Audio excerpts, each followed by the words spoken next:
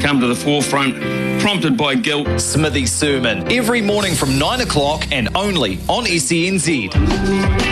With a weekend full of sport, we've got you covered 24/7. This is SENZ.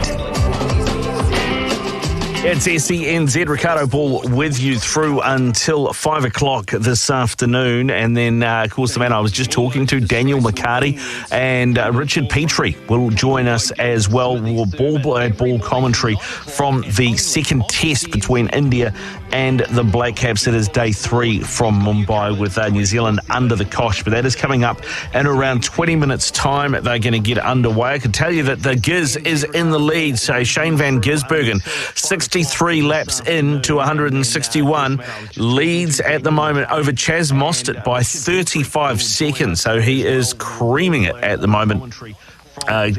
Doesn't tell me at the moment in terms of what their stops look like, their pit stop strategy looks like, but he is well in front and looks like he's trying to extend that lead so he can probably pit and do fuel and tyres and sort of still be in that top pack. So Chaz Mostert is currently second. Moffat, who is in for Waters in the car number 6, is third, and then Russell and De Pasquale Lowndes in 6th. Still, Will Davison has come back up the pack.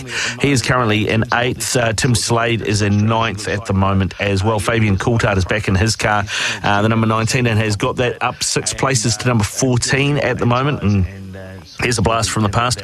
Russell Ingall is in a car at the moment as well, though he is in the pit in car number 39 just at the moment. He's just stopped in the pit, and the Red Bull cars are just pulling over now, and I think that is the Giz has just pulled in for a pit and has jumped out, and he's swapping places. Garth Tander jumping back into the driver's seat to get the rest of his laps done. Now, I did mention, we're talking to Daniel McCarty, there is a game of Dream 11 Super Smash going on at the moment between the Central Stags and the Wellington Firebirds, and this is how it's looking at the moment. The first innings, the Central Stags 190 for 4, and the top scorer for them was Tom Bruce, the former Black Cap, 69 off 48 balls, 8 fours and 2 sixes. And Clarkson joined him with 71, and he hit 6 sixes and 3 fours, 71 off 32 deliveries. So you put them in the driver's seat. 190 for 4 the Stags were, and they have obviously finished their 20 overs. Is now the Firebirds chase. They are 19 for 2 at the start of the 4th over. Both Finn Allen and Luke Georgeson got first ball ducks off Dougie Bracewell, who will be laughing at the moment. His figures look like this: 2 overs, 2 for 10.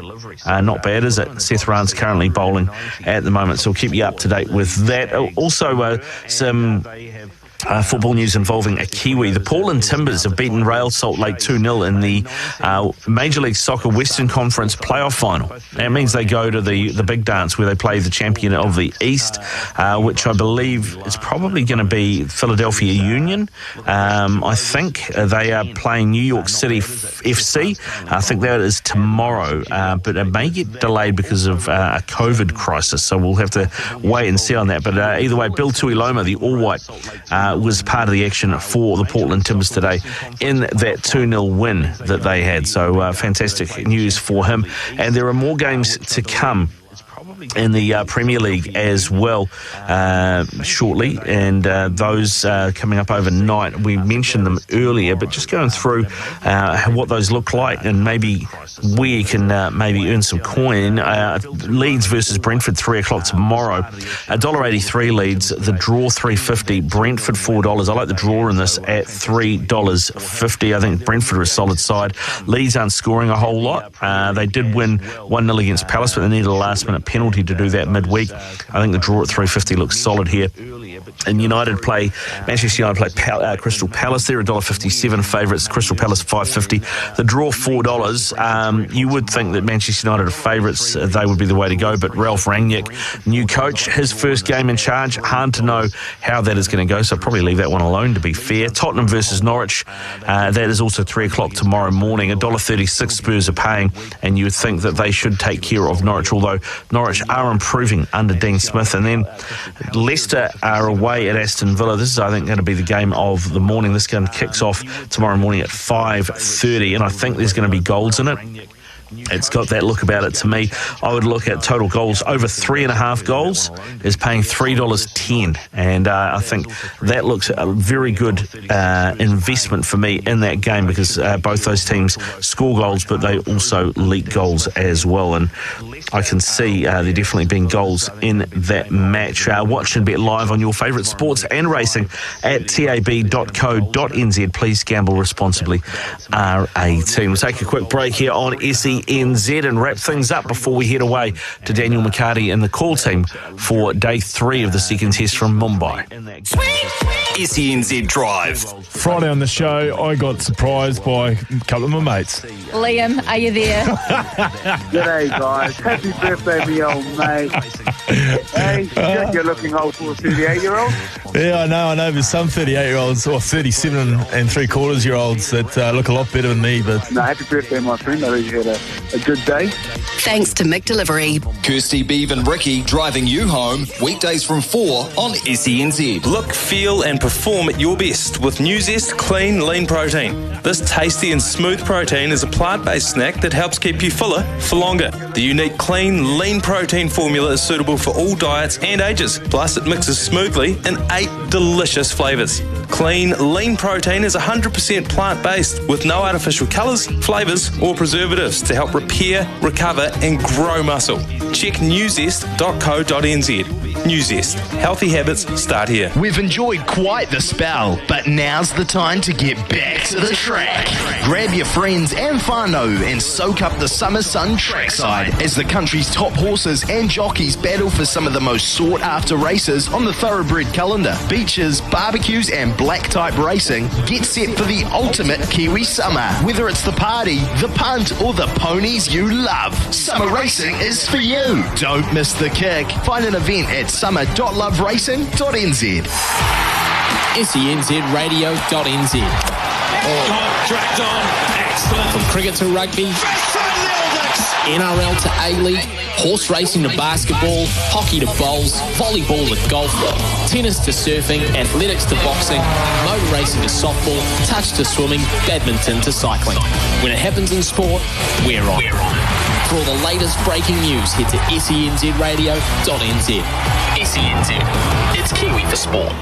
Always read the label and take as directed. Sleep Drops Auckland. It's Christmas already, but don't give socks again. Give sleep with the Sleep Drops Gift to a Friend Christmas campaign. Grab yourself your favourite Sleep Drops and nominate a friend, and the elves at Sleep Drops will send it to them free. That's right, free. It's the season for giving, taking care of loved ones. So we give the sleep gifts and you get the kudos. Thanks to the sleepdrops.co.nz Gift to a Friend Christmas campaign. T's and C's apply. We just got a Christmas call from the folk at Kogan Mobile. Every day in the lead up to Christmas, Kogan Mobile's advent calendar means there's daily prizes up for grabs for all existing and new Kogan Mobile customers. Get started with Kogan Mobile now for just $5 for 30 days with unlimited calls and texts and 15 gig of data, and score some sweet swag.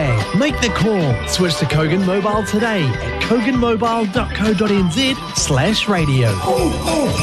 Merry Christmas. Little Avondale, standing per in Canto.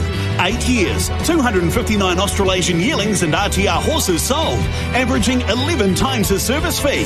Little Avondale, standing time test. 23 Australasian yearlings sold, averaging 7.4 times the service fee.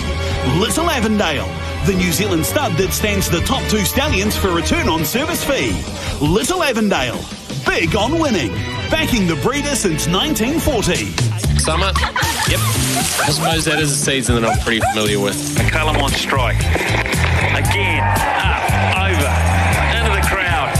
A long boundary, easily found. There's nothing better than the warmer months with the home cricket season, good firm racing tracks where the form is true, and of course, the barbies and beers, they're always on the agenda. We hope you keep us dialed this summer of sport wherever you are, and don't miss a beat with all the action right here on SENZ. Weekends are made for sport, and sport lives here. You're listening to SENZ. This is SENZ. Ricardo Ball with you through till 5 o'clock this afternoon. Getting a little bit sideways at Bathurst. Nobody in the wall yet, though, but it's starting to look overcast, starting to look gloomy. There are jackets on, there are umbrellas going up. There might be some rain at the top of the mountain, and that will make things interesting for sure. Chaz Mostert currently leads after 67 of 161 laps. We've got Moffat currently in for Waters in car number 6. He's second. Garth Tander in for Van Gersbergen, and the 888 car is currently third. That's your top three from Bathurst at the moment. That's how it's looking. Now, we have one more harness race coming up for you out of Matukarara, and that gets underway in a couple of minutes' time. This is the field for you. Number 1, Reflection of My Life, John Morrison driving 15s and 4s. Number 2, Not Really Blonde, Pete Davis is 14s and 4s. Number 3, Not Over, Sheree Tomlinson paying 51s and 9s. Number 4, Smokin' Annie, driven by Wilson House, 21s and 5. Number 5, Steph's Boy, driven by Blair Orange, $3.80 and $1.60. Number 6, Spot On, Katie Cox paying 15s and 4s. Number 7, Where's Daddy, Tim Williams driving, paying 10s and 3s. Number 8, Smithy's Terror, Gavin Smith is driving, it's paying $3.20 and $1.40. Number 9, Chal B is driven by Robbie Close, paying 13s and $3.80. Number 10, Dixie Rain, driven by Kyle Cameron, 61s and 11s.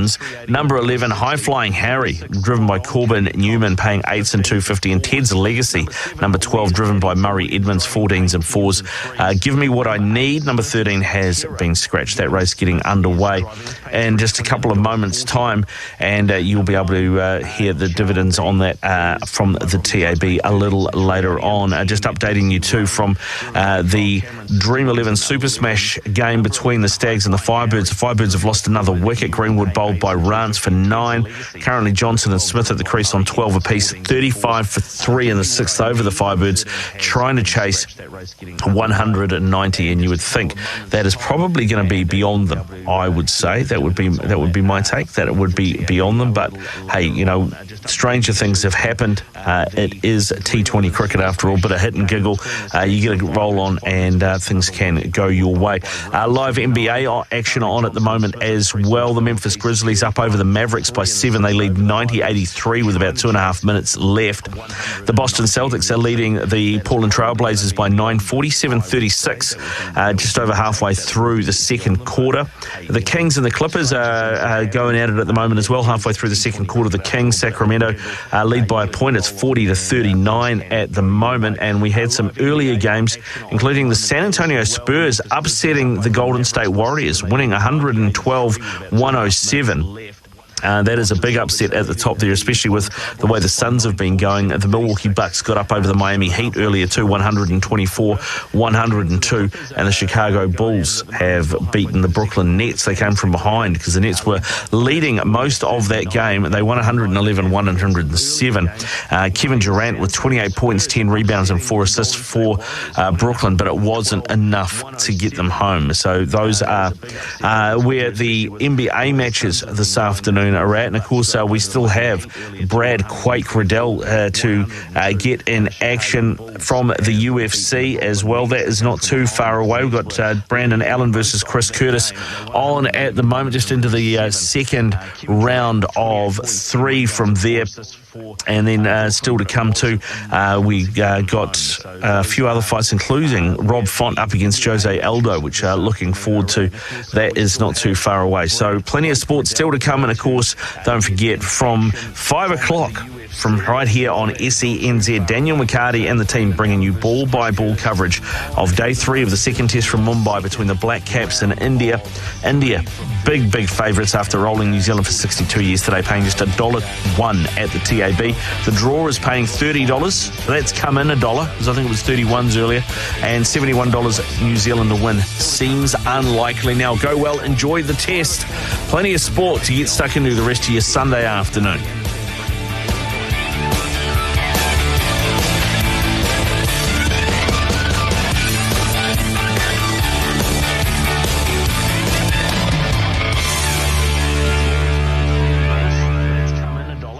Hi, Daniel McCarty here, broadcasting live from the glorious Wellington, where you can hear me on 7:11 a.m. Also, a shout out to my family listening in Dunedin on 12:06 a.m. You can hear SENZ right across New Zealand from Invercargill on 12:24 a.m. to Masterton on 91.1 FM to Tauranga on 8:73 a.m. Plus, download the SENZ app and listen anywhere, anytime. SENZ, it's Kiwi for sport.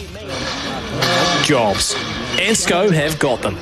So whatever your reason is for wanting one, they can get you sorted. It's all go at Ansco right now. They're hiring butchers, boners, labourers and meat packers. You don't need experience, they'll train you up. As long as you're reliable and pretty fit, you'll fit right in. The money's good and the team are awesome. So, whatever your reason, joining Ansco can work for you. Hey! To apply or for more info, go to careers.anscofood.com. Little Avondale, home of Purin Kanto, Hong Kong's champion sire 2020-21. Purin Kanto, sire of Lost and Running, John O'Shea and the Tabs Everest runner. Little Avondale, home of Time Test, Europe's most exciting first season sire. Both Purin Kanto and Time Test proudly book full. You can secure your LA Red or Red at all Australasian major sales. Little Avondale, big on winning. We just got a Christmas call from the folk at Kogan Mobile. Every day in the lead up to Christmas, Kogan Mobile's advent calendar means there's daily prizes up for grabs for all existing and new Kogan Mobile customers. Get started with Kogan Mobile now for just $5 for 30 days with unlimited calls and texts and 15 gig of data and score some sweet swag. Make the call. Switch to Kogan Mobile today at koganmobile.co.nz/radio. Merry Christmas. In sport, if it happens locally, nationally or overseas, SENZ is there. And it's all on the SENZ app. Brendan McCullum is on 298.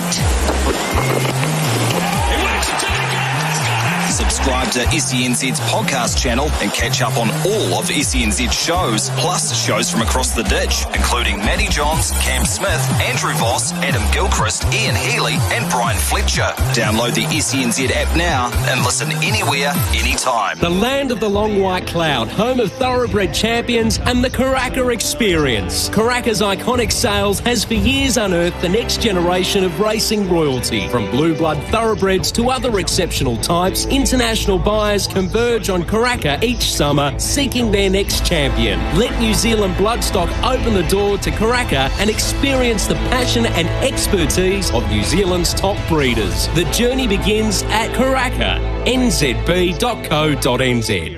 Baz and Izzy sure do love their morning coffee, and now they get to start their day with simply good coffee. Thanks to McCafe, their official coffee partner. Listen to Baz and Izzy chat to Kiwi sporting legends during the McCafe Coffee Catch-Up every Monday, Wednesday and Friday morning. Make sure you're listening live right here on SENZ or catch up later on the app. The McCafe Coffee Catch-Up every Monday, Wednesday and Friday with Baz and Izzy. Thanks to McCafe. Simply good coffee. SENZ. It's Kiwi for rugby. And netball. And cricket. Down the wicket. He goes over the top. And rugby league. A-League. Horse racing. Athletics. Boxing. Squash. Motor racing. Softball. Surfing. Tennis. Basketball. Bowls. Hockey. Golf. SENZ. It's Kiwi for sport. Live on SENZ. Kia ora and good afternoon and welcome into SENZ's coverage of the second and final test match between India and New Zealand from Mumbai. My name is Daniel McCarty and we are almost ready for the start of day number 3. Our coverage would not be possible without the support of our partners, Resene, Paint Kiwis Trust and Big Barrel, big range, biggest deals. Now, surely day number 3 cannot match the wild scenes we witnessed on day number 2, highlighted, of course, by the extraordinary story of one Ajaz Patel, the most unlikely player completing the rarest of feats in Test cricket, grabbing all 10 wickets in an innings. Not bad for a man who has not taken a Test wicket on home soil, and a man who lost his central contract with New Zealand cricket just 5 or 6 months ago. Talk about storybook. Only problem was the following act was one of pure horror for the New Zealand team them and their fans. The batting woefully inadequate in the face of quality Indian bowling. New Zealand meekly surrendering for just 62 all out. India not enforcing the follow-on, reaching 69 without loss, pushing their lead to 332 when stumps called last night early. Only a fraction early due to bad light. The hero for India in the first innings, Mayank Agarwal on 38 not out and surely dreaming of hundreds in both innings of a test match, and Cheteshwar Pujara on 29. So 69 without loss, 332. You can make an argument they already have enough. How much will they be going for? Well, let's welcome in former New Zealand Test captain. It's Jeremy Coney providing expert analysis alongside Richard Petrie throughout this test. You also hear from Garth Galloway. Jerry, welcome aboard. Answer that question. They've probably got enough. How much are India going to go for, you feel? Good afternoon to you. Hello, Daniel. And good evening, everybody. Listeners, I don't know whether we got quite so many people, but let's hope that it's an interesting day's cricket. I think they will keep going. I mean, they've got, you mentioned 330 plus. Yeah, that's enough in itself, probably. But they've got 3 days. I don't know whether heavy rain, squalls and snow are forecast in the, for weather at Mumbai.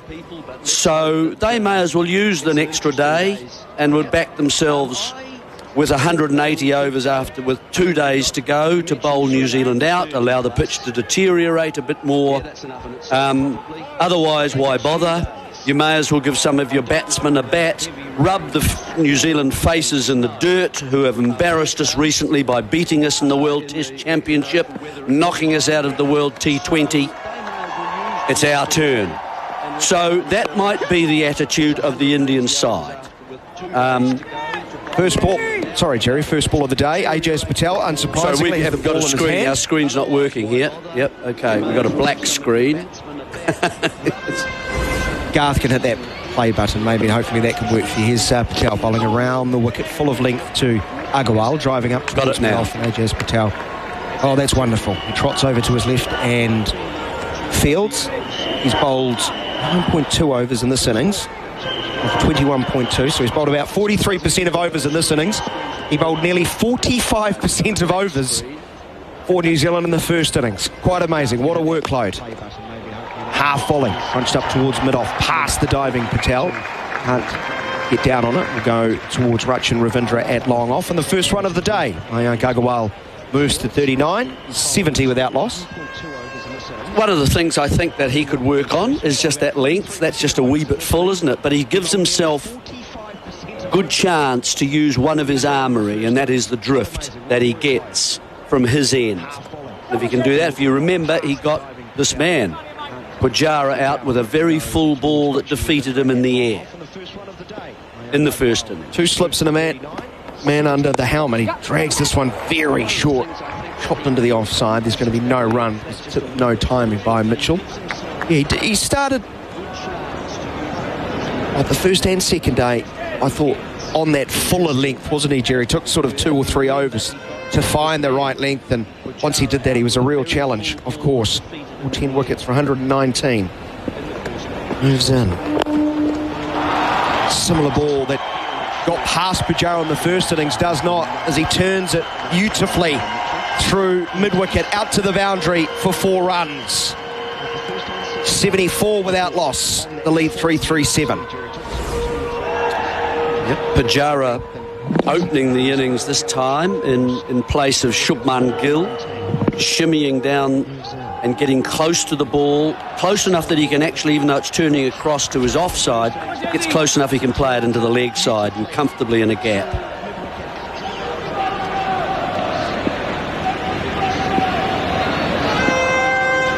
.74 without loss. And down the wicket again is Pujara, getting it on the full and hitting it through the same part of the field. Using a lot of bottom hand. Patel puts his hands on his knees in frustration. Good start for India. 9 runs off the first over. They advanced to 78 without loss, and Pujara quickly up to 37. Yeah, loose. This is a full toss and tucked away into big gaps on the long side once again. So 2 consecutive boundaries to Pujara. He's away to his start. Look, I think, Daniel, the choices today are pretty stark for this New Zealand side. I don't know what you think of it, but I think the attitude that you bring to this position when you are in this place in a game, 333 days ahead of you, and the perspectives that you have and the slant you take can be quite revealing. And you find out about your people in the team, actually. These are the days that you find out what sort of people you've got. I mean, you can either take the view that just accept that we're well behind, we've got little or no chance, we should be thrashed, actually. All the rational part of your mind says those things. So let's get it over with. And what an inconvenience it was yesterday that India didn't enforce the follow-on. Those are the sorts of things you start thinking about. Southey starts with a good ball too, catching the outside edge, not travelling on the full to Taylor, who's outstretched, does well to parry it with the right hand, but good channel first up for Southey, who was probably the best performed of the other New Zealand bowlers, wasn't he, Jerry? But unable to be as penetrative as he was in the first test, wicketless, of course. Yeah, yes, it didn't quite move as much for him. It's hotter, of course, and he probably felt that throughout the day. A nasty little bounce there for Taylor, who did well to sort of fend that down from first slip to his right. Good effort. Southey straight at this time, turned into the mid-wicket region. It's fielded. Big smile he had, Southey, waving at Taylor after that good stop in the previous ball. But apart from the game itself, what you also start to do in these sort of situations towards the end of a tour is that you start to say to yourself, I'm away from the comforts of home. My word, it's unseasonably hot today, and we're out in the field once again. They should just polish us off. Get on with it. That's the sort of feeling you get. Southey full and straight on off stump, pushed up towards mid-off, no run. Everything informs you, I don't really want to be here today. And, and so I think that's one little mode of thinking that can sort of enter your mind as a player. It's where the game is slightly different than some others because it is such a long duration. For others, though, in the team, Southey into the pads. Leg guards down to the boundary for 4. I think bat and pads. Or maybe just straight off the bat. That's going to be 4. More to Agarwal. He's into the 40s. He's now 43 and it's 82 without loss. The lead is 345. Yeah, this one doesn't straighten for Southey. Maybe that sort of three-quarter seam ball that he doesn't quite get straight enough for a start. So no fine leg, that fine. So another boundary. Boundary's coming quite quickly for the Indians. New Zealand got to stop this pretty soon. Danger otherwise. Half volley driven up towards mid-off, powerfully so, but straight to Jameson. So, others I think in your side, as you look around them and you look into their eyes in the morning of a day like today, and they say, I'm actually made of a bit sterner stuff. I'd view this rather differently. I look at today in an entirely different mode than the one I've just described. And they say things like, well, they've lengthened the game, wasn't us. Right arm over Southey. Good bowling, full of length. Made from the crease line by Agarwal. That is the end of the over. India 82 without loss. On the SENZ app, For all things women's sport, check out the SENW channel. with stars of women's sport at home and abroad. Kirsty Stanway and Ricky Swanell combined for Trailblazers. Plus on the SENW channel, we'll keep you updated on rugby, cricket, netball, horse racing, soccer and more. For the latest news, interviews and catch-up podcasts with the biggest names in women's sport, Jump on the SENW channel. Download the SENZ app now. SENZ and coverage of the third day of the second test between India and New Zealand. India 82 without loss. Our coverage with Resene, the paint Kiwis trust, and Big Barrel, big range, biggest deals. The lead is 345. India have made a positive start, advancing the score from 69 without loss to 82 in the opening 2 overs. Patel continuing. Rolls to Pujaru. Sort of spoons a defensive stroke up in the air, but straight down the middle of the pitch. No threat of a catch. So on day 1, we had 221 runs scored, 4 wickets fell. Day 2, 235 runs, but 16 wickets falling on day number 2. Ajaz Patel picking up 6 of those. He bowls wider of the off stump, spinning further away. No stroke from Pujaru. Yeah, of course, that's the 10 of them from New Zealand. So that's the bulk. But yeah, I mean, it's India. Short from Patel, and it's pulled away through mid-wicket. 1 bounce into the fence before. It deserved to be spanked, and it was. 86 without loss. India. Pujaru now into the 40s. He's 41. Yeah, this is really loose from New Zealand. They've got to do something about this. I mean, it's looking ominous at the moment, isn't it? India just going in multiples of 4. 5 or 6 boundaries so far in, not even 3 overs. It's looking more like the first mode of thinking than the second one I was going to talk about. Because you need to start well, and I'm afraid this is not the sort of start that New Zealand need. This drives you all into very singular compartments, each one player of himself, looking after himself. Again using the feeders, Pujaru going inside and out, driving up towards Ravindra at mid-off, no run. But you know, you can say, look, we get another bowl, don't we? New Zealand get another bowl because of the choice that India made yesterday. So let's try and put them under some pressure. Well, we haven't seen that this morning, but they had the chance to do that, to start well. Once more being proactive, dancing down the wicket, again hitting inside and out, but repeating the dose and finding Ravindra at mid-off. What New Zealand also seems to me got to remember, Daniel, is that high-performing teams, and don't forget New Zealand are the playing through World Test champions, and that should actually mean something. Speed in towards leg stump, very wide on the crease around the wicket, pushed into mid-wicket, no run. It means, you know, that you have certain standards that go with the way that you play, the way that you practice, the performances that you accept from yourself. And they should view today, in my opinion, as a chance to improve themselves, to improve their skills, a chance to learn new things. I mean, this is a tour that only comes around once every 4 years. And you learn more from this tour than you do on any tour to England and any tour to some of the other countries. This is a very different place to tour. It provides all sorts of challenges, not just on the field, but away from the field as well, different food and so on, and accommodation. There's a bouncer from Southey to start the new over and going underneath is Agarwal. So I have the view here that, you know, that the hardest teams to beat are ones that overcome problems. Because simply they just keep driving themselves on. You know, you can beat them on the scoreboard, but you can't beat them as players. And they keep coming back at you.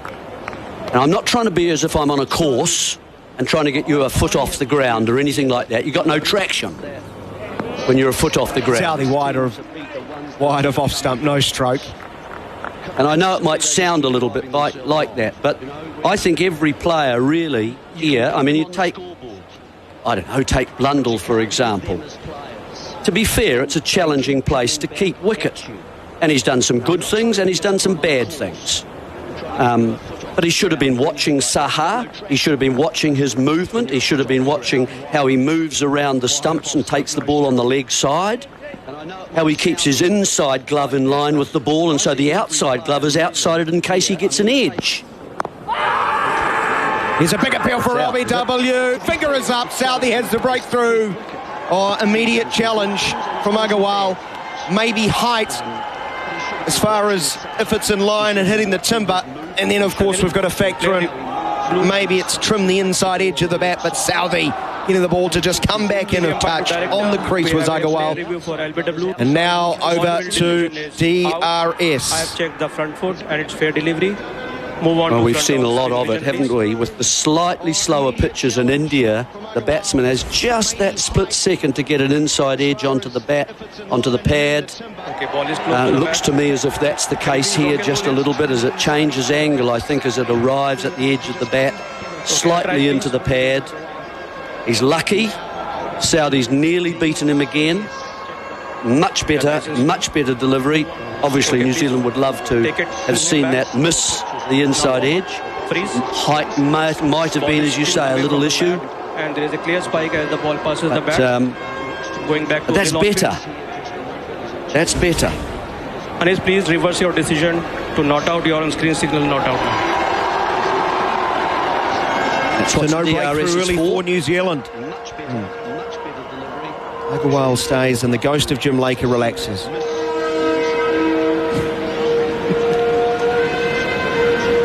Well, if he gets 9, good luck to him. He's got 10 in the first innings. The others haven't. They got him in second innings, remember?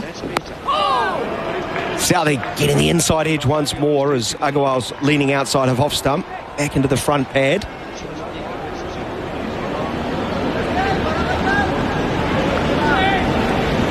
So I just generally think, just to finish that off really, and you could go through each of the players in New Zealand and you could come up with quite a comprehensive list of things that each player can get out of today, the day that they didn't think they might have.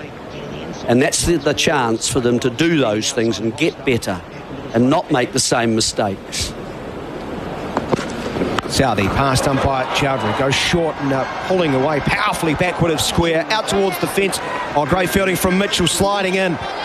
Gets up, paddles it towards a teammate, might save one. In fact, they'll get more.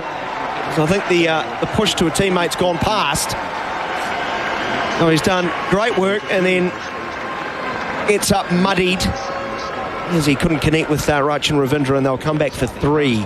89 without loss. Pujaran 41 and Agarwal moves to 46. Wasn't in complete control Very of that one. Ball. Took his eye off the boy. Good Southey. Very good Southey. A definite victory to Southey there. He made the batsman feel uncomfortable. He gave it the look away hook that he had turned his head away, and it was going to be lucky that he got anything on it. Easily have got a little bottom edge onto his face, onto his... he looked uncomfortable. It's good to see Peaches so aroused.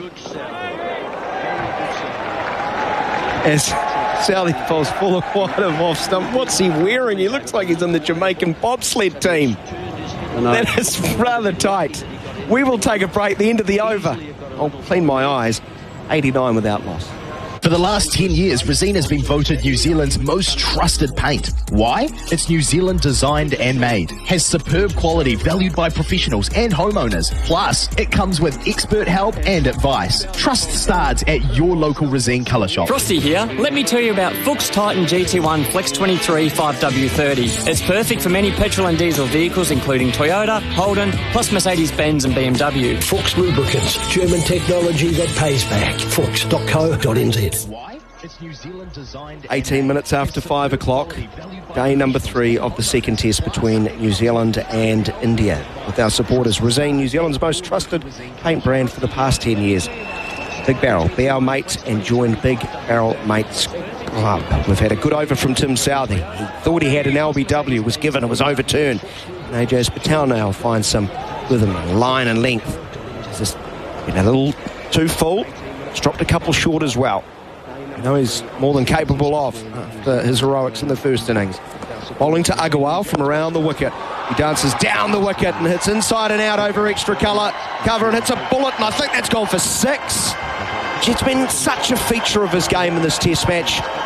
Another milestone for young Agarwal. He goes past 50. He's 52. And India racing along at 95 without loss. Yeah, the Indians not allowing Ajaz Patel to settle here at all.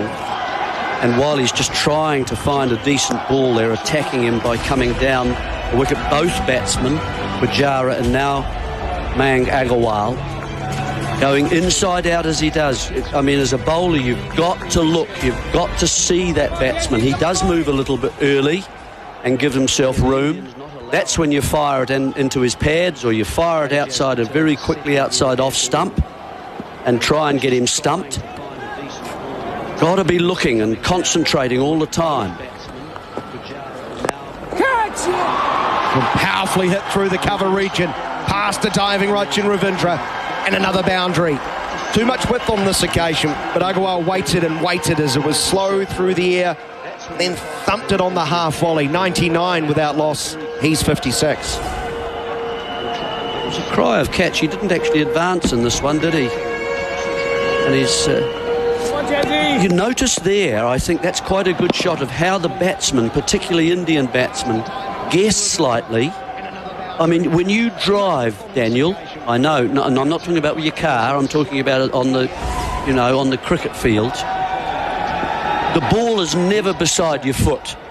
You don't get your foot right beside it. Otherwise it would hit the bottom of the bat, wouldn't it? And you would get no power. So it's got to be around about 10 inches or so short of your foot, so that you can drive the ball and get it up the bat so it bounces a little bit and hits the meat of the bat. Talon again finds a good length on this occasion, pushed into the covers, no run. And so the thing about India, of course, is in those 10 inches or 12 inches, you are going to get the ball to turn. And so you've got to allow a little bit for that turn. Shorter this time, punch straight back to Ajaz Patel. And so you might allow yourself 2 to 3 inches perhaps.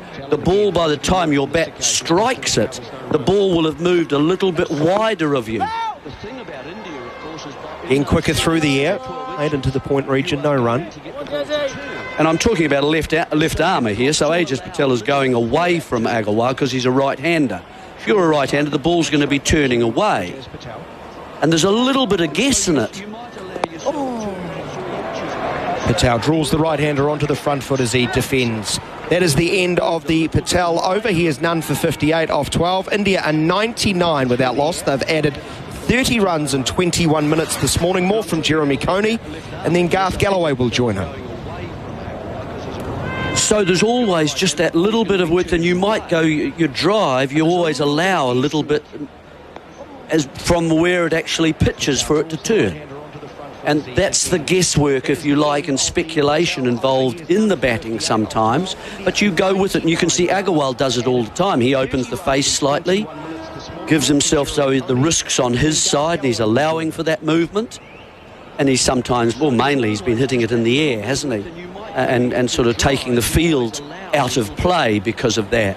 But you've always got to do that when if it's an off-spinner, it's coming into you.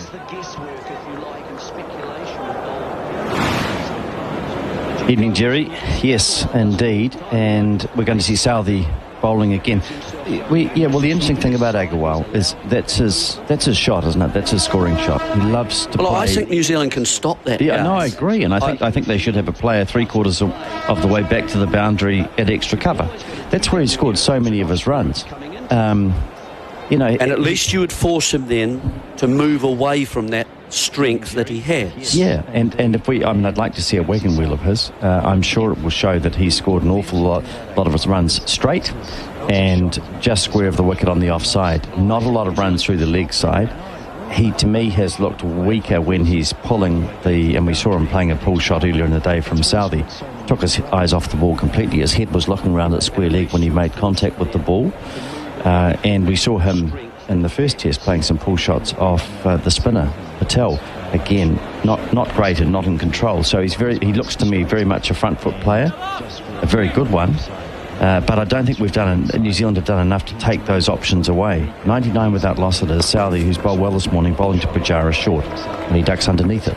Well, you can see straight away Southey's decided after that short-pitched ball that was made Agarwal look pretty uncomfortable. He's going to do the same now to Pujara. And Pujara's just gone underneath that first one, but it's effective. Yeah, we're just watching a highlights package. The other thing is that he does play, he sometimes when he doesn't quite get to the pitch of the ball like that one, his bat's almost horizontal when he's getting inside out and hitting the ball. Other players will play with a much straighter bat. Here's Pujara taking one on the body, just short of a length, no great particular pace, and he's decided, well, rather than fend it away, he'll take one. Didn't look particularly comfortable. No, that's good. So. That's not New Zealand. Make your job as a bowler is to make the batsman uncomfortable. And so far, this is a very different attack. There are more men on the onside, and that's taken. He's got an arm guard on, and he's taken that on the forearm. So he's got a wee bit of protection there, but it's not comfortable. No. He's just keeping the hands and the bat away from the ball at the moment. But that's what New Zealand have to do. Southey goes around the wicket again short, and it bounces, so just a bit of tennis ball bounce there as it bounces in front of Blundell down the leg side. None of this running down the pitch and whacking it away on the full and inside out, another boundary, there's another 6. None of that. Make them work for their runs and uncomfortable at the same time. There is a lovely arrogance in the way India have approached things this morning, and I don't mean that in a critical way. I mean it I'm paying homage to them. I like it. I like the way that Agarwal is playing, and it's an imperial approach, as here is Pujara getting hit again as he just stands, and this time it's into the thigh pad, bounces down to leg gully. But I like the fact that, we saw Agarwal, he started very slowly in the first innings, and then this innings they've come out and it's a different game, and they really do look like they want to punish New Zealand, as you said, and say, well, you won the You kicked us out of the 2020. You won the World Test Championship. You're playing in our conditions now. You batted for 28 overs, less than a session, in theory, in terms of overs, and you're just going to suffer here. Welcome to Mumbai, as Pujara's onto the back foot and playing a solid defensive shot this time, just outside the off stump. Good over from Southey. Yeah, this is fine. I'm perfectly happy with this sort of approach. Give him 2 or 3 overs like this. Then you go to Jameson. He'll do the same. And just make it very uncomfortable for them. Let him take it all on the body if he wants to. That's fine. Occasionally you'll throw one up very full at him to see if he's watching the ball closely. 99 without loss. Aggressive India this morning. 30 runs added in the first 26 minutes. So a very different tale to what we've seen throughout the game so far. Is Southey again. This is a good ball, and it moves just a little bit off the pitch as it bounces on the line of middle and leg, and then follows Pujara a bit. He ducks underneath it and now comes down the pitch, and we see Kohli in the players area laughing away and talking about the bounce. I don't think this will throw fear into his heart, but it's good spirited stuff from Southey. And when you talk about players coming out and creating opportunities, not giving in and so on, I think that's what we see from Southey. The problem is going to be they've made a very deliberate attempt to attack Patel this morning, and I think there's a clear effort to try and get him removed, and then what comes next? Well, that's then a challenge, isn't it, to Patel to say, I'm actually better than that, and I've got to handle those sorts of attacks from other sides. If they see me as a threat, and they're going to try and remove me from the bowling crease, there is a chance for me to do something about it. And he's got to have a plan about this, and let's have a look and see if he can do something. He today, for example, one of the things he's got to do is say to the New Zealand selectors and say to the New Zealand cricket, as Patel bowls and it's a defensive shot, admin is, I'm worth a contract. Yeah. I've just taken 10 wickets. I'm worth a contract, and I'm worth being picked in this side in every test match that you play. I can take wickets in New Zealand, and I can take them anywhere you go because of my skills. Here he is again, bowling short and flat, and it's pushed into the offside by Agarwal down the ground. He's 57, 100 up for India. So far, you'd have to say today, he hasn't been able to do that. No. And so he's got to find a way to get it now. It's as if there's the 100 up now for India. So the lead's 363. I enjoyed a quote from Patel overnight. One of the greatest cricketing days in my life. He must have had some other very good ones. Well, he also said something like, I just tried to get it right at my end. And that's exactly right as well. That's all he can do. And today he hasn't done that. Oh, here he is again around the wicket. And this is pitching on leg and played into the onside by Pujara. He's 41. Agarwal is 57, 100 up the lead, 363. He wants also to make a statement that the first innings wasn't a fluke. Exactly. And that's why I think India, in a way, look to be targeting him a little bit and saying, well, you've come over here. Here's Pujara kicking the next one away.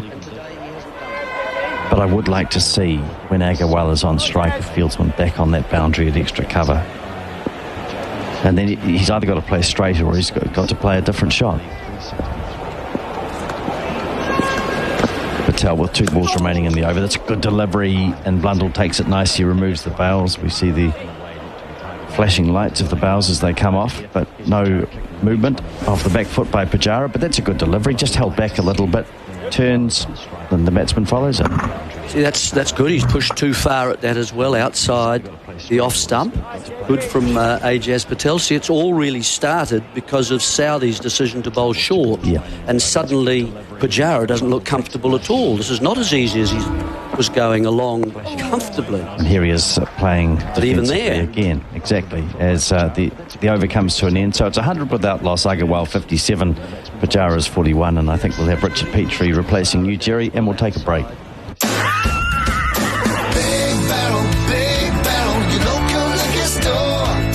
The Ned White Wine Range, $15.99. Church Road Wine Range, excluding Syrah, $15.99. And Kylie Minogue Rosé, $19.99. For more info, visit www.bigbarrel.co.nz. Big Barrel, big range, bigger deals. Big Barrel, your local liquor store. And Rosine, the paint that Kiwis trust. Big Barrel, big range, the biggest deals, bringing you the cricket on SENZ from Mumbai. We've had 30 minutes play exactly. India have added 31 runs. So a good start by them. They're 100 without loss. 28 overs have been bowled, and that just tells you that the run rate is creeping up a little bit in terms of this game. Currently 3.57. So India looking pretty happy with their work, and New Zealand just having a test of their endurance, their commitment, their fortitude. Here's Tim Southee bowling again around the wicket, and Agarwal is trying to pull the ball. It just gets a bottom edge. Good bowling as it strikes him up into the elbow, and now he looks in pain. Really doesn't look like a great player of the short ball, Richard. No. And he's replay here. Right arm around the wicket. And it's hit on the bony part of his forearm. He's flinched, no doubt about that. So, right on the bony part of his right forearm. Pretty painful. Physio's going to come out. Yeah, it makes you wonder. India on the road to South Africa soon. Interesting to see how much different the test team is compared to the one that they have playing in India. Of course, very different conditions, South Africa and India. And they have been known to pick sort of different sides depending whether they're home and away, Garth. Yes, of course, yeah. I was, it is interesting watching, though, Agarwal playing that, again, as he played one pull shot, which he wasn't in control of from Southee a couple of overs ago, and you saw him with his head around facing behind square at the time that he hit the ball, eyes off it. Again, on this shot, eyes off the ball. If we watch this replay here, you'll see he's just not watching it as the ball hits impact. He's looking, his eyes are closed, and he's looking actually this time down the pitch, but he's certainly taken his eyes off it and been hit. So, and this is where I think our listeners will be saying again, where's Neil Wagner? Because, Southee's doing a good job here, but again, you're seeing a vulnerability. The pitch is good, the bounce is even, and here you have, here you have this approach by these batsmen. They're really struggling against the short delivery. So I'd like to see Jamieson come on and do exactly the same. Well, that's right. It's not New Zealand's job to make it nice and comfortable for the batsman. Bear in mind, he's on 57 now. He scored 150 in the first innings. He hardly needs a soft pillow under his head, like Daniel McCarty has. No, that's right. And New Zealand have to work out how they want to play this game today. They'll have talked about it. They know they're well behind. They know their chances of winning this test match are virtually zero. For New Zealand to win this test match from here, they'd probably have to find some way to maim or permanently damage at least 3 of the Indian bowlers. 2 of them would have to be spinners. But failing that, it's unlikely they'll go down that path. But failing that, they are staring down the barrel. But as Jeremy said earlier, every single player, I mean, this is Test cricket, everybody's building their careers and their statistics. There's still a lot to play for, even if you know you're not going to win a game. I mean, there is reselection to the next test. There is personal records. When you're playing in a losing team, I guess, or a team well behind, there's a chance to do something significant to a degree, like Somerville did, like Ravindra did in the last test. So there's always games within a game, and you've always got to remind yourself that you've really only got to break down the game into smaller games and just try and win those smaller games piece by piece. People will remember. The selectors will remember, the captain will remember, your teammates will certainly remember who goes out there and fights and who doesn't. Whether your team wins or not doesn't mean you can't win. That's how New Zealand have got the players individually have got to look at it, Garth. Well, I'd love to see, when Southee finishes here, that Jameson comes on and takes over and gets around the wicket. He'll get more bounce than Southee, he should do. And just carries us on. Says, well, you put us in. Here's Southee just losing his run-up. He's pretty keen to get back in there. He's bowled 8 overs and 1 ball, none for 21. I think Southee's bowled really well in this series. He hasn't moved the ball quite as much here in Mumbai, moved it around a bit in Kanpur, but he bowled beautifully up there, and the New Zealanders haven't really been able to bowl in partnerships. Here's Southee running in and bowling again short, and Agarwal gets him behind this. Plays it safely enough, but jumping around a bit. Yeah, well, he's a highly experienced senior pro, isn't he now? He's played a lot of test matches. He's been playing since his first test when he was about 19 against England. And he doesn't bowl with great pace compared to a lot of the fast bowlers around. He's quick enough, but what he does bowl is great accuracy, great skill, and he does something with the ball. And he bowls again short of a length, and it's turned into the onside by Agarwal, but again he doesn't look comfortable. He's 58, 101 without loss. Here's an interesting, you'll enjoy this one, Richard. Garth, your view on India's attitude today, very lawyer of you, comfy and somewhat pompous. And please stop being an apologist to India. You haven't had to suffer like JVC and others. Get up them. This is good. Mike. Good on you, Mike. I don't think I'm being an apologist to India, but all good. Thanks for your call, and sorry for being a lawyer. Yeah. 101 without loss it is. It's interesting how often that lawyer comes up, isn't it? Oh, yeah. It's... Damn with it. Here's another good delivery short. What do you do, Mike? I'll bet that text is very you. Yeah, that's right. Probably keeps lawyers busy. 101 without loss. Agarwal 58, Pujara 41. So Southee none for 22. Sorry, Richard. No, so you got to think, Kohli, it was interesting him not enforcing the follow-on, but then again, maybe not. As Southee comes in, right arm around the wicket. Round the wicket. Oh, good delivery too. And again, Pujara is ducking underneath it. He doesn't look that comfortable either. So, just looking a warning here, is it, from Chowdhury? Yeah, 1 for the over, so that's fair enough. It didn't look, though, actually, to be steepling. It wasn't. It was. I thought that was a pretty good bouncer, actually. All of them have been.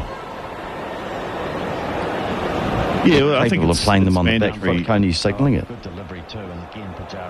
Yeah, I think you're only allowed 1 and over anyway, aren't you? Above the above the shoulders. 101 and without loss it is the last ball of the over from Southey. This is just short, loses his line a bit, taken by Blundell. Good bounce and carry there on that occasion. So Agarwal 58, Pujara is 41, Southey 9 overs, 1 maiden, none for 22. Patel 13 overs, 1 maiden, none for 59. Jameson 4 overs, 2 maidens, none for 5. Somerville and Ravindra at Jameson not used today. And I suppose, Richard, that you know the thing for Tom Latham is, what are his options now? Do we think that Jameson is next after Southey? And I think we're still going to see India trying to hit Patel's my pick. And that means that Somerville and Ravindra are going to have to do some work. Possibly Mitchell could be useful. I thought he bowled well in the first innings. Yeah, he bowled there or thereabouts without looking too threatening. I mean, he bowled as well as he bowls. He lacks a little bit of pace compared to some of the others. But Patel in again. Here's Patel bowling, and it's driven into the offside. Mike's come back saying he has scraps with lawyers. Sorry about that, Mike. Yep. That happens, I suppose. Here's Agarwal 58, Pujara is 41, and Patel just looking to get that control back and put these batsmen under pressure. Here's Agarwal coming forward again, and you just feel that he's going to advance down the pitch soon and try and hit Patel. Agarwal has looked like he wants to dominate today. And you hear Tom Blundell saying, come on, Jazzy, just encouraging him. See if he pushes one a little bit wide outside the off stump. This one is following him in nicely, carried on with the arm. Lovely ball from Patel. And Agarwal, who'd gone back looking for room outside the off stump, found the ball following him and was cramped up. So 32 runs in this session. India performing very well indeed, but not against the short ball from the fast bowlers, as Agarwal pushes square of the wicket on the offside. And I think, Terry Coney's comment was absolutely right, that because of the short pitch bowling from Southey, the Indians have gone back into their shell a bit. Things not quite as merry for them. 2 balls remaining in this over. And this is driven and dropped by Patel. Again, he drops Agarwal. He dropped him yesterday. And he's dropped him again. That was hit firmly. Patel threw out a right arm, and he can't believe it as he's dropped another one. Tell us about it, Richard. As it's driven very firmly indeed. The right arm goes out from Patel, going straight towards the umpire, and at least Patel, I suppose, has saved him. But another missed opportunity for Patel. They're difficult, but he's missed Agarwal twice with caught in bowls. Agarwal 58, 101 without loss, 30 overs gone. Yeah, I think that was probably technically a chance, but it was coming back down the wicket so fast, with Patel probably following through in his bowling action the other way. If he'd have pulled that catch in, it would have been something quite spectacular. It was absolutely drilled from Agarwal, and it's a shot that he's played a lot, hasn't he? It's his go-to 4 shot. It's not a straight bat type of shot in the traditional sense of coming down and getting it on the up, and it's more of I wouldn't say it's quite a cross-bat shot, it's more of a hockey shot where he comes down, and what I've noticed about the way he looks to get it very low off the bounce, so he's not letting it get too far off the track and spin or bounce. He's picking the ball up pretty low off the deck, and he's hitting it with his hockey stick, often over extra cover, but if it's straight enough, straight through. Southey starting the new over again around the wicket, dropping short, lifting up into the hip of the right-hander Pujara, who defends into the onside, and there is no run. We should keep Garth on. It was 30 runs scored in the opening 20 minutes.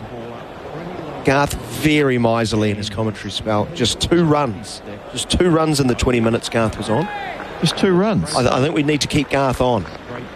He can just bowl. He can commentate uninterrupted from one end, dry up all the runs. He needs some wickets as well. had some wickets as well. There was a couple of drop catches. But, yeah, well, India just moving through. 101 without loss.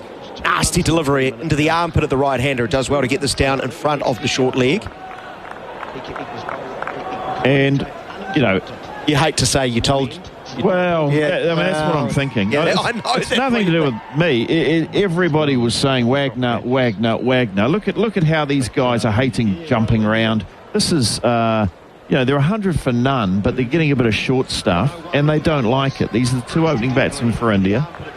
One scored 150 in the first innings. He's on 50 now. He doesn't like it. Pujara doesn't particularly like it either. He's on 41. Gets out of the way. Only just. Side the line, and it just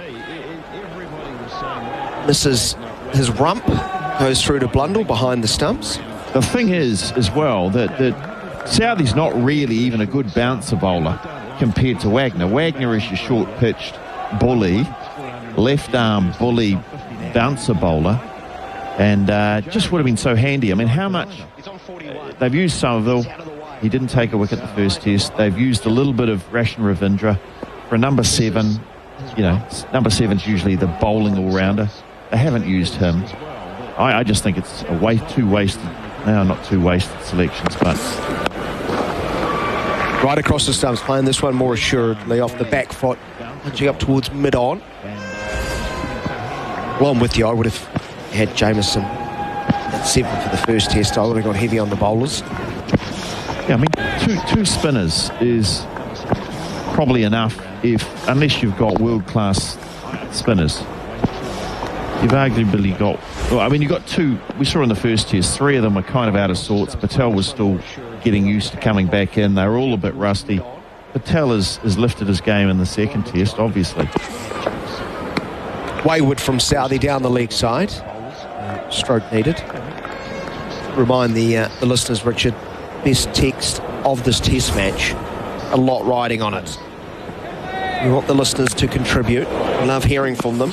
8833. It's the number for the Karcher text machine. Fabulous prize for you. Giving away we are throughout this test. Or at the end of the test. Karcher pressure washer. The best text of the test match. And it's a pretty close run race at the moment, I would say. I don't think there's an outstanding candidate right now. Southey to finish the over. The Yorker on the leg stump.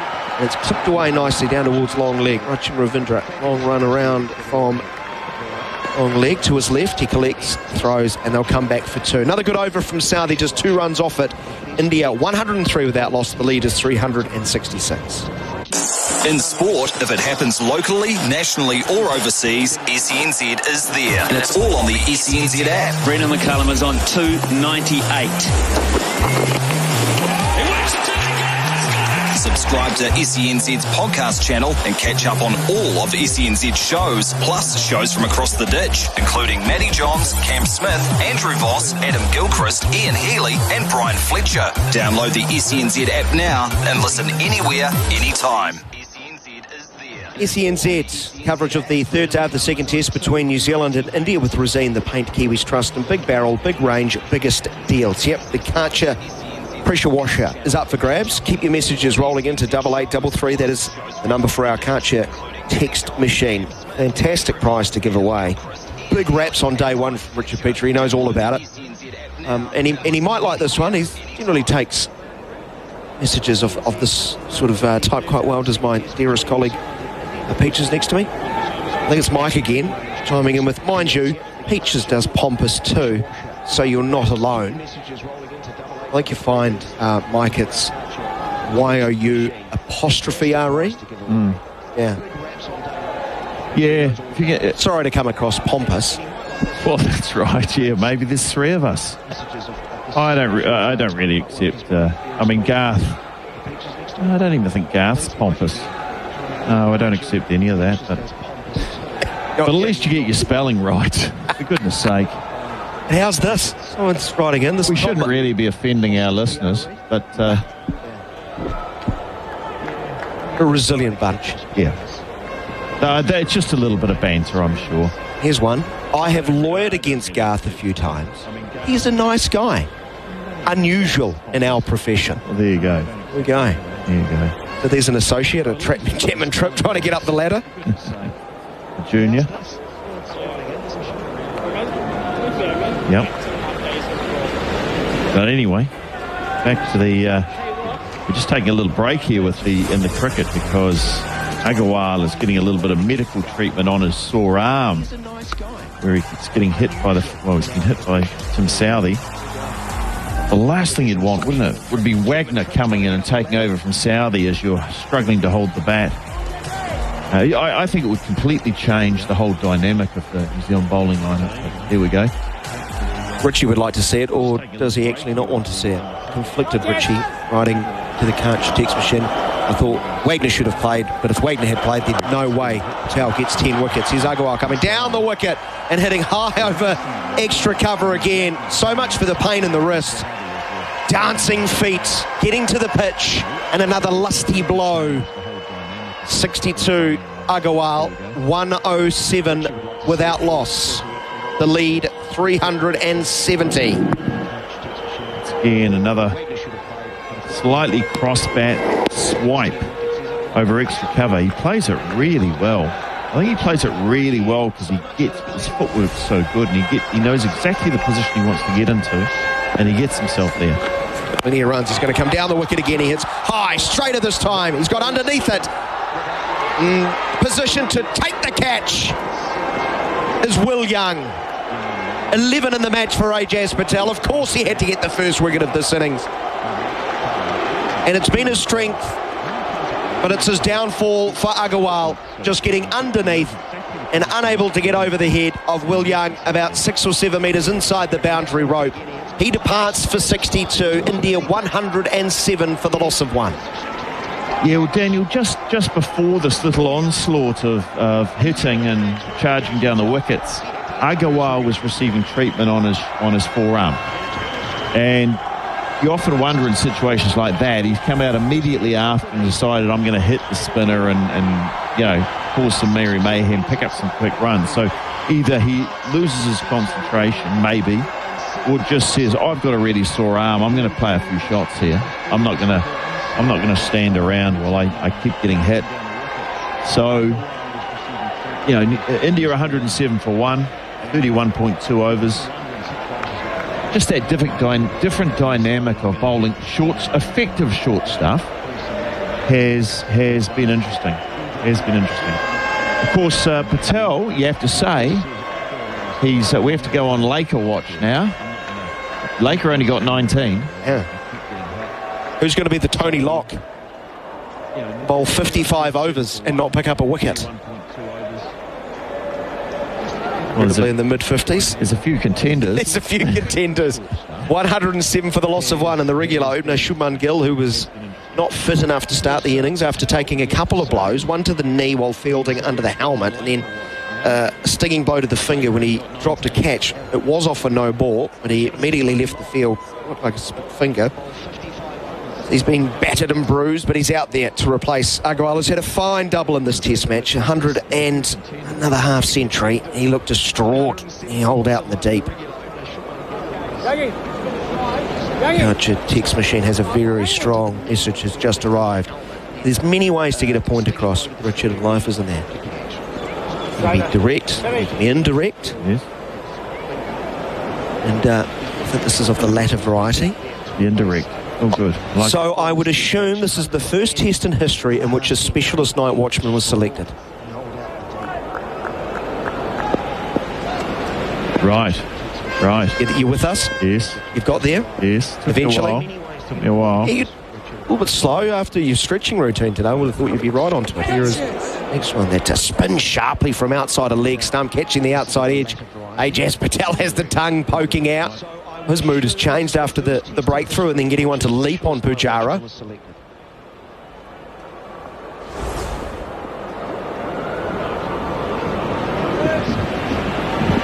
Yeah, I don't have too much issue about Somerville as a bowling option, because just from the point of view that while he hasn't been overly effective and overly confident. Patel around the wicket, he continues spot on as far as line and length, inside edge, ballooning to the onside, but the man is catching on the offside. I think you're going down the same path I would have, which is have Jameson at 7, and you would have gone an extra frontline bowler rather than a Ravindra part-time bowler. Yeah. Dancing down the wicket, hitting inside and out, pushing into a gap is Pujara. Nicely played, controlled stroke, will get a single. And we'll see him advance to 43 and the total to 108 for the loss of 1. The lead is 371. Well, a part-time bowler who they're not really bowling. So it's kind of he bowled a couple of overs here and there, but pick someone who you are going to bowl.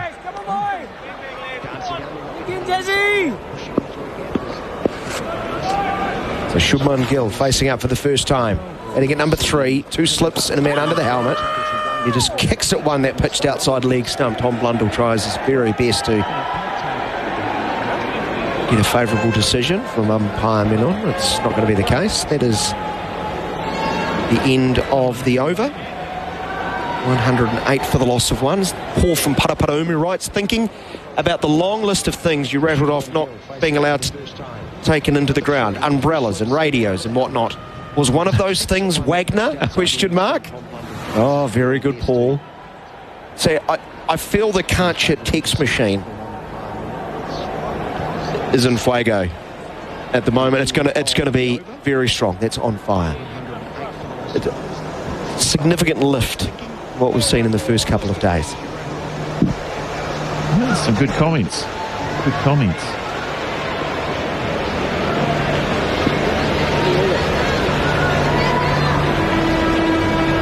.108 for the loss of 1. Here's another thought.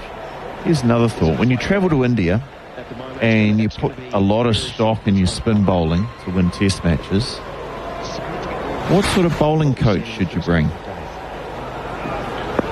Someone who has a lot of experience in spin bowling, maybe. Southey starts over the wicket this time, but he starts with another short ball going underneath. Pujara looks far more assured when Southey's bowling over the wicket and short at him. So this is just a question. I don't know how experienced Jurgensen is in spin bowling, but most fast bowlers aren't that experienced. Maybe he is. I don't know. But if you go to India, we've got very experienced seam bowlers who know what they're doing and can probably look after themselves. Just a thought that you might bring a specialist spin coach. You've got guys who haven't played a lot of test cricket. You're expecting a lot from them. Full of this time from Southey, pushed straight back to the bowler by Pujara. And they need a lot of, I guess, they need to learn fast in India. They need to learn where are the places to bowl, how to bowl. We've seen sometimes Mushtaq Saklain being taken on board as a coach for various countries to help them out. Having a local Indian former test spinner or someone like that, wouldn't that be really handy for Somerville and Patel and Ravindra? Southey back around the wicket. Short into the hip of Pujara. Couldn't get it high enough to really challenge and threat him. He neatly turns it around the corner down to long leg and Rachin Ravindra to move to 45. It's 109 for 1. I mean, at the T20 World Cup, the spin bowling coach was Shane Bond. That worked. Got through to the final. Well, the team got through to the final. What's your point? My point is, what the hell? I mean, what the hell? Shane Bond, bowling coach, spinners. I mean, I'm sure he's a good fast bowling coach. I'm sure Jurgensen's probably a good fast bowling coach, but come on, you know. If you're going to get serious about spin bowling, which they've gone all in on these tests in India. Gill trying to pull Southey, misses, hits the thigh pad. He fails the first test of the short stuff from around the wicket. A hot day in Mumbai. Southey caked in sweat. The hair is wet, but he's giving it all. So they've gone on with 3 test spinners in both these tests, or 3 spinners in both these tests, and the most experienced was Patel with 29 test wickets. I mean, they're the ones that need the help. They're the ones that need the knowledge of local conditions and the subtleties that maybe an Indian spinner. So they go short once more. Gill goes down this time. He's learned his lesson. Sails over the top of leg stump and through to Blundell. It's not like there's a shortage of them. Right? So anyway, just a thought. Just a thought.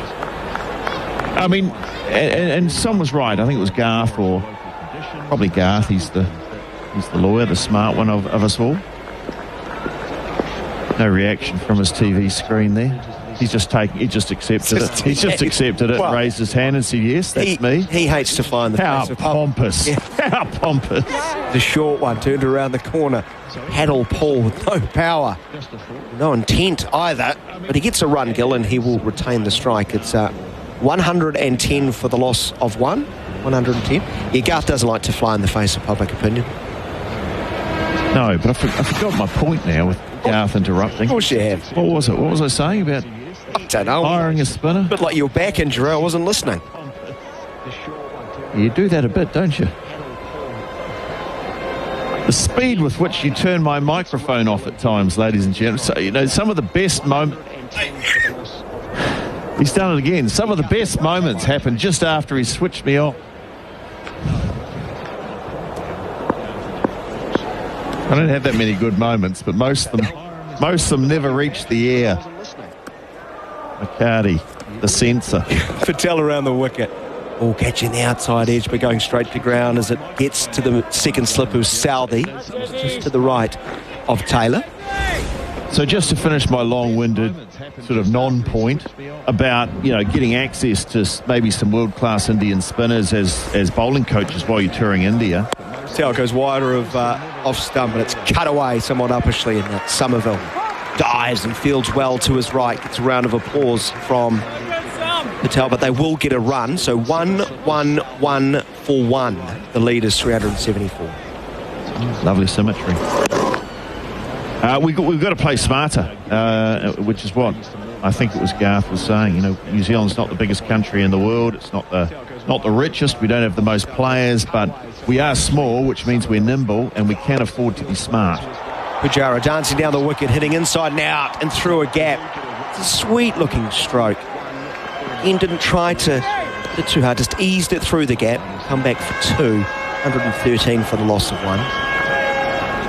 Pujara 47, Gill on 2.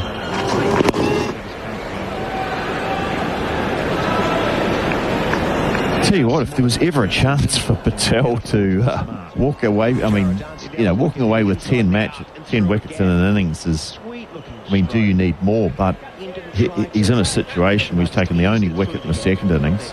There's a whole pile more. I mean, he's got an opportunity of getting another bag in this one. Still, it doesn't look like anyone else is going to take one. I mean, surely someone's going to take a wicket before he cleans up the next 10. I mean, he'll get another 10 if he's got long enough and other people don't take them, but... The question is, how tall is he going to be at the end of it? 3 for all the bowling. Continues around the wicket. Breaks this one short, and it's so slow off the pitch. It's actually hit. It's at the back of the bat or the bottom of the bat and gone to first slip. Trying to play a pull stroke. It's got stuck in the surface. It pitched on around off stump, and Pujara's trying to drag it onto the onside.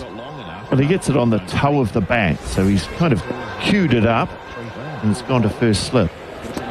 Still Patel creating some interest.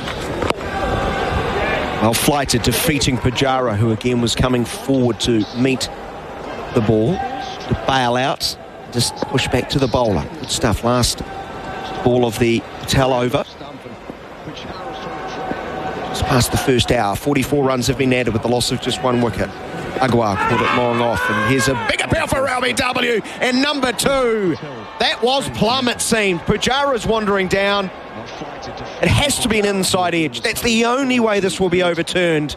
It struck him in line of off stump, and Shorty's going on, Richard, to cannon into middle leg. Copy that, Nathan. I thought it... LBW, you have given him out. I thought it looked a good shout. It looked like it hit him in front, but... LBW on-field decision is out. I have checked the front foot and it's fair delivery. Move on to front on spin vision, please. Here we go. He was a fair way down the crease. Just looking at the replay now.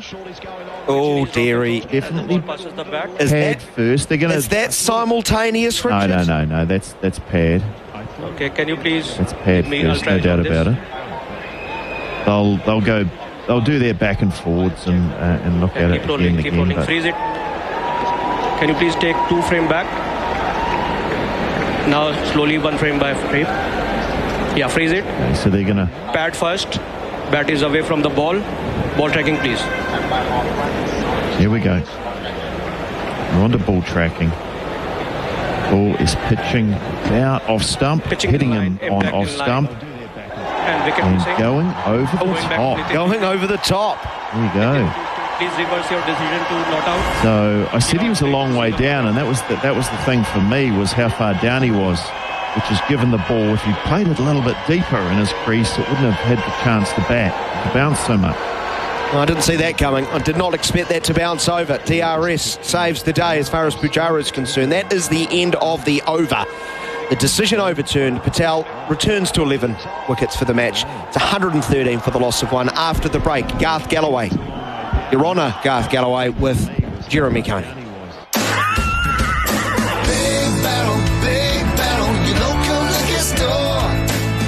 Get Mates Club exclusives. Tui Export Gold Low Carb or DB Draft Swapper Crate $36.99. Line Red, Waikato or Spades Gold Swapper Crate $37.99.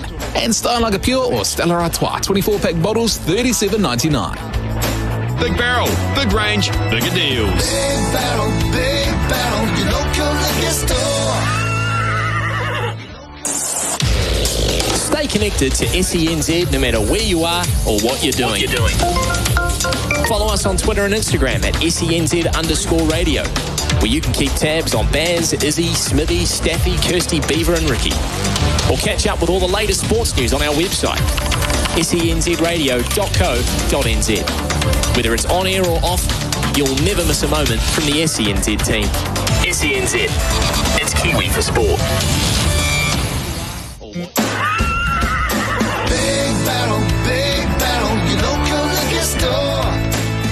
Get Mates Club exclusives. Batched Espresso Coffee Liqueur $36.99. Jim Beam White Label or Canadian Club 700ml $27.99. And Chivas Regal 12-year-old 1 litre or Glenlivet 12-year-old single malt whiskey 700ml $59.99. Big Barrel, big range, bigger deals. Big Barrel, your local liquor store. When it comes to painting, you want to get it right the first time. Resine Paint is quality through and through and trusted by professionals. It's your assurance you'll get a great job and a finish that will last. See your local Resine colour shop today. If you're a Kiwi racing fan, the New Zealand Racing Podcast channel by SENZ is for you. Wherever you get your podcast, and of course in the SENZ app, make the New Zealand Racing Podcast channel priority listening today with SENZ. Cricket with Big Barrel, big range, the biggest deals in Resine, the paint that Kiwis trust. And you're listening to the commentary on SENZ. India 376 runs ahead. It's been New Zealand have certainly managed to slow them down. Agarwal, the batsman, out, caught by Young from Patel's bowling for 62. Gill has come in, faced just 6 balls, he's on 2. And Pujara just surviving that LBW decision when he was given out. He's on 47, a successful review by him, and lots of discussion as we're just having a break in play at the moment. We'll come back to you soon with what's happening, but Jerry, an opportunity to talk about some of these things. I must say that the criticism of New Zealand for having Shane Bond as the bowling coach in the 2020 Test Series, 2020 series rather, World Cup, I don't really buy into it. I feel that Bond's an excellent coach, really good pedigree. He's been in the IPL for years, as you and I both know, and I don't think it's his role at a tournament to be tweaking spinners' actions and so on. He wouldn't do that. It's more he wasn't there for that strategy. purpose. He wasn't there for that purpose. Yeah. He was hired, I think, because he had been sitting beside the best spinners in the world, playing in the IPL for a number of years, probably 5 or 6 years now with Mumbai Indians and so on. And so he's sat down and he's listened. So he's kind of like a conduit. He's picked up these chats and discussions that these best spinners have used. Southey bowls. Gill is playing down the leg side. It's appealed for caught behind. Just a brush of the gloves that New Zealand are hoping for, but not out. And so he's not talking about how do you bowl the carom ball, how do you bowl the top spinner. He's talking about and leading discussions really amongst the players themselves about what strategies do we use, what things do we do and think of when you get hit for 3 fours in a row in a T20 match. Yep. About how do you get out of those situations. That's the kind of thing I think that Bond was doing as far as coaching was concerned. Southey bowls and Gill uncomfortable to a short delivery, rising up, takes one hand off the bat and picks up a single. This is very different though when you're talking about a test match here. And the point about not having a spin coach is not a new one. This is something that has become a chronic, perennial problem in New Zealand. I don't think we've ever had a spin coach. Even when Bracewell was coach, he wasn't the spin coach as such. He was more the overall managerial coach. Mm-hmm. And so we've never had a spin coach. What we do have in New Zealand is a developmental coach, which is Paul Wiseman, who was an off-spinner who played for New Zealand. Around the wicket is Southey, no shot as it goes down the leg side. And he operates in the developmental part of the game in New Zealand. He operates in the under-19 parts of the game in New Zealand. So that's where New Zealand are trying to put their resources at the moment as far as developing spin bowlers. But as far as someone like Somerville is concerned, I don't think there's much that, Shane Jurgensen can do. Frankly, it needs a much more technical kind of a person to apply those things. Underneath, another short one bounces twice in front of Blundell, who does well, take it cleanly. And if he was going to play Somerville in the second test match, there had to be some work over his things that were happening at his end. He doesn't use, for example, his shoulder when he bowls. It's very much an arm action. And what happens, front shoulder. I'm talking about the bowling shoulder, his right shoulder, and therefore he undercuts the ball. He just becomes bowling with his fingers rather than his body. And that's why he's the only spinner that doesn't move the ball from the pitch. Full delivery sees Pujara coming forward. I don't think he gets his front shoulder in a great position either. I mean, we'll all have our own views, though, Garth. Apart from that, I'm sorry, but I mean, he's just, at the moment, the only spinner in the game, in these games that we've seen, who has not turned a ball. He bowls straight. Now, the straight ball becomes dangerous when you do spin it. Yeah. And it's only at that time. So if he could turn a few balls, then his straight delivery might get him some wickets. So there is no one in that Southey bowl, short ball, that managerial side that can help Somerville really with what he's doing. And I think he needed quite a lot of work in between the test matches. You can't work with him really during the test.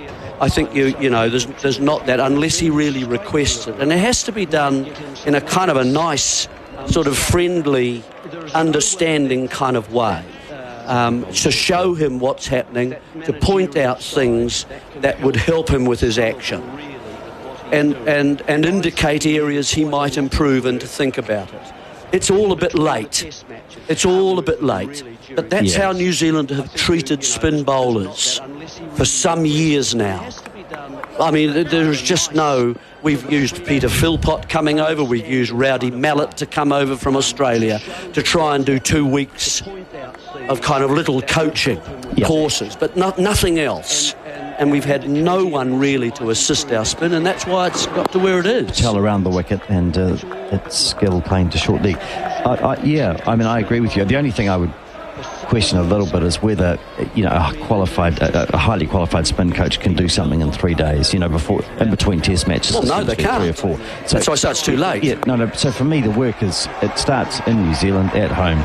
Here's a ball turned into the onside to Ravindra. Well, now we get to COVID. 115 for one. See, there are so many issues. No. But put COVID to one side because that's a recent thing.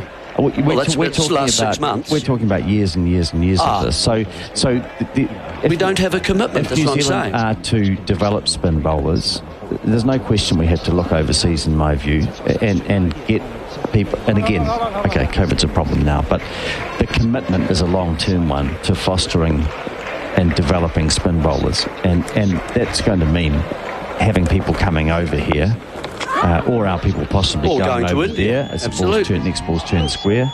But the key is the commitment, in whatever form it takes. Well, it's not there. Reid? Sorry, it's not there.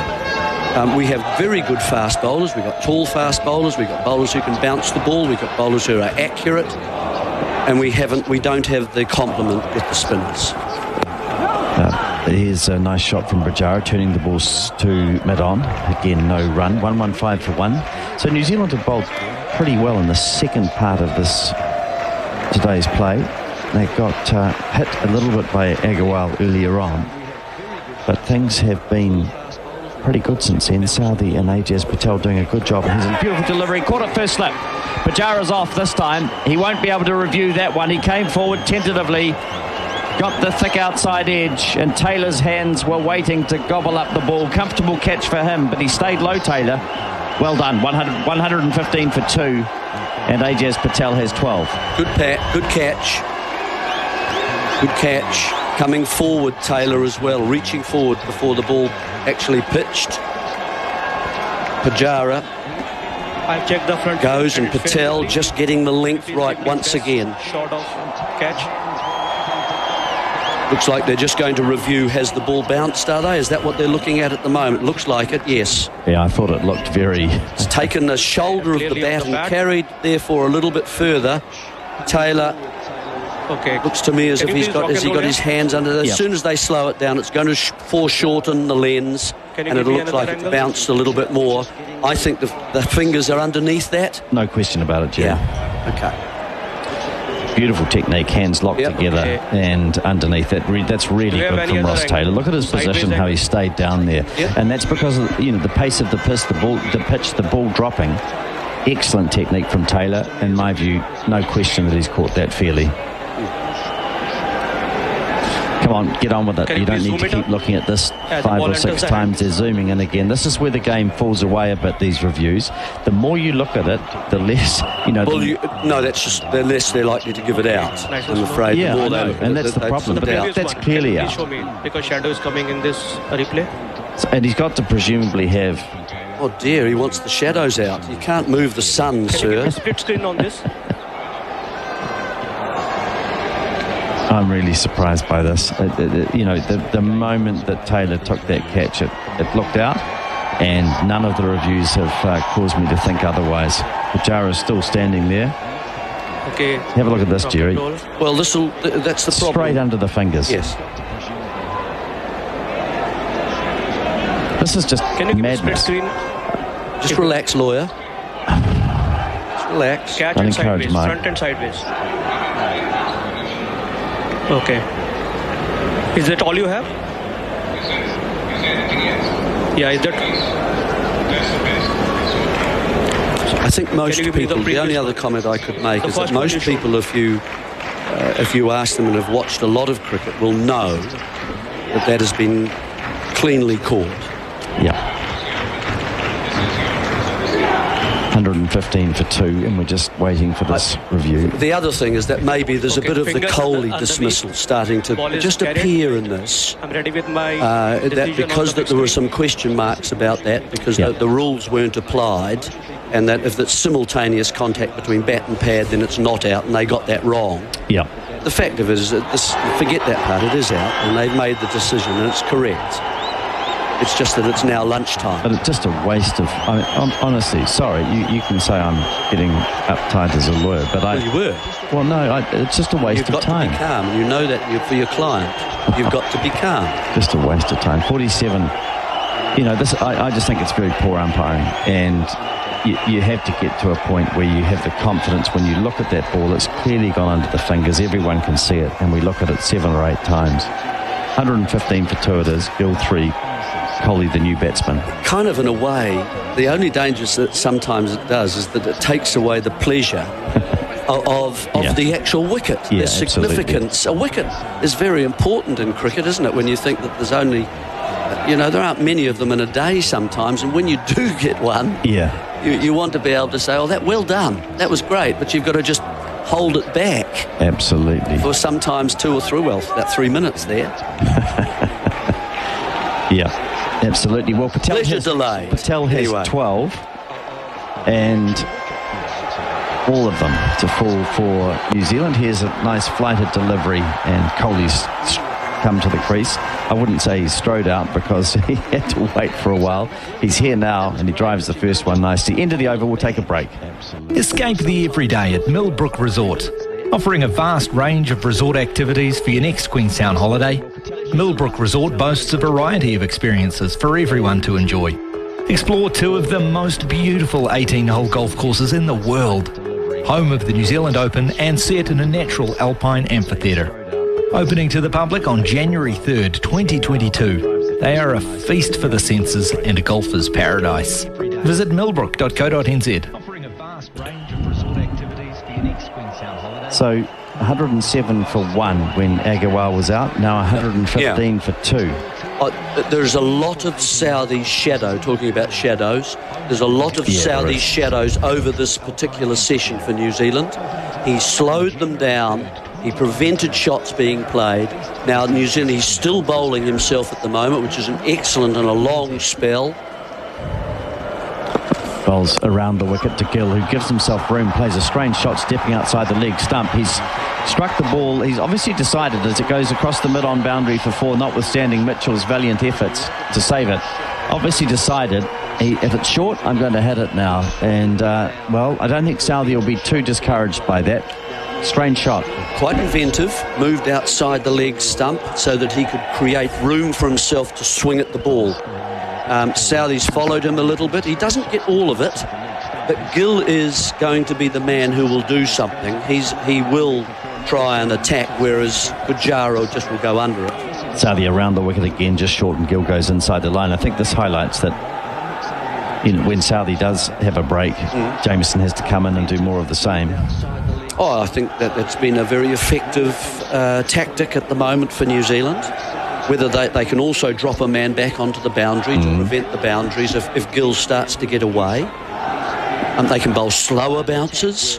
They can bowl a full ball at him. If he's miles away from his stumps, they can bowl full outside the off stump. There's all sorts of things that you can do. Just 8 runs in the last 4.5 overs. Here's Gill playing exactly the same shot, not as effectively. Steps outside the leg stump again, seeing it short, and just pulling the ball with a horizontal bat to mid-wicket. I think Southee will fancy his chances here. It's been a very effective tactic for New Zealand and for Southee. Look, he's tried to charge as well. He's made him look extremely ungainly. He's got a bottom edge and got no power into it. So, I mean, we're forcing the Indian batsman out of a very natural game that you prepare for. Yeah, absolutely. And Nicholls still under the helmet at short leg, having a slightly uncomfortable time as Gill's trying to attack. This time he's onto the back foot and he plays the ball down to fine leg nicely. Again, short up into the hip, and that time he just paddles it around the corner. 120 for 2. Kohli is yet to score, just having faced the 1 ball. He'll face Southee now. So just to go back on the spinners, just to sort of finish that sort of thing, I think what New Zealand have come in with, really, instead of 2.5 spinners, they've come in with 1. Yeah, great. And they've lost 1.5 spinners. And that's the area where you could say, do we need them? And gone in with 3 and 1. Yep. And it might have been a much more effective attack in this particular test. Wouldn't develop spinners, of course. That's the downside to it. Yep. But as far as this game is concerned, 3 and 1 would have been a much better attack as it's happened. Well, as it's happened. But I mean, it hasn't happened that way. But so it's a talking. 120 for 2 is onto the back foot is Kohli. Well, you look at the sides that we both said we'd pick at the start of the test before they were picked. Mine didn't have Somerville in it or Ravindra. Again, if you talk about developing spinners, though, is 37-year-old Somerville going to be a player you really have to develop? My view is no. Well, and he didn't show enough in the first test to be picked for this one. I don't want to continue to stick the boot into him, but it's just, for me, it's a curious selection. I feel sorry for him. Tough out there. 120 for 2 it is. 1 ball remaining as Southey sees Coley coming forward, turning the ball to mid-wicket. We'll take a break, will we? It looks like Daniel McCarty's ready in Wellington to take over.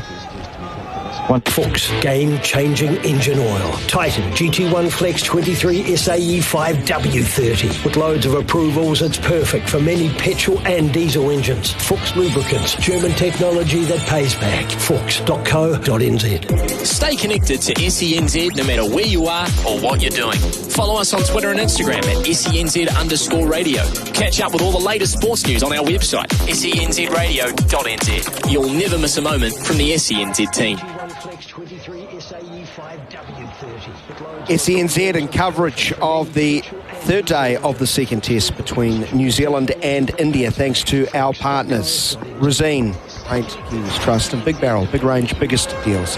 Ajaz Patel, who is 2 for 68, 120 for the loss of 2, bowling to Shubman Gill, who leans forward and pushes through the vacant mid-off region and collects a run.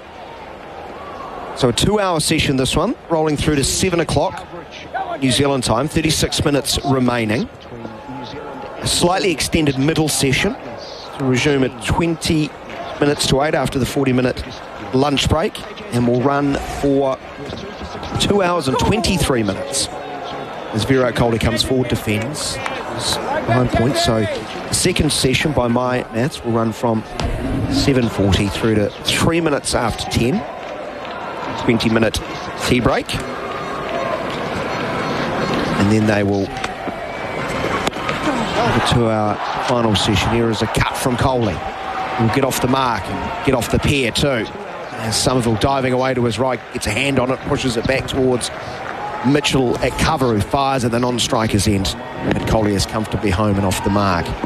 122 for the loss of 2. 96 overs in the day scheduled.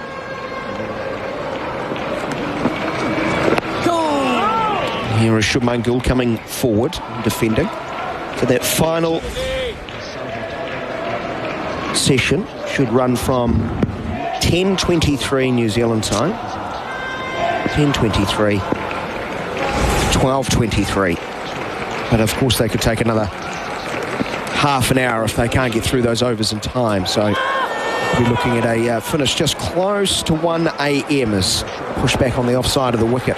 A bit of fielding here from Patel, diving away to his left. In one motion, actually flicking the ball back to the stumps, Jeremy. He's done brilliantly well to hit the stumps. I think Virat Kohli's got back as he was backing up.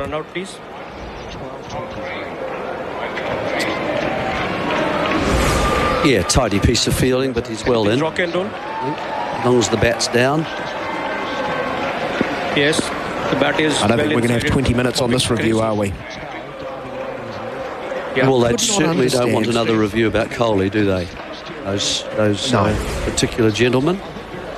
I could not understand what they were looking at with the Pujara catch. You could see at least 4 fingers under the ball. Here is Patel continuing around the wicket, well bowled, hitting high on the bat. Goes off the outside edge to backward point. Somerville is into field. That is the end of the over. 122 for the loss of 2. Such an important speller, I just keep saying, from Southey. He's bowled for 90 minutes. He's turned the session around. He's allowed Ajaz Patel to find his length, and he's now actually creating problems with that length, drawing the batsman forward, and still being able to turn because they're both right-handers, turn the ball across the face of the right-handed bat, and to get it quite high on the bat as well. Shubman Gill gave a catch then on the offside because he was thrusting at the ball.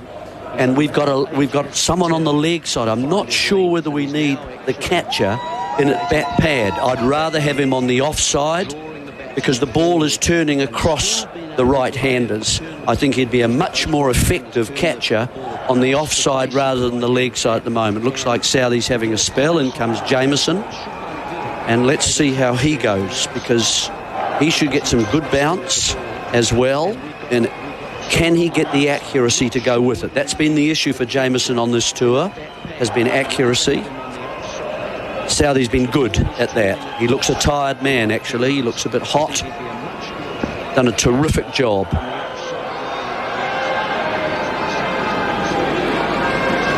Jameson, 4 overs, none for 5.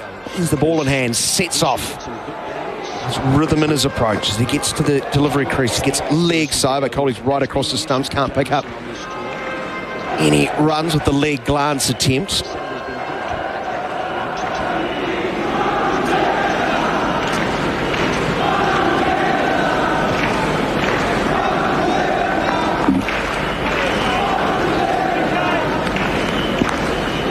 Sure who was more excited to see Virat Kohli arrive in the middle was the Indian fans or the television director. Here is Jameson, wider of the crease, again leg stump line outside of leg, disappointing, sliding through to Blundell. Yeah, we just seen the decision. Daniel, same problems to start. We've seen this a lot.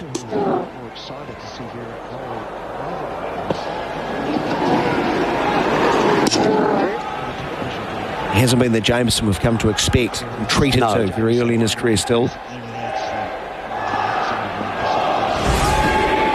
We'd only just seen the catch taken and the television cameras already on Virat Kohli coming out of the changing shed. It's a shorter one outside of off stump. He's right across home with soft hands into the onside. There will be no run.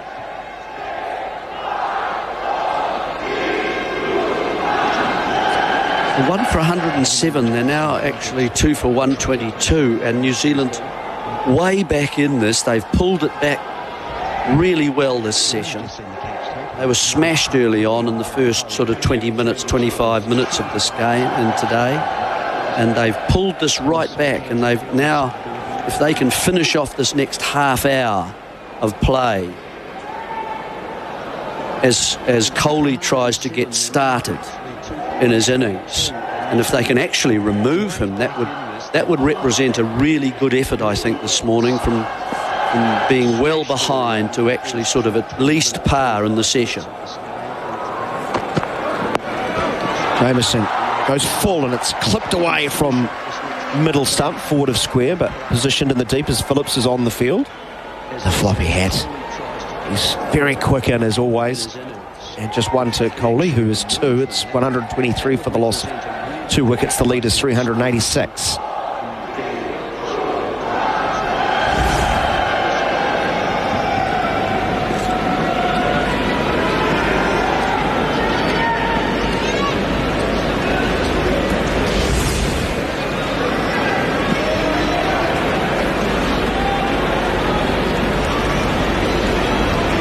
Jameson's going to come around the wicket now. Latham's just ordering the field around. Southey's in there too, offering his advice and all his experience. Oh, they'll look to attack Shubman Gill from around the wicket, who played that rather extravagant, bizarre shot.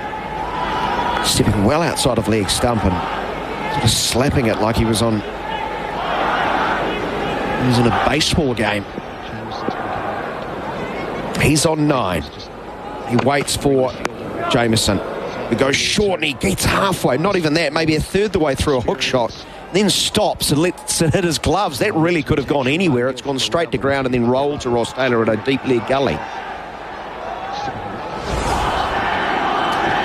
I mean, this is certainly showing that Wagner, if he's bowling well, we don't know that, but if he is, there's no reason to suspect that he hasn't been working very hard. This would have been a real issue, I think, for India, and it would have slowed them down quite significantly. And I mean, he would have had a role to play in this particular test. Gill again goes outside of leg stump and hits it flat bat through mid-off. Check my eyes to see if this has actually happened. It's a very unusual stroke as Latham goes diving in, can't flick it in the field of play and actually rolls on and smashes the advertising awning at a great rate of knots. That would have hurt. Quite bizarre looking stroke from Gill. He's 13 with the boundary at the end of the over. It's 127 for the loss of 2. This short attack is really preying on their minds, and he's, here he's probably, I would say, well, at least 4 feet, because he's outside the return crease when he's played that ball, Shubman Gill. So he's actually off the pitch and then swinging a flat bat through just mid-off with a cross bat. You've got to be, a lot can go wrong with that particular stroke. So it's actually, even though he's got a boundary from it, it's a really slightly low percentage stroke to be playing. So interesting to see what he does over the next over or two. Thoughts of Jeremy Coney. We'll take a break and now commentary position, replaced by one Richard Petrie. We appreciate that. Last shot, you've talked a few tennis analogies. That reminded me of someone on the baseline running around to get onto the forehand. Well, it was a clay court shot. It really was. It was a Rafael Nadal. It wasn't a shot you'd play on a fast grass wicket. Patel continuing around the wicket. This one's spinning and bouncing and beating Coley. All ends up, making him look like nowhere near the player he is. He's got nowhere near that one. As that one pitched on off stump and spun a long way, and it's taken just under armpit height by Blundell. Welcome to the crease. Oh, Jazzy, good Jazz. Comes forward this time, Coley, and plays calmly into the offside, no run. King Coley gave that a very respectful nod. Even puffed his cheeks out as if to say, what a beauty. 2 for 58 in this session. Oh, Jazzy. Coley comes forward. Can't find a gap in the offside. There's no run. Remember, 30 runs were scored in the opening 20 minutes. And to Jeremy Coney's point earlier, New Zealand have done very well to drag this back, the scoring rate firstly, then pick up a couple of wickets. And as they've so often done, they've gone to short pitch bowling. And that's really caused problems. This one thumped the back foot to cover point. Misfield by Mitchell will allow a run to be taken. It was straight to him. One of those awkward hops just in front. He slides for good measure because, I'm pretty sure he's wearing whites. I think there are whites under all those grass stains. Well, I wouldn't call it grass stains because there's nothing grassy about it. It's mud. He's covered it in dirt. Very full this time from Ajaz Patel, pushed straight back by Shubman Gill. It remains 128 for the loss of 2. Mitchell's a fighter. He's a slider. He'll dive. He's not afraid to dive. Doesn't matter if you're well behind in the test match. Who's afraid to dive, really, though? Nowadays. No! Short from Ajaz Patel. Cut away to point, but with no power, and straight to Will Somerville, no run. Willie Watson wasn't a big diver. No? No. Jock Edwards wasn't a big diver. Yeah, I mean the fielding. Richard Petrie a big diver? Oh, yeah. Younger days. The fielding nowadays is like noticeably stronger. I mean, I notice it going to the Gillette Cup, watching my son a year or so ago, and the level of ground fielding from the high school kids. Pick up and throw is phenomenal. It's better than the international cricket. For the short period I played, but the standard markedly better. Oh, I mean, it's you can't even compare to say 30, 40 years ago. No, they were phenomenal, but their catching wasn't particularly hot. But their ground fielding, because of their athleticism and their the physique, was phenomenal. Agree with that. Full delivery from Jameson, starting the new over just outside of off stump. Coley pushes into the offside. There's always been great fielders and errors. Yes.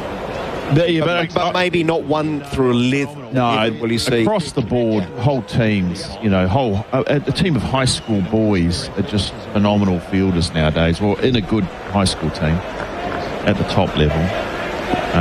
Like I say, better ground fielders than the equivalent New Zealand team of 1990. There would have been some good fielders in that, like Chris Harris, people like that. Jameson on off stump. Played with a straight bat by Coley up towards mid-on, no run.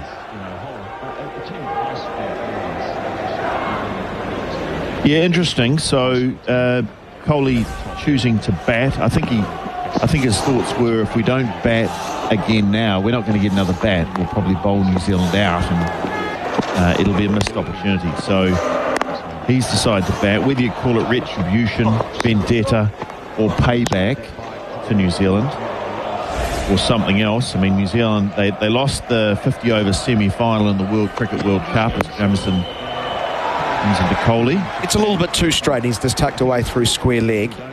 Around the knee pad by Kohli, out towards Ajaz Patel. 129 for the loss of 2 wickets. The lead is 392. They already have enough, don't they? Well, they do, and so there's other reasons for batting now, but New Zealand have been India's bogey team over the last 3 or 4 years. They knocked India out of the 50-over World Cup. They knocked India out of the T20 World Cup. They beat India in the World Test Final Championship. They haven't had a lot of success against New Zealand, but this is their chance for payback. Jamieson around the wicket now, bowling short. Can't get it high enough, and it's pulled away. Very fine, but Rachin Ravindra is around quickly and cuts it off. So just 1 to the total. 130 for the loss of 2. I know Garth's listening, and he's about to join you in a couple of balls, so he can pick this up. Here's one for you, Richard. Ian has text, and I hope Garth hasn't read this out. He'll tell me otherwise. Black Caps trivia question. This is via our Karcher text machine. In my youth, I played some cricket in New Zealand, 600 metres above sea level, yet barely 10 k's from the sea. Where was this cricket ground? Kohli's squaring up as he's trying to turn it onto the onside and has to play it back to Jamieson from a reasonably full length. Cricket in New Zealand.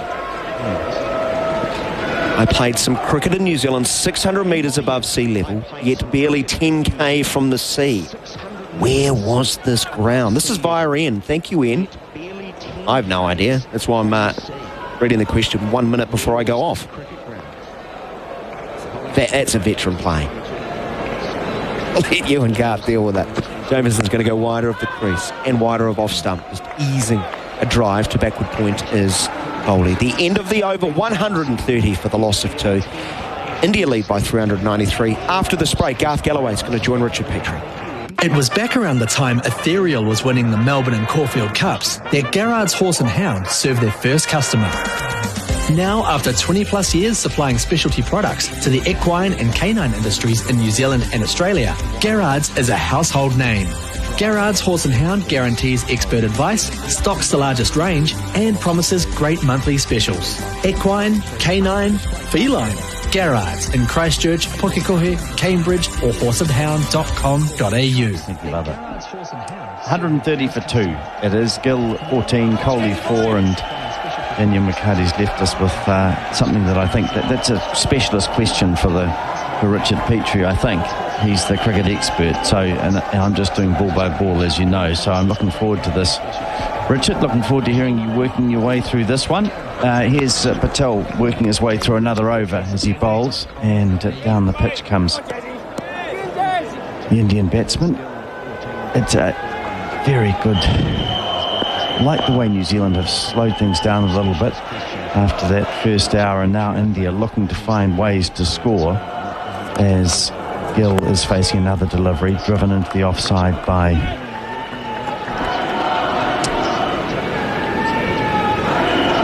him as Patel. He's done a lot of work. It's been a terrific effort from him as he bowls again. Nice delivery, just holding it back a little bit, and his line and length is impeccable as Gill again comes forward.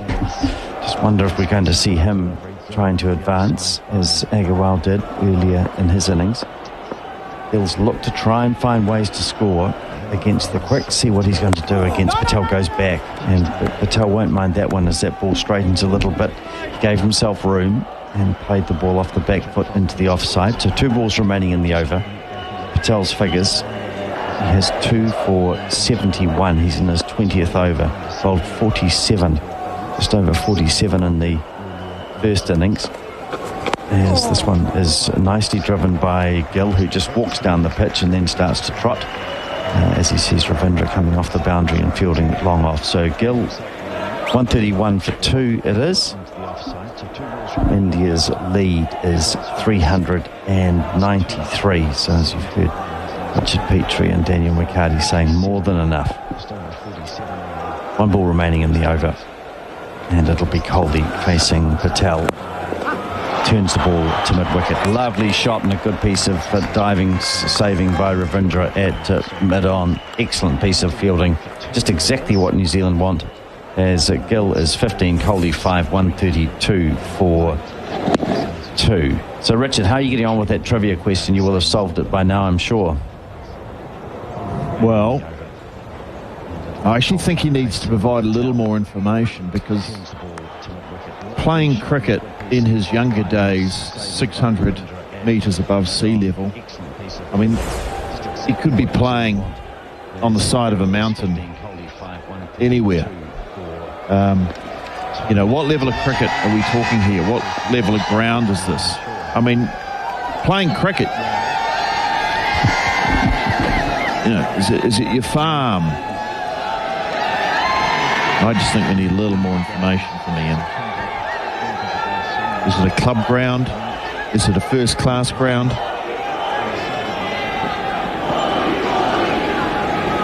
I know Daniel's doing some research. I think he is. I'm plumping for the North Island. That's a start. So I'm going 50-50. Can we play the 50-50 game, Ian? Tell me if that's right. If it's wrong, I'll know it's in the South Island, because we're bright. The Shed guesses Antarctica to the question. The Shed, we love you. The Shed over in Geraldton, still listening. Having lost your house on the last game, taking New Zealand at 15-1 to win. 132 for 2 it is. There's another interesting text that I'd get you to comment on, Richard. It's not, fortunately, a brain teaser, but it's an interesting issue. 132 for 2 as we see Coley going onto the back foot and pulling the ball to square leg. So our listeners written in saying this, Richard. Interesting that Williamson sees 2 tests versus Bangladesh and New Zealand as more important than India and Mumbai. Tony. And that is an interesting issue. Obviously, Tony frustrated that Williamson isn't playing, and I presume Tony questioning how severe that injury is and whether it's something that Williamson can play through or whether he's justified in not playing. Here's Jamieson bowling, bad ball down the leg side. Not as effective as Southey, unfortunately. So your thoughts on that text? Well, I'd be stunned if Williamson chose not to play when he could have played. He's not that type of guy. He's a career cricketer who is piling up one of the best test records in New Zealand cricket history. So I think in India he'd be playing if he could, but he obviously feels he can't. I don't think he's saving himself for Bangladesh. So that's my answer to that one. I'd say it's a genuine injury. You are, Tony. Question answered as we see Jamieson short outside the leg stump again. Coley goes inside the line and tries to pull it high, wide and handsome through the onside behind square. It doesn't catch up with it. Jamieson has a rueful smile on his face.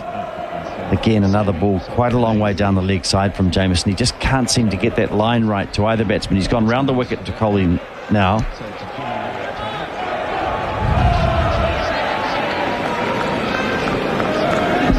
So it's 132 for 2. The lead now 395 runs. We've got 13 minutes remaining in the session, and Jamieson around the wicket again down the leg side, and it's played this time down to Ravindra at long leg. So Coley is 6, 133 for 2. But again, Jamieson's strategy can't be to be bowling this wide outside leg stump, surely, as it's just making it very comfortable indeed for these Indian batsmen. Somerville 13 overs, 1 maiden, none for 31. Patel 20 overs, 2 for 73. Jamieson is in his 7th over, has none for 13. Somerville and Ravindra not used today. Here's a delivery that's closer into the pads of Gill this time. He turns the ball square of the wicket on the leg side. No run.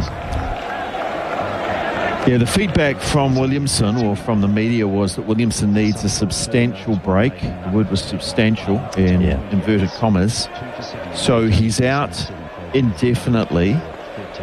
There's no guarantee necessarily that he plays against Bangladesh. Now, he may do, but there's no guarantee at the moment. He needs a substantial break. I wonder if that means operation. Onto the back foot is Gill. Gets tangled up a little bit with this one. A better directed ball from Jamieson. The first one that's short and just outside off stump in the over. 133 for 2. Well, it must mean that, isn't it? Are we going to take a break here, Jacob? Kubota's range of agricultural, construction, mowing and implement machinery are helping to shape and build New Zealand. Kubota's new and improved models continue to deliver outstanding quality, performance, reliability and value. Always ready to get the job done. Visit kubota.co.nz or contact your local Kubota dealer to find out more. Kubota, shaping New Zealand. 133 for 2. Welcome back to the cricket coverage from Mumbai with Razine. The paint that Kiwis trust in. Big barrel, big range, the biggest deals as Patel begins another over. And it spears off the pad and possibly an inside edge. It's Latham at gully who dives. Kohli is the batsman, and semblance or thoughts of a chance here. This ball just, possibly a tiny little inside edge on that. Not sure, as here's Patel running in and bowling again. And this is appeal for LBW, and Blundell's gone up and is confident, but given not out. So 133 for 2. I'm sure that must mean that an operation is imminent for Williamson if there's to be an extended break. I can't imagine for a moment. There's Latham's decided to review this, has he, Richard? So you're doing some more research, are you, on Williamson's injury, and you can take us through this as well. You have given him not out. Okay. TV umpire to director. We have a player review for LBW. No, we're not doing more research on Williamson. But, I have checked the fair delivery. Front on spin vision, please.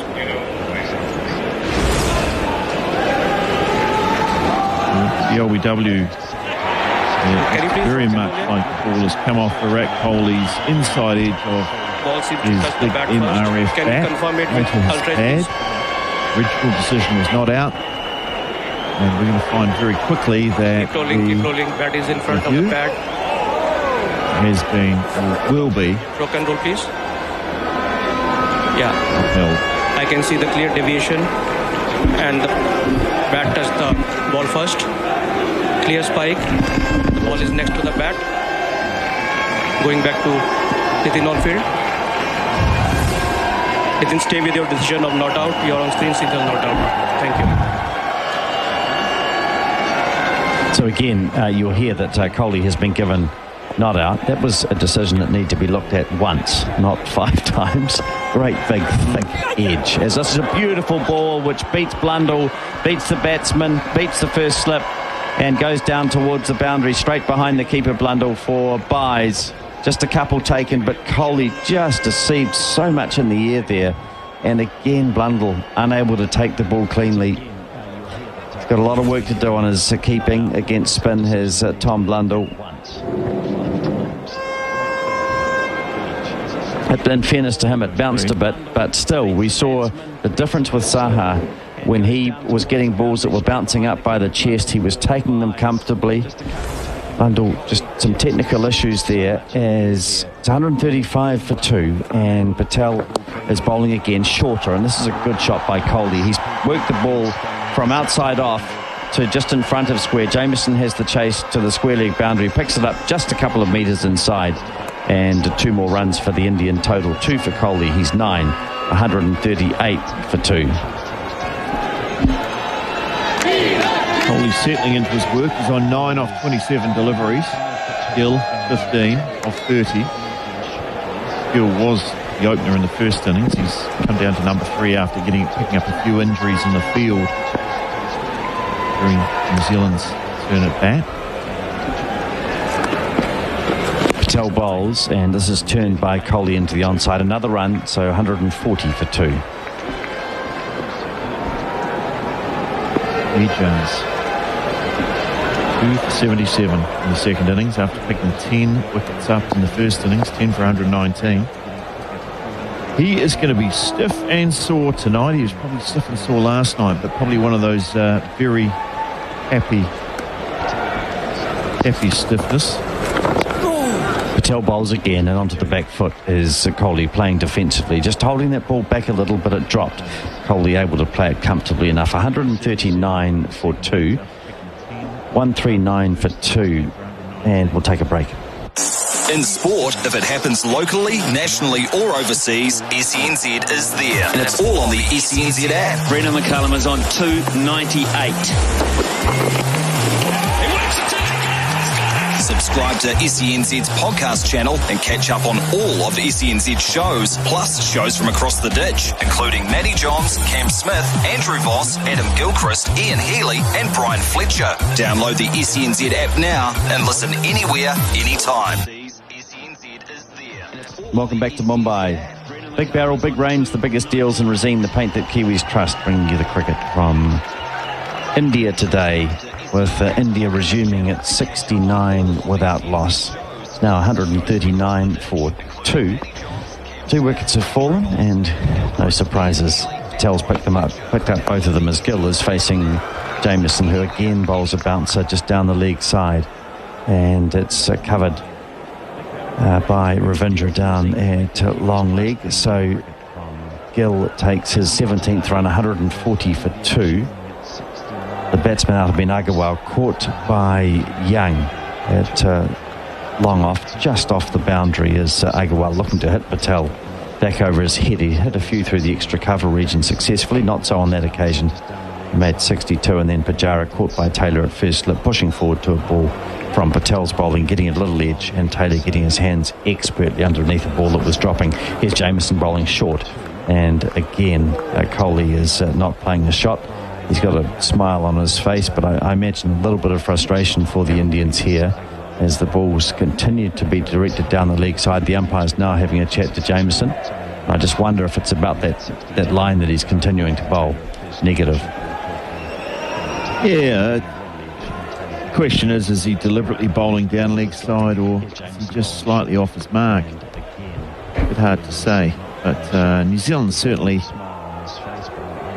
don't want to just be dictated to completely by the Indian batters. If they can frustrate them in some way, then it's a little bit back at them. Jamieson bowls, and this is a fuller delivery. Kohli comes forward a little bit tentatively, turns the ball possibly off the pads into the onside, thinks about a quick single, and then decides against it. So 140 for 2. Gill 17, Kohli 9. So the 71 runs scored in the session. Yeah, and the lead's 403 runs. So India definitely batting beyond where they need to. Case of there's so much time left in this test match that I think Kohli's figuring, well, this is better batting practice than anything else we're going to get. So we're going to have a bat.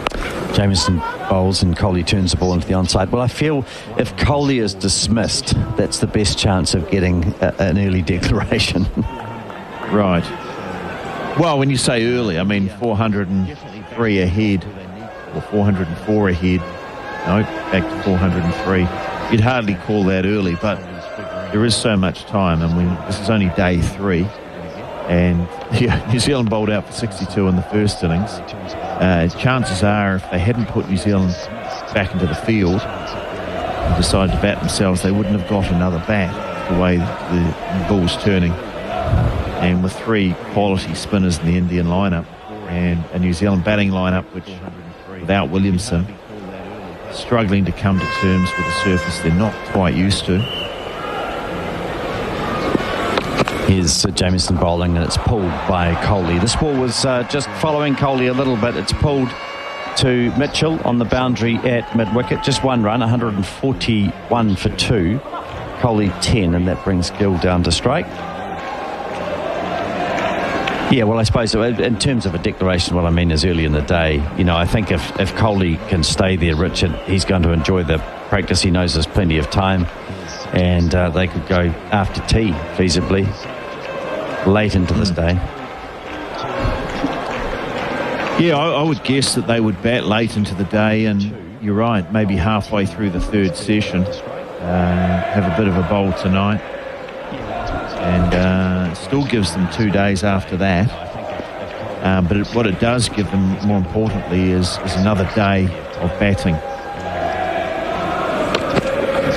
Here's Jamieson bowling, and a good defensive shot played by Gill, more comfortable on that occasion. Starting to think that there are just a couple of minutes until the tea break. We'll probably have one more over, the end of Jamieson's over. He's bowled 8 overs now, 2 maidens, none for 15. So one more over, presumably it'll be bowled by Ajaz Patel, and again he'll bowl if so through the session. As you say, Richard, he'll be a very tired boy, but happily tired. And again. I thought Southee, and if we start to reflect on the morning's play, we saw Agarwal getting underway and being very aggressive, and Pujara looking to follow suit. But the New Zealanders responded pretty well, and I think so much of what's occurred today in terms of just being able to slow them down a fraction and picking up those 2 wickets was due to a very good spell by Tim Southee. Yeah, certainly did play his role, didn't he? And what New Zealand don't want is to give everything India's way. India have put themselves in a really good position. And we're going to see Ravindra bowling what may be the last over. He's kind of a specialist bowler that comes on sort of 1 over before a break. So he's going to give Patel a little bit of a break. But New Zealand, it's important for them to not allow India to dictate them and bully them in this match. And so a bit of short stuff and a bit of leg side theory. Ravindra bowls, and defensive shot from Patel, just playing the ball from Coley, just playing the ball back to the bowler. So not a great opportunity for Ravindra. Just bowling in 1 over spells. Bowled 1 over yesterday, and here he is again. And this ball is driven back to the left arm spinner. No turn so far from his 2 deliveries. Coley just content to play along the ground, back to the bowler. 1 for 1 for 2. So the lead as Ravindra bowls again short, and that almost brings about Coley's downfall. That was really short from Ravindra, and it kept very low off the line of the stump. So it pitched on about off and turned away, and Coley almost getting a bottom edge, managed just to get the ball around to mid-wicket, but a bit fortunate there. It was an ambitious shot. In fact, it's right off the forehand, really, wasn't it? It was a forehand. So he played the ball. He had to sink down onto his ball. Here's a good delivery from Ravindra, which see Gill just standing on the crease and prodding it, neither going forward nor back.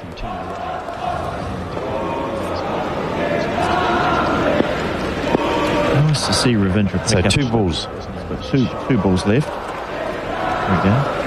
2 balls remaining as Ravindra bowls outside the off stump, and taken by Blundell on that occasion as it just turns just a fraction. A little bit of bounce for Ravindra, but all of that occurring with the ball outside the off stump and the batsman not having to play at it. So 1 more ball remaining until the lunch break, and I'm sure the New Zealanders will enjoy some respite from the warm conditions and from the Indian batting as this ball is pitched up and driven nicely to the New Zealand captain Latham at short cover. And it's lunch here on the 3rd day, the first session in Mumbai, with India 142 for 2. So they started at 69 without loss, and they've lost a couple of wickets this morning. The first to go was Agarwal. He was aggressive at the start, looked to get on top of Patel in Patel's first over, and eventually he fell, trying to hit him out of the attack and out of the ground. It was Young who took a comfortable catch at long off, and Agarwal's dismissal for 62, a successful match for him, scoring 150 in the first innings and then 62 in the second. An excellent match. Agarwal out when the score was 107, and New Zealand really did then manage to slow things down with Southee bowling that excellent spell we were talking about a moment ago, bowling short and going around the wicket and causing problems for Gill and for Agarwal. Pujara was, and for Pujara rather, Pujara was the second batsman out, caught by Taylor at first slips. Excellent catch by Taylor, staying down and the ball dropping, losing its pace off the spin of Patel. Pujara out for 47, and it was 115 for 2. And since then, Kohli and Gill have taken things through largely untroubled. 142 for 2 it is. Gill is 17, Kohli is 11. And the thoughts of the session, probably, Richard, in fairness, a pretty balanced one, but India just mercilessly continuing. Yeah, that's right, Garth.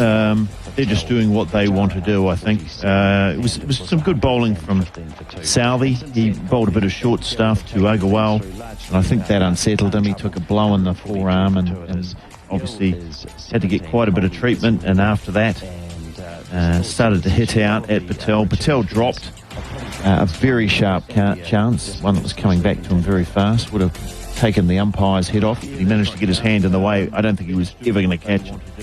But Patel's picked up 2 wickets for the innings, so 12 for the match. And he just carries on his merry little way of taking wickets. And there's plenty of wickets on offer because no one else is having any chance of picking them up. So that's it, Garth. Lunch. Thanks, Richard. Those comments from Richard Peachey, former New Zealand cricketer, with India at lunch, 142 for 2. And when we return in about 35 minutes' time, it'll be Gill on 17, Kohli on 11. The bowling figures for New Zealand, as I say, Southey 13 overs, 1 maiden, none for 31. Patel, splendid effort, 21 overs, 2 for 77. Jameson 8 overs, 2 maidens, none for 15. And Ravindra just bowling 1 over today, 2 overs, none for 5. It's lunch here. The comments that will come up, the things that we're playing here will be from Sundays on SENZ with Ricardo Ball. Back soon. In sport, if it happens locally, nationally or overseas, SENZ is there. And it's all on the SENZ app. Brendan McCullum is on 298.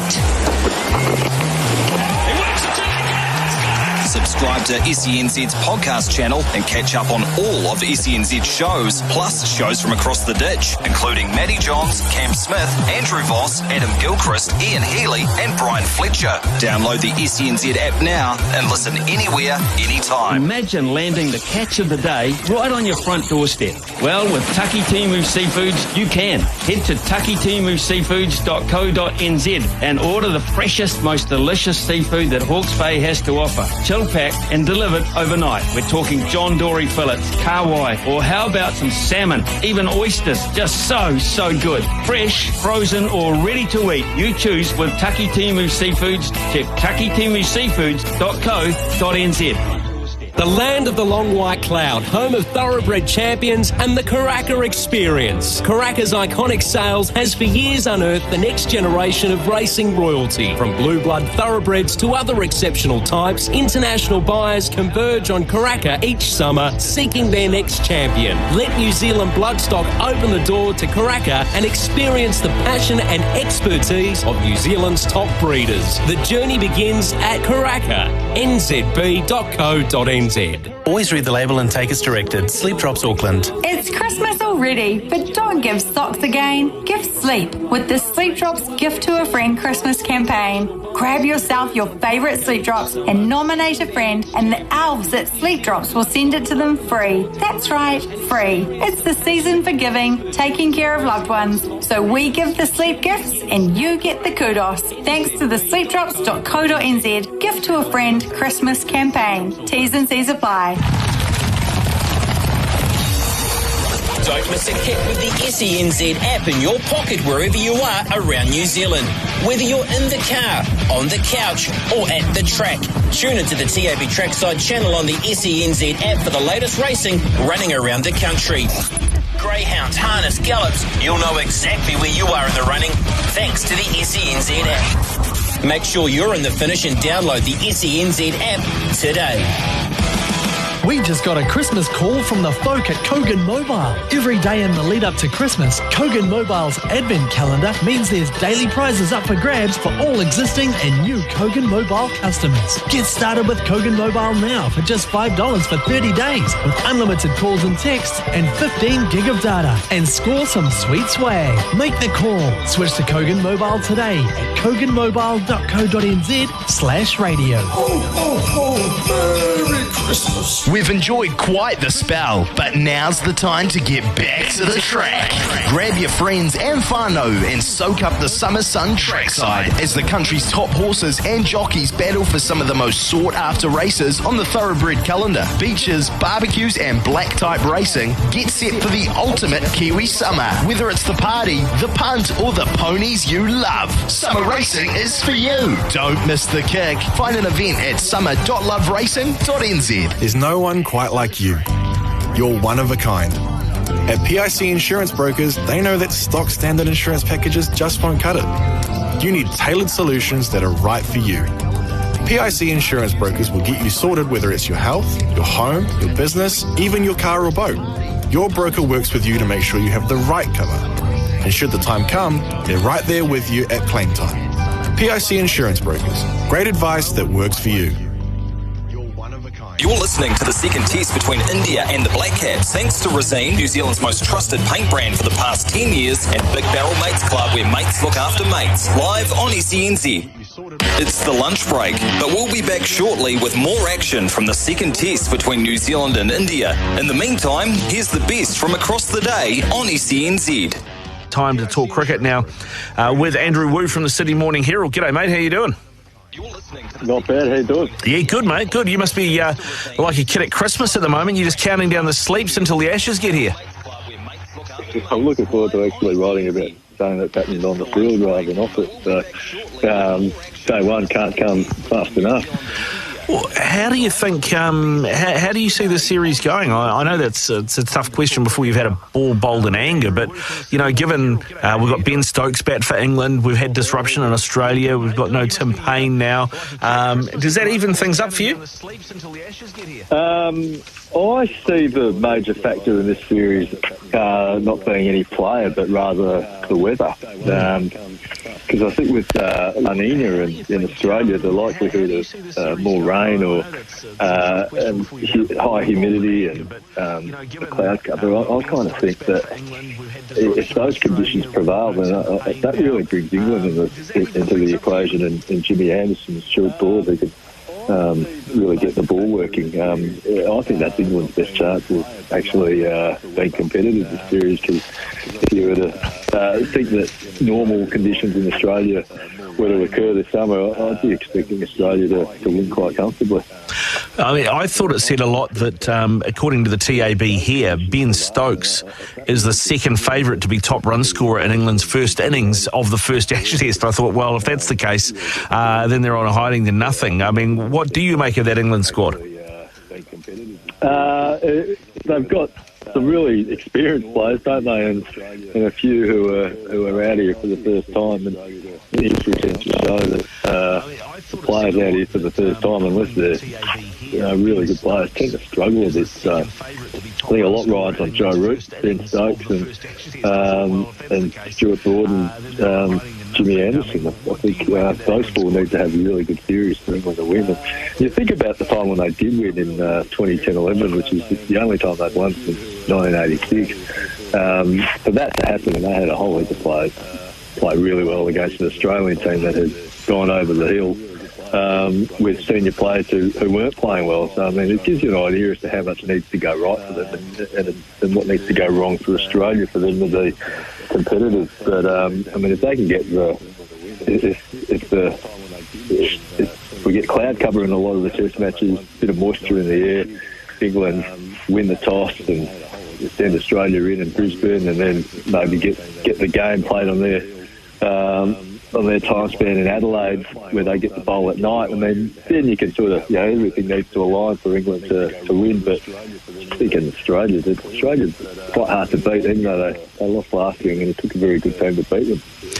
The certainly been a lot of off-field distractions. I mean, everybody knows about the Tim Payne factor, so Alex Carey's in. But tell us a bit more about, because we don't necessarily see a lot of this, but Shane Warne seemed to have some sort of vendetta against Mitchell Starc. What's that about? Or do you need to ask Shane that? It's been happening for a number of years. I mean, I suppose if you ask Shane why he doesn't rate Mitchell Starc, I suppose we wouldn't be giving you an honest answer. I have a theory, and it goes way back until, I reckon it was about maybe 2011 or 12, when Nathan Lyon was just starting out, and Australia had tried like 10 spinners that got nowhere, and Shane Warne, there may have been a talk at the time, I'll come out of retirement, and Mitchell Starc made strong comments saying, his time had passed, and backing Nathan Lyon and to get the job done. Maybe Shane Warne didn't take too kindly to that, to those blunt comments, and has held it against Mitchell Starc ever since. Yeah, well, Shane Warne doesn't strike me as the sort of bloke that thinks his time's ever finished. And he doesn't strike you as a bloke who holds the grudge either. Yeah, it's an interesting one, mate. I mean, I don't know how united you think this camp are. Of course, winning the T20 World Cup certainly might have helped gel them, but I mean, leading into that, there were fractures within the camp, leaks from the camp, people not happy with Justin Langer. I mean, what do you think that the T20 World Cup win has helped, and how do you think the Pat Cummins captaincy may change that dynamic? I think it's a very, very close in this group of players. From everything I've seen in the last few years and talking to a lot of people in Australian cricket, it just seems like a very tight group of players. I think it's been a while since the Australian cricket team's been as tight as it is now. I'm talking purely among players.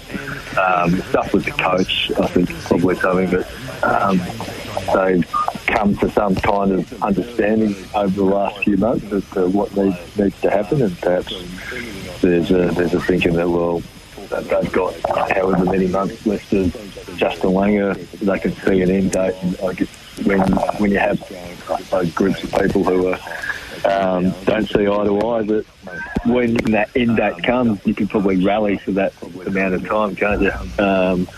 And perhaps that's happening here. I'm not entirely sure, but certainly among the players, I think this is quite a tight group of players, and they were very upset, I think, about Tim Payne and what happened there. I think they were,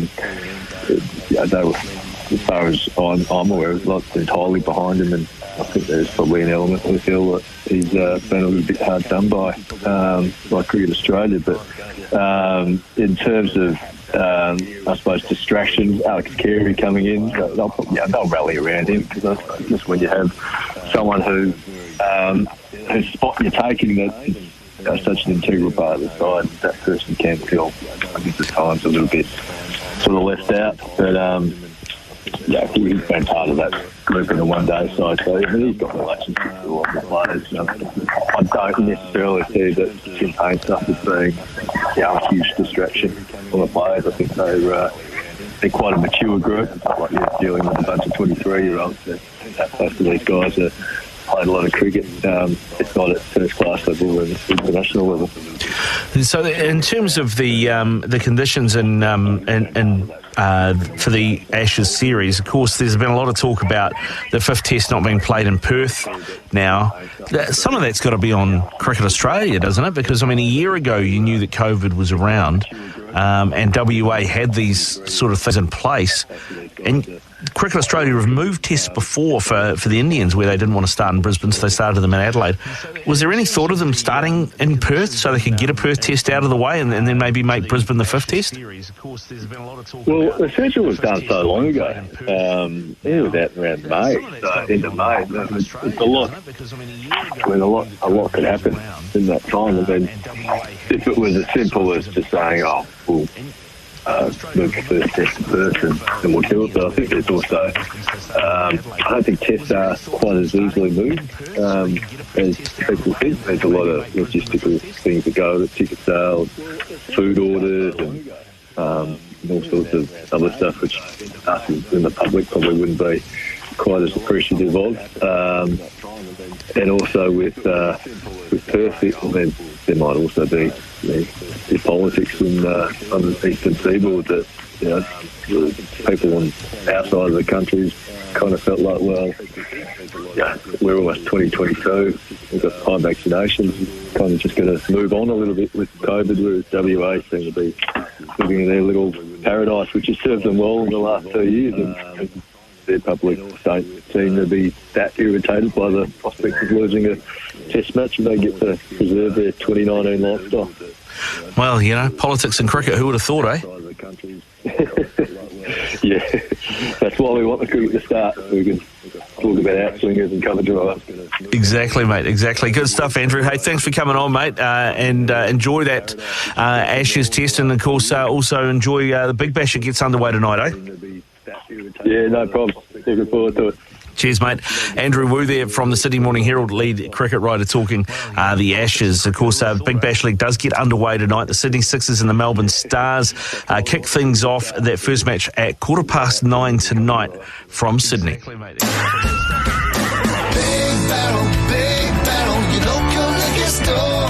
Get Mates Club exclusives. Roku Gin or Ratu Rum Range 700ml, $52.99. Chatel VSOP Brandy, 1 litre, $37.99. Smirnoff or Gordon's Gin Original, 1 litre, or Pink or Citrus 700ml range, $34.99. And Absolute Flavours or Beefeater Pink or Blood Orange Gin, 700ml, $32.99. Big battle, your local liquor store.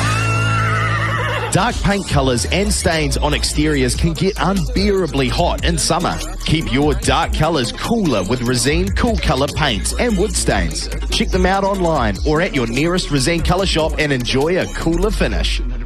3 weeks, 4 locations, 5 events, 1 overall prize. This is Crankworx Summer Series NZ. This summer, the world-famous event will be unleashed Kiwi style. Crankworx is going on the ultimate mountain bike roadie to Queenstown, Wanaka and Alexandra. See the world's best compete with a grassroots vibe at 4 destinations around New Zealand's South Island. Don't miss Crankworx Summer Series NZ. Stop 3, Cadrona, December 8th to the 9th. Tickets and info from Crankworx.com. Imagine landing the catch of the day right on your front doorstep. Well, with Taki Timu Seafoods, you can. Head to takitimuseafoods.co.nz and order the freshest, most delicious seafood that Hawke's Bay has to offer. Chill packed and delivered overnight. We're talking John Dory fillets, kawai, or how about some salmon, even oysters. Just so good. Fresh, frozen, or ready to eat. You choose with Taki Timu Seafoods. Check takitimuseafoods.co.nz.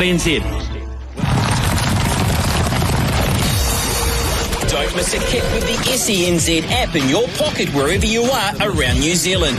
Whether you're in the car, on the couch, or at the track, tune into the TAB Trackside channel on the SENZ app for the latest racing running around the country. Greyhounds, harness, gallops, you'll know exactly where you are in the running thanks to the SENZ app. Make sure you're in the finish and download the SENZ app today. We've enjoyed quite the spell, but now's the time to get back to the track.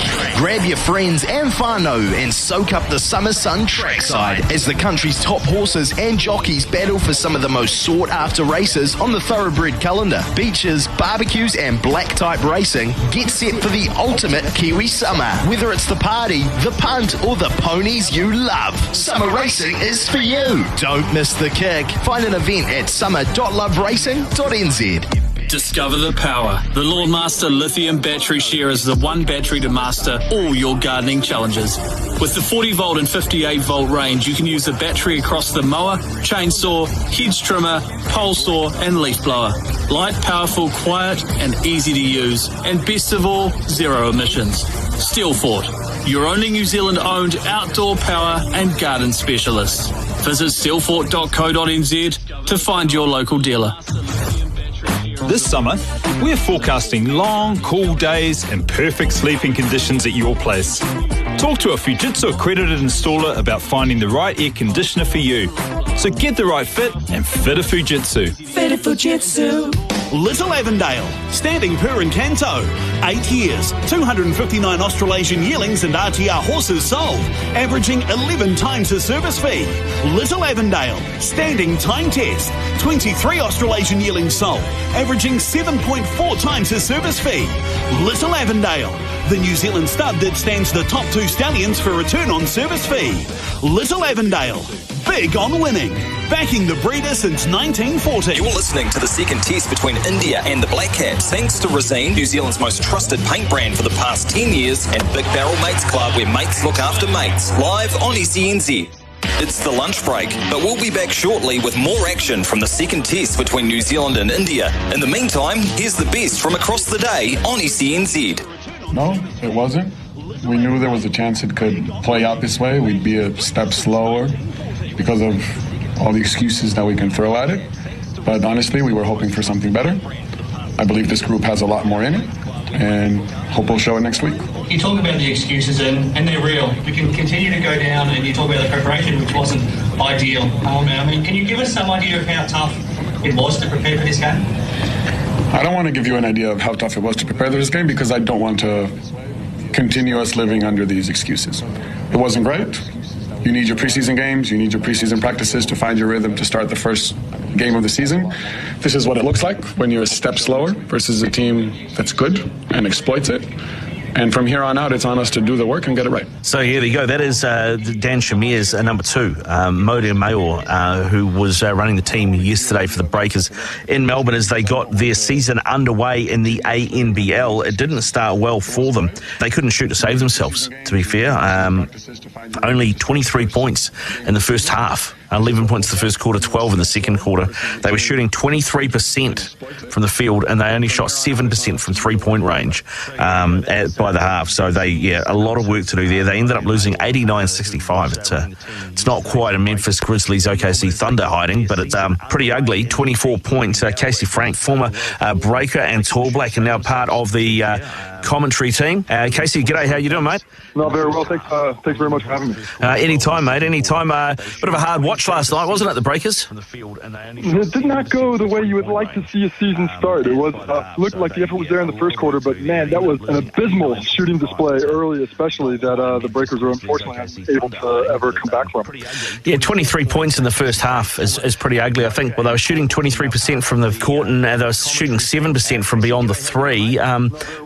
You're a former player. You know, if you're in that sort of rut as a team shooting, what do you have to do to try and get out of it? Well, you can't stop shooting. You got to take those looks. As a player, individually, you have to keep your confidence high and make sure that you're not letting it affect your next open look. You're not trying to push something that you don't have. Take the looks as they come. As a team, you might get together and try and lift up the intensity, push things together on defense. But the name of the game is putting that ball in the hoop. Eventually, if you can't get that done at some level whatsoever, even with a pretty high level of defense early in that game, you're just going to dig yourself so big of a hole that you're not going to be able to come back from it. No. What do you think they did at halftime? Because it did get better after the half, didn't it? But by then the game was gone. They were, 20 points in the hole? Well, a little bit of it to me was Finn Delaney was able to start hitting some shots. He was getting some really good looks early in the game that just weren't going. He came out of that first quarter, I think he was 0 for 5, and in that third quarter he picked it up. I think as well the Breakers did a better job of attacking some of the players of weakness. They were attacking the big fella out in the pick and roll, able to get that going. But, a little bit of it was, I think, at the same time, Southeast Melbourne might have relaxed a little bit. Such a big lead. They probably didn't have their foot on the pedal as much as they did. And when it came down to the end of it, they did look like they were in cruise control, and the confidence was well rewarded. Now, it's obviously the Breakers have been dealing with COVID, and they've had a few other issues as well. Of course, Tom Abercrombie is missing too, which doesn't help. Yanni Wetzel did get cleared, but it was only game day clearance, wasn't it? I mean, have you been in that situation before? Yeah, that's a very unique situation what everybody's going through with the COVID right now. Not only, normally I've certainly dealt with injuries where on game day you're cleared from it, but in those situations you're around the team, you're still in everything, you're able to be.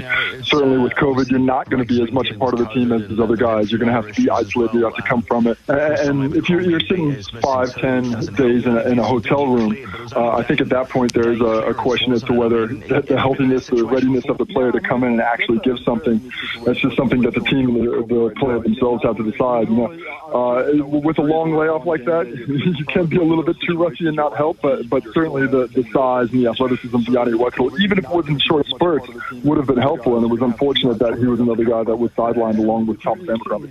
I thought it was admirable that, post-match they were talking and they weren't wanting to put excuses up. They were just wanting to talk about the performance. Looking at it from your point of view, did that look like a team that was underdone? I mean, I know they did miss one pre-season game. I certainly think there was a bit of underdoneness to it. I do respect the fact that they're not using excuses. They went through a season of it a year ago. They understand what the deal is and that they're a bit behind the eight ball, but they're not going to use that all year long, and they certainly don't want to use it on game one. But if you've got a team that can't practice together, loses multiple players, that you lose maybe 3, 4, 5, 6 days of training a week out, you miss another preseason game, and when you looked at that first quarter, it did look like the Southeast Melbourne Phoenix team was ready to play. They were a bit of a higher standard, both of their shot making and their execution. What about for the Southeast Melbourne Phoenix? They are one of the favourites to make the playoffs this season. What did you make of them first up?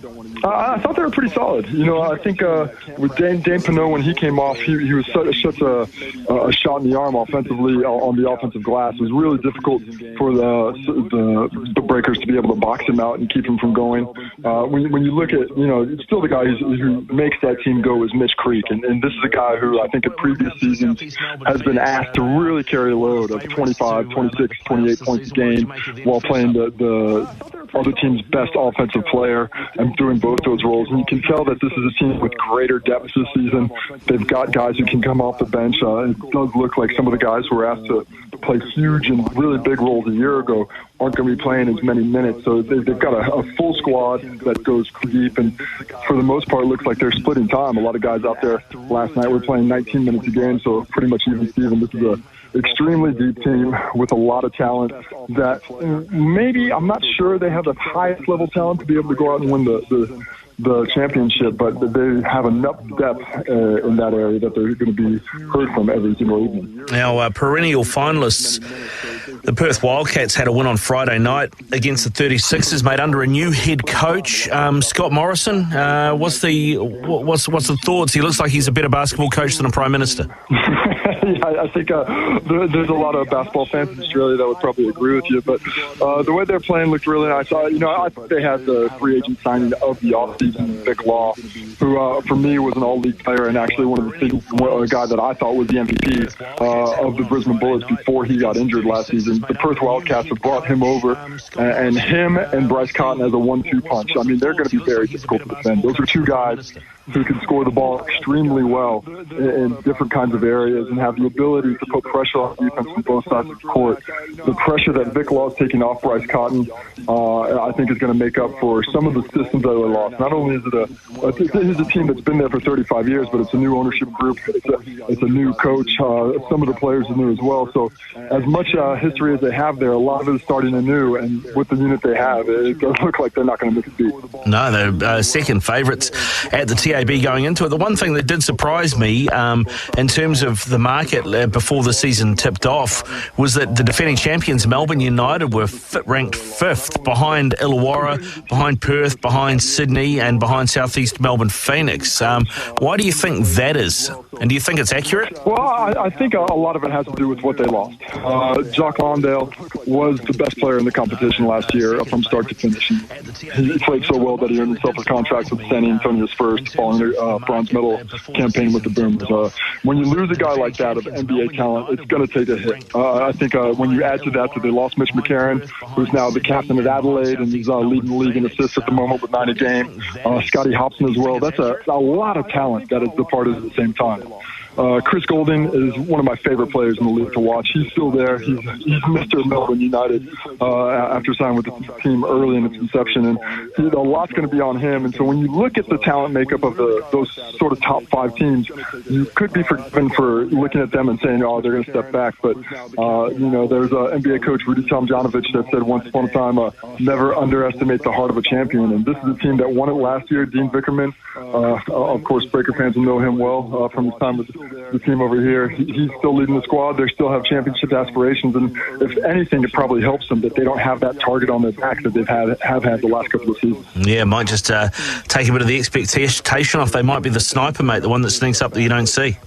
Yeah, it's tough to say that the Melbourne United is a team you don't see. That's like not seeing Darth Vader in Star Wars, but you never know. Yes, I like the analogy. Good stuff, Casey. They both got the black, and I think I hear the music, the Darth Vader march coming with it. I thought you were just saying that they were on the dark side. A little bit of that as well. For my money, all those teams over in Australia, minus the Breakers right now, are coming from that side of the court. Yeah, indeed. All right, good stuff, Casey. Hey, thanks for coming on, man, having a chat. Enjoy the season. We'll talk to you again soon, eh? Sounds like a plan.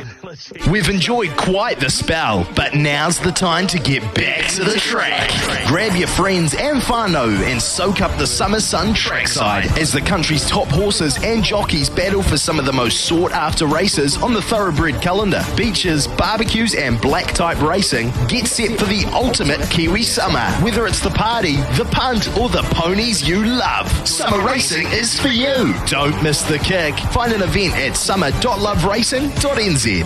Man needs meat, but if you've got a beef with beef, well, Jack Link's now has pork, and they've gone the whole hog.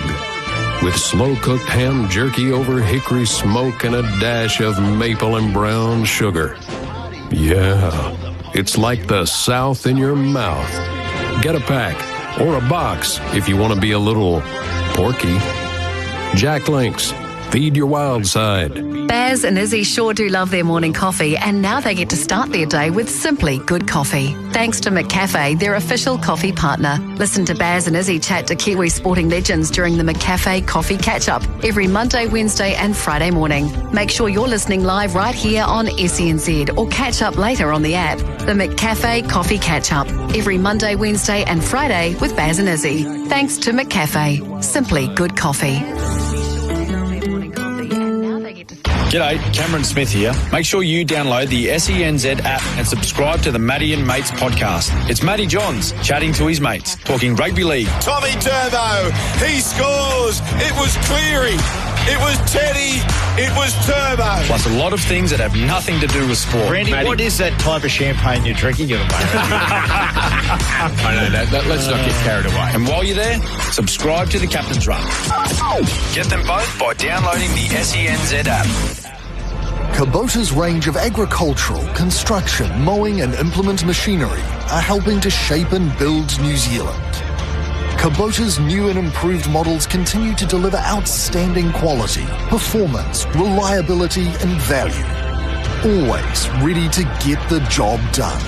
Visit kubota.co.nz or contact your local Kubota dealer to find out more.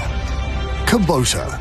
Shaping New Zealand. Want to be involved in an Irish UK bred stayer to contest big cups races in Australasia? Fortuna select only proven staying types with strong pedigrees from Tattersales UK Horses and Training Sale. Leaderboard and Carfief are two recent examples with noms for the New Zealand Cup, while 3-year-old Without Envy had a strong recent performance at Ascot in the UK over 2,400 metres. Make your Cup's dream come true with Fortuna. Google Fortuna Racing for more. Call John 021 921 460. The land of the long white cloud, home of thoroughbred champions and the Karaka experience. Karaka's iconic sales has for years unearthed the next generation of racing royalty. From blue blood thoroughbreds to other exceptional types, international buyers converge on Karaka each summer, seeking their next champion. Let New Zealand bloodstock open the door to Karaka and experience the passion and expertise of New Zealand's top breeders. The journey begins at Karaka.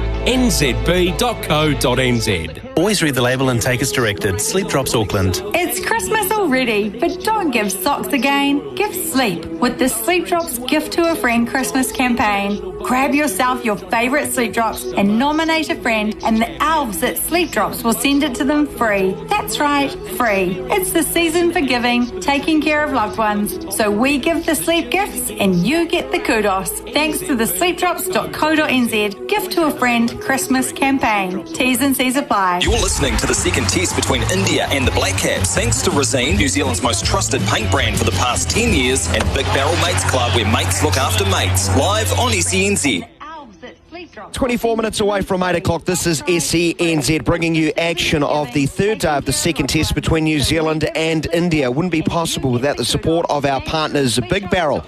Be our mate and join Big Barrel Mates Club and Resene, New Zealand's most trusted paint brand for the past 10 years. We are in the lunch break, coming to the end of the start of the second session is fast approaching.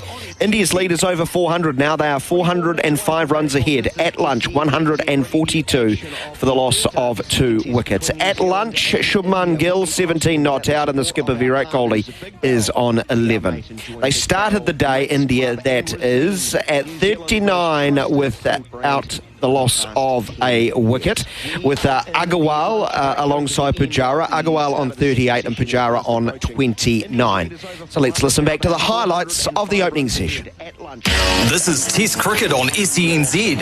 Let's check out the highlights from the first session. Dragged on, excellent length, a little bit of movement. Similar ball that got past Pujara in the first innings, does not, as he turns it beautifully through mid-wicket, out to the boundary for 4 runs.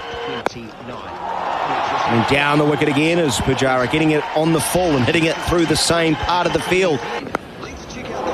Southey into the pads. Leg glance down to the boundary for 4. I think bat and pads. Short from Patel, and it's pulled away through mid-wicket. 1 bounce into the fence for 4.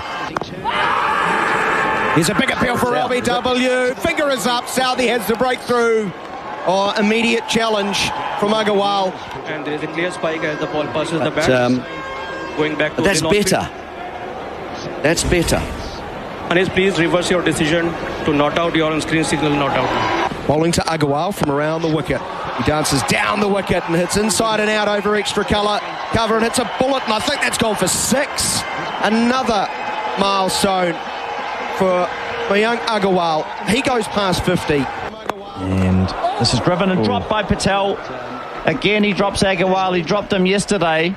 I thought Wagner should have played, but if Wagner had played, then no way Patel gets 10 wickets. Here's Agarwal coming down the wicket and hitting high over extra cover again. So much for the pain in the wrist. Dancing feet, getting to the pitch, and another lusty blow. When he runs, he's going to come down the wicket again. He hits high, straighter this time. He's got underneath it. Position to take the catch is Will Young. Agarwal caught it long off, and here's a big appeal for LBW. And number 2, that was plumb, it seemed. Pujara's wandering down. It has to be an inside edge. That's the only way this will be overturned. Ball is pitching out off stump, hitting him on off stump. And going over the top. Going over the top. There you go. Patel doing a good job. Here's a beautiful delivery. Caught it first slip. Pujara's off this time. He won't be able to review that one. He came forward tentatively.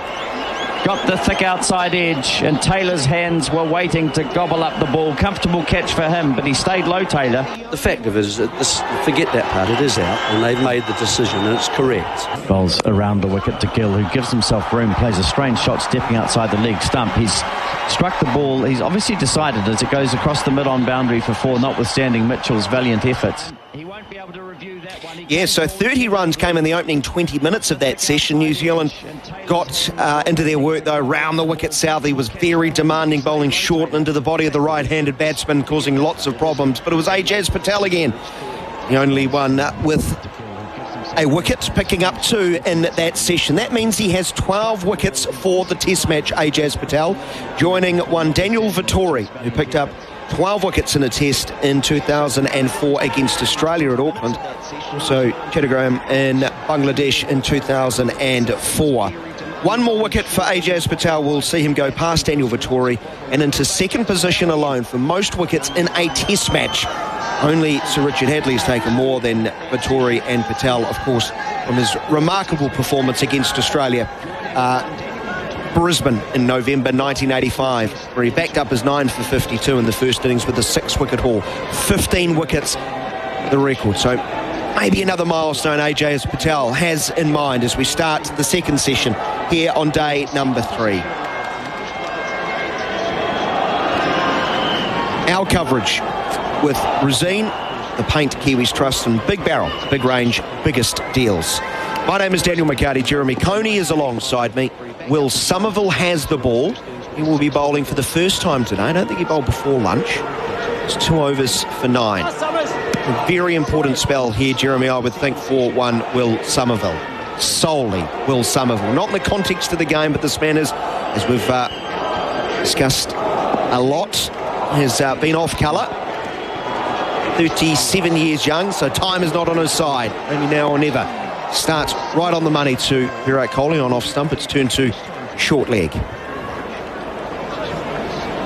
Yeah, hi Daniel. I was just sort of thinking about how would New Zealand like to see this session evolve, having had the first one, which was pretty reasonable, pulling it back. Kohli onto the front foot, driving up to mid-off, no run. And I think the two components, and obviously we all know that really India have kind of got enough runs now with 405 on the on the scoreboard ahead of New Zealand.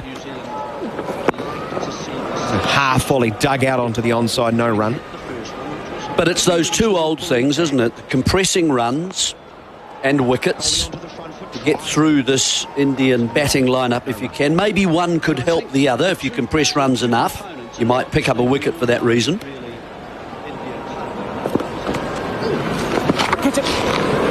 This one into the front pad, ballooning to short lead. Don't think there was any bat in there.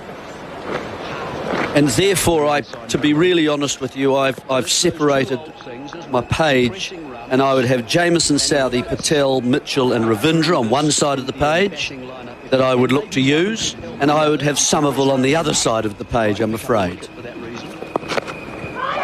Leg stump line by Somerville, turned around in the corner. There is no run as it goes to Rachin Ravindra at short fine leg.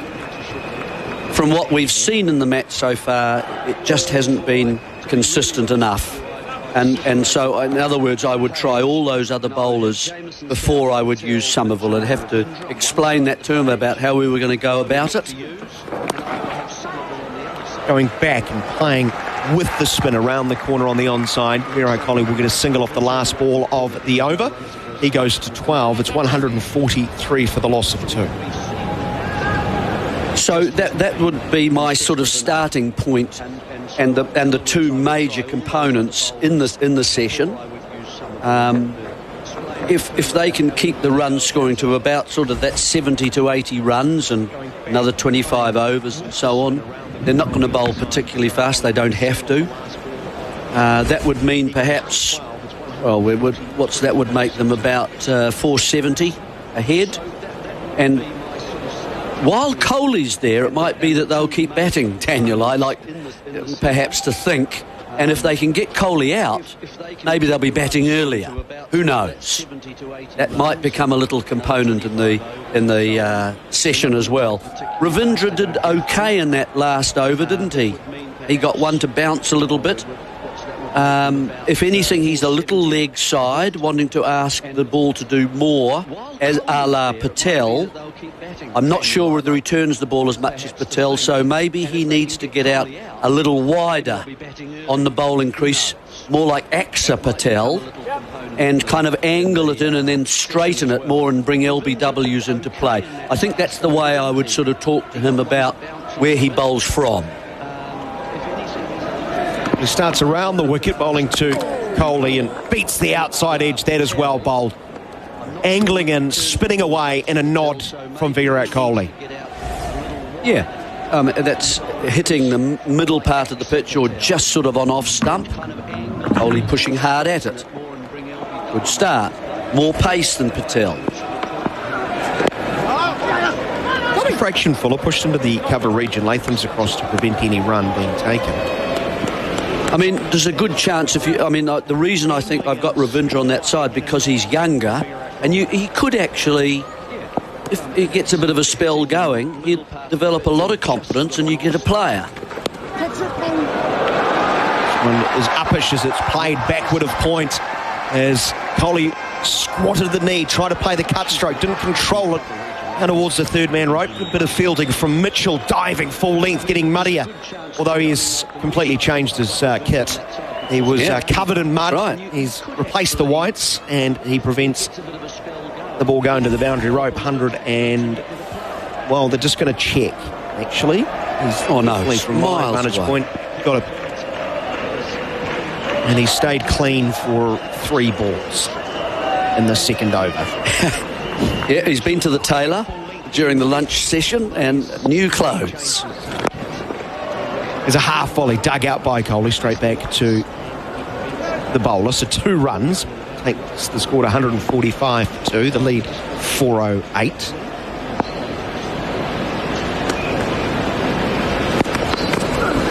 All-rounder comes forward and catches the outside edge of the bat again as it squirts to the right of Ross Taylor at slip.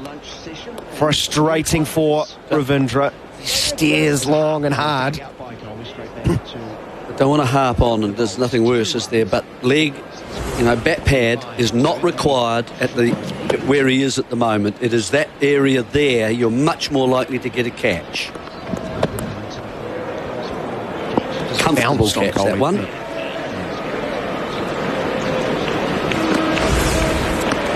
Second slip goes in as a result. Ravindra goes shorter, and it's comfortably worked through the cover region out to Ajaz Patel on the boundary rope. The end of the over, a single to Gill, and it's now 147 for the loss of 2. Always read the label and take as directed. Sleep Drops Auckland. It's Christmas already, but don't give socks again. Give sleep with the Sleep Drops Gift to a Friend Christmas campaign. Grab yourself your favourite Sleep Drops and nominate a friend, and the elves at Sleep Drops will send it to them free. That's right, free. It's the season for giving, taking care of loved ones. So we give the sleep gifts and you get the kudos. Thanks to the sleepdrops.co.nz Gift to a Friend Christmas campaign. T's and C's apply. Here's a very special offer from Winning Edge Investments. Dean Evans is a renowned punter and Australia's most profitable and successful horse racing tipster. His Trial Spy tip service has made well over 600 units profit for members, making it the most profitable verified bet and forget horse racing tip service in Australian history. To get a 30% ongoing discount, head to winningedgeinvestments.com, click on membership options, click on Trial Spy, and enter the promo code SENZ in capitals. We've enjoyed quite the spell, but now's the time to get back to the track. Grab your friends and whānau and soak up the summer sun trackside as the country's top horses and jockeys battle for some of the most sought-after races on the thoroughbred calendar. Beaches, barbecues and black type racing get set for the ultimate Kiwi summer. Whether it's the party, the punt or the ponies you love, summer racing is for you. Don't miss the kick. Find an event at summer.loveracing.nz. As you navigate your way through the SENZ app, click on TAB Trackside TV. It's where you can check out all things New Zealand chasing, pacing and racing. Plus on TAB Trackside TV, you can watch all New Zealand racing and races from around the world. Just go to SEN TV or your Today screen to start watching now. TAB Trackside TV. It's off and racing on the SENZ app. Your one-stop app for all sport, audio, video and catch-up. SENZ. It's Kiwi for sport. Imagine landing the catch of the day right on your front doorstep. Well, with Taki Timu Seafoods, you can. Head to takitimuseafoods.co.nz and order the freshest, most delicious seafood that Hawke's Bay has to offer. Chill packed and delivered overnight. We're talking John Dory fillets, kawai, or how about some salmon, even oysters. Just so good. Fresh, frozen or ready to eat. You choose with Taki Timu Seafoods. Check takitimuseafoods.co.nz. Fertmax NZ promotes, sells and supports the use of NZ-made UAN nitrogen and sulphur blends and have done for over 20 years.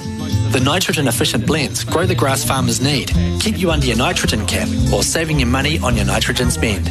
Working throughout the country, FertMax's hands-on business approach means they work with farmers to ensure their success. For more information, call FertMax on 0800 337 844. FertMax, where experience counts.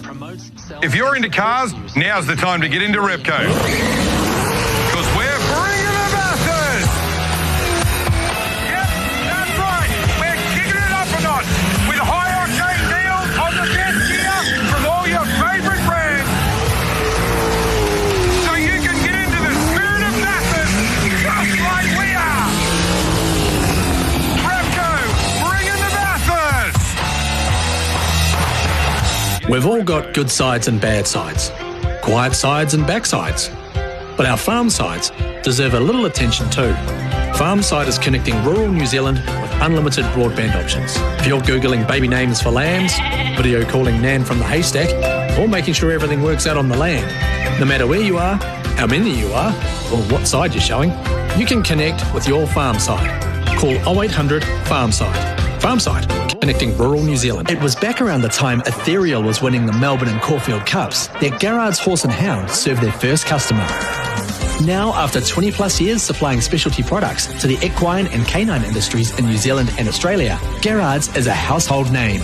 Garrard's Horse and Hound guarantees expert advice, stocks the largest range, and promises great monthly specials. Equine, canine, feline.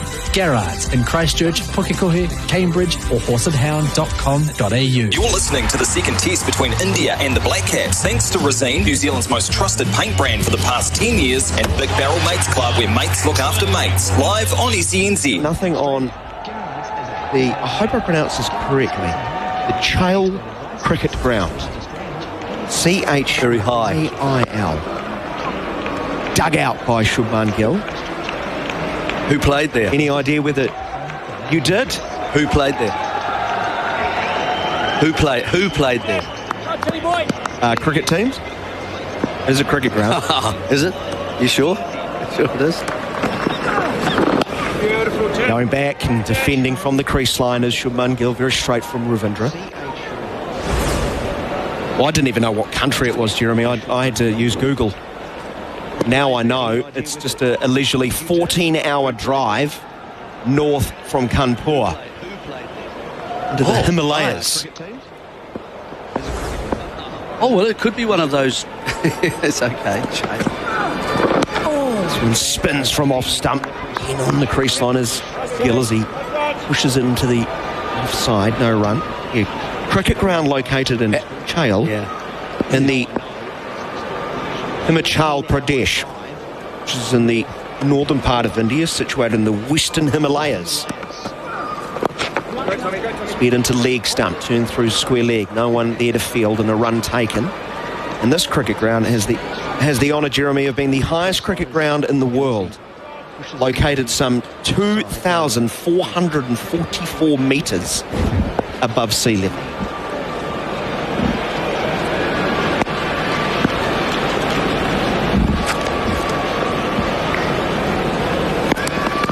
Call of the Ravindra over, bringing Kohli forward. He pushes to cover.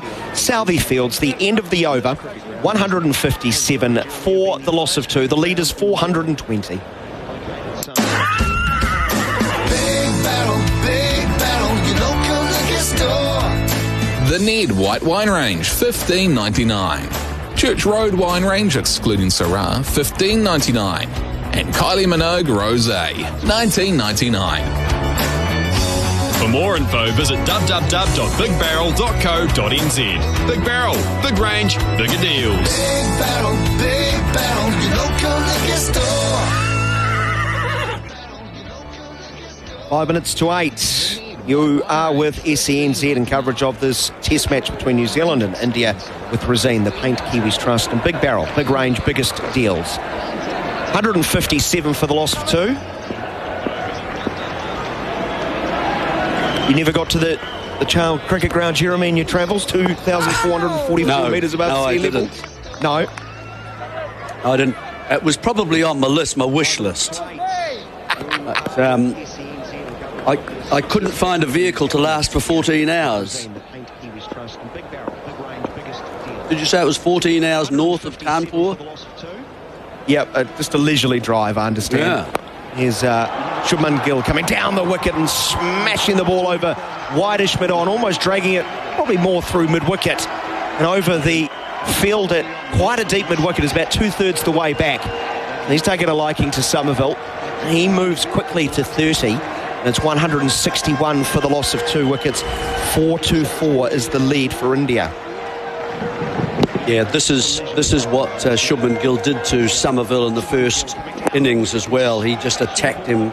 Remember, he actually was moving down the pitch too to some of the faster bowlers to New Zealand, sometimes even taking a stride. He didn't get hold of that one, did he?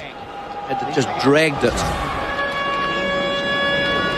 Somerville bowling a little better, shall we say. You know, doesn't look so tense, a bit more fluid. Lighted up onto middle stump and leisurely pushed through mid-on once more as Mitchell's in from long on. They've got a deep mid-wicket back too, so they've got 2 men now protecting Rope against the shot from the previous delivery. 162 for the loss of 2. Really like to see him getting that shoulder coming through, the bowling shoulder, the right shoulder for him. Here's Kohli dancing down and hitting over long on and hitting beautifully over the rope, over the fence and into the stands, and the fans go crazy trying to touch it, pushing each other, getting to the ball. 168 for the loss of 2. Kohli moves to 23. Yep, going with the tide. Both these batsmen, of course, the off-spinner comes into the right-hander and they just get their head just slightly on the offside and hit the ball onto the leg side, going very straight to round about sort of cow corner. That sort of area of the field, that's where they'll look to score. So he's got to change his pace here, Somerville, to try and deceive them in the air, to get one perhaps that doesn't make the distance. Partnership is now worth 53 runs. Inbow's very straight. Kohli waits and gets to the pitch on the half volley and works it through mid-on. Another run. 169 for the loss of 2. Lead 432. Well, the faster that India score, Daniel, it just means that New Zealand will be batting earlier. They'll have longer to bat today. That's why I said they need to compress things a bit. Catch it too! Somerville dragging the length back and beating Shubman Gill through the air. He has to defend. Bobbles onto the onside. The end of the over, much slower. In fact, under 80k. It's 169 for 2. Now, the interesting thing, if you look on your screen there, you'll notice that the bat pad has not even moved, even though the batsman has come down the wicket to try and get close to that, to try and attack it. It's Nichols there. Not that that matters.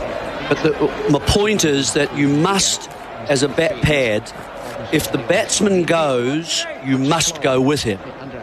Otherwise, you are out of the game. You're just left behind.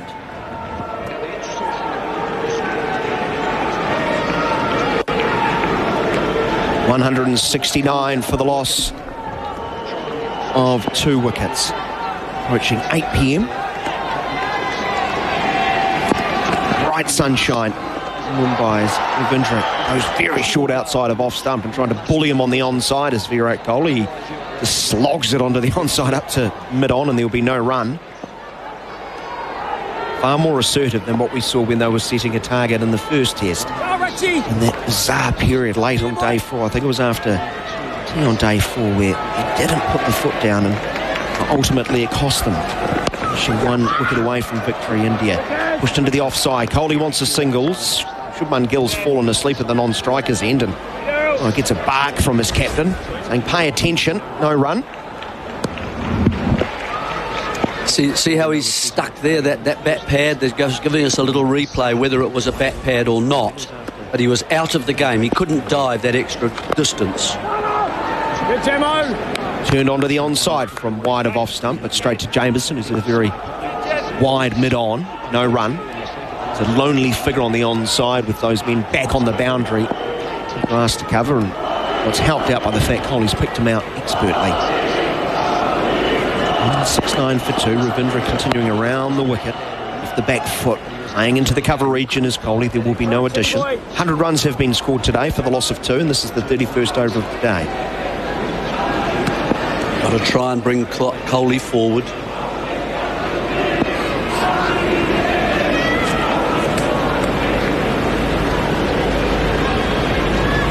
Two slips waiting.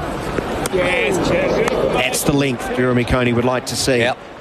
Maintained for long periods as Coley comes forward, shoulders, arms, and the ball bites and turns.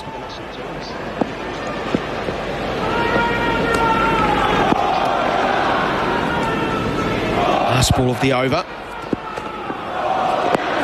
And bringing Coley forward, who's very watchful as he defends. The end of the overs has India at 169 for the loss of 2. Coley's 24, Gill 31. The lead is 432. More from Jeremy Coney, and then Garth Galloway to join you. Yeah, well, so we've seen so far Somerville and Ravindra bowling. Two of the lower, perhaps you'd say, options for New Zealand if they hadn't used Southee for a decent spell in the first session. Jamieson had just prior to lunch followed on there, and then of course Patel bowled another long spell for him. So that's the difficulty when you've obviously got just less bowlers operating at a level that you feel comfortable with as a captain, that can provide enough pressure and enough risk factor for the opposition batsman. Here's Gill facing Somerville, and he's down the pitch playing back to the bowler. Good use of flight there from Somerville, and Gill forced to play defensively. Keep an eye on that bat pad if he gets one to turn. At the moment, he's bowling a better line, isn't he, outside off stump? Much better. So that's good to see that he understands that a bit more. Here he is again bowling. It's a reverse sweep, and it pops up in the air and overslip down towards the boundary for 4. So, in a way, a sense that Gill is frustrated with Somerville bowling and keeping him from scoring runs. He's reverse swept him. Good shot, but not without its chance. Little top edge here, Jerry. Well, a good choice of stroke. You could see slip. Yeah. Taylor moving because he could see the preparation for it. But there's no one behind point. And so he's now trying to manipulate the field and force the captain, Latham, to get another man there. Somerville bowls, and this is again it's the short leg coming into play as it's played just to the left of Nicholls. Might have been just pad. Nicholls doesn't seem a natural short leg. It's not a criticism of him, but we saw a ball in the first innings where it went between his legs and low, and he had just stood up too early. As here's Somerville bowling, and it's a short ball outside the leg stump, paddled down to the long leg boundary. Patel tidies up, 2 more runs to Gill. He's 37, 175 for 2. But it now looks like Nicholls has really just anchored himself into that position by trying to stay low. Look at him, he just doesn't look quite right there. Latham's very good. Well, he's actually back on his heels. Yeah. And, dancers dance on the balls of their feet. Boxers fight on the balls of their feet. That's how you're balanced and ready to move. As soon as you get hit that heel, locked on the ground, you can't move quickly. Somerville again, and Gill turns to mid-wicket where Latham fields. 175 for 2. See, this stroke of Shubman Gill, the reverse sweep has affected Somerville badly. Yep. He's now he's gone back. He was getting nicely outside off stump. Now he's gone into middle and leg again. Yeah, I thought he should take some comfort from it because it wasn't perfectly executed. Slower. Absolutely. Slower. It's harder to get the pace on the ball for the batsman if he's going to play those sorts of shots. Middle and leg again turned wide of Nicholls. 1 more run. Easy stuff for Gill. 38, 177, 176 for 2. The lead, 439. 53 overs have gone. So the end of another one for New Zealand, and just on it goes. So what have we had from Somerville now? You've got to keep an eye on this because, he's been hit for a couple of sixes, hasn't he, as well as boundaries? Yep. So he's 6 overs, none for 37. Okay. Here's a texter saying, Kent, please get Ages to bowl from both ends. Well, you'd have to use the right arm then, I'm afraid, Kent, as well. And wear a disguise. I'm not sure. Actually, it's an interesting question, though. That has been done, hasn't it? Usually between the tea break, the last over. By mistake. By mistake. Yeah. And then they bring the same bowler on straight after tea break. Absolutely. To bowl from the wrong end. And Yes. I think it defeated the umpires. And I can't remember the game it happened in, but it has. And it was a test, wasn't it? Yeah, it was. Yeah. And that's not to suggest that it's legal. No. So, well, I think we'll see Ajaz back into the attack soon, surely. 176 for 2 it is. Gill is 38, and something's happening here. If we can look on the TV screen. So, Gill is just getting a little bit of treatment, it seems. Magic Spray is out, 176 for 2. So, he's just getting some tape added around his middle finger. There's already some running lengthways. This is being put acrossways. So, he's obviously got some discomfort there. There's a nice photo or a shot of Ajaz Patel looking like a deck chair. That's right. He was. He was. Low slung deck chair. Absolutely. At fine leg. Both hands behind him on the ground, both ankles on the ground doing a stretch. And he might, because he has 12 wickets already, and I'm afraid, apart from Southey, he really is the only New Zealand bowler who's looked like picking up wickets. Yeah, well, if Somerville can just keep that off-stump line, but then use his action. Don't be frightened if you do get this, draw the reverse sweep. Yep. You can put a man there if you have to. That was a good thing, I thought, that Gill played that shot. I know Gill's trying to spread the field a bit, but to me he wasn't, because the line had changed, he was bowling outside off stump. Gill wasn't comfortable going down the pitch and hitting him through the offside.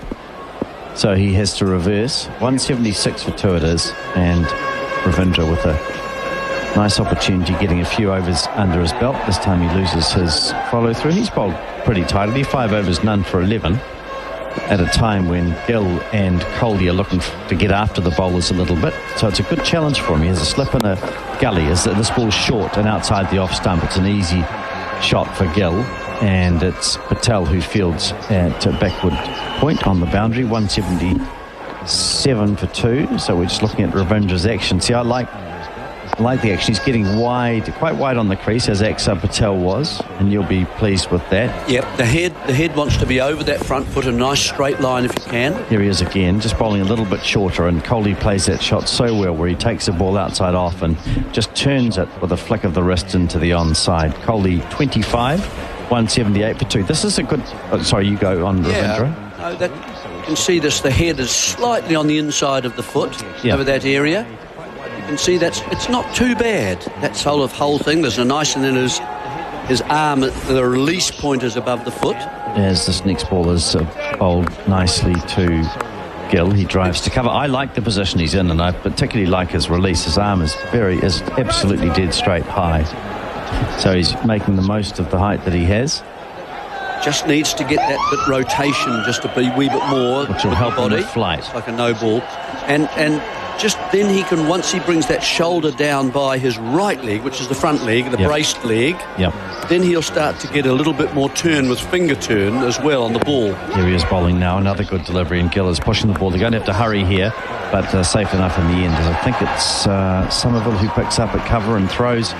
And is there... No, it's definitely not Somerville. But did they run an overthrow there, Jerry? I couldn't... Yeah, they did. 181 for 2. So Gill is 41, Kohli is 25. Gill on strike, and there's that no ball. So just fractionally offending. 181 for 2. Ravindra bowls again. And again, Gill is coming forward. No, I like the look of him, and I think it's good practice. I mean, interestingly, we were talking off air, New Zealand's spin bowling, they're placing a lot in Ajaz Patel, and rightly so. If Somerville is now discarded, as is probably going to happen in terms of Test cricket, unless he runs into a rich vein of form in first-class cricket, here's the ball driven into the covers, no change. Then the thing for me is variety. So you have Patel, Ravindra, Santner, all left-arm finger spinners. You do. And, where are the offies? Well, we don't have too many lining up behind Somerville. Why he's there, really. Ravindra bowls, and this ball's turned into the onside. one more run to India. 182 for 2. Gill 42, Kohli 25. McConchie, of course, down in Canterbury, but more of an all-round batsman bowler still. And very like, in fact, he and Ravindra are quite similar,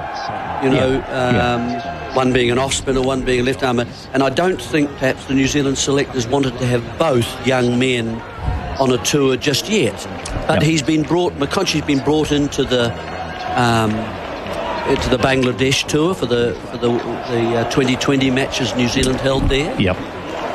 So he's around, you know what I mean? I do, and probably seen in the current international environment as a white ball player, useful with the bat. And then so we look to Offies, not a whole lot there. And then wrist spinners. Ripon, of course, from Otago, left arm. Yeah, absolutely. South African lad, of course, but I think there were issues about his visa getting him over to a place like India. It's a shame because he's an interesting bowler. This is very wide outside the leg stump, and Somerville ruefully smiling at his keeper Blundell, who has to go across, got to get that action through Somerville. He's almost stopping on that occasion when he delivers the ball. It's very much an arm action at the moment. Yep. Spinning is a body action. I mean, it looks arm action, of course, but you need the body to work with you. Well, you need it to lead, really, don't you, too? That front arm you were talking about as bowling arm rightly before, as here's Gill just pushing into the offside. It's all looking just a little bit easier. I was going to talk about, Ripon is a really attractive option for me. Unusual. We've seen a few left arm wrist spinners in Test cricket. Quite accurate, actually, Garth, but not a big turner of the ball. No. But bowls. He's like his normal ball is his normal ball, of course, is like an off spinner. Yeah, absolutely. And he will turn it as much as a finger spinner, or probably more.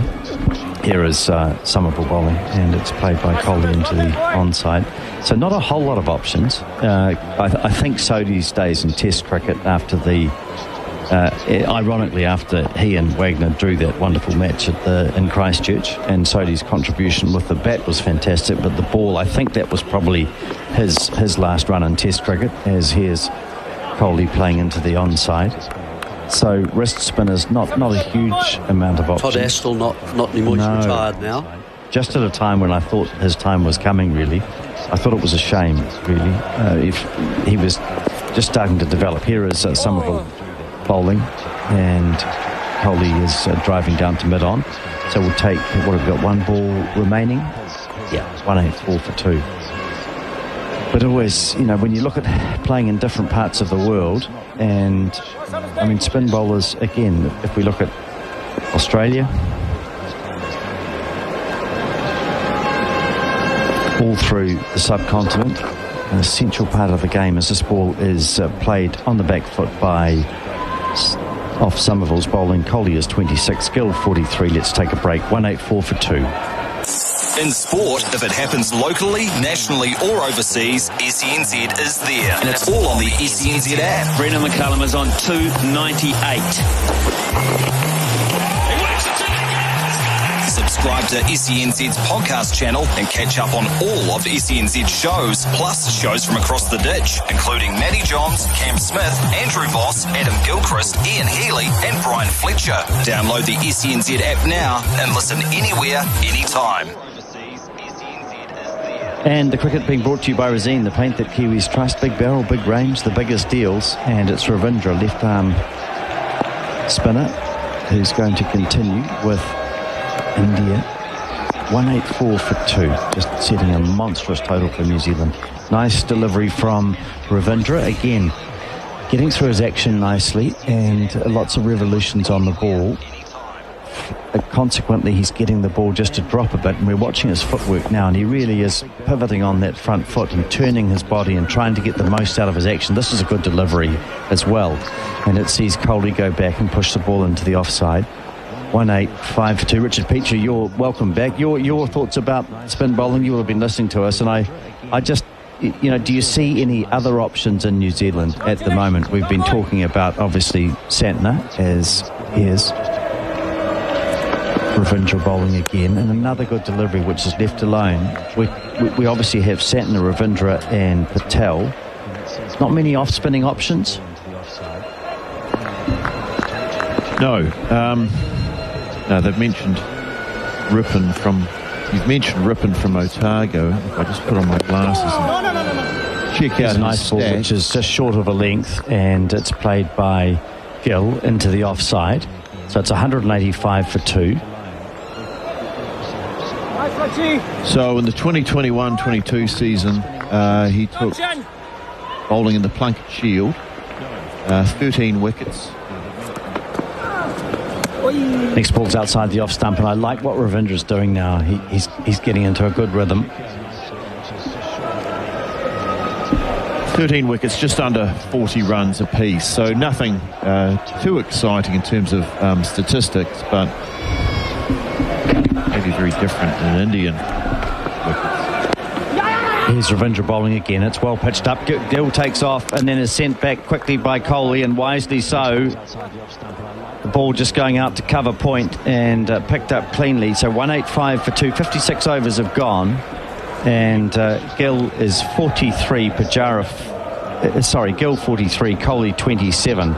And Ravindra 7 overs, none for 18. So a question for you then, Richard. Is this the end of Mitchell Santner in Test cricket, with Patel shining? Well, you struggle to pick Santner now after what Patel's done. If you're going to invest in anyone, it's going to be Patel, showing an ability to do something remarkable. And the big issue with Santner has been, while he's played New Zealand, which is a major factor, he hasn't taken the wickets as a spinner that you need your spinner to take.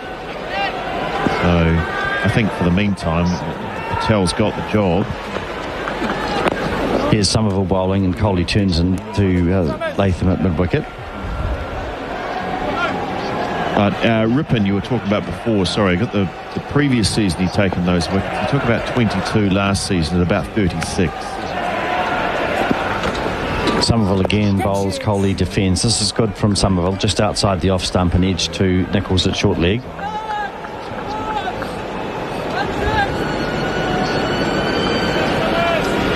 Yeah, I think it's pretty hard for Somerville too. I mean, I think he's probably a better bowler than what he's shown here. He's been under pressure and he's come out of, hibernation.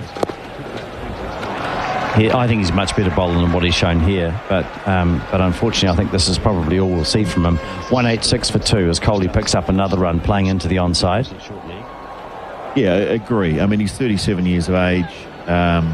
He's had a very public, I guess, not a flogging, but he's come into a test probably undercooked and had a long period of not looking. Here he is getting in nice and close to the stumps, and Latham shows good commitment, making a diving save to his left at mid-wicket. 186 for 2. Yeah, so, he's probably towards the end of his test career, short as it was. Here's a poor delivery from Somerville, and he's lucky it's only going to pick up one run, as it's just short of a length, and Gill rather lazily just paddles it around the corner for just one. Should have been smashed to the boundary for 4. He's 44. Kohli is 28. So in 2021, in December 2020, Rippon and Ravindra both played for New Zealand A against Pakistan A. Somerville bowls and again turned down to long leg. 188 for 2. Gill 44. Kohli 29. Yep. So carry on. Yeah, they didn't do a lot of bowling. I mean, Ravindra bowled 1 over for 2, no wickets, and Rippon bowled 3 overs for 8, 1 wicket in the first innings. And in the second innings, they bowled a bit more. Rippon bowled 15 overs, none for 44. That's pretty handy. And Ravindra, none for 48 off 12. Michael Bracewell, what about him? You're a very keen black and gold, a Wellington person. Is he someone to consider? Off spinner? I think he's more of a batsman. He's probably a part-time. Yeah. Part-time bowler, left-hand bowler. So anyone else that we should be thinking about? Well, Rippon's probably the key guy to look at. I don't know if there's too many queuing up in New Zealand. I mean, the pitches just don't suit them. So, as you said, there's maybe one per team, but... Next ball of the new over is cut by Coley with no timing into the offside. Latham's getting his clothes nice and dirty, diving again, getting a bit of Mumbai soil onto the whites. Yeah, I mean, you get... Here's Ravindra bowling again outside the off stump, taken by Blundell. So you get picked for New Zealand A if they're looking at you, and so you would assume that Rippon was someone who they were looking at, which is why they play him against Pakistan A along with Ravindra. Coley bowls. Oh, the second slip's gone, or the gully position. It got bounce on that occasion. Coley facing up to Ravindra. It turned, it bounced, it took the edge, and unfortunately the player who was at gully has gone. Yeah, well, he needs to be back in there because on this pitch Ravindra is getting the ball on occasion. Ravindra bowls, and the short delivery is pulled over the mid-wicket boundary for 4, or pulled into the mid-wicket area. Feel sorry for Ravindra a bit there. Just dropped the ball a bit short, and Coley's capitalised. He's 33, 192 for 2, and the lead is now 455. Yeah, it's the difference between the Indian bowlers and I guess the New Zealand bowlers, particularly Ravindra and Somerville, is the consistency of what they're bowling. They just don't let up, the Indians. Ravindra bowls, and it's Coley playing into the point area. No change to the score. I mean, we can see the New Zealand bowlers are capable of getting them to turn and turn big and bounce. It's just the balls in between. There's let up. They just give it away. Here's Ravindra again. So well bowled by Ravindra. That ball is defended by Coley down the pitch, and really good over from him, during which he was a little bit unlucky. So Ravindra 8 overs, none for 22. Coley is 33. Gill is 44. We'll take a break now, and then it'll be Daniel McCarty. Being at the greatest events on the sporting calendar is what makes sports fans tick. And to witness the biggest sporting moments in New Zealand, Ballpark Entertainment can get you there. All Blacks, horse racing, cricket, NRL, Super Rugby and more. Ticketing, corporate suites and money can't buy experiences. Get the best access to the best sporting events with Ballpark Entertainment. Making memories. Search Ballpark Entertainment on the SENZ website. SENZ in coverage of the second test between New Zealand and India, brought to us by our partners Big Barrel, Big Range, Biggest Deals, and Resene, the Paint Kiwis Trust. India are 192 for the loss of 2 in their second innings. The lead is huge. Somerville starts the new over wide of off stump, very slow through the air, leaning forward and rather awkwardly defending the offsider Shubman Gill, who remains on 44 not out. Well, that was actually a really good ball from Somerville. It was well flighted outside off stump. Gill knew it was full, but it hit him in the kneecap. He knew it was coming back at the stumps. Down the wicket and dragging it to the onside, just over mid-wicket, towards Jameson in the deep. Again, beaten through the air. Gill was committed with the stroke and clubs it to the onside and gets his 45th run, 193 for 2. All right, so he's just bowled 2 balls where we have been in the commentary box anyway, wanting him to bowl for the last test and a half. And goes straighter this time. Coley coming down the wicket. Defends into the onside, no run. So he's a little straighter this time. But I just think those flighted balls outside off stump are too full, but the flighted balls outside off stump that spin back are the danger. Squirted into the backward point region. There is plenty of space, and a run collected by Virat Kohli moves to 34, 194 for the loss of 2. The other name, I'm not sure if this name came up, is Sodhi. It did, and Garth and Jeremy thought he'd probably done his dash in Test cricket. Sort of good white ball bowler, but he batted out for a draw in a Test match, but It's a reverse sweep attempt that gets a top edge and goes past Will Young at short third man. Well, he's out towards the boundary, collects and throws it back, but 2 more to the total. Very positive between these two. It's almost sort of one-day-esque at the moment. 196 for the loss of 2 wickets. But I take your point about Rippon and Rachin Ravindra. I think that was the last time New Zealand A played. Of course, COVID has probably impeded any more. But if you're making that side, you're surely the next option. McConchie's another one that has been mentioned. I think he has 11 first-class wickets this season and last season combined. Right. Not bowling a lot, more of a batsman who bowls, other than a frontline spinner. Rippon can add something with the bat, but there's a lot of bowling for Otago. Into the pad, ballooning to short leg, who's very deep. Can't even catch that one. Well, even a bit square too. Everything that's popped up has been in front of the batsman. So, I mean, it almost seems a little bit academic. India 196 for 2 with a lead of 400 and plenty. It's the end of the over, 196 for 2. I'm just 459 the lead.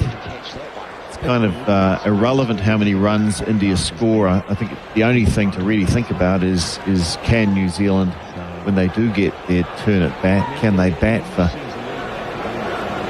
2 and a bit days, depending on when Kohli declares. We're just seeing shots of the city on the TV screen, the city of Mumbai.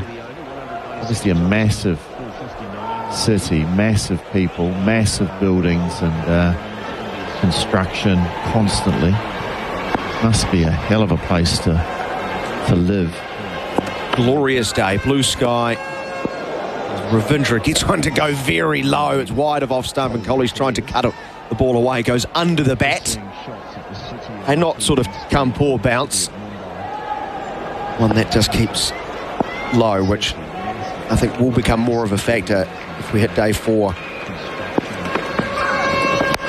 Notice I'm not going to say day 5, as Kohli again rather awkwardly trying to hook the ball from wide of off stump to the onside. He drags it through forward square leg, gets a run. He's 35. He looks kind of frustrated with things. 197 for the loss of 2. I'm just going through the Plunket Shield this season here, Richard, just trying to look at the top wicket takers. Nathan Smith from Wellington, medium fast, right arm. He's leading the wicket taking charts as Ravindra bowls fallen straight, pushed back to the bowler by Gill. Then you've got right arm fast medium one, Matt Henry, second on the chart. Then you've got right arm medium pacer and Will Williams. Yep. William Salter Austin Williams. Oh. Here is hit into the extra cover region, and it is grabbed. You've seen the future, Richard. Dragged down, and Gill's tried to hit it off the back foot, and he's hit it straight to extra cover. A regulation catch. And Rachin Ravindra has a test wicket. Hats on the head. A special moment for the 22-year-old. As Shubman Gill got himself in tangles, really, got cramped up, trying to force it through the offside and hit it straight to Tom Latham, who's taken it 2 hands above his head. He goes for 47, 197 for 3. Well, the big talking point is it wasn't Patel. So the first wicket taken by a non-Patel in the New Zealand innings. It wasn't a great ball. I mean, it was short, and Shubman Gill was stepped outside to leg side to try and really manufacture a shot through the offside, and just ended up popping it to short cover. So more Gill getting himself out than anything particularly special, but first test wicket for Ravindra, it doesn't really matter, does it? So he'll be pleased. He doesn't care. He's got his first, as Gill's gone for 47. Earlier today, Pujara gone for 47. Agarwal for 62. Kohli is 35, and Shrishar is the new batsman. It's 197 for the loss of 3, but I'll just finish the string of leading wicket takers in the Plunket Shield. Yeah, William Salter Austin Williams. Will Williams. Canterbury, right arm medium fast. Brett Randall, right arm medium fast. Ben Sears from Wellington, right arm fast. He is quick. He is quick. Blair Tinkner, fast medium. Guess what? Right arm over. And the leading wicket taker as far as spin bowling is Rippon on 13. So he's been picked in the A side. He's the leading wicket taker for spinners in Plunket Shield. I don't think there's much of a conversation here. He is the next best option outside of this grouping. I don't think Mitchell Santner's out of the running. I don't think Rachin Ravindra is. No. Will Somerville's time. He doesn't have a lot of runway because, of course, he's 37 years of age. So it's a small pool to pick from. In a lot of ways, it's academic, this conversation, because is AJS Patel going to play in the next test in New Zealand? Yes. Are you sure about that? No. No. How can you be? Well, I'm not. You just asked, and I just gave my opinion. There's every chance. I mean, he played in the final of the Test Championship. No, he did not. Did he not? He did not. They went with de Gronholm, Jameson, Bolt, Southey. Okay. He had a lot of video time. He was celebrating. He celebrated well. As we're just going to see the wickets. They sneak on drinks onto the field. We're going through the spinning options, or if you wish, the lack thereof. We'll recap the state of this game. 325 India in the first innings.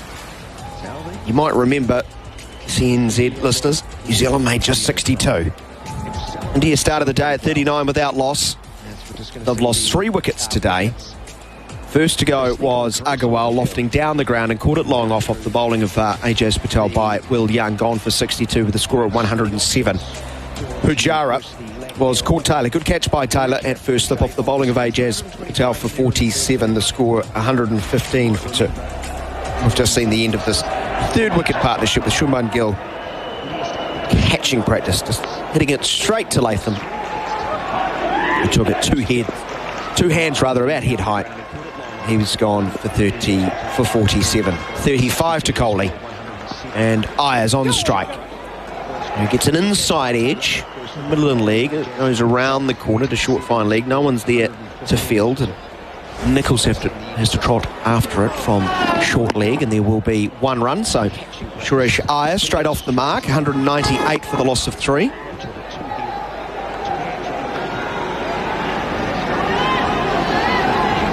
Maybe the listeners have an idea for us. Probably a good idea. Can't you text machine? 8833. Bit of crowdsourcing maybe. Wide of the crease. Round the wicket. Ravindra angling in towards off stump, spinning further away, but Kohli's leaning onto the back foot and playing into the cover region. The end of the over that saw Rachin Ravindra pick up his first test wicket. 198 for the loss of 3 wickets, India. And the lead, you're still keeping count, is 461. So yeah, the Karcher text machine, if you've got an idea, a name, suggestion, 8833. But we're looking more for an out-and-out spin. Somebody you're picking for their spin bowling qualities first. Richard's nodding, ladies and gentlemen, boys and girls. Absolutely, that's what we're looking for. Just another option. I mean, we've got options here playing today. We're seeing them all to varying degrees. Rachin Ravindra is an unfinished product. I think he could develop. There's certain technical deficiencies I think he's got. But he's a promising young player, and he bats very well. Somerville bowling to the right-hander, who leans forward, defending. And 18 in the first innings, sorry.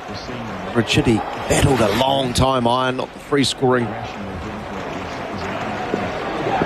player that he likes to be. He battled hard, of course, a wonderful test debut with a 150, and he comes down the wicket, and it's huge over mid-wicket. Oh, that's into the upper deck. That's more of the reputation we know of Suresh Iyer. He's taken 2 balls to get his iron, and he's taken a liking to Will Somerville and sends him high into the stands. 204 for 6, a nice way to go past 200. Gee, he really has opened his shoulders on that one, hasn't he? It's gone over mid-wicket. It's a full swing. He held nothing back there. He opened up his left leg and just launched it. He's going to repeat the dose, is he? Oh, he's hit this one even further. Oh, that's in the third tier. Oh, Lord. Huge from Suresh Iyer. Over wide, long on the rejoicing inside Wankhede Stadium in Mumbai. 210, the lead up to 473. Well, Sullivan was bowling at the stumps. And not having bowled off spin in a test match, I would have thought outside off stump might be a better angle for him. It is spinning, so get it outside his eye line. If he wants to have a launch, get him to pull it from the offside. He's going to come around the wickets. There's just on leg stump line, and a little bit of a letdown for the faithful inside the arena as Suresh Iyer defends tamely into the onside. He's an exciting player, no doubt about that. Somerville was much quicker through the air to target the base of the stumps. Sort of one-day bowling from him. It's punch through mid-on, another run taken. Iyer racing along. He's 14 off just 6 balls. It's 211 for the loss of 3 wickets. 69 runs have been added this session. We are 1 ball shy of 15 overs. So 4.65 runs and over. I don't think we've seen Ajaz Patel. Well, outside leg stump, sweeping his Cole. He can't beat short fine leg. The end of the over, 211 for the loss of 3. The lead is 474. And a reasonable question on our Can't You text machine. Why are they still batting? Don't tell me Kohli wants to beat us by 500 plus runs. Well, I bet he does, but he's going to struggle to do that. I think he's just batting practice. They're treating it as batting practice, knowing they have enough time to bowl New Zealand out. If they bowl, I mean, this is a wicket where if you're a good spinner, you can cause all sorts of mayhem. And he knows he's got 3 very good spinners who don't bowl much loose stuff. They constantly keep the pressure on. And New Zealand struggled. It was a ball-by-ball survival exercise when New Zealand batted in the first innings. So I don't think he's worried about the runs, but he is trying to feast and give a few people a bit of a bat and get some test experience. It is useful when you've got so much time. It's a bit of a luxury. And speaking of luxuries, Ajaz Patel is coming back on. India 211 for 3. Is 2 for 77. He starts with a ripper, spinning from off stump, beating the outside edge of the bat by half a foot. He's got nowhere near that, Suresh Iyer.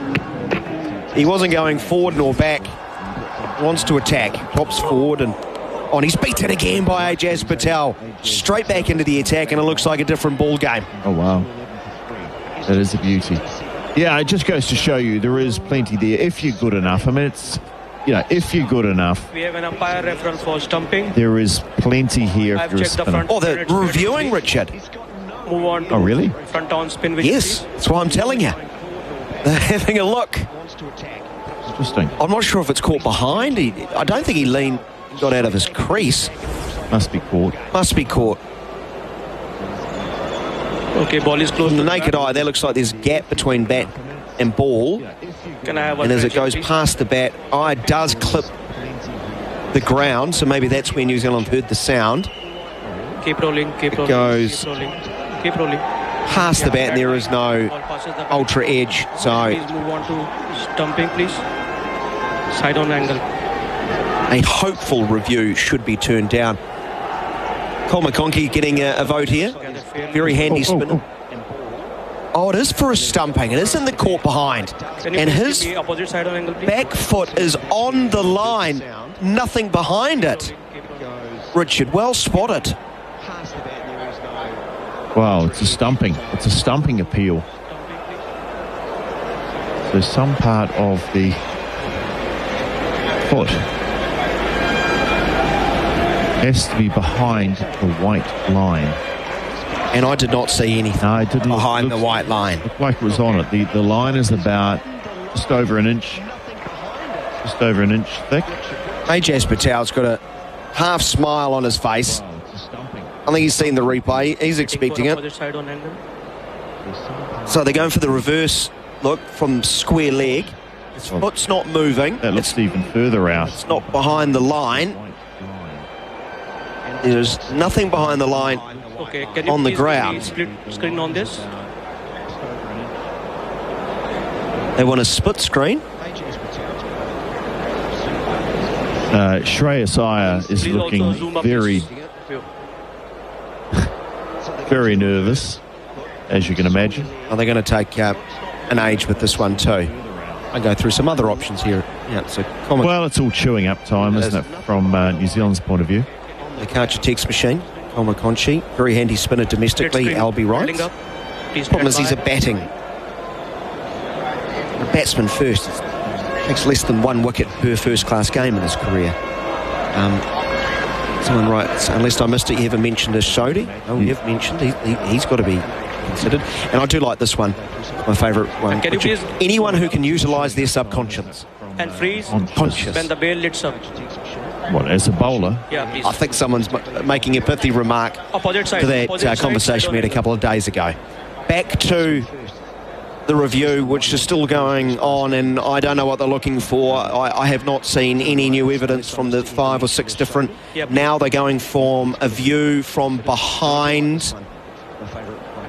Tom Blundell through his legs, through the stumps, and actually that... You can see the white line. You can see the white line behind his foot. Behind the spike. So that's out, isn't it? I believe so. Used to be.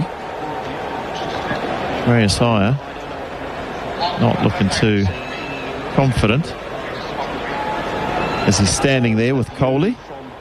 Okay, yeah, this is out. The third umpire is having a crisis of confidence today, and I do not know why. Well, that's all we need. He's the umpire who made about 8 of the 12 mistakes in the previous test. Okay, finally we get there. What is our misery? What will the call be? We think it's out, and it is out. Ajaz Patel has his third in this innings to go with 10 in the first. He now has 13 wickets for the match. And that is the second best return in New Zealand Test cricket history. He's gone past Daniel Vettori, who took 12 wickets in a test twice. He has 13 wickets and is now just 2 wickets behind one Sir R.J. Hadley, who took 15 against Australia in Brisbane in 1985. And Shreyas Iyer departs, stumped Blundell, bowled Patel for 14. It's 211 for the loss of 4. That was a bright and breezy innings. Well, it was, yes. That's the thing, isn't it? Shreyas Iyer sort of came on for a little bit of entertainment and didn't last too long. Well, I'll scarp it because that's taken 5 minutes, that decision, and it's denying us Garth Galloway. So that's it. Garth's going to join in. The new batsman will be Saha. Kohli's 35. Saha yet to get off the mark. 211 for the loss of 4. The lead is 474. Garth Galloway and Jeremy Coney.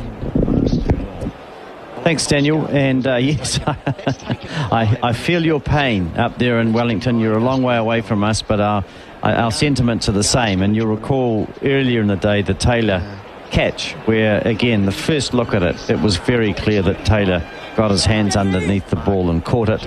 And I think we had 6 or 7 views of it. It took 3 or 4 minutes. And we just saw the same thing time and time again from a different angle. For me, the third umpire shouldn't be umpiring Test cricket again. Just remove. The standard of umpiring's been very poor in India, as here's this next ball is driven into the offside by Saha. 1 run for him, 212 for 4 it is. So we're halfway through the over with the dismissal of Gill. That is, as Daniel and Richard said, Jerry, just inexplicable. The first view of it shows very clearly that Gill's foot is on and not behind the line. Patel bowls again, short turning, and Kohli is cutting. Well, I feel a lot older, actually, at the moment. I'm very much older watching that decision being made. It's no wonder we don't get home till 2 in the morning. We've got the reviewers to blame. Here's Kohli playing into the onside. He picks up his 35th run, 212 for 4. Seems the third umpire is searching high and low for any reason not to give out. He's very thorough. I'll give him that. You haven't said who you are, but I agree. Well, I don't agree he's searching for reasons. I can't possibly agree to that, but he's very thorough. Well, he's searching for reasons to make sure he doesn't make a mistake. Yeah. Well, he's thorough to the point of crippling himself. Here's Patel around the wicket, and this sees Saha playing a good shot. Well, he's coming out to play his shots as well. 4 runs. Sweeps it. Gets right to the pitch of it and dispatches the ball along the ground all the way behind square for 4. 217 for 4. Saha 5. Kohli 36 will take a break. For the last 10 years, Resene has been voted New Zealand's most trusted paint. Why? It's New Zealand designed and made, has superb quality valued by professionals and homeowners. Plus, it comes with expert help and advice. Trust starts at your local Resene colour shop. Did you know that if tamariki get injured in an accident, ACC can support them until they're ready to get back to everyday life? Find out more about all the things we do to support Aotearoa at acc.co.nz. Big Barrel indeed. Big Barrel, big range, the biggest deals in Resene, the paint that Kiwis trust, bringing you the cricket from SENZ in Mumbai. And it's 480 runs the lead for India, 217 for 4. It is 217 for 4. And wonderful to see Ravindra picking up his first test wicket. And now it's going to be Ravindra bowling to Kohli. Another opportunity for the young left-arm spinner. Bowls. Kohli's onto the back foot. He's bowled. Chopping the ball onto the stumps. And just as we say, another opportunity, there it arises. Kohli looks absolutely dismayed by himself. Can't believe it. Almost in slow motion. The ball just dropping away. He stood, just tried to tap it into the offside, got a bit of edge. And Ravindra picks up his second test wicket. He has the Indian captain. And what a wicket it is, too, for the young man. Turned away, and Kohli with a slightly angled bat. He just really didn't pick the line of the turn and the amount of turn, so he was looking to run it almost, just tap the ball, but it's hit the inside edge of the bat and gone from there onto the stumps. So Ravindra picks up his second wicket. Virat Kohli's gone, then bowled Ravindra for 36. He faced 84 balls. It's now 217 for 5. And does that mean, well, it'll be interesting to see if Kohli is dismissed. Is that the end? Is the interest factor of the second innings for India over now, or are they going to continue to get runs? Because someone has sent in to us at some point, haven't they, Garth? What's the story here? Why are they still batting? This person says in a slightly terse, short sentence. John does. Don't tell me Kohli wants to beat us by 500 plus runs. Well, I think the first thing is that because New Zealand, John, couldn't bat for a session and were bowled out in 28 overs for 62, there is a lot of time left in this innings, and India have decided that they would like to use some of it up, and they would like to tire New Zealand out. They would also like to make the pitch deteriorate a little further as the sun gets on it in Mumbai. And you can see the amount of turn that is, if you get it right at your end as a spin bowler, you do get a result at the other end. It's not going to be easy for the New Zealanders, but it's a fair question you're asking in one way. They've certainly got enough runs, we all feel. But it leads to another kind of issue as well, and that is how many games and what games and have been saved when a very large lead is developed, and we could perhaps, Garth, I don't know whether you know any, but I can think of a couple that actually involved New Zealand as well. Absolutely, as Ravindra bowls, it's Axar who's come in. Nicely taken by Blundell. Good take down the leg side, and good to see Blundell getting a stumping as well. So some improvement there from Tom Blundell. I can think of some, but I think you've got some information is useful. Not really. Here's Ravindra bowling. Full toss, unfortunately, driven by Axar. They're the sort of games, though, Jerry, that, if we get to talk about a few, that players can take some inspiration from. Now, I know India's difficult. I did enjoy the way Kohli, we're just seeing that replay on the TV, which is why we paused for a moment as Axar turns the ball into the onside. I did enjoy the way Kohli just looked down the pitch at Ravindra and smiled. There's something... I like the way Kohli plays the game. Oh, yeah, he does. I really do. It actually might have just kept a little low as well, that one. Ravindra bowls well up outside the off stump. He really is starting to find his feet here with the spell. Just nice flighted deliveries. He seems to be really working through his hip and turning in his action, using his body. He's the fastest, certainly, of the New Zealanders, isn't it? And India kind of suits that on these slower pitches. Here he is bowling again. Good delivery. And it might be leg buys as it's gone. It's turned quite sharply, though, outside off and down to the boundary it ends up. Goes down the leg side buys. So Blundell, that was a tough one because it was darted in and it turned just a fraction, but only from just outside off and bounces down to the boundary for 4. So buys 221 for 5. And on my little list for Blundell today. Fix that. Actually, change no that. buys today. So that's, that one beat him. It's not easy. You've got to get across there quickly. Sometimes it's going to even beat the gloves. You might have to take that on the chest. Just quickly coming back to your issue about just about Kohli being dismissed and where it would see the game going. I mean, Saha's come out and played quite an aggressive sweep shot from Patel in the last over. Axar is here. Ashwin. Instead of Ashwin, that's interesting because Ashwin's batted ahead of Axar Patel twice so far in this series. I don't know quite why that is.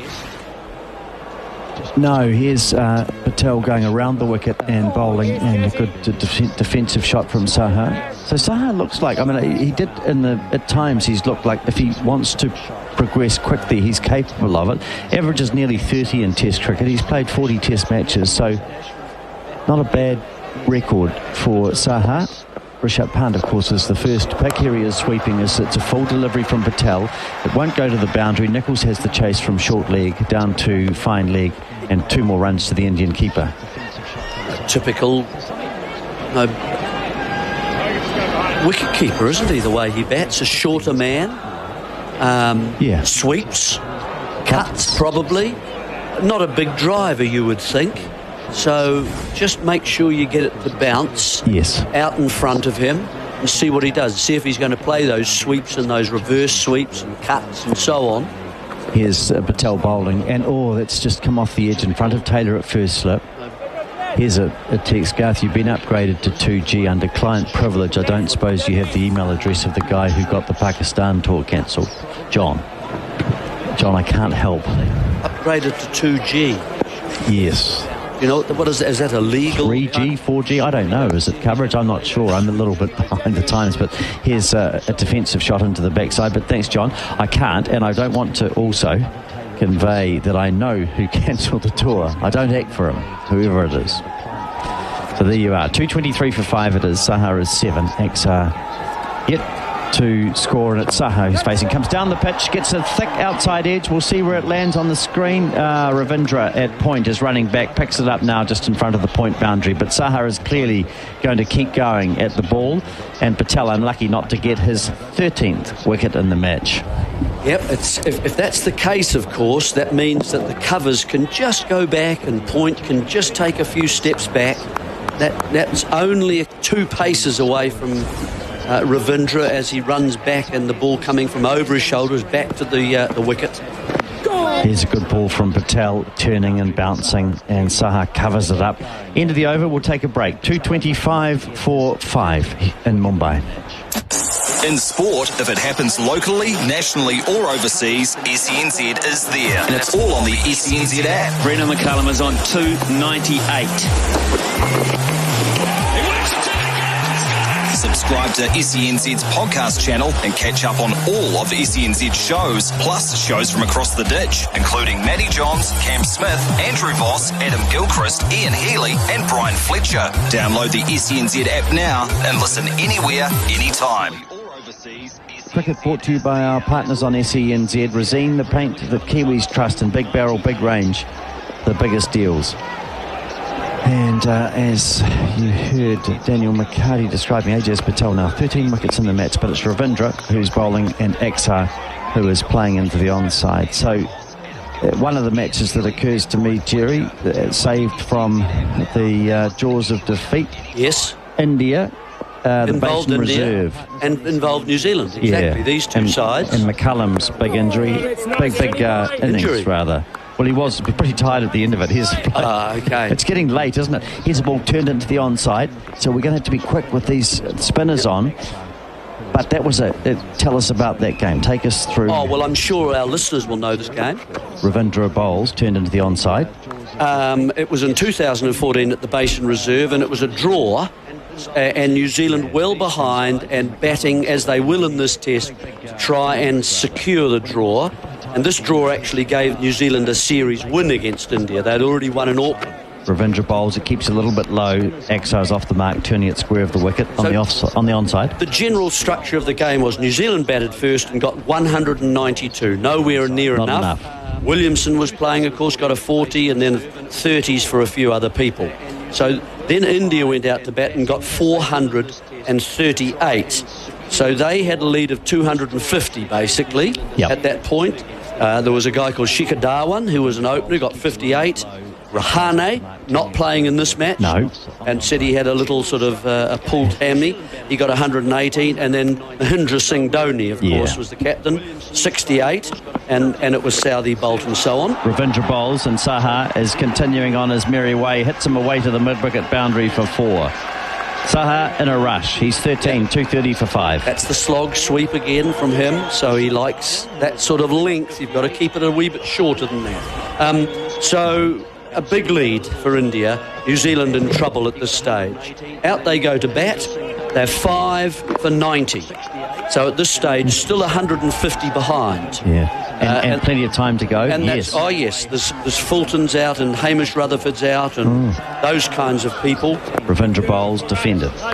And then in comes Watling to join McCullum, who's batting at number 5. And Watling comes in and he gets 120 and bats with McCullum, who keeps going, of course. Neesham comes out.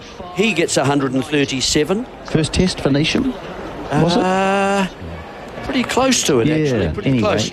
And obviously batting about at 7 or 8 around that area. Yep. But a quick 137 too. And of course McCullum went on to that 302. Of course, all those people at the Basin Reserve early on one of the days and shirking work and those sort of a lot of... I flew up from Christchurch. Oh, did you? Anyway, so New Zealand ended up in that innings 680 for 8. And then, of course, India they got a few runs well, and Virat Kohli actually got 100 in that last innings, 160. So there was a match in the Basin between these two sides, New Zealand being able to save a test after being a long way behind. 90 for 5.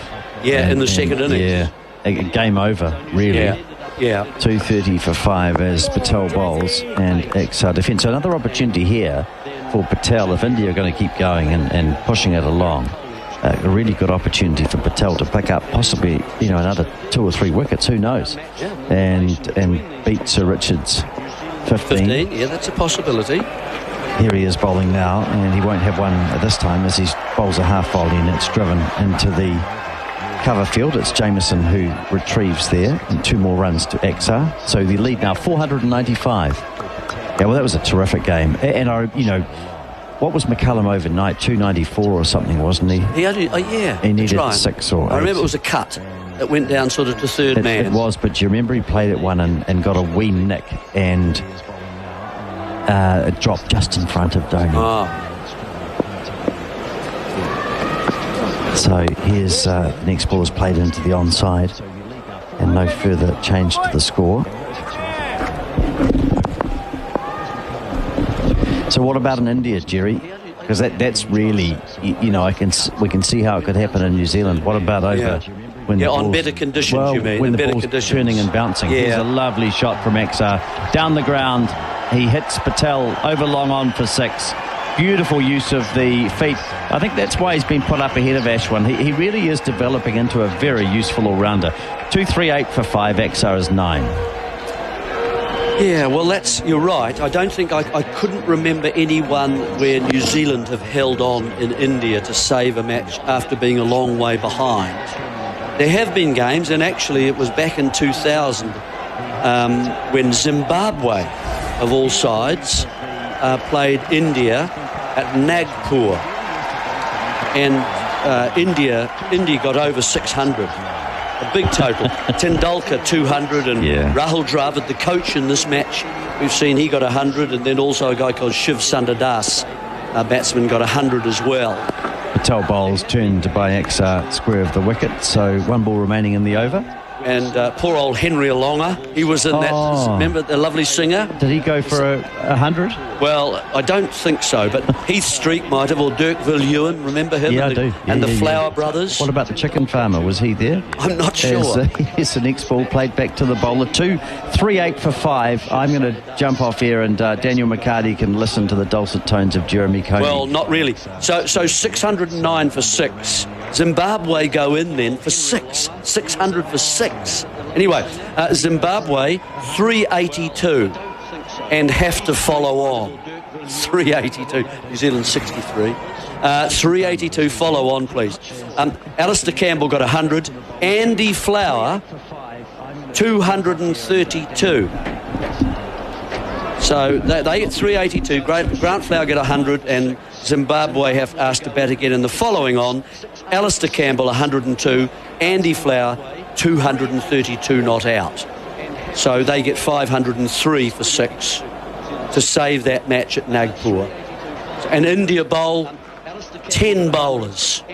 Only the wicketkeeper didn't have a bowl in that particular. He is a very disappointed. Vijay Dahiya is a very disappointed keeper. And Sunil Joshi is the spinner, 51 overs. So here we are. Sorry, Daniel. Jeremy. Wide of off stump, and it's pushed into the point originally. That was batting third, I guess. Batting third, following on. That was batting third. So Zimbabwe batted, chased that 600, got 380, and were asked to bat again. Followed on. Saha comes down the wicket, hits high over long on, hasn't got this well, and going back and taking a very good catch. Might be Kyle Jamieson running back. 2 hands above that huge frame of his. And Rachin Ravindra has 3 wickets now for 29. Saha goes, caught Jamieson, bowled Ravindra for 13. It's 238 for the loss of 6 wickets. Very good, Rachin Ravindra. Saha coming down to try and attack him, but he doesn't get the length. That's that extra bit of speed, and he closes the face, so he loses power, gets an inside half of the bat, and he's found Jamieson, who slightly misjudges it, but uses his extension legs to go up slightly and throws out a couple of arms way up in the air and takes the catch over his head as he pedals backward fairly slowly. So Saha goes, and Ravindra's enjoying a good spell here, Daniel. 3 wickets for him now. A lot to be gained by bowling him at this stage of the match, being attacked on a pitch that's doing a little bit. If he gets it right, he gets a good chance of taking a wicket. He's got 3. Well, Ravi Ashwin hasn't come out. He's obviously avoiding the double golden duck, which is on. And Jand Yadav, that's a little bit unfair. This man has a test match 100 to his name. He's back into the lineup with the injury to Jadeja. Kohli's signalling something. It's not going to be a declaration, surely, because they've just sent out Jand Yadav. So 238 for the loss of 6. What New Zealand really need to do, Jeremy, because they will be batting fourth. New Zealand will be batting fourth, so it's slightly different to that example of Zimbabwe you used. They need to but channel their India, inner England. It is in India though, and that's all I'm just trying to sort of show. I think that it is possible. You need to have good players against spin, and little question marks around that for this New Zealand side, but it is possible. And it has been done. He was terrific reverse sweep and sweeper, wasn't he? He was. The highest total ever in Test cricket in the fourth innings of a Test to save a Test was England's tour to South Africa back in 1939. I don't think you were there for that one, Jeremy. No. No. They made 654 for 5. There is a short one that's pulled away through square leg out to the boundary for 4. 243 for the loss of 6 wickets. No, 242, my apologies. Axar moves to the 13. The scorecards a pretty good one. Hutton, he went all right. Len Hutton, he made 55. Paul Gibb made 120. Edridge made 219. Wally Hammond made 140. Paintner made 75. Yeah. Names and Valentine were 17 and 4 was not that out. Was that a timeless test, or is that a year after? I assume it was. As Axar Patel comes down the wicket and hits a huge one over long on into the second, if not third tier. Yeah, hitting the face of the third tier. That's an enormous hit from Axar Patel. He's 19. It's 248 for the loss of 6, and the lead is 511 runs. Lovely timing from Patel. Yeah, I think that's the timeless test you're talking about there in that innings, Daniel, where they had to actually leave to catch the boat. They had to stop the game. It had been going for a number of days. I think it went. It was in March, and early March. It went for about 10 or 11 days. It started on Friday, the 3rd of March. And finished on Tuesday, the 14th of March. Yeah, 11 days, that's right. Because the boat was leaving to go to England. They had to go. They had 2 rest days, and Saturday, the 11th of March, there was no play. Weather got in the way. Shorter, wide of off stump, off the back foot, punched up towards mid-off, and there is no run. So we can probably flush that one down the toilet. There's not much relevance to this scenario. What I have dug out, Jeremy, is fourth innings of a Test match in November, of course. Wide of off stump and hit down over long off. That's going to be another 6. He's down on one knee. Theatrical strike. Lovely to watch. Axar Patel loves Test cricket. He's making it look easy with bat and ball. 25 off just 19 to end the over. 254 for the loss of 6. The lead's 517. SENZradio.nz. Dragged on. Excellent. From cricket to rugby, NRL to A-League, horse racing to basketball, hockey to bowls, volleyball to golf, tennis to surfing, athletics to boxing, motor racing to softball, touch to swimming, badminton to cycling. When it happens in sport, we're on. For all the latest breaking news, head to SENZradio.nz. SENZ, it's Kiwi for sport. SENZ in coverage of the Test match between New Zealand and India with our partners Resene, the paint Kiwis trust in Big Barrel, big range, biggest deals. 254 for the loss of 6. Axar's 25. Giant Yadav has yet to face a ball. Ajaz Patel will continue with figures of 3 for 95. The lead is 517. He's got 2 slips and a man under the helmet, so still seeking wickets. Why not? 13 for the match and counting for Patel, but you sense time is running out with the way the Indians are playing. Declaration would expect any moment as Giant Yadav comes forward and defends. Jeremy, the highest score on the 4th innings of a Test in India to save a game. Sorry to be the doom merchant again. Right. 299 for 5. Sri Lanka in 2017 as Patel beats the outside edge of Yadav, wide of off stump, spinning further away, and they only batted 103 overs. Okay. Just over a day, half a session and a day. Number 2 on that list is New Zealand from 2003. Patel again beating the bats of Yadav as he backs away and tries to cut very close to the off stump. Lucky for him, it spun and bounced and went away from the off stump. Gosh, New Zealand made 272 for 6. Oh, yeah. Okay. In just 107 overs. Oh, here's a strikeout. Three play and misses. Lovely stuff indeed, Jeremy. He has improved so much even in this game. I know the pitch is doing a lot more. It's bouncing now, and we're getting variation of bounce, and the turn is there, but it's coming from good spots. He's bringing the batsman forward. Catch it, Jazzy! Goes into leg stump, bit of bat, bit of pad as it ballooned to the onside of the wicket. Across comes the bowler and fields.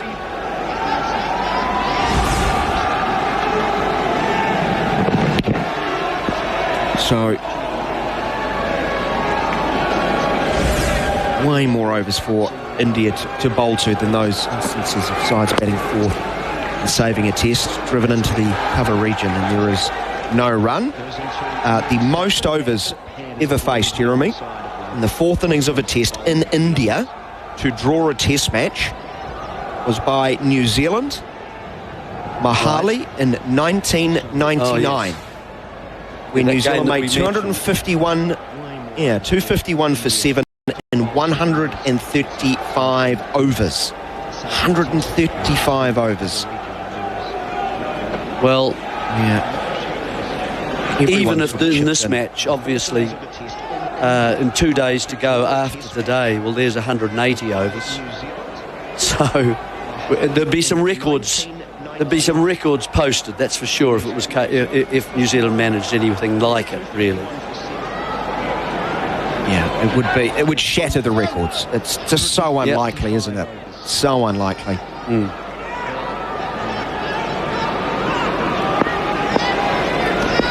Jeremy can go and do some more research as Richard Petrie comes in next to me. Ravindra bowling around the wicket to the left-hander, spinning it back in as he pushes into the offside. There is no run. Ajaz Patel eyeing up his second 100 of the match. Come on, Kenny boy. As far as conceding runs, he has 13 wickets for 214 in this test. Patel comes down the wicket to him, hits him high over mid-wicket. I think he's hit another 6. Oh, you betcha. Over the wire fence, into the adoring crowd. And Axar Patel has his third 6. He wasn't to the pitch of this one, Richard, but he's just trusted his hands, hit through the line, and he races the 31 off just 21.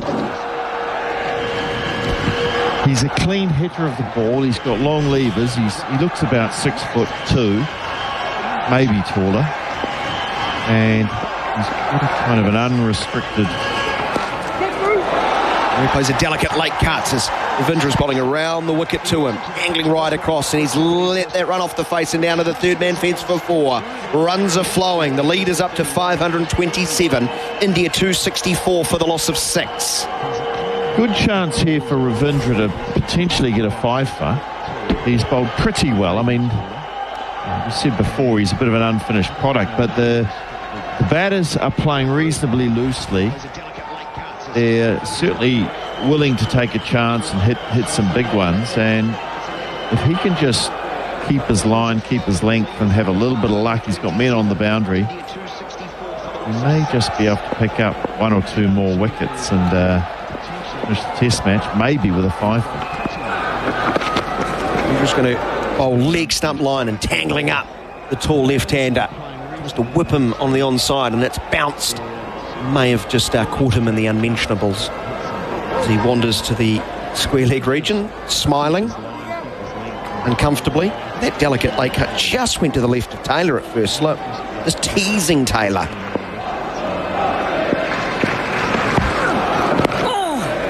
Full on middle and leg just turned into the mid-wicket region, and they could almost walk a single. Another run taken, 265 for the loss of 6. The lead's 528. I think if I was Rashin Ravindra, I would be throwing it up outside off stump and tempting Axar to have a go. He'll get a few of them, but he's going to miss one of them, you'd think. There is still turn, there is bounce. The runs are not really important at all. There's far too many runs that New Zealand could ever get. So you almost buy yourself a wicket. Jayant Yadav leaning forward and defending from off stump to the backward point region, and there is no run. That is the end of the over. 265 for 6, India in their second innings. Big barrel, your local liquor store. Yeah, Mates Club exclusives. Tui Export Gold Low Carb or DB Draft Swapper Crate $36.99. Line Red, Waikato or Spades Gold Swapper Crate $37.99. And Steinlager Pure or Stella Artois 24-pack bottles $37.99. Big Barrel, big range, bigger deals. Big barrel, your local liquor store. SENZ coverage of the Test Series between India and New Zealand with Big Barrel. Be our mate to join Big Barrel Mates Club. And Resene, the New Zealand's most trusted paint brand for the past 10 years. 265 for the loss of 6. The lead is an enormous 528. Do you like a limerick? No, not really. No? You're going to give us one? Well, no, not me. I didn't pen this. I did not craft it. Okay. I cannot coming from a... Yeah. Ajaz Patel. We'll just build the tension, shall I? I don't know if there's that much tension for it. Over the wicket to the left-hander. That's how Patel comes down the wicket and hits him ferociously through mid-on. 4 more, just a couple of bounces. He's 40 off 25. It's 269 for the loss of 6. And it's all-out attack from Axar Patel. The lead 532. You've got to bear in mind, this guy's the third spinner for India and probably the third best batter of the 3 Indian spinners. And now he slog sweeps from wide outside of off stump, gets a top edge, doesn't go all the way to Mitchell at deep mid wicket. He has to come in and get it on the bounce. Just 1, 270 for the loss of 6. He's 41, Axar Patel. I mean, it's hell of a handy for India to have 3 world-class spinners. They all bat. They're all capable of scoring hundreds. I think Ashwin's got 3. Jadeja's arguably the best fielder going around too. Well, he's the best fielder as well. Ashwin's not. But he's a fine umpire. Well, he's a competitor. So, 3 outstanding players for India. And their 4th option has a Test 100 to his name, and he's on strike, and he comes down the wicket himself and hits high over long on. He gets in on the act. 6 more. Oh, it's just not fair. Jayant Yadav gets off the mark with a 6 over long on. It's 276 for the loss of 6. And the Indian fans are just loving life. Wankhede Stadium in Mumbai, the lead 539. Well, they're setting the scene, aren't they? I mean, it's going to be hard for New Zealand to come out and match this. They won't. They couldn't. Doesn't look like there's a declaration coming anytime soon. Virat Kohli's got his feet up. He's enjoying it, isn't he? He is. But, I mean, if I was Patel, I'd be floating it outside off stump saying, have a go, hit a few 6s and get out. He's much quicker through the air, back onto his stumps, defending to point is Jayant Yadav. You do want to encourage, if you're the bowler, I think, you do want to encourage the 6-hitting nonsense. Because sitting nonsense. Well, it's a nonsense. You are going to pick up wickets if they continue with it. How very dare they play attacking strokes? There's the man who loved to smash the ball next to me. Much quicker through the air by Patel. A defensive stroke straight back to the bowler. I'll put you out of your misery. I know you can't wait for this limerick. Right, let's get through it. Wait to the end of the over. There's 1 ball remaining. Oh, I thought you were going to put us out of our misery. No, around the wicket.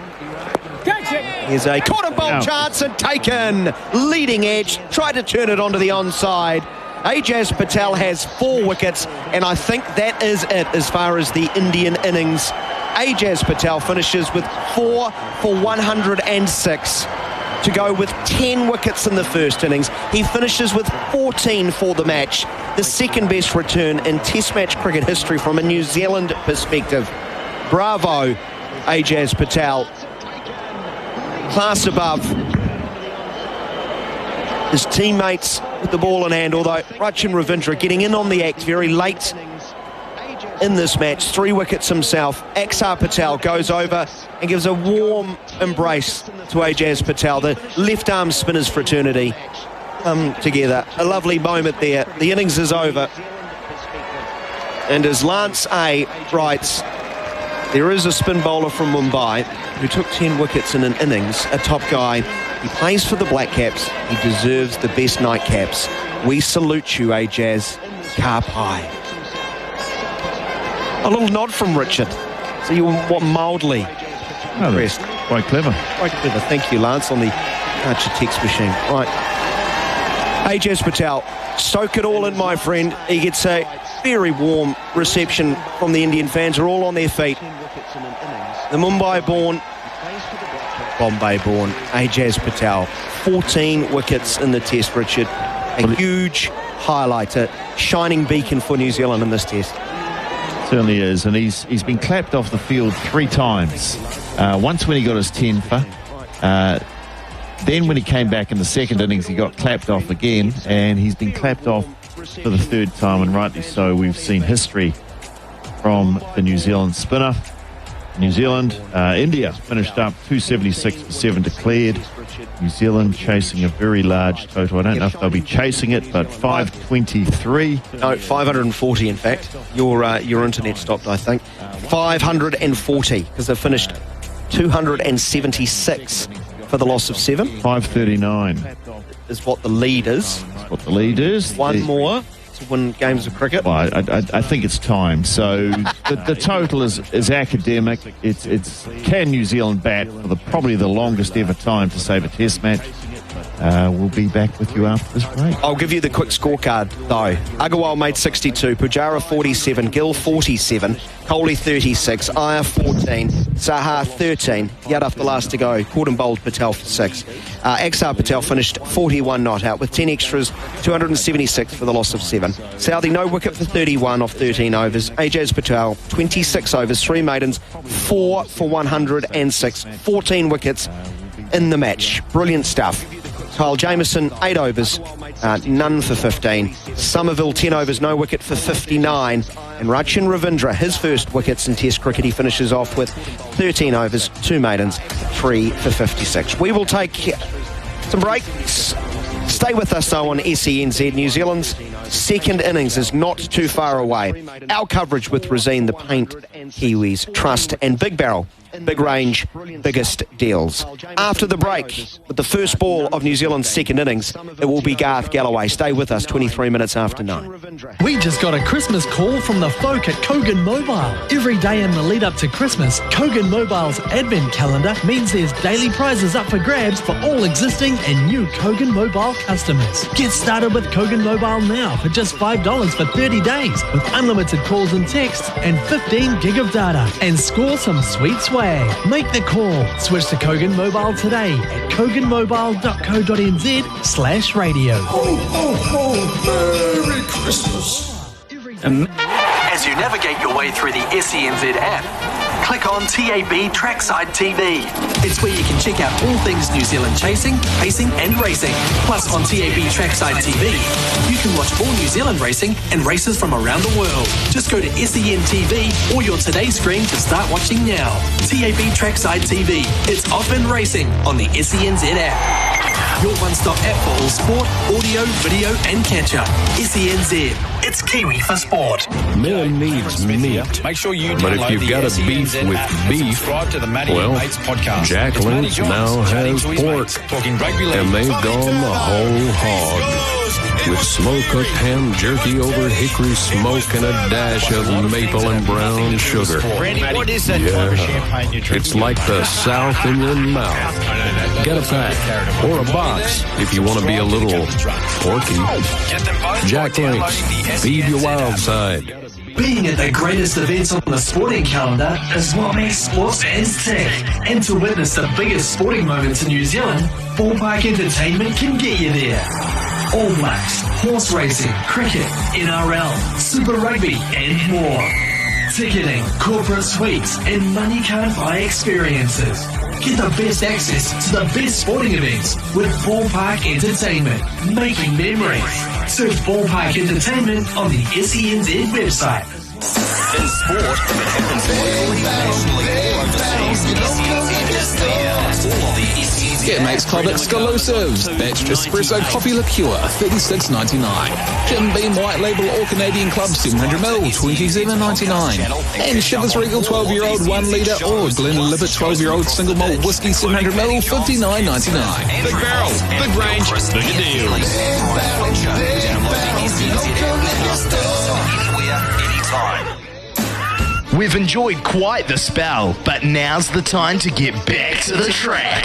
Grab your friends and whānau and soak up the summer sun trackside as the country's top horses and jockeys battle for some of the most sought-after races on the thoroughbred calendar. Beaches, barbecues and black-type racing. Get set for the ultimate Kiwi summer. Whether it's the party, the punt or the ponies you love, summer racing is for you. Don't miss the kick. Find an event at summer.loveracing.nz. And welcome back to the commentary being brought to you from Mumbai. Resine, the paint that Kiwis trust in, big barrel, big range, the biggest deals. And when I say Mumbai, we're sitting in Christchurch, Daniel McCarty and Richard Petrie in Wellington. And we're bringing you the cricket ball by ball on SENZ from Mumbai and New Zealand now with a mammoth task. I think listeners probably quite relieved in a way with the way that India played. I know that there were a lot of people who thought that India should have got out of the game and just forced the follow-on or pushed things along a bit further, but really 276 for 7 with a run rate of 3.94 in India's second innings, so they batted for 70 overs for their 276. Pretty good effort by them in the circumstances, and they set New Zealand an insurmountable total of 540 runs. So the batting today, Agarwal was the first player to be dismissed. He was caught by Young from Patel's bowling, looking to hit a ball. We'd seen him playing a few balls through the offside in the air, good shots down to the extra cover boundary, and this is something we've seen Agarwal's strength in playing against spin bowlers. This time he got the ball a bit straight. Young was about 10 metres inside the boundary at long off, and it was Young who took a comfortable catch. So Agarwal adding on to his 150 in the first innings, 62 in this, a splendid match for him.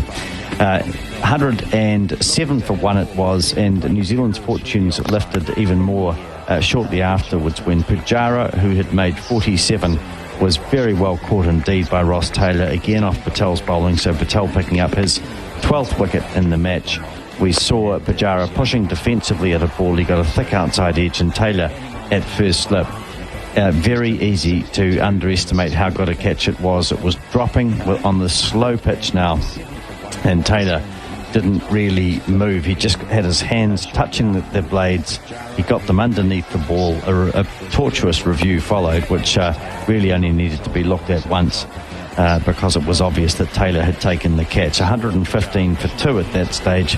197 for 3 it became when Shubman Gill, who had looked to play pretty lustily at times, he was caught by Latham from Ravindra's bowling at cover, going onto the back foot and trying to smash a ball aerially, and that was of course Ravindra's first wicket in Test cricket. So a lovely moment for him, and the sort of thing that these occasions can bring, even though some people frustrated about India batting on and on. But it did present an excellent opportunity for Ravindra, who took it.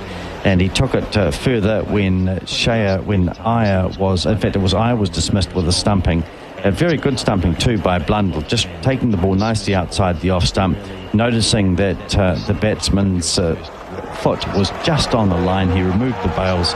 Another tortuous review followed in India.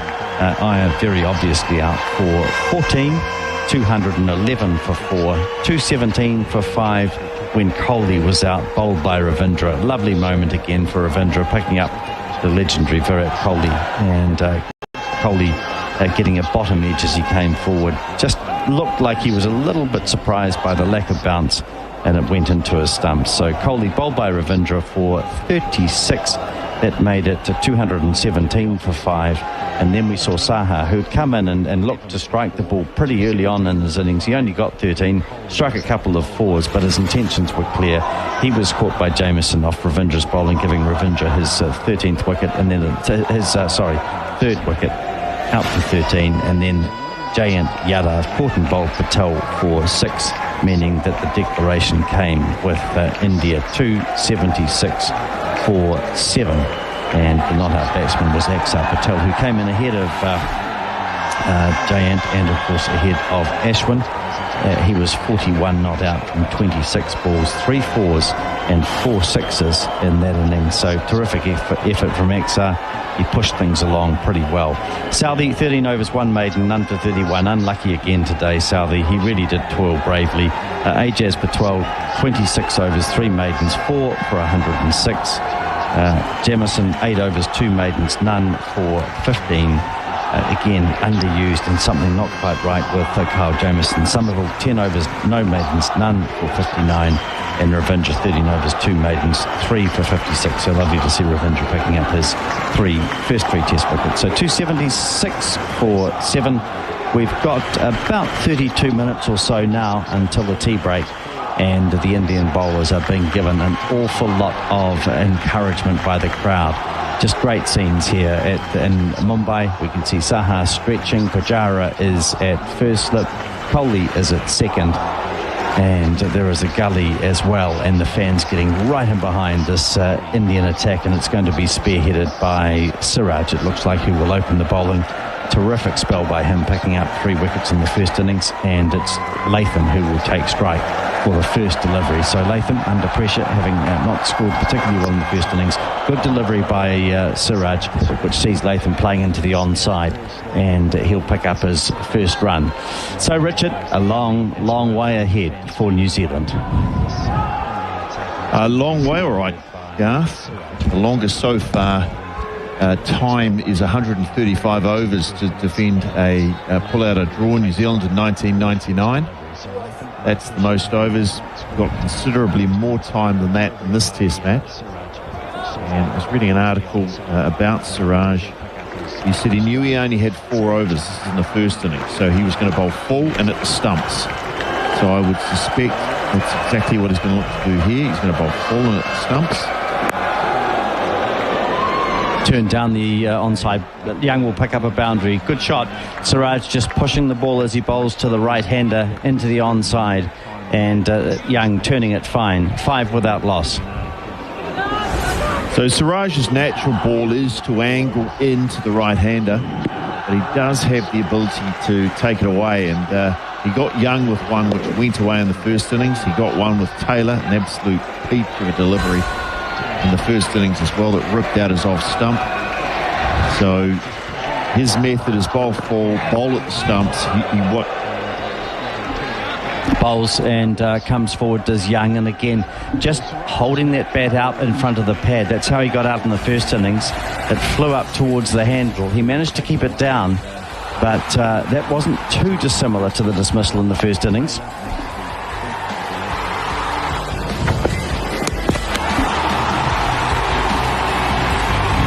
So India with Siraj, and there's something very appealing about a bowler who just gets to bowl as Siraj bowls again, turned into the onside. Young will pick up at least 2 as there's a chase from Fieldsman at mid-wicket or in at mid-wicket. So 2 more runs, 7 without loss.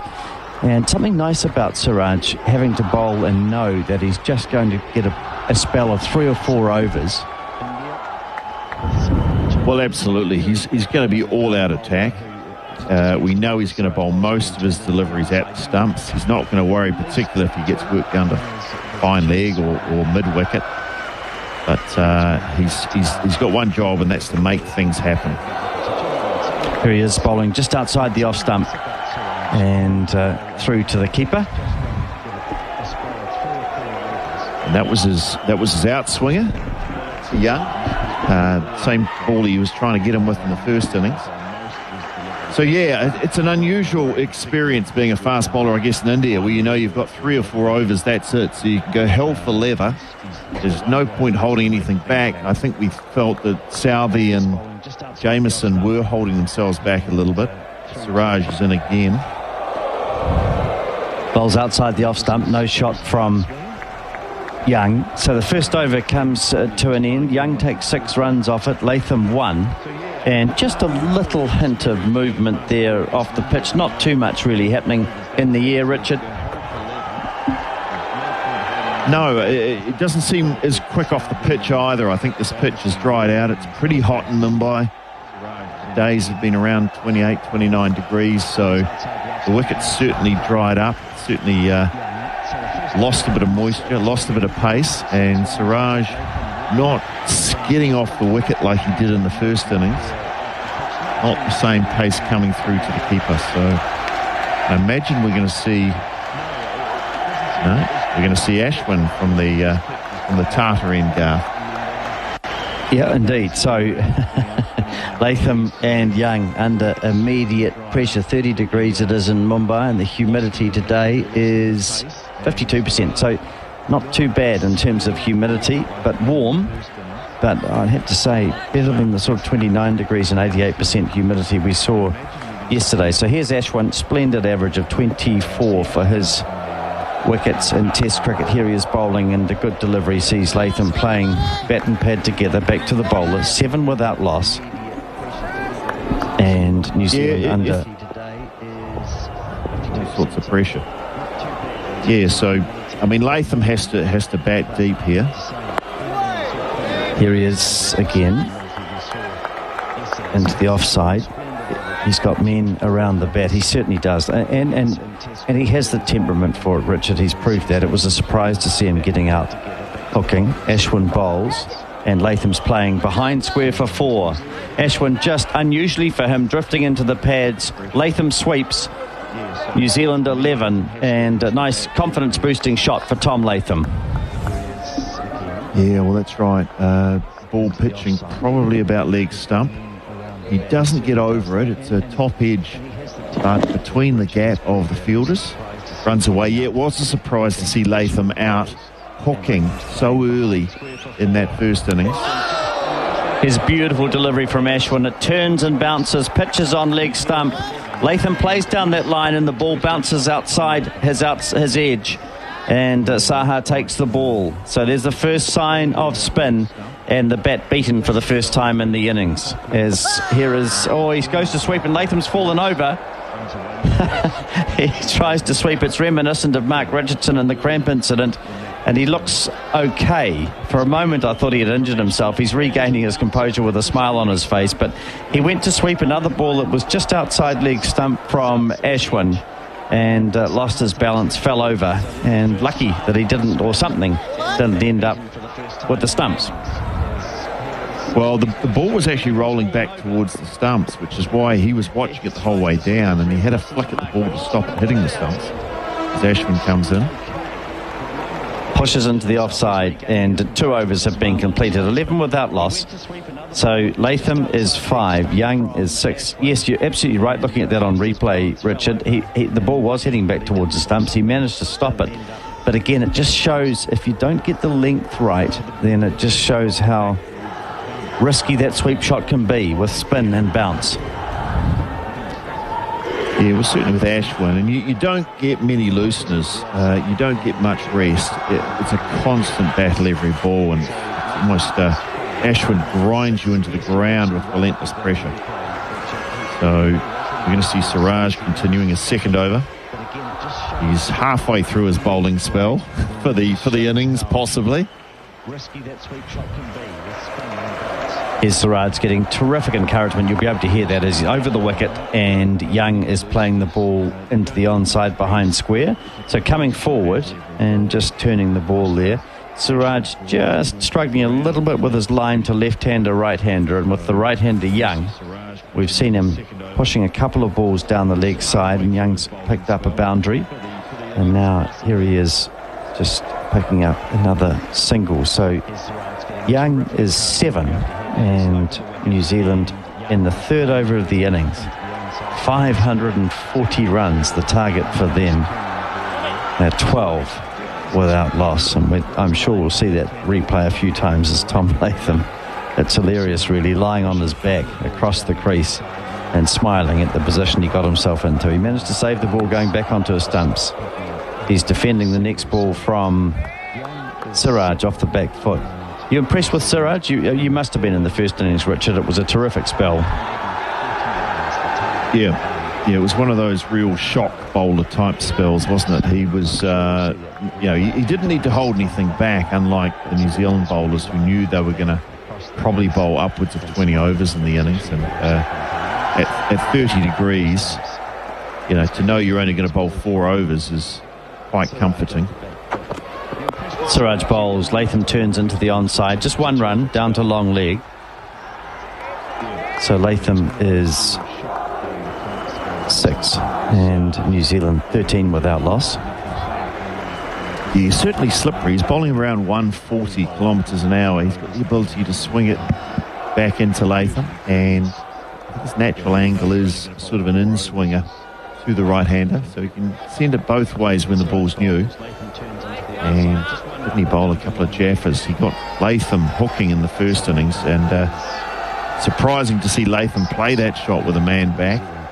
He's got a man back for Will Young as well, so is he setting him up for the... Siraj bowls to Young, back and across, squaring up a little bit, playing to mid-wicket. I think the difference with that 140, New Zealand bowlers around one, we saw Southey and Jameson around 128, 129, not often getting up over 130. And Siraj just asks different questions of a batsman at 140, consistently around there and just a little bit over at times in the first innings, able to get a little bit more bounce and pace off the pitch, and it did cause a lot of problems for the New Zealand top order. Here he is bowling now, and again Young is playing with his bat out. He goes onto the back foot and just pushing his bat at the ball. That does seem to be a tendency of his early on, Richard. So rather than letting the ball come onto the bat, which we see the Indian players do so well, he's seeming to push his bat at the ball. Yep, absolutely. Well, Kane Williamson lets it come, doesn't he? He lets it come, he lets it come, he lets it come, and he plays it a lot deeper in the crease. Whereas some of the opening batters who push with their hands often get nicked out. Oh, here's Siraj bowling outside the off stump, and this one does nip back a little bit, keeps low, bounces a couple of times before it gets to Saha, who can't take the ball cleanly, but that one just showing a little variation in bounce as Young had let it pass outside off stump. Young is 7, Latham is 6, 13 without loss, and that means that Latham will resume his battle with Ashwin, and we saw one delivery which went past the outside edge in the first innings, in the first over rather. Ashwin none for 4 off that over. Latham swept him to the boundary for 4, and it's Ravi Ashwin, this incredibly demanding off spinner, bowling to Latham, and Latham will have to be absolutely at the top of his game. He's shown the temperament, we've seen it from him before. I think of, well, probably these two players have the best 2 temperaments of the New Zealand batsmen as Latham pushes into the offside. Latham and Young, I think that the 2 of them who really have the ability, and Taylor's got a very good temperament. He's proved it time and time again, but he looks out of sorts. So just thinking about players, Jeremy, and welcome back, who can spend a lot of time at the crease. Latham and Young are probably best placed to do it, as we see Latham playing into the offside. Well, I think the first thing, Garth, is that as every batsman that comes to the crease is going to need, if they can, to survive those first 5 overs. Around the wicket goes Ashwin, and Latham survives. 20 balls, that sort of thing, for yourself, not the partnership, but for yourself. I think also once you get the partnership going, you break it down. It's far too many runs. Latham comes forward again. So you break it down into manageable units, and whether that's runs, 10 runs, and then we look at the next 10 and so on, or you break it down to overs. Ashwin bowls to Latham on leg stump, and that's the one that just turns a little bit and bounces. He gets applause, but Latham plays the ball back in line with where it's come from. Good defence from the New Zealand captain. And the other one is obviously time. If you want to bat, for quarter hours and do those kinds of things as well. But ones that you can achieve, and so that you can get a feeling of there's a little bit of confidence we've handled that. Ashwin bowls an appeal for LBW, and he's given out, Latham. I think he's going to review this. It looked like it was pitching on or about leg, and the umpire made his decision quickly before the TV camera could get onto him. Latham has gone just forward, just off the crease. Well, he has reviewed, hasn't he? That's the first thing. Yeah, he's reviewing it. Yep. So 13 and so he for should. 1. So he should. We have a player review for LBW. The umpire put his hand up quickly then. And it's fair delivery. Trigger. Move on to front on spin. Yeah, this I think this was the chap from the first test, wasn't it? Yeah, having said that, it's hit on the knee roll. Latham may have felt that he got an edge to that, but he's actually, if you see the bottom of his bat, he's actually just clipped the pad, and I'm not sure whether he's got any edge on that at all. Between bat and ball. And I have to say, watching this, Jerry, it's looking below the knee roll, not too far off the crease. He might be in trouble. Yeah, what the ball did is it actually swung. Whether it's actually straightened enough, we'll just have to wait and see from this one, or whether it's going and just carrying straight on. No, it's hitting the stumps at middle and leg about sort of 3/4 of the way up. So Latham has to go. It's a ball that's just carried on. It's, if anything, come in with the arm towards and straightened just enough, held its line just enough. Not a big turning delivery, not a huge mistake, you'd have to say either, from Latham. The margins are thin, aren't they? Yes, they are. And fair enough to the umpire, he's made a quick decision because he was confident about it looking at that. It's interesting. Sometimes we see things that appear a little bit different, but the umpire absolutely right on that occasion, and a good decision made by him. The ball going to hit about 3/4 of the way up into middle and leg, and New Zealand beginning very much as they started in the last innings. 13 for 1, Latham LBW to Ashwin for 6. And that brings Mitchell out to the crease, batting at number 3. A confident-looking fist pump with Young, and then he has the difficulty. Well, he'll be on the non-striker's end while Young copes with Siraj. Yeah, I'd be interested just to see a little replay to see just where and at what stage did Latham's bat come down. Was it there early enough? I just wonder whether it was just pushing forward a little bit, trying to get at the ball, and it wasn't down there and stationary, and that's maybe why he hit his pad, I'm just thinking at the moment. Or was he there early enough, but he was just beat the inside edge. It's a new ball sliding on a bit more. It's lovely bowling because it's angle coming across, but still staying within the stumps, hitting in line and still just hitting middle and leg. And because he turns the ball, I don't think that one turned that much. No, but because he's turned a couple, he varies his spin, Ashwin, very cleverly. You see that Spider Cam has now come down to play for the Indians as well, and it's taking up a position round about mid-on. And the Indians are coming nice and close to wanting to get seen by it. That's not much good, Spider Cam. Off you go. Ashwin's, they're all laughing, giving it a push and a prod. Spider Cam has dropped, I'm afraid, and is very much wanting to take part in the game. In the old days, it would have been a dog running onto the field. Yes, that's true. Matt Poore having to come and sort of remove it. And get 12 rabies shots in 12 days. Well, you should be all right with the camera. So the question sometimes also with Latham is, does he get the foot placed a little bit early and then play around the pad because it's in the way and can't get access to the ball? That's been a bit of an issue for him at the odd time, hasn't it? Yeah, and if you talk about Axar and very intelligently, if I may say, bowling around the wicket to the right-handed New Zealand batsman, he gets out quite wide. And you've talked about how they have to change their setup, their stance, bring their shoulder around a little bit, so they're pointing towards the bowler in the direction of the ball. Well, I just wonder, again, Latham, he seems to be putting his too front open, he's foot. in trouble. Yeah, and I think it's the same, because you've got Ashwin going around the wicket to the left-hander, and he just seems to play that wrong line, and then he has to bring his bat across the front trying to catch pad. the ball as it's coming into him. But the foot's already planted, so it's committed. That's right. And you're then playing not with a straight bat. That could be the case. That he actually is hitting almost, if you imagine, being slightly open. The foot has gone down into the position on the pitch, plonk, and then the bat is hitting kind of the side of the ball. Looks like we're having a break. Is it T? Oh, it's T. Yeah. So T's been taken because Spider Cam has entered the field of play. There you are, a modern problem. Spider T. Mumbai. Well, we'll just take a break shortly, but we'll just take the scoreboard for you. It's Will Young on 7, remembering that, and Mitchell's come out to join him, and listeners will recall that India declaring it 276 for 7. And that means that New Zealand 534 runs from memory behind. So here it is, just looking at the scoreboard. Young not out on 7. Latham LBW to Ashwin for 6.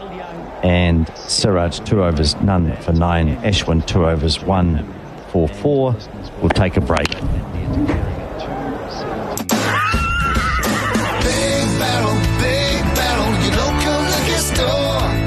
The Ned White Wine Range, $15.99. Church Road Wine Range, excluding Syrah, $15.99.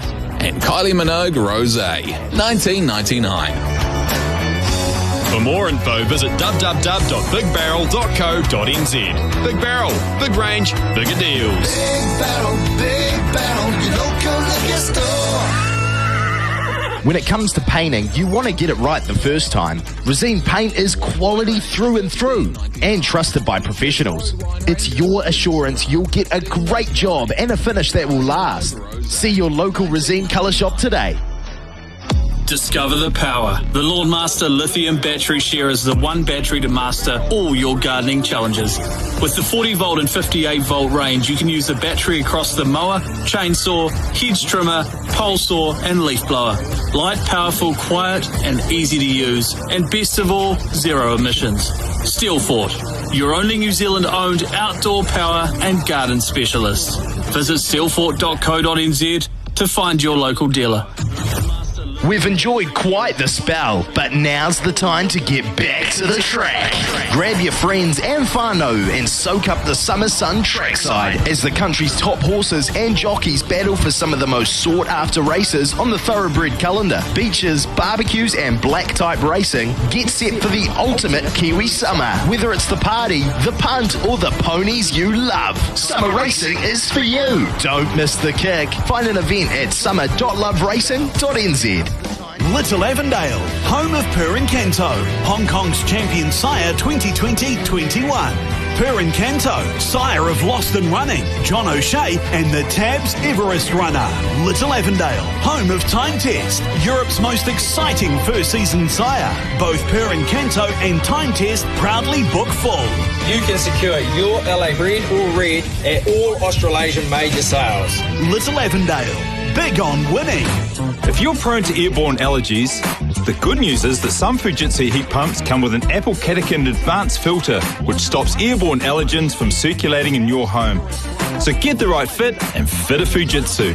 Fit a Fujitsu. G'day, Adam Gilchrist here. I used to love playing against New Zealand. They'd always step up. Stephen Fleming, Baz McCullum, all those boys. Marcus Stoinis, Ash Barty, the world #1 tennis player. Jamie Dwyer, Kathy Freeman, if you don't mind. Kate Campbell, Mark Leishman, Colin Funky Miller. I reckon he got 10 wickets in a test against New Zealand. There's a stack more. Make sure you download the SENZ app and subscribe to the In Focus with Adam Gilchrist podcast. It's on the SENZ app. Want to be involved in an Irish UK bred stayer to contest big cups races in Australasia? Fortuna select only proven staying types with strong pedigrees from Tattersales UK Horses and Training Sale. Leaderboard and Car Fief are two recent examples with noms for the New Zealand Cup, while 3-year-old Without Envy had a strong recent performance at Ascot in the UK over 2,400 metres. Make your Cups dream come true true with Fortuna. Google Fortuna Racing for more. Call John 021 921 460. We just got a Christmas call from the folk at Kogan Mobile.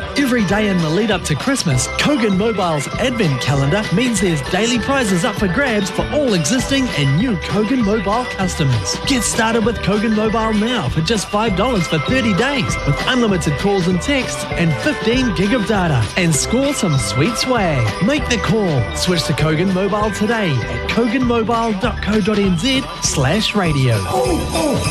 Merry Christmas. You're listening to the second test between India and the Black Caps, thanks to Resene, New Zealand's most trusted paint brand for the past 10 years, and Big Barrel Mates Club, where mates look after mates. Live on SENZ.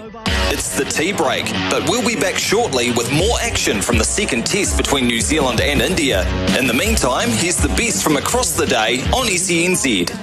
Mitch, I know you want to introduce this next guest. Look, I had hoped to get Ben Cutting from the Sydney Thunder on to talk about the Ashes and a little bit of cricket, but he's out on his jet ski. So fortunately I had to dig a little bit deep into the contacts. And I've got Mitch Johnson on the line from Perth. Mate, you obviously don't own a jet ski. Hey, lads, how are you? Mate, I'm surprised you looked at Ben Cutting. I can't believe you even tried. He's too big. He's high profile. Way too big. Mate, this Ashes series, has it got the same hype around it as when you were playing, mate? Do you think COVID's put a bit of dampener on it? Oh, it's been interesting. There's been a lot going on so far. So I think the hype's still there. It's just, I think, COVID's definitely put a bit of a dampener on it. It's looking like Perth isn't going to get the fifth test, which is really disappointing, but the hype's still there. I think seeing it from the outside is very different, and seeing what's sort of being written about it, there's so much that goes on, and, there's been scandals from Tim Payne's side of it, and then the racism stuff that's happening in Yorkshire, so I don't know, it just seems to be, definitely a build-up. It's almost like you just want the games to get started. And then all the other stuff goes, yeah. As we're starting, we're not playing now and I'm pretty much out the door, you get asked to comment on players a little bit more and that kind of stuff. Was there a commentator or a past player who really ground your gears when you were playing? And was there a particular thing they said to you? I couldn't tell you any names, to be honest. It's sort of one of those things that it's in the past, and I do remember actually, it was 2010-11 in the Ashes series, and I think I got dropped in one of the games, and I came back in Perth, and I only got 5 for in the first innings or something like that, and I basically looked over towards the commentary box where all the commentators were, and I sort of gave them a polite thumbs up. Oh, I love it. So, there was a few of them there, but that's just the emotion, that's what happens when you're in sport. You get a bit emotional sometimes. Someone says something and it sort of rubs you the wrong way. But I think like being outside the game now, you understand it a little bit more. That they've got a job to do. They'll commentate and that basically get grabs from what you say throughout the day. So it happened with Starkey actually against India a couple of years ago, and I'd made a comment on his body language, and it came out that I was ripping into him. So, which knowing you wouldn't have done that. So. But so he obviously didn't take that well then. How do you think he'll be taking this? Well, he didn't take it well. I thought he didn't take it well at the time, but the boys were winding me up because I'd sent a text message through to say, look, this is what's happened. I didn't actually say all this. I said a few things. I said, when your body language is good, you're like unstoppable. And they just wound me up. They didn't reply back, him and Nath Lyon, actually. And the next morning I had to interview Starkey. And he came up and gave me a big cuddle and he said, we're just playing with you, mate. We know what you're like. Jeez, that's got to be it was nice. Yeah, but I mean, I've got a job to do when I'm asked in the media to, give my honest opinion, because that's how I am. I want to give an honest opinion. I want to support my mates, but that's not really my job. It's to, make that comment and see what I see and get it out there. So I'll quickly, the person for me was Jeff Lawson from, obviously, Australian quick bowler. He in the Canada League, he turned around to Moses Henriques and Sean Abbott and called me a poor man's Doug Bollinger. So, well, he's actually, you're right, he's probably one guy that I think everyone would have a comment to say about, to be honest, the commentator. And his cricket knowledge is actually quite poor. I'll give that to you as well, Mitch. You spoke about you spoke about Gary the GOAT, Nathan Lyon. He's talked about Tim Payne, the nice sound he found in his gloves. As Gaz had just lost the plot, was he just backing up for a mate, or do you think it's that important, the sound of the glove, or do you just want that keeper like Carey or Inglis to be able to just take your edges and score some runs? Spinners are weirdos, you know that, right? They're a different breed altogether. They don't know where they sit in the if they're with the fast bowlers or the wicketies or what. I don't know. They're just strange. But no, that's Lino. He does. I know as a fast bowler, you like that sound when it hits the glove. You know when you're bowling fast and it's clapping in the gloves. Hads used to come up and say, "Oh yeah, it's coming through really good, feeling good in the hand." So you sort of do get that feedback. But I think he's just sort of, Lino, he's a bit of a fence sitter. So he wants to be the nice guy and sort of be supporting everyone. So, that's how I see it with him. He'd be happy. You've got to pick your best keeper. And I think he's just being supportive of everyone, trying to, Do you still think Payne was that best keeper? I do, actually. I think so. Like, from a hands point of view, he's got amazing hands and a very good keeper, moves very well. Very experienced at that level as well. Like it's such a sad thing that's happened. I don't condone what he's done, but what happened was a personal thing that was dealt with personally through Cricket Australia as well. And so to publicly be sort of not get that support from them and for this to sort of happen the way it has, I do feel for him. I think he'd be in a pretty bad place right now, to be honest. But ultimately, I think he's still probably one of the best keepers. And look, Alex Carey's come in. I think he's deserved his chance as well. I sort of was leaning more towards probably Inglis for the future. But because I played with him at the Scorchers as well and got to see it sort of firsthand what he did on and off the field. And I've met Carey a few times and he's a really nice guy and actually he's really knowledgeable about the game and wants to learn more. So, I mean, Australian wicket keepers at the moment are in pretty good hands, to be honest. Dark paint colours and stains on exteriors can get unbearably hot in summer. Keep your dark colours cooler with Resene Cool Colour paints and wood stains. Check them out online or at your nearest Resene colour shop and enjoy a cooler finish. If you're into cars, now's the time to get into Repco. Because we're bringing the Bathurst! Yep, that's right. We're kicking it up a notch with high-octane deals on the best gear from all your favourite brands. So you can get into the spirit of Bathurst just like we are. Repco, bringing the Bathurst! We've enjoyed quite the spell, but now's the time to get back to the track. Grab your friends and whānau and soak up the summer sun trackside as the country's top horses and jockeys battle for some of the most sought-after races on the thoroughbred calendar. Beaches, barbecues and black-type racing, get set for the ultimate Kiwi summer. Whether it's the party, the punt or the ponies you love, summer racing is for you. Don't miss the kick. Find an event at summer.loveracing.nz. Fertmax NZ promotes, sells and supports the use of NZ-made UAN nitrogen and sulphur blends and have done for over 20 years. The nitrogen-efficient blends grow the grass farmers need, keep you under your nitrogen cap while saving you money on your nitrogen spend. Working throughout the country, Fertmax's hands-on business approach means they work with farmers to ensure their success. For more information, call Fertmax on 0800 337 844. Fertmax, where experience counts. The land of the long white cloud, home of thoroughbred champions and the Karaka experience. Karaka's iconic sales has for years unearthed the next generation of racing royalty. From blue blood thoroughbreds to other exceptional types, international buyers converge on Karaka each summer, seeking their next champion. Let New Zealand bloodstock open the door to Karaka and experience the passion and expertise of New Zealand's top breeders. The journey begins at Karaka, nzb.co.nz. SENZradio.nz. From cricket to rugby, when it happens in sport, we're on it. For all the latest breaking news, head to SENZradio.nz. SENZ, it's Kiwi for sport.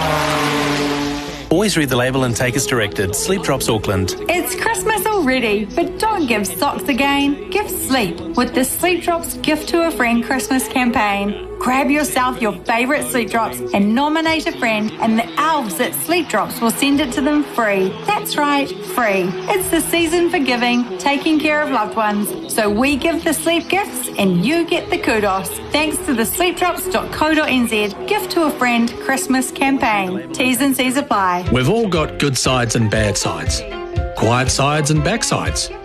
But our farm sides deserve a little attention too. Farmside is connecting rural New Zealand with unlimited broadband options. If you're Googling baby names for lambs, video calling Nan from the haystack, or making sure everything works out on the land, no matter where you are, how many you are, or what side you're showing, you can connect with your Farmside.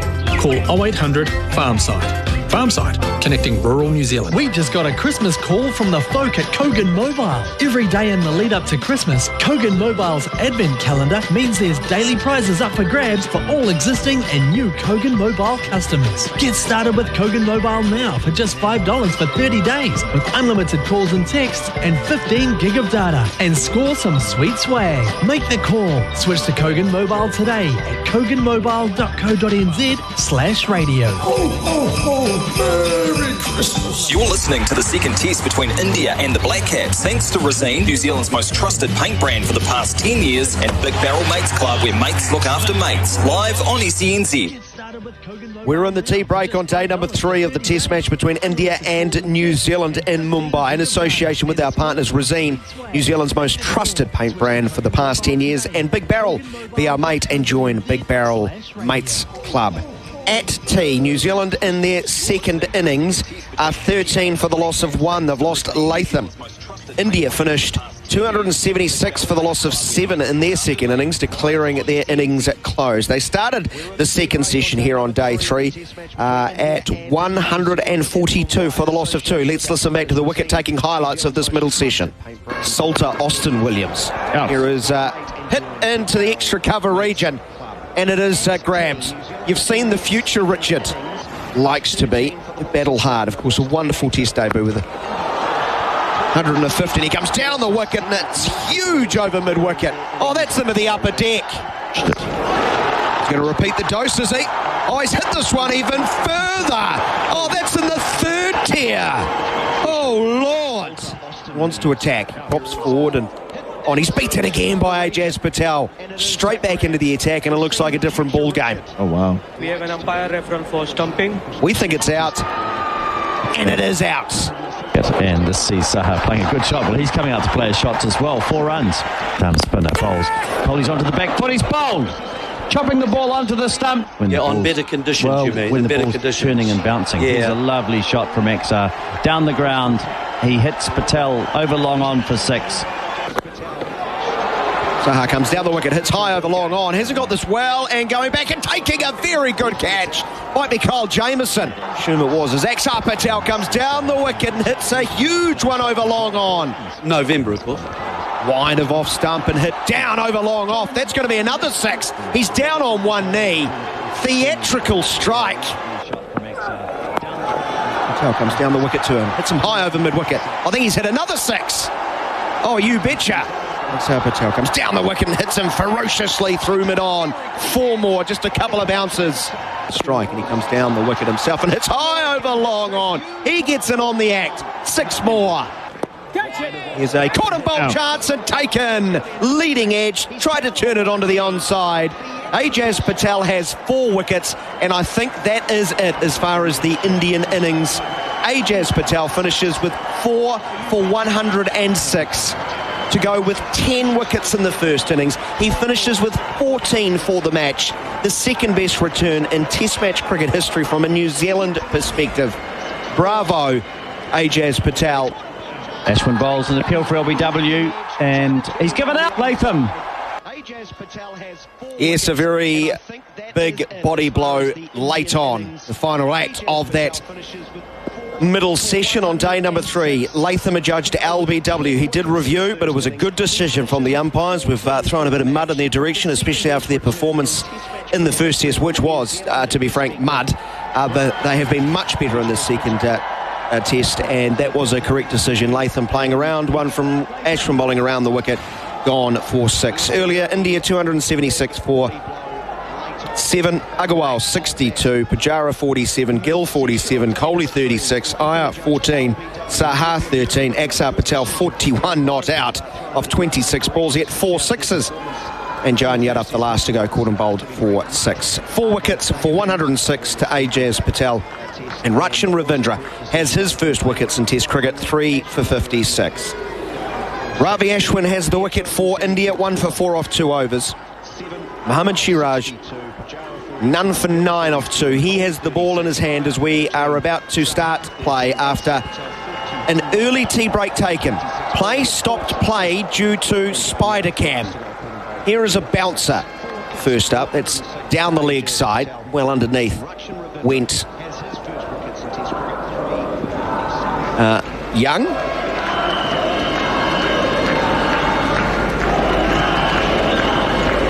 $13 for 1. Mitchell is the new batsman. He's yet to face the ball. And spider cam failed. Dropped down and just perched in short gully position. Not ideal. Raj goes wider of the off stump on this occasion. I think we've lost Jeremy Coney here, Peaches. So cometh the hour, cometh the man. There we go. I feel like Mitchell coming in at number 3. What, out of your depth? That's a slap for both of us. Yeah, what's easier, surviving 2.5 days or scoring 527 runs to win the Test match? Well, that's a tough question. Raj from wide of the crease, angling into Young, who's right in behind this one as he shuffles just outside of off stump and plays with the straight bat. The previous longest holdout to deny India a Test victory in history in India was when New Zealand batted for 135 overs in 1999. Well, it's going to be a lot more overs than 135 available to the Indians. So that was a day and a half. Yeah, looking at 2.5. And shaping away from the right-hander, but too far outside of off stump and no stroke needed. More played. Well, when you think of it like that, I know your mental skills are a big part of what you do. If you think of it like that, it would just be overwhelming. It would be utterly overwhelming. Well, you look at history, you'd say it's never been done before, but what does that mean? It means no one's done it before. You just have to go session by session, don't you? Closer to the off stump, but again, no shot. I mean, who knows? Who knows what happens? Bowlers get injured. It is a hell of a long time, and obviously no one would expect New Zealand to be able to bat out this time, but stranger things have happened. You just bat session by session. You never know. Session by session. Something's going on in the crowd. Well, maybe someone snuck in an umbrella. I don't know. Raj goes ball into the pads. Big shot for LBW. That's going down leg side. No. Finger raised. The Indian field come together, have a chat. 7, 6, 5. Oh, and they're going to review. I thought this was sliding down the leg side. Although I thought the LBW to Latham was also missing leg stumping. Was only hitting 2/3 the way up, middle and leg. I have checked the front foot and it's fair delivery. Move on to front on spin vision, please. Crowd limited to 25% of capacity. So below the knee roll, but on the outside portion of the front leg, the left-hand side of that front leg from the right-hander. I can see off stump. That's missing leg. I'm going to stick with my original take. Ball tracking, please. See ball tracking now. It's outside off stump, hits him in line with leg stump and missing leg stump by about an inch. Not out. You're on screen signal, not out. Thank you. So the on-field decision was another good one. They have taken on board their failings from the first test. Who's they? The umpires. They have improved. Oh, absolutely. Yeah. They have, haven't they? It may be, different umpires. One of them's the same, the other one's different. The umpire Menon still there. The umpire that did make a lot of mistakes the first test is now the third umpire. Menon had a few.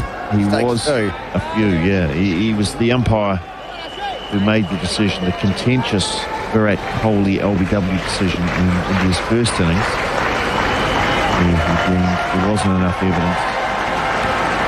He hit it with Ashwin. First over after tea for Ashwin, and immediately coming down the wicket is Daryl Mitchell, who was LBW in the first innings, missing a straight one from Axar Patel. Hit him right in front of off stump. He challenged. He was unsuccessful. There's a bat chance, is it? They go up.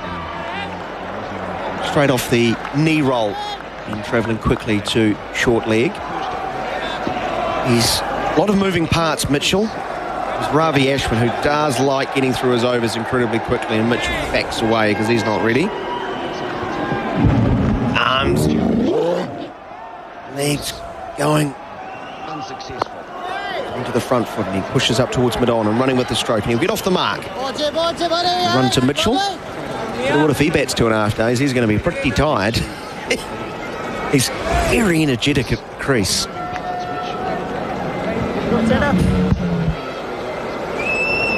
Yeah, well, he's keen, isn't he? He's highly motivated man. Doesn't get that many opportunities. He's kind of in and out of the team. And he's one of those guys who doesn't want to do anything other than give 100%. So good on him. He's done pretty well in the short test career, given he hasn't really had a settled spot in the team. Hasn't quite nailed it as a batter, even though he has scored 100. Ashwin bowling to Young, wide of off stump.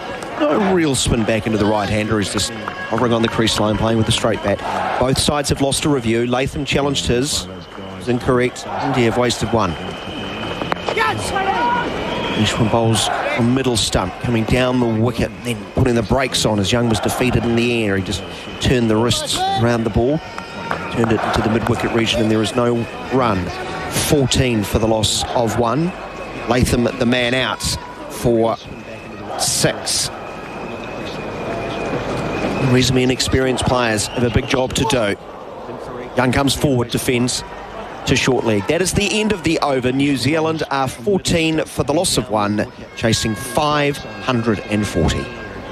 Men needs meat, but if you've got a beef with beef, well, Jack Links now has pork, and they've gone the whole hog.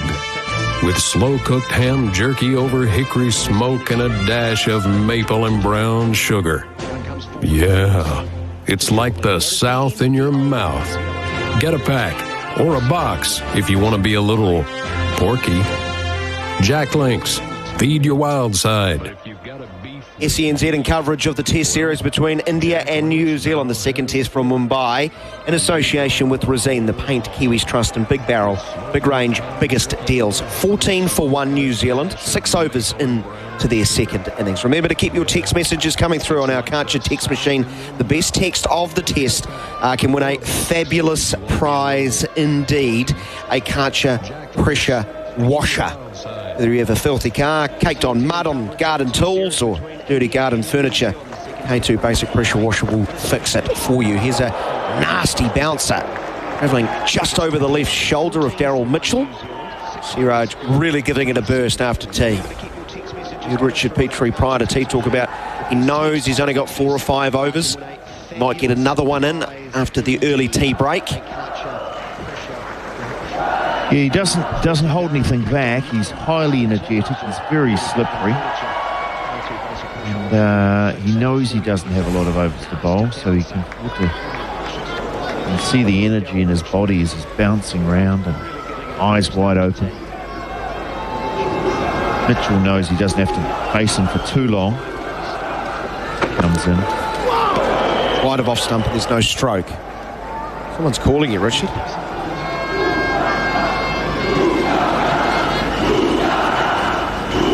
was just an alarm. That would wake up the neighbourhood. I was just saying it's time to take over from Jeremy. That's what that alarm was for. Well, we didn't expect Spidey to drop down and interrupt things. So it's going to be a long last session. Bright sunshine. We had bad light call-off play about, I think it was about 12:56. And that shouldn't be too much of a concern.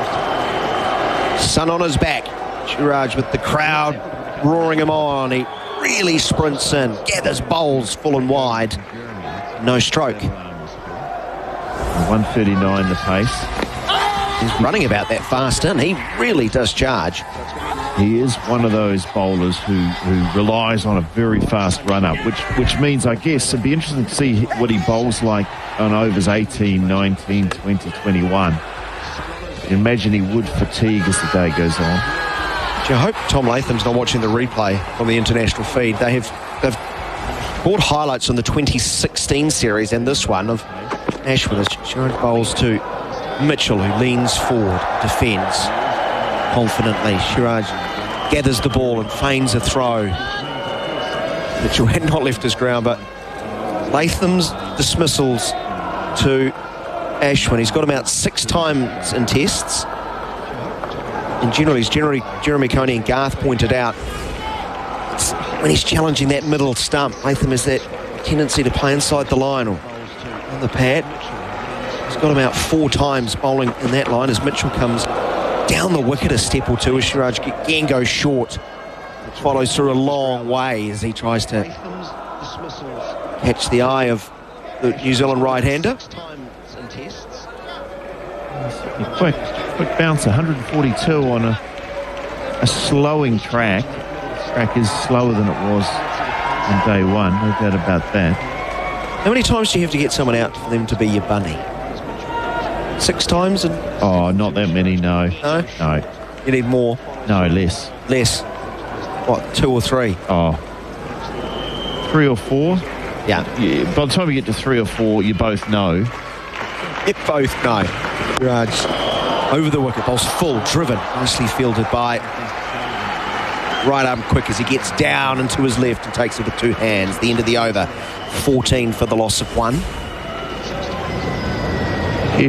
Jeff Allett used to get me every time. I say every time, but he would get me often the first ball he bowled. And pay left arm over, quick. Left arm over, quick. Swing it in. He bowled a couple of jaffers where they're pitching leg stump and taking off. He bowled a bouncer where these are all first ball. So 2 of those. One oh, wow. See, it didn't work you over. No, he didn't. Over half an hour. No, it wasn't. One was a bouncer, hit me on the elbow, out and caught behind. And you were stiff there? I was stiff there. Had to carry my bat off the other hand and go get it iced. Ashwin bowling to Young to start the new over. He defends straight along the pitch. So it wasn't just a bunny for him, it was a first ball bunny. And he knew it and I knew it. Every time we... Ashwin bowling to Young, who plays a very aggressive stroke, trying to play the pickup stroke. Gets a thick inside edge and it almost went to backward square leg. It's gone over his head and down to the boundary for 4. 18 for the loss of 1 wicket. Let's see what he's trying to do, but he's just threw the shot a fraction too soon. He's trying to whip it over mid-wicket. Probably on his leg stump. He's hitting with the spin, so it's fair enough, but he hit it very square. So it probably looks slightly more agricultural. There is a man going out to forward square leg because Ashwin's obviously going to attack his leg stump. Ball's outside of off stump on this occasion, just pushed into the cover region. There's no run. So fair to say, when you came out to bat, Jeff Allett would immediately come on to bowl. It wasn't quite as bad as that, but it may as well have been. Yeah, I mean, he was often bowling. It felt like it. Defending this time, Young, no balance as he falls across to the offside, but keeps the ball down as he turns it to short leg. And I do remember going into one game at the stadium thinking, look, he's got me out first ball on probably 3 occasions, but you know, well, full at this time, defended to short leg again. I went through the rational thinking. That's irrelevant. This is a new game. It's irrelevant. It's quite relevant. It's irrelevant because it's a new game. So don't even think about it. You know, wider of the crease. Ashwin's going to bowl in towards off stump. Turned around the corner to short leg slip. That is the end of the over. It is 18 for the loss of 1. In sport, if it happens locally, nationally or overseas, SENZ is there. And it's all on the SENZ app. Brendan McCullum is on 298. Subscribe to SENZ's podcast channel and catch up on all of SENZ's shows, plus shows from across the ditch, including Matty Johns, Cam Smith, Andrew Voss, Adam Gilchrist, Ian Healy and Brian Fletcher. Download the SENZ app now and listen anywhere, anytime. SENZ in coverage of the Test series between New Zealand and India with Rosine, the Paint Kiwis Trust. Also, big barrel, big range, biggest deals. Great to have your support. Without it, this would not be possible. 18 for 1. Mitchell is on 1. He's facing up to Mohammad Siraj, who's into his 5th over. None for 9. There's a short mid-off in place. Ball's driven beautifully back past that man who's Suresh Iyer. Couldn't get the right hand out to stop it. That's going to be a boundary for Mitchell. Quality stroke, just full face of the blade, sending the ball almost back from where it came. Mitchell to 5, 22 for 1. So you'd built yourself up. 3 golden ducks against Jeff Allett. You've talked. That's irrelevant. It's a new day. It's a new dawn. This is my day. So did you decide to do anything different? no, I got myself in on this occasion. I'd been in for a while, but he hadn't been bowling. So when they called him back on, my blood did go up a little, knowing he was going to... Shorter this time from Siraj's turn to forward square leg, no run. But I did remind myself, of course, it's irrelevant. What's happened to the past does not equal the future. One ball at a time. It'll be a loosener from him. He's coming back in for a second spell. And he knocked out Miles Stump. So, pitch leg, head off, absolute Jaffa. If he'd bowled it to me 10 times, he would have got me out 10 times. There's nothing you can do about it. It's like he bowled it to you 4 times and got you out 4 times. Different innings. Wider of the crease. Siraj bowls angling in towards off stump, full of length, defended well by Mitchell. So 4 first ballers by your count to Jeff Allett. That is officially being owned, isn't it? You were his bunny. Absolutely. Thank you for sharing. It was not a pleasure. It still hurts today. It's not pleasant. Not pleasant. A few words, did he? No, he just laughed. He just laughed. He just laughed. Siraj goes short down the leg side. No carry through to Sahar. Has to get down on his knees and prevent it as it bounces in front of him. Yeah, you know you're in trouble when you don't even get any chirping. It's just a maniacal laugh after he gets you out first ball again. First ball he bowled. It wasn't first ball of my innings. Yep. It's cricket, and you've got to put up with that type of thing. You know, most of the days, I tell my son, most of the days in cricket aren't going to be good days. You play cricket for the 2 or 3 days a season. A powerful drive back along the pitch. Good fielding by Siraj, getting him down very low, because that would have absolutely smoked off to the boundary. Athletic bowler, isn't he? Really charges in. He's got great pace through his run-up. He's reacted very well there. Nice stroke from Mitchell. Cross-seamer it was. Stopped with 2 hands.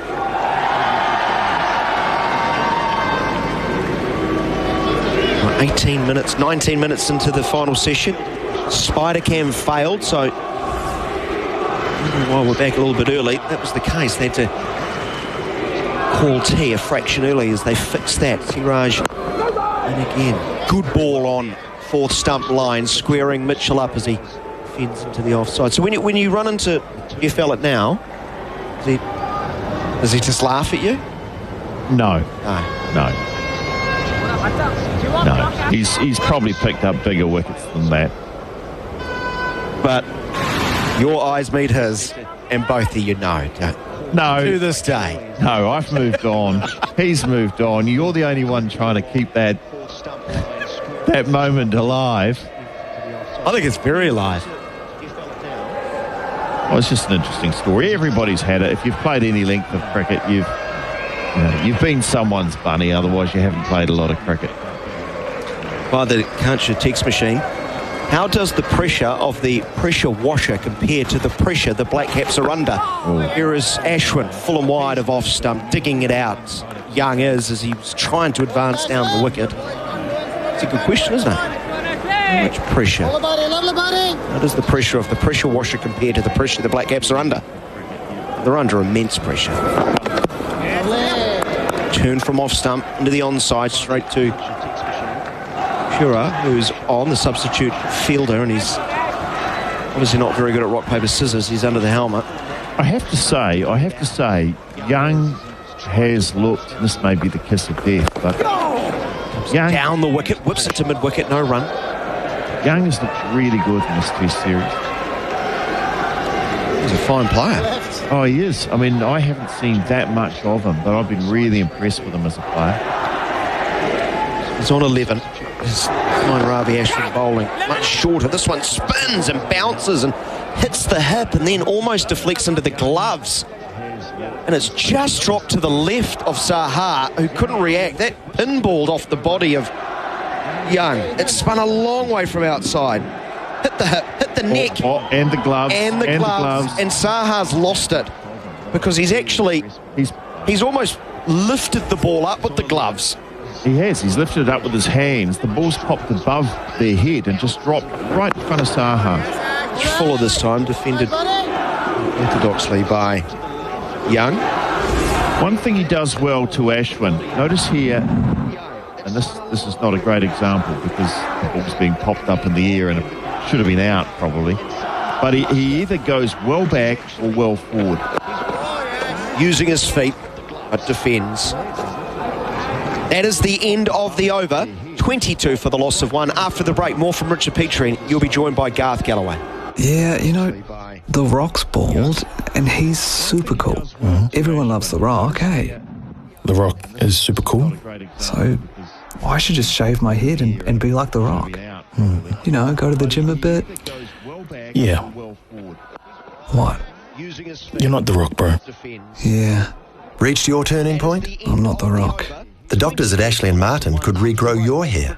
You are super cool, though. Cheers, bro. Visit ashleyandmartin.co.nz today. 22 for 1 New Zealand. Resine, the paint that Kiwis trust in. Big barrel, big range, the biggest deals, bringing you the cricket in partnership with SENZ. Beautiful evening in Mumbai, we can see on the screens. Just a lovely shimmer off the sea. Absolutely calm it is. Just beautiful conditions. 30 degrees, 50% humidity, so very pleasant conditions indeed. And we're seeing an absorbing battle, really. I've enjoyed watching Mitchell. Unfortunately, Axar's coming on because I was about to say, Richard, that I was enjoying watching. Here's Axar, the battle between Mitchell and Siraj, and here's Mitchell playing back to the left arm spinner who goes out wide. But I thought that Mitchell had played Siraj very well, and you don't get many opportunities against the quicks in India early in the innings, but he played that lovely off drive, and then another one. Here he is using his feet down the ground for 4. Good shot from Mitchell. One of the true shots and first shots in anger that we've seen in a true shot as he comes down the pitch, hits just down to mid-on for 4. He's 9. That's better.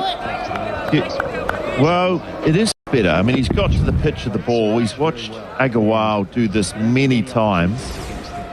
And one thing you've got to say about Mitchell, he certainly doesn't lack character, does he? He does not lack character. He's a tough bowls and Mitchell defends. 26 for 1. Mitchell is 9. Young is 11. That was a really lovely shot. So the reason I was talking about Siraj and seeing his drive, and then another one where he picked out the fieldsman, is his feet were starting to go. And I just wonder if that might give him the confidence he needs. Here he is pushing into the offside. Young thinks about a run from the non-strikers end, taking off. but the fieldsman scampering in there to make sure Gillett is picking up the ball at mid-wicket, so no change to the score, 26 for 1. And you just hope for Mitchell's sake that footwork against the quicks, very different against the spinners, but if there can be some translation.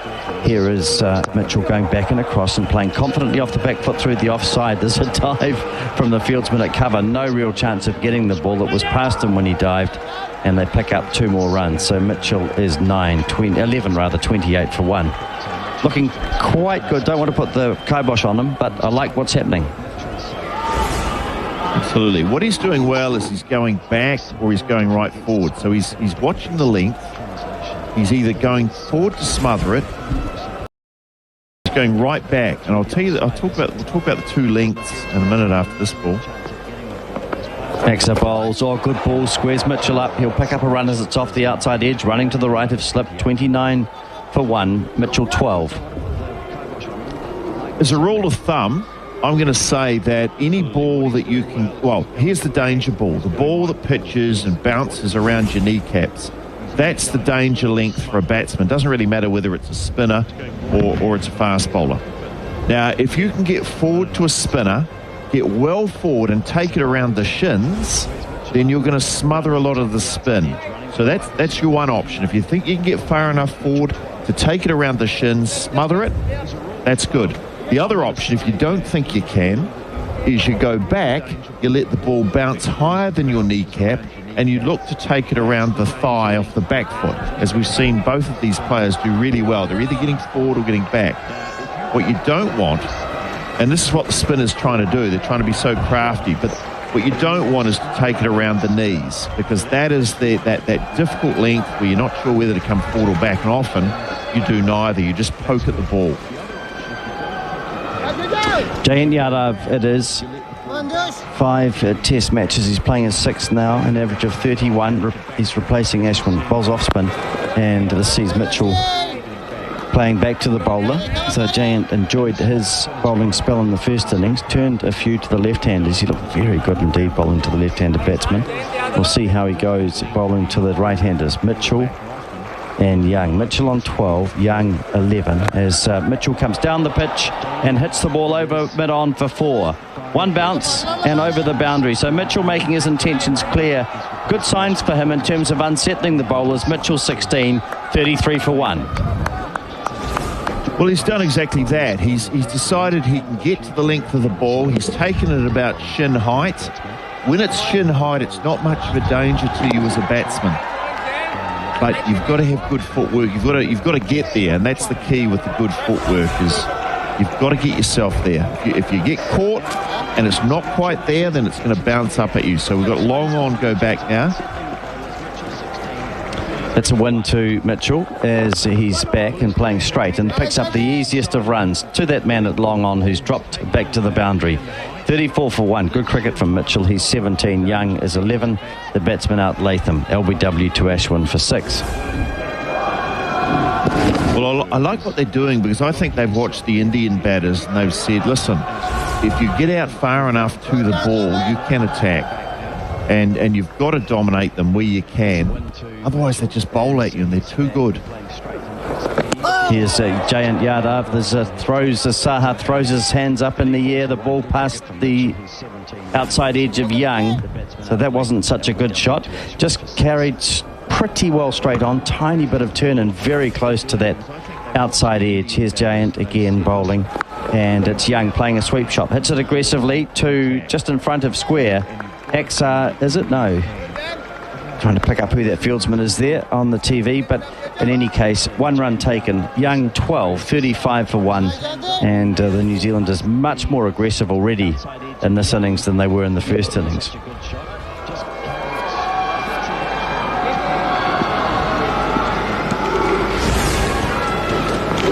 .35 for 1 as Mitchell is back and across, playing into the mid-wicket area. We'll take a break with Jayant's first over costing 6 runs. Mitchell 17, Young 12. Did you? For the last 10 years, Resene has been voted New Zealand's most trusted paint. Why? It's New Zealand designed and made, has superb quality valued by professionals and homeowners. Plus, it comes with expert help and advice. Trust starts at your local Resene colour shop. Got $5? Yep.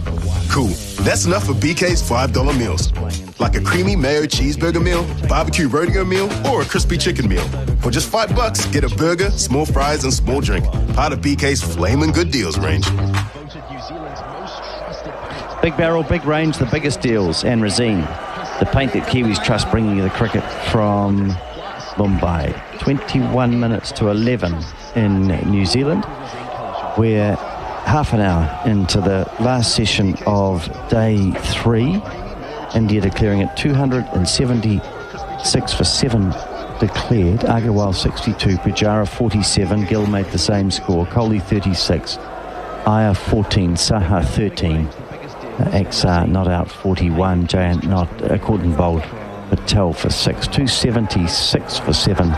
Patel 4 for 106 to join his 10 wickets in the first innings, and Ravindra picking up his first 3 test wickets, 3 for 56 from 13 overs. Here's Ashwin now bowling, and down the pitch comes Young. He's joining Mitchell in the aggression, just seeing if that's gone over the boundary at long off or not. 4 runs, so again 1 bounce, and umpire Chowdhury signalling that it's 4. Young 16, 39 for 1. And this is terrific to see the New Zealanders using their feet. They can't keep going in this way. They'll have to find other shots, but it's a good start, Jerry. Yeah, well, very good, because it's attacking the length of some of the Indian spinners. They can't just bowl, as you say, anything they want. Ashwin bowls, Young pushes into the offside. Well, we've seen the Indians do it to the New Zealanders enough. There must be something in it. Get down the pitch, get close to the ball. Yep. And seeing players heading through the line, trusting their foot movement. Young again gets a half volley this time, and he waits and plays it very respectfully. So 39 for 1. Mitchell is 17. Young 16. Latham out for 6. And 4 bowlers used. Ashwin opening the bowling. He's in the 6th over, has 1 for 13. Picked up the wicket of Latham, and here's a good delivery which is held back, and that's where Young just has to watch it a bit, going down the crease and then stabbing at the ball as he realised he wasn't quite to the picture, but ended up with Went late, didn't he? Yeah, and it wasn't quite the one to go down to. It means you're just sort of almost playing by numbers a little bit, so he's just got to be careful. Short outside the off stump, and cut away, should be 4. Lovely shot by Young, and just the fact that they've come down the pitch a few times, hit the bowlers over their head. We see Ashwin having to do different things this time. Short outside the off stump, cut away for 4. Good shot by Young. 43 for 1. Yep, just a little bit wider from Ashwin, trying to beat him on the outside, but it doesn't. It just sits up, and a sort of a back foot punch, wasn't it? Not really a cut, not a horizontal bat shot. Here's Young facing, and that's a good forward defensive shot. Oh, there's indecision as Young takes off. Mitchell wasn't sure, and it was Saha who ran to a very short cover, picked up the ball and made sure that both of the batsmen retreated. Mitchell 17, Young 20, 13 overs have gone. New Zealand 43 for 1, and Ashwin's bowled 6 overs, 2 maidens, 1 for 17. Yeah, well, the New Zealanders have hit probably 4 or 5 boundaries now straight down the ground. Probably 2 or 3 of them by Mitchell, but they're getting to the pitch of the ball, and when they do, they're hitting the ball nice and straight blade, which is a good way to play, I think, and getting sort of close enough. Yeah. And they're able to, as I say, get that loft, and it's a nice loft that they're getting on the ball, a good shape. Now here's Axar Patel, so he'll come from slightly wider. Kohli just mixing it up a little bit as Jayant had bowled from this end, just a tartar end, as Mitchell pulls out and says to Axar, just as he's about to bowl, I'm not ready. He's ready now. Axar bowls, and Mitchell is playing down towards mid-on. Axar steps across and fields. Long off in position. You can see that he's been pushed back, hasn't he? And mid-on's 2/3 of the way to the boundary as Mitchell's driving, playing out in front of his pad. Should pick up a couple of runs as the ball's gone between cover and point. So 2 more runs to Mitchell. He's 19, 45 for 1. Looks a different game when you see players using their feet a little bit and spinners not being able to dictate everything that they do, and they were in the first innings because New Zealand lost those wickets early to Siraj. And the spinners came in 62, the sixth lowest total in Test cricket for New Zealand in the first innings. Already now 45 for 1, a vast improvement as Mitchell drives to cover.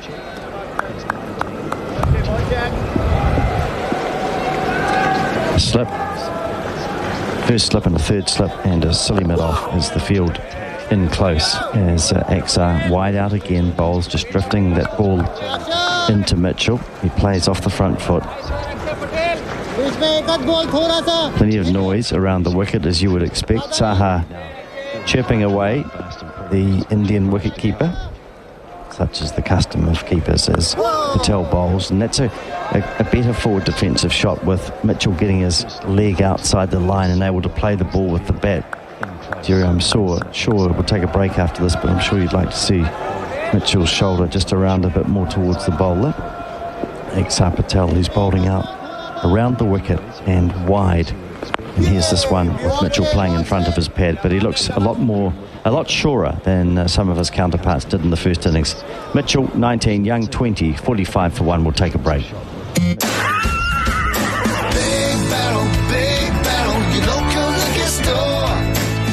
Yeah, mates, Club exclusives. Tui Export Gold Low Carb, or DB Draft Swapper Crate, $36.99. Lion Red, Waikato or Spades Gold Swapper Crate, $37.99. And Starlager Pure or Stella Artois 24-pack bottles, $37.99. Big Barrel, big range, bigger deals. Big Barrel, your local liquor store. So, Razine, the paint that Kiwis trust. Big Barrel, big range, the biggest deals, bringing you the cricket. And Jerry Coney is, you're marking off the milestones as we go, and there's a new one. Oh, yes, that's correct. I've climbed the ladder. It's quite a tall one, and I've crossed off 500. Good.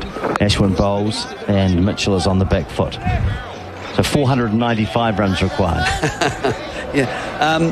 But it's good to see that the New Zealanders are starting to find areas in the field that they can score. Ashwin bowls, Young plays forward. So we've seen shots, obviously, to long off and long on. We've seen the shot through the covers. We've seen a shot square. And so the batsmen generally are prepared to go down when they think they can see the ball. There's a chance that's turning quickly. Oh, he's been caught. Oh, just waiting to see if he's given out. Ashwin's determined. The umpire's given him not out. Virat has gone straight up and is going to review. So Young got a ball which turned quite sharply. He followed it with his hands, caught its short leg.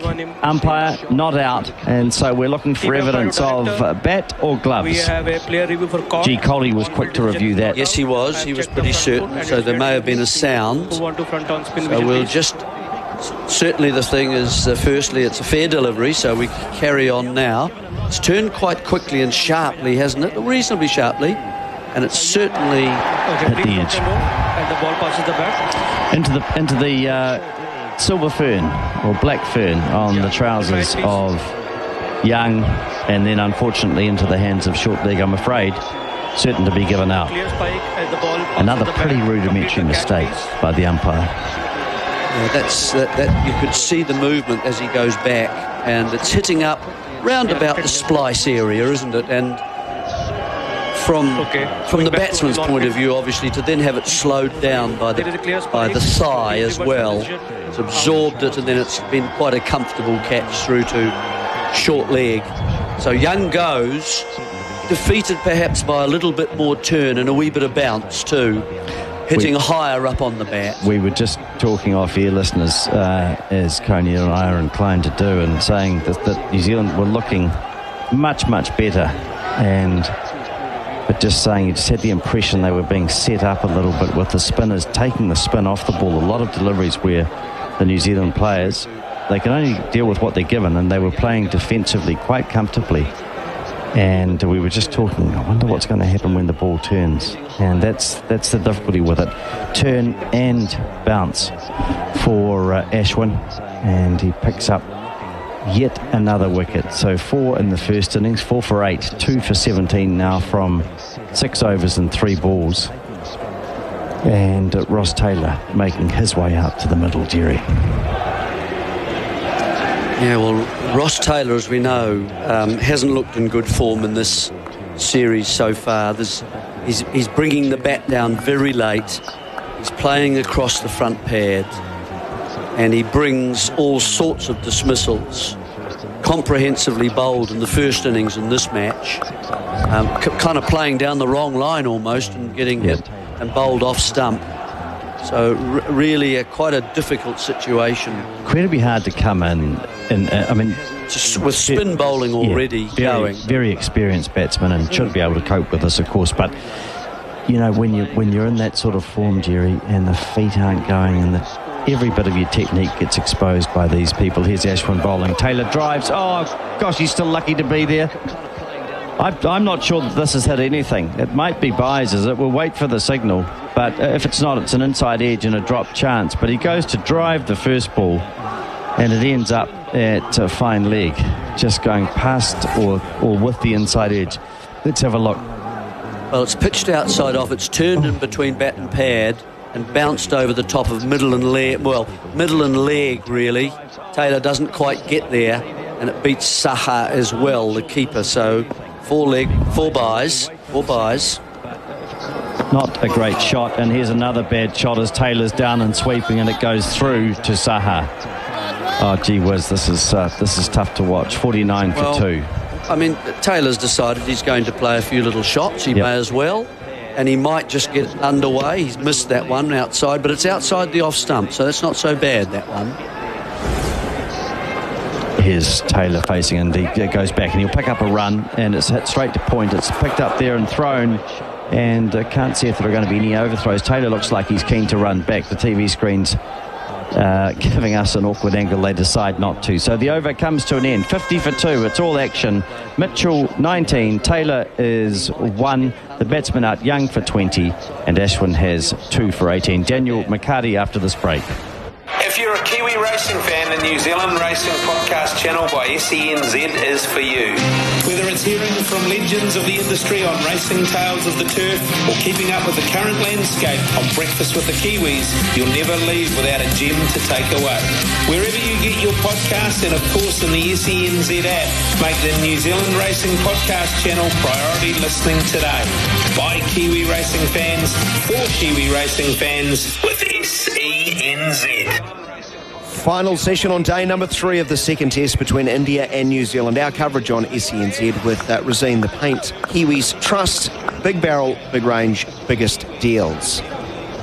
50 for the loss of 2 New Zealand's. Set an enormous target, 540. They've lost Latham LBW, bowled Ashwin for 6 with the score at 13, and they've lost Will Young. Caught by Yadav, the replacement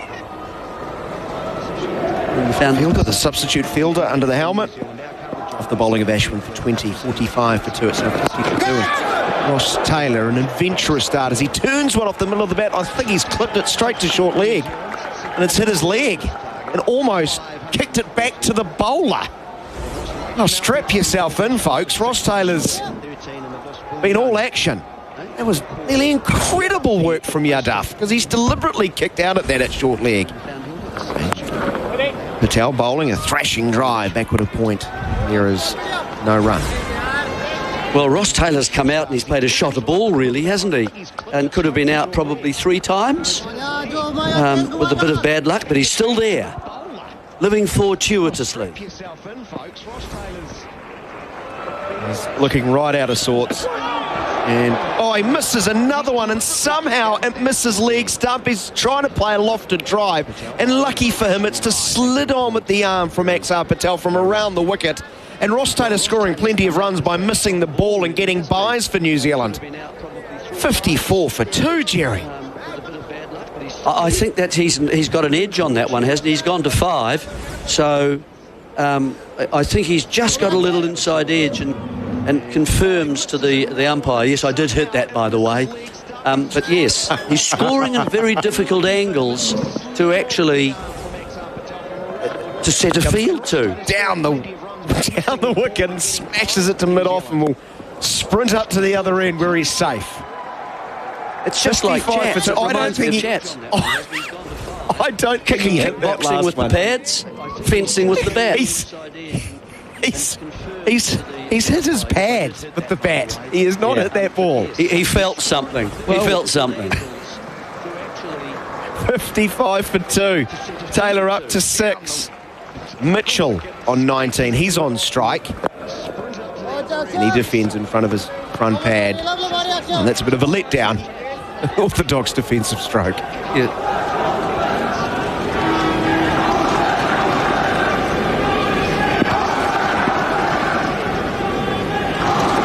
Right-hander Mitchell squared up as he was trying to turn onto the onside. It squirts into the extra cover region. It is the end of the over, 55 for 2. You ever tried to hit your way out of trouble if you're in a bit of a slump? Because Taylor is in a bit of a slump. I think it's maybe not a slump. It's more. I don't think he's prepared for this series. We all know why, because he's been locked and hasn't played any cricket ahead of it.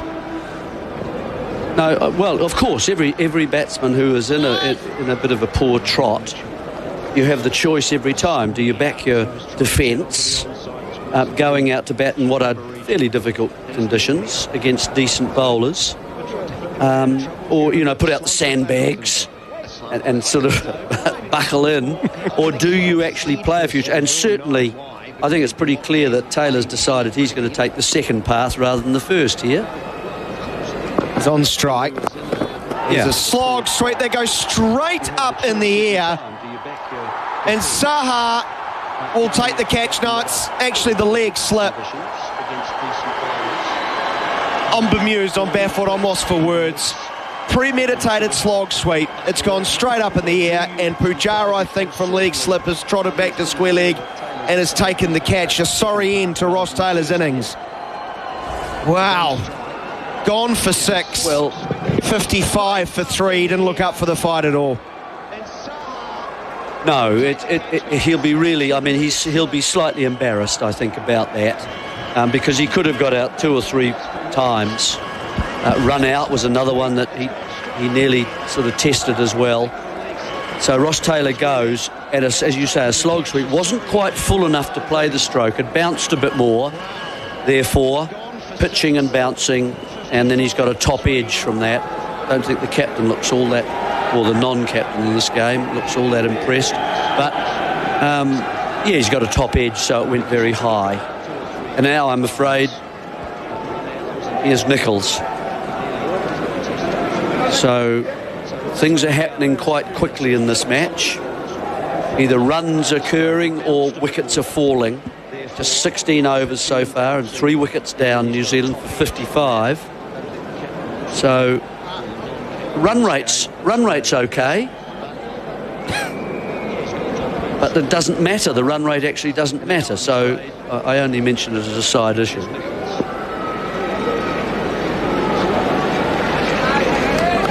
And Nicholls, in the first innings, made 7 after scores of 2 and 1 in the first test. So 10 runs in 3 innings. They did cross.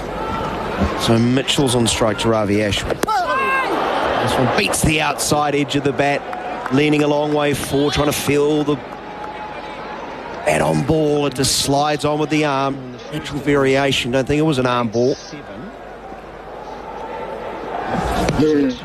Ashwin comes a bit closer to the off stump, and an inside edge will take it past Pujara at leg slip.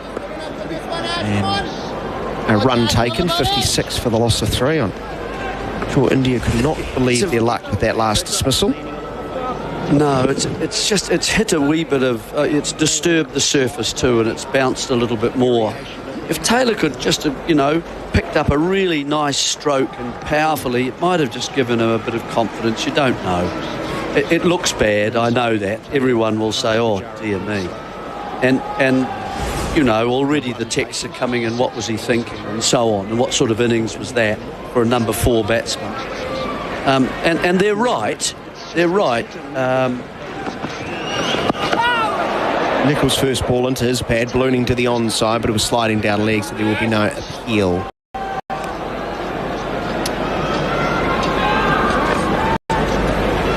don't really know what to say, as you can sense, Daniel, about the innings. Again into the pads of Nicholls. He went back, misses. Well, what it's going to do is raise more questions about the New Zealand middle order.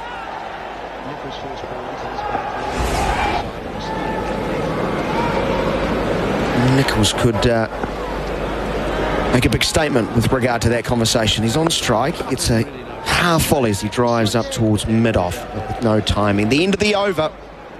56 for the loss of 3. If you're into cars, now's the time to get into Repco. Because we're bringing the masses! Yep, that's right. We're kicking it up a notch with high-octane deals on the best gear from all your favourite brands. So you can get into the spirit of masses just like we are. Repco, bringing the masses!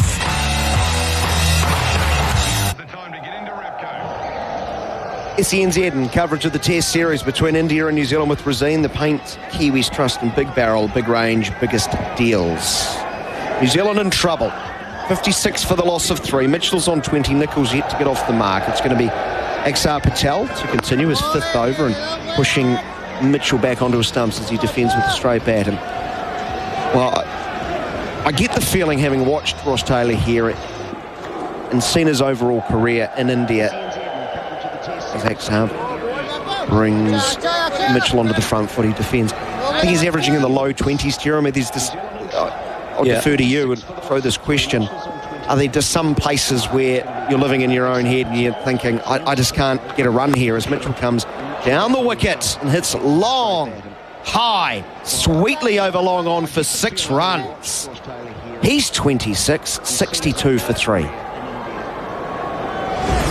Really good shot from Mitchell, isn't it?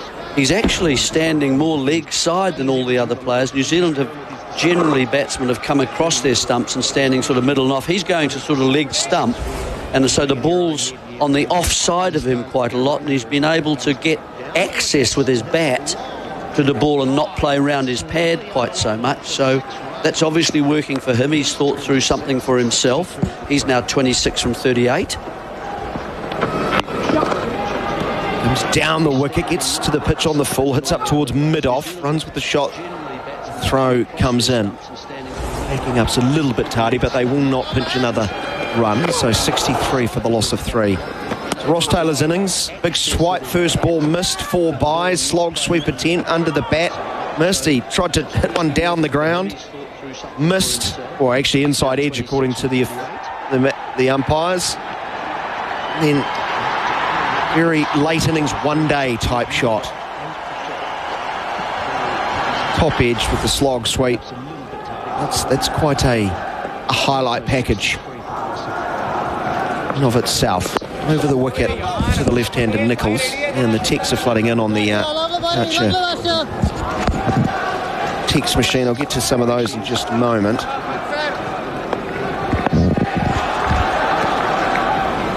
Axar Patel over the wicket to Nicholls, turning back and hitting him in front of the off stump. The appeal for LBW was turned down, spinning a long way. They're going to have a chat. Is he also just got outside the line of off stump playing a stroke? I think they are going to review on this occasion, Jeremy. But back to that point about Ross Taylor. 10 test matches in India, 402 runs at an average of 21. Yeah, that is an outlier. It hasn't been a fruitful. Not a fruitful, and he's found it very difficult. Clearly, I mean, and it isn't easy, especially. I mean, at 4, 5, 6, where you're going in against the spinners, it can be really hard to get going. And he's tried defending, hasn't he? If we think back in the innings that he's played, he's tried defending and got out. He got out to the seamers in the first innings here, just kind of playing the wrong line, one that nipped away, if anything. And he's obviously just decided, I'm going to attack. I'm going to go out and play a few shots. I might get away with it. I can't back my defence. That was the kind of innings that we saw, I think. 63 for 3. Mitchell facing up to Ashwin, defending full ball outside of off stump. A couple of messages on the Can't You text machine. Innings, R.E. Taylor is flattering, someone writes. And this is a similar theme. That effort from Taylor was more of an outing than an innings. And Mitchell pulls out the reverse sweep attempt and plays it straight to slip. Yeah, well, no runs. Obviously, he's decided that he can... Oh, it's only just outside, but it was turning too much and missing the leg stump, that LBW. Only just outside off stump, not much. Mitchell comes a long way forward, defends straight back to the bowler. Another message here. This Byes fellow sounds rather good. He should be picked more often. He's getting a few. Writes Matthew. Very nice, Matthew. Keep them rolling in to the Can't You text machine on 8833. 63 for 3. Ashwin right arm over the wicket. Looping delivery on middle stump, defended by Mitchell. And Ashwin has 7 wickets in the test. 4 for 8, I think it was in the first innings. He is 3 for 19.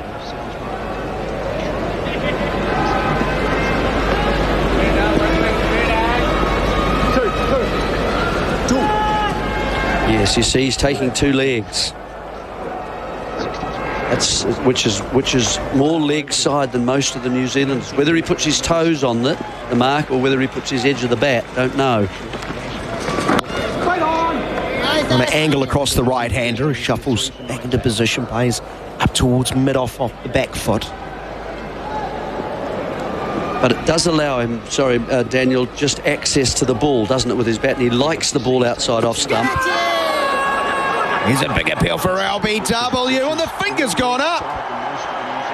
From around the wicket, Ashwin was begging for that one, pleading. Those around the bat weren't that confident, I felt. And umpire Chowdhury's put up the finger. Mitchell has reviewed. The question is, from around the wicket, has it pitched on and straightened enough? Move on to front on. Spin vision, please. Well, he's well forward. It has straightened. Has he got a bat, though? Yes, he has. Oh, there's just a little bit of an inside edge, I think.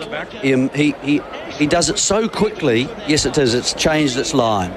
So it looks as though Mitchell has just got a little inside edge onto the pad.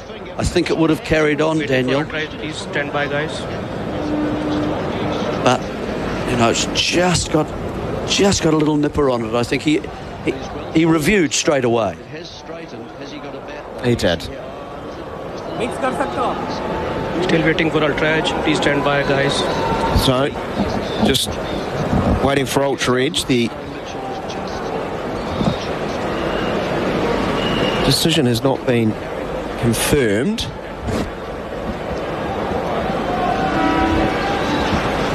Third umpire is Vrinda Sharma, who certainly is making the most of his opportunities to shine today. Yes, he's looking for a starring role in the test match. Grabbing the limelight.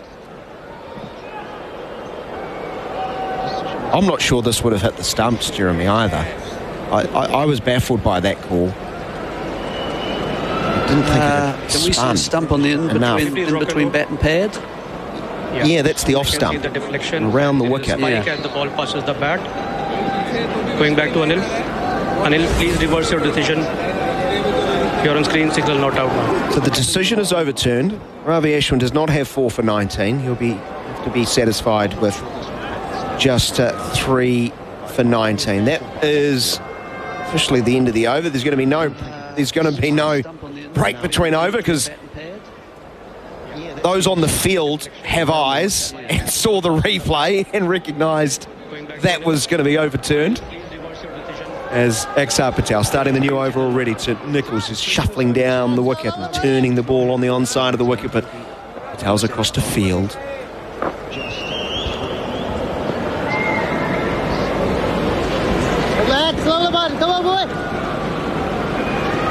That was interesting, wasn't it? With the players actually ahead of the third umpire by about 3 or 4 minutes. Back into position for the new over.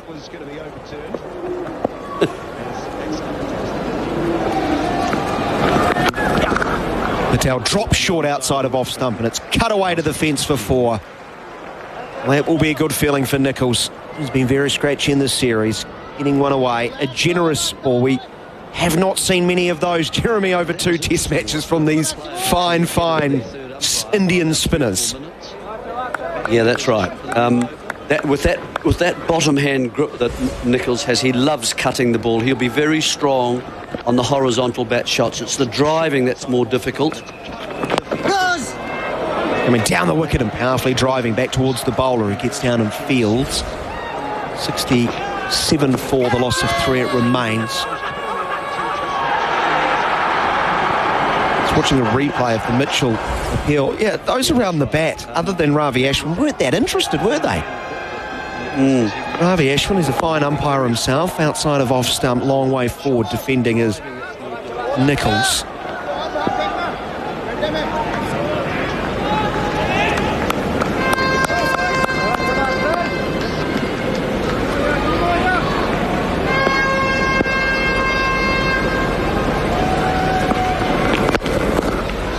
Fuller, half volley leg, put into the mid-wicket region. No run. He's got a tweet here from someone. I don't know what it means, Jeremy. It's just 3 letters. FFS.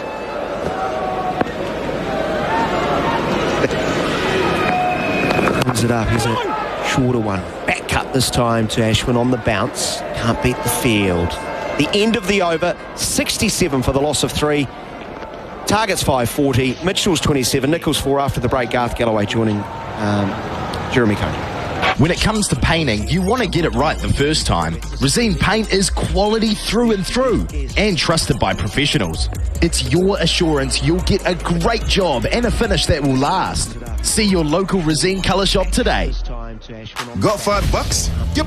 Cool. That's enough for BK's $5 meals. Like a creamy mayo cheeseburger meal, barbecue rodeo meal, or a crispy chicken meal. For just $5, get a burger, small fries, and small drink. Part of BK's Flamin' Good Deals range.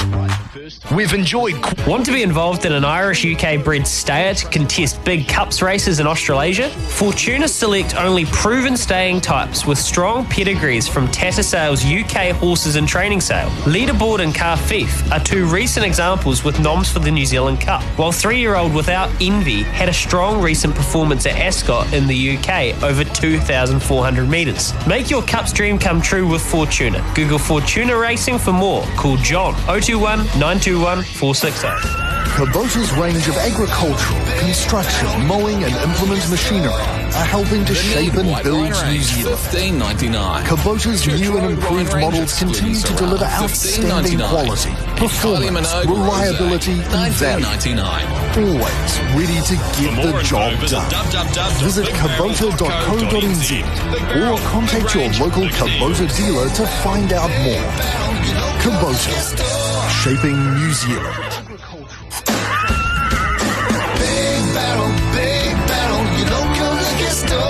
Get Mates Club exclusives. Oroku Gin or Ratu Rum range 700ml, $52.99. Chatel VSOP Brandy, 1 litre, $37.99. Smirnoff or Gordon's Gin Original 1 litre or Pink or Citrus 700ml range, $34.99. And Absolute Flavours or Beefeater Pink or Blood Orange Gin, 700ml, $32.99. Big battle, you local liquor store. 3 weeks, 4 locations, 5 events, 1 overall prize. This is Crankworx Summer Series NZ. This summer, the world-famous event will be unleashed Kiwi style. Crankworx is going on the ultimate mountain bike roadie to Queenstown, Wanaka and Alexandra. See the world's best compete with a grassroots vibe at 4 destinations around New Zealand's South Island. Don't miss Crankworx Summer Series NZ. Stop 3, Cadrona, December 8th to the 9th. Tickets and info from crankworx.com. And welcome back to the coverage. We're watching Test cricket from Mumbai. Our partners, Resene, the paint that Kiwis trust, and Big Barrel, Big Range, the biggest deals. It's 67 for 3. And the players getting themselves back into position. So Latham was the first to be dismissed. LBW to Ashwin. He faced just 15 balls. Young next to go, caught by Yadav, the substitute fieldsman from Ashwin, bowling for 20. And Ashwin picked up the 3rd New Zealand wicket when Pujara caught a steepler from Taylor. He'd come in and it was a a smasher ball really off Ashwin's bowling out for 6. So 67 for 3 it is. Jerry? Just looking at that Young dismissal again, you know, it's the difference between perhaps New Zealanders and the Indian players. You find a lot of New Zealanders go back to off middle and off stump, Garth. Yes. And they therefore, the ball as it turns back into you, because it's Ashwin, you then follow it. The only way you can do is follow it round to the leg side, and you can run the risk of playing it in straight off the bat or straight onto the pad and then into a catch as well. Whereas the Indian players, if they see any short coming back, they'll go into middle and leg. Yeah. And they leave the ball on the offside of themselves, and they'll open it up and score runs on the offside. They see it as an opportunity to score on the offside. It's a very different kind of way of playing rather than going round yourself, which can be a bit difficult. Seems to work for the Indians as Mitchell comes forward to Ashwin's delivery, plays into the offside. He's 27 with that single. It's one of those things I think that, you know, the team can actually do as well. If you get a decent older batsman to come in and talk to you from India, an Indian, to come in and talk to you about technique, how they start to play. What about an off-spinner turning it back to a right-hander? How did you play that? What sorts of things did you think about and why? Nichols comes forward and plays back to the bowler. Who would it be? I don't. Someone from the Gavaskar kind of era, would you say? Yeah. Little Vishwanath. Oh, yeah, those kinds of players. Here's a lovely flighted delivery. Nichols drives and beats the fieldsman at cover. Gets 1 run, so he's 5. 69 for 3. Yeah, Vishwanath would be good. You know, but the idea of using some knowledge from the area to talk about opportunities before the series begins, and to give yourself a few days to think about that and, you know, assimilate it and work out whether it might work for you or not. I know it's hard to undo. Here's Mitchell getting a little bit undone by a ball, just trying to turn the ball into the onside. There's that turning it around again and in through those players. It can be very difficult, and you can just get a little inside edge onto the pads and suddenly your innings is over. Carries a bit of risk, doesn't it? As here's Mitchell again turning the ball square on the onside, so not looking quite as safe there. But he got more of it, didn't he? Yeah, he got enough of it to beat the close in men. Yeah, he did. Well, and he's doing okay. I mean, you can't be critical about that. I mean, it's not easy. I'm just thinking about. I'm just wanting to think of my batting coach as the Indian batting coach. I wasn't thinking of a coach. Nichols. Just suggestions and ways that they found worked. And I don't think that they would be very pleased to come in and do it. Yeah, absolutely. Well, I mean, it's interesting when you look at you think about the players like, for example, I mean, in India, it's 21 overs have been bowled here at 70 for 3. Mitchell is 29, Nichols is 5. I'm going back to the early 70s, and India had 4. You know, they talked about a quintet, not a trio. A quartet, rather, of... I've turned 4 into 5. You have? Oh. And made, I don't know, 5. I don't know, yes. But a quartet, you know, in that... So, you're talking about the spinners? Bowlers, oh, yes. You know, 4 world-class spin bowlers. Yes. Well, that's another thought. Why wouldn't New Zealand want to have someone like them talking to, say, a Beatty? Why wouldn't he talk to a Ravindra and a Patel? Yep. And our left armers? Why wouldn't you want that to happen? And just make a little comments about you, run a little bit wider here, make sure you get over the top of your front foot, all, you know, little basic kinds of things. I don't see any issue with that. Would Venkat have helped Somerville? Yeah.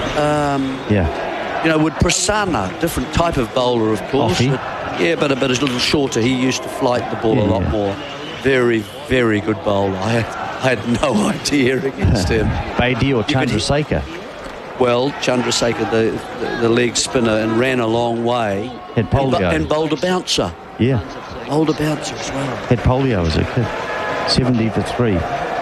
It's Mitchell on strike. Picks up a run as he turns the ball square of the wicket. There's a man back on the boundary. Umesh is bowling at the Tata end, his first delivery in the innings.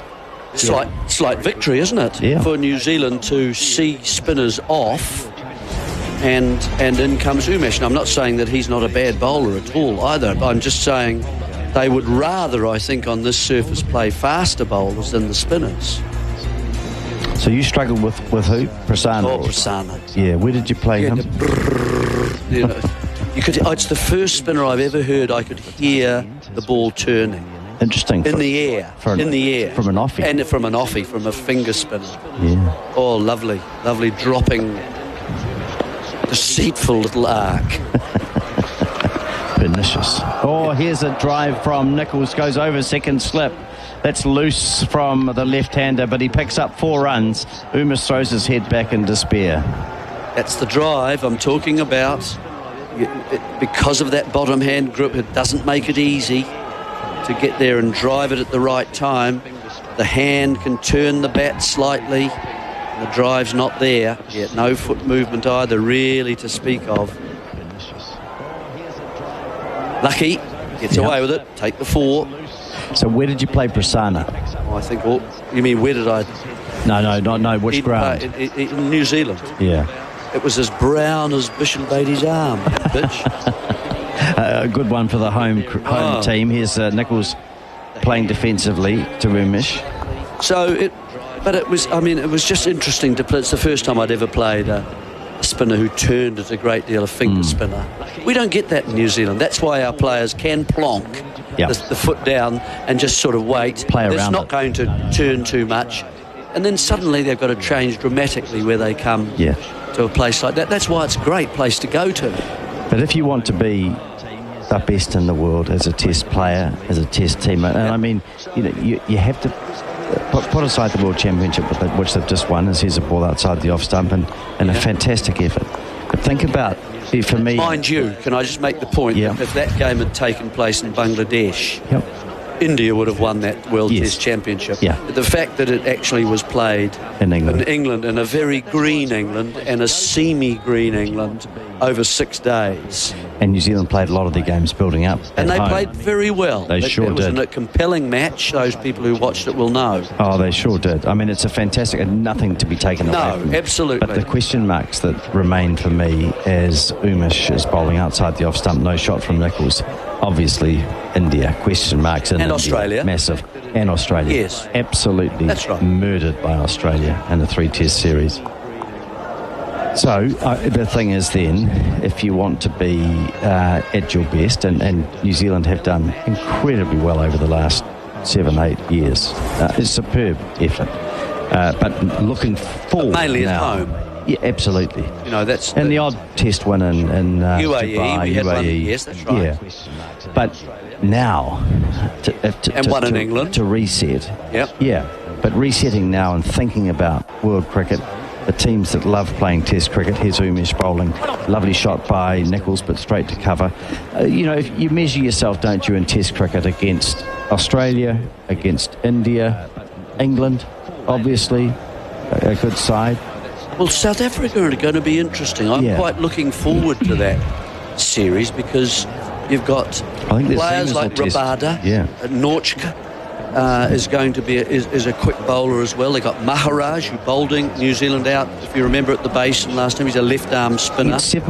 They've also got a leggy now as well, Shamsi. Yeah. So they've got some interesting players, and Markram. They've got some good batsmen as well now. So I think they'll be a tester. I don't know whether Quinton de Kock still playing, or I'm not. I'm never quite sure. He stood himself down, didn't he? Yes. He was not prepared to take the knee. But I think he's back now and apologised for that. 75 for 3. Ashwin bowls and outside the off stump. Mitchell plays and misses. You'll hear the groans from behind, but no appeal. Mitchell's 30. It's all right because he's held the pose. Well, previously you see the New Zealanders following a ball like that. No, you don't want that. Ashwin bowls to Mitchell down the pitch to fence, and good use of the feet, getting to the ball and letting the ball strike the bat, not being too tense and throwing the bat at it. Yeah, I think South Africa will be good. I mean, Bangladesh before then, and you never quite know, but it's not ideal preparation for a team like South Africa. Here's good forward defensive shot being played by Mitchell. Measuring the quality of the forward defensive shots, because we've seen a few that haven't been great. 75 for 3. Nice. I'm sure our listeners are enjoying the sound effects and not having the horns from Kanpur. But I hope it makes it much nicer listening for you. Here's Mitchell playing off the back foot. Nichols very slow to go from the non-striker's end, but good running. Well done. 76 for 3 as he pushed the ball to mid-off. Saw mid-off was just standing a little bit still. Took off. He's 31. Very good. It's that off the back foot, looking to score off it if you can. He's earned that shot because of the other forward defensive strokes were good enough. And so Ashwin tries something else. And it's just a little push for a single. That's nice. He earned that. Moves into the 30s. 76 for 3. So this session, 2 wickets, 63 runs. The run rate up 18.5 over 63 runs, so up over 3. Here's Nichols pushing into the onside. Not as confident on that side. I'm just waiting for Ashwin to turn one, just landing it on about leg and rip it across the left-hander. They're definitely playing, as we saw earlier in the day, just setting these players up a little bit. They bowl to a plan. Here's Ashwin going over the wicket. Nichols tries to sweep. Doesn't get it particularly well. And there's a chase for Patel from short fine leg. He runs to the boundary, picks up a couple. Just Nichols, he's 11. 78 for 3. 23 overs gone. Well, we've seen Nichols play a drive, we've seen a cut, and now a sweep. There's been one couple of false shots, but, you know, he's starting to put together a range and a package of shots that he might be able to play. He's been able to get a forward defence. I think, to me, Mitchell has been the pick of the batsman because he's been able to come down and look as if he's in control of doing that, which is a nice feeling, I think, and he's hit with the full blade of the bat straight down the ground. And I think he's looked the most comfortable, actually. So well done to Mitchell. I agree. I think that his footwork's been good. We saw him when the spinners had the fields up. He took to them and hit them down the ground, confidently getting to the pitch a bit, hitting high. Really good from him. Batting at 3. No easy task for him. He's a tough character as Umesh is bowling us down the leg side, and Mitchell tries to catch up with it, doesn't do so. Missed opportunity for a run. I think Richard Petrie's joining us now, Jerry, so you can go and have a cup of tea. Wild applause from the audience. Good. Absolutely. 78 for 3 it is. So a vast improvement on New Zealand's first innings score of 62. Nichols 11, Mitchell is 31. And bowling figures, let's give you those in a moment. Siraj 5 overs, 2 maidens, none for 13. Ashwin opening the bowling, 11 overs, 3 maidens, 3 for 25. Here's Umesh bowling, and there's again an appeal down the leg side this time as he's gone to play the ball down the leg side. Has Mitchell a leg glance shorter than the last ball, and Kohli seems very confident that this has been hit. He's gone forward. Saha says he doesn't know, as I interpret that. He's rolled over, come up with the ball, so he's definitely caught it cleanly. And now all review with 1 second remaining, just in time from Virat Kohli. Interesting, so the ball was just short of a length going down, and Mitchell just, if he has feathered this, he'll be so unlucky. Remembering that I don't think he looks pretty happy with life at the moment, so hopefully from a New Zealand point of view, he hasn't hit it. Richard. Yeah, we're just watching the slow motion replay here. No, it's just clipped his thigh on the way through. The bat's a long way away from it. Right, so I think we can just get on with the game, can't we, Richard? Oh. See how long this takes. Very obvious. It's very obvious. First, but no need to check because it's too far from the stumps. Going back to Nitin on field. Well, that's the fastest decision. That tells you how very clear that one was, like all of the other ones. But I think the other third umpire is getting into the swing of things now. Excellent, becoming a bit more confident with his decision making. So that only took a minute and a half or so. Coley's looking in disbelief. How can that be right? I don't. I think he's he's looking to the other players who might know better. So he's kind of interrogating the keeper. He's interrogating the bowler and saying, "Come on, give me something here. You think it's out? Let me know." But they probably all heard the noise. Look, Mitchell's doing well. He's not an automatic selection for the New Zealand team. He's only come in because of Williamson. He doesn't care that this test may be lost. It could be a win for him. Umesh bowls, and for the third time he's drifting into the pads. It's Iyer at mid-wicket who fields 78 for 3. Yeah, I really do like Mitchell as a player. I like his attitude. I think he's gritty, he's tough. He's not easily overawed. He's a good player. He's a good player off the back foot. We saw him score 100 in an earlier test match for New Zealand when he came in. He's, like I say, he's not an automatic selection. He's one of those players that gets a go. Umesh bowls, and the ball's turned again into the onside. Another run for Mitchell. And he has to put up with sort of being a tourist often.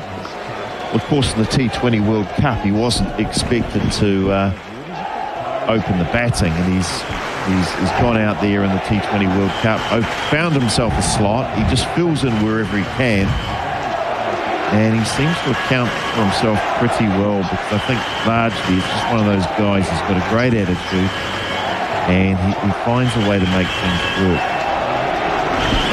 Good team man. So a couple of balls remaining in the over. 79 for 3 it is. And it's Nicholls, the left-hander, who faces Umesh, comes forward and plays into that short cover region. Umesh follows through a long way to make sure that they don't have any thought of a quick single. One of the other things I've liked about Mitchell, Richard, is his running between the wickets. He's put a little bit of pressure on the field.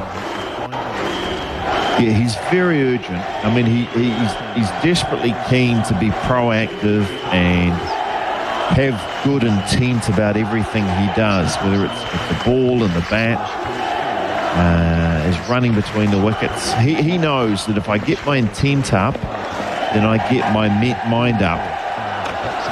Umesh bowls to Nicholls, plays outside the off stump and misses. He's lucky again, Nicholls. So just pushing at that ball too hard. Nicholls is 11, Mitchell is 32. 79 for 3. More comments from Richard Petrie and then Daniel McCarty. Yeah, a lot of people talk about body language, Daniel, and how you've got to show good body language. Exactly like that. Puff your chest out, shoulders back.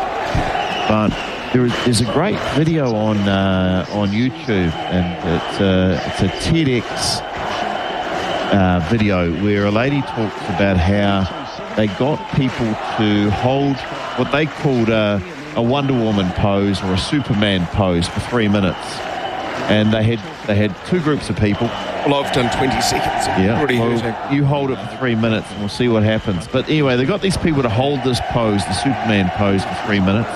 Others were doing a slouching, sort of passive pose for 3 minutes. And then they got them to do certain things. And the thing they got them to do was job interviews.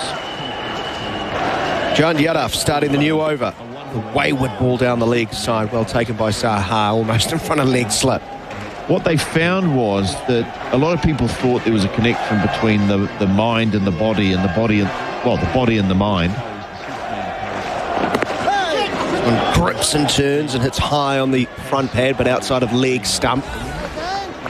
But the outcome of it all was the way you use your body affects your emotions. So if you want to be more confident and more outgoing and more aggressive, then use your body in that way. Yadav pushing Mitchell back into the crease as he defends with the straight bat. So it is not just a cliche when we talk about body language in sport. No. Well, it's a real thing. Absolutely, which is why they train soldiers to march. Stand tall, shoulders back, march strong. It's very full, and Mitchell's hovering on the crease line. It's threatening that knee roll you've talked about earlier, Richard. He's turned it to short leg, no run. yeah, fortunately it's a foot down leg side, so not too much worry. For the record, I gave up the Superman pose after 33 seconds. Returning from in front of his front pad into the mid-wicket region, thought about a run, but he was sent back from Nicholls, and he acknowledges a good call from the non-striker. We did it, with cricket teams, we did similar things. So I remember one game, it was the first class game, and we'd been in the field for a day and a half, and everybody's stuffed. Comes forwards, opens the blade and rolls it down towards third man, and it's just going to speed on off down towards the third man rope, but Axar Patel overholds it. They'll come back for 2 runs. Yep, 2 runs. The end of the over, 81 for the loss of 3. Jobs. Ansco have got them. So whatever your reason is for wanting one, they can get you sorted. It's all go at Ansco right now. They're hiring butchers, boners, labourers and meat packers. You don't need experience, they'll train you up. And with the right attitude, there's plenty of opportunity to progress. The money's good and the team are awesome. So, whatever your reason, joining Ansco can work for you. Hey! To apply or for more info, go to careers.anscofoods.com. New Zealand 81 for the loss of 3, 25 overs into their second innings. Mitchell 34, Nicholls on 11. Our coverage here on SENZ with Razine, the paint, Kiwis trust in big barrel, big range, biggest deals. Yadav bowling to Nicholls onto the front foot, driving up towards mid-off, no run. Yeah, just to finish that story, but sometimes we, to get the energy up and the enthusiasm up, we do a team laugh. So we went around the room and everybody had to laugh. And by the time we got 4 or 5 around, people would, to start with, they were pathetic, fake. A real radio jock laugh. Yeah, correct. But so funny. Yadav bowls short, ducking out of the way as Nicholls.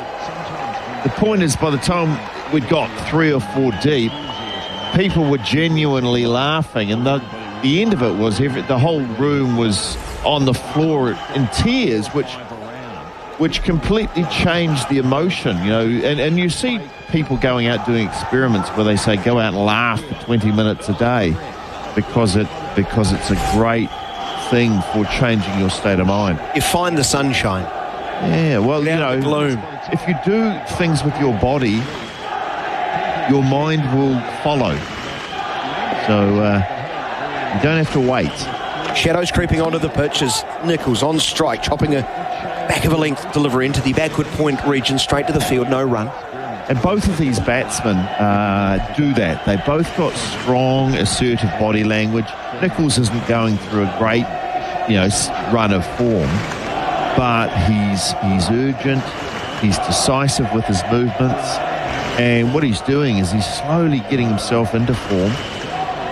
We know, we've been watching Mitchell, who's high energy in these situations, and it can make a difference. 3 slips awaiting. There's all inside edge onto the pads. That was very close, because it would have thundered into the back pad right in front of Midland. Yadav puts his arms up in frustration as Nicholls trying to play a check drive. Healthy inside edge saves his bacon. So these guys, both of them need runs. They need a good, look at the head, way outside the feet from Nicholls. One of the things about balance is you've got to keep your head. It seems so obvious. Yadav comes in. Yadav gets a full delivery, turns through wideish mid-on, will get a run, 82 for the loss of 3 wickets as Nicholls moves to 12. So one thing we could see in the replay there is Nicholls' head is outside his feet. So if we dropped a ball from his chin, it would probably fall about 3, 4, 5 inches in front of his toe. Hold the phone, he hasn't hit that. Just a replay of that LBW. I'd like to see the ball tracking on that. Might be a little bit gun shy after wasting a couple of reviews. 82 for 3. Mitchell's on strike. Umish back over the wicket to the right-hander. Oh, short, and it's pulled powerfully through square leg. I've lost it in the shadows. I think one bounce for. The umpire's lost it too. We're going to have to go to a TV replay, but Mitchell was in position so quickly. A clean strike. A boundary, is it 4 or 6 to end the over? Yeah, that's a fantastic shot. Very much in control. Just 4, is it? So 86 for 3 at the end of the over. Okay, so tell me about the body language of Ross Taylor then. What did you see? I saw the facial expressions kind of gave it away. I mean, he looked like he'd come out and he was well aware that he just didn't look confident. He looked like he didn't know what he was going to do. He looked like he was going to attack regardless of what happened. He almost looked embarrassed. He was playing and missing at shots. He was playing big shots right from the first ball. It just seemed like his brain had been fried. He'd overthought things. He wasn't sure what to do, so he decided, I'm going to attack regardless and try and hit my way out of this form. And sometimes that can work, but not normally if you're the number 4 batsman in a test. A tail end or a sort of a club batsman, maybe. Yadav starting through the shadows, full of length, angled in towards off stump from around the wicket, the right arm finger spinner. It's defended by Nicholls. Getting another look at this LBW shout, which I thought was a healthy inside edge. It's not. It's hit the front pad and then into the back pad, and that's plumb. It's smashing the inside portion of leg stump. Nicholls goes back this time and defends with a straight bat. They review a caught down the leg side, and no one seemed interested in that shout. No, it looked like they felt he'd edged it onto his pads. So they obviously didn't bother. Jayant Yadav rolling quickly into leg stump, beating the inside edge into the pad, but it drifted down the leg side. They must have heard 2 noises, which is hitting the front pad, then the back pad. But that is out. Very out. Very out. Look at the head, though. He inches outside his front foot. And, that could be a big part of his problem. If he can just keep his balance over his feet for longer. Jayant Yadav in his 3rd over. Goes wider of off stump. A spin and bounce, but no stroke from Nicholls. Sometimes the natural tendency, particularly when you're nervous, is for your head to lean forward and fall forward. You've got to resist that temptation and just hold yourself back. Keep your weight over the top of your feet. Nicholls goes back and crunches one into Bennett. On the offside under the helmet. On the bounce, though. Indian fans right into this now. Chanting, singing, celebrating their team well and truly on top, heading to a victory. The question is when. Still got about 18 overs remaining in the day's play. Wide of off stump, one small, spinning further away, and that's not going to induce a stroke from Nicholls. The end of the over, 86 for the loss of 3. But back to Ross Taylor, he looked like a player to me who had no faith in his ability. No. At the moment. Correct. He looked very scratchy in 3 innings so far, heading into this. A career record in India, which is well below, averaging 21. He averages 45 at Test cricket. We know what a fine player he is. But even after 100-odd Test matches, it shows me that mental battle. It's always real. It's always ongoing. Well, it can be. Yeah, it can be. Sometimes you can trust your past and your form and your ability, but sometimes even someone who's experienced as Ross Taylor just looked like he had nothing mentally. Hamish Yadav starting the new over. Full and straight. Turn to the onside where the man catching it very short mid-on. Just right in front of the non-striker. Fields, there's 2 slips in place as well. Yadav clearly looking to target the stumps. Wicket to wicket. Yeah, it was. It was a bizarre innings, wasn't it? It was a bizarre innings. Someone challenging your thinking again, Richard. Oh, of course. I'll bring it up in just a moment. The text machine. Back of a length. Played competently by Mitchell, straight back to the bowler. Yes, the Karcher text machine. Conforming to group behaviour is hardly going to improve individual performance. Nor does a Superman pose make a good employee. Does it? Question mark.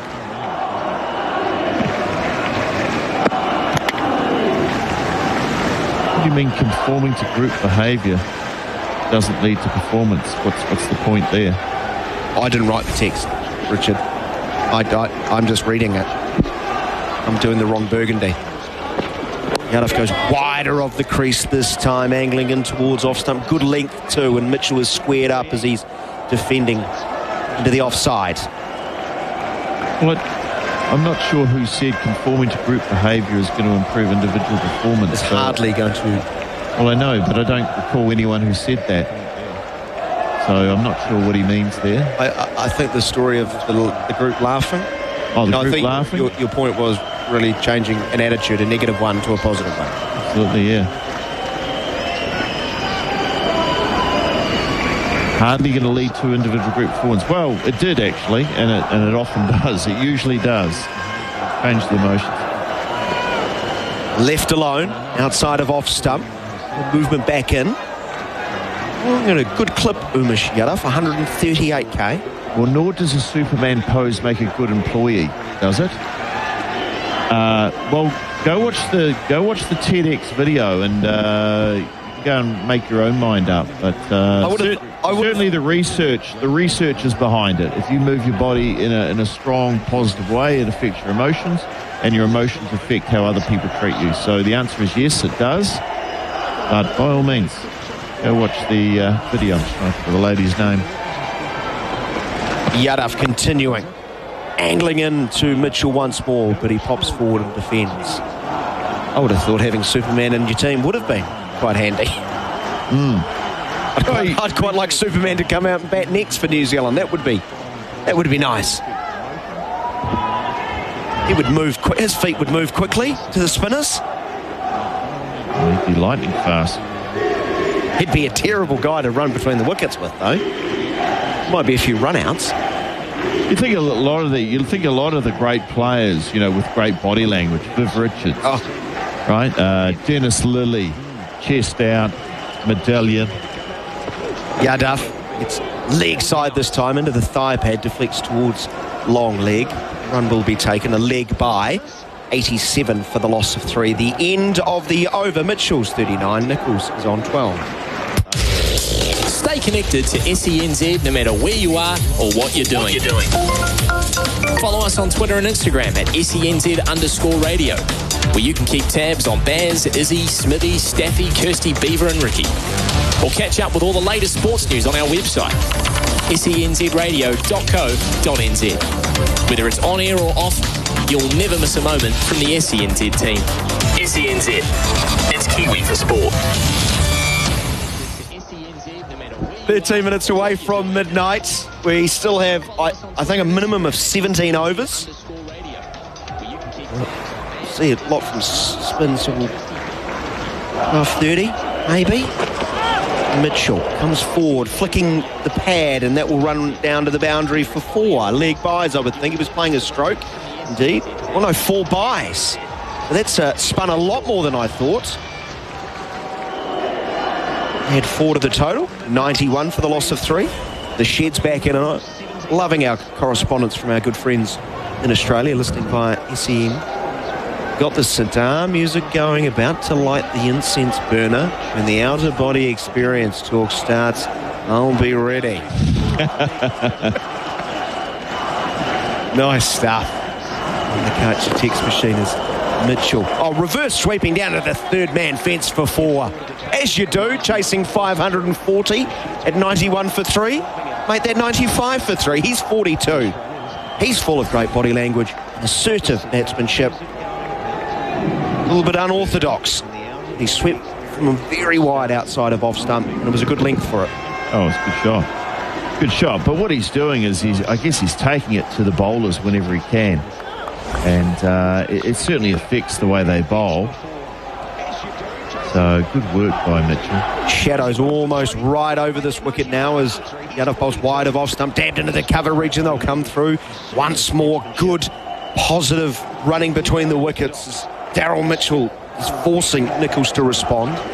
Mitchell to 43. It's 96 for 3.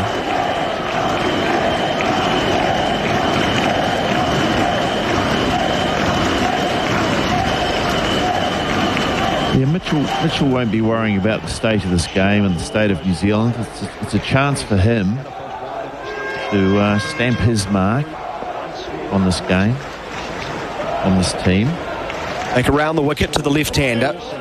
Nicholls comes down the wicket, getting to the pitch of the ball, defending straight back to Jaj Yadav, who has none for 13 in his 4th over. Nicholls as well. Nicholls got something to prove. It's a pretty ordinary tour of India so far, so he's on 12 off 35. Mitchell 43 off 73. He's one that beats the outside edge of Nicholls' bat. It was a half volley, but no balance. He was falling over. Saha has not taken it cleanly. And there was a very sharp stumping chance available there as Nicholls' back foot dragged in front of the line.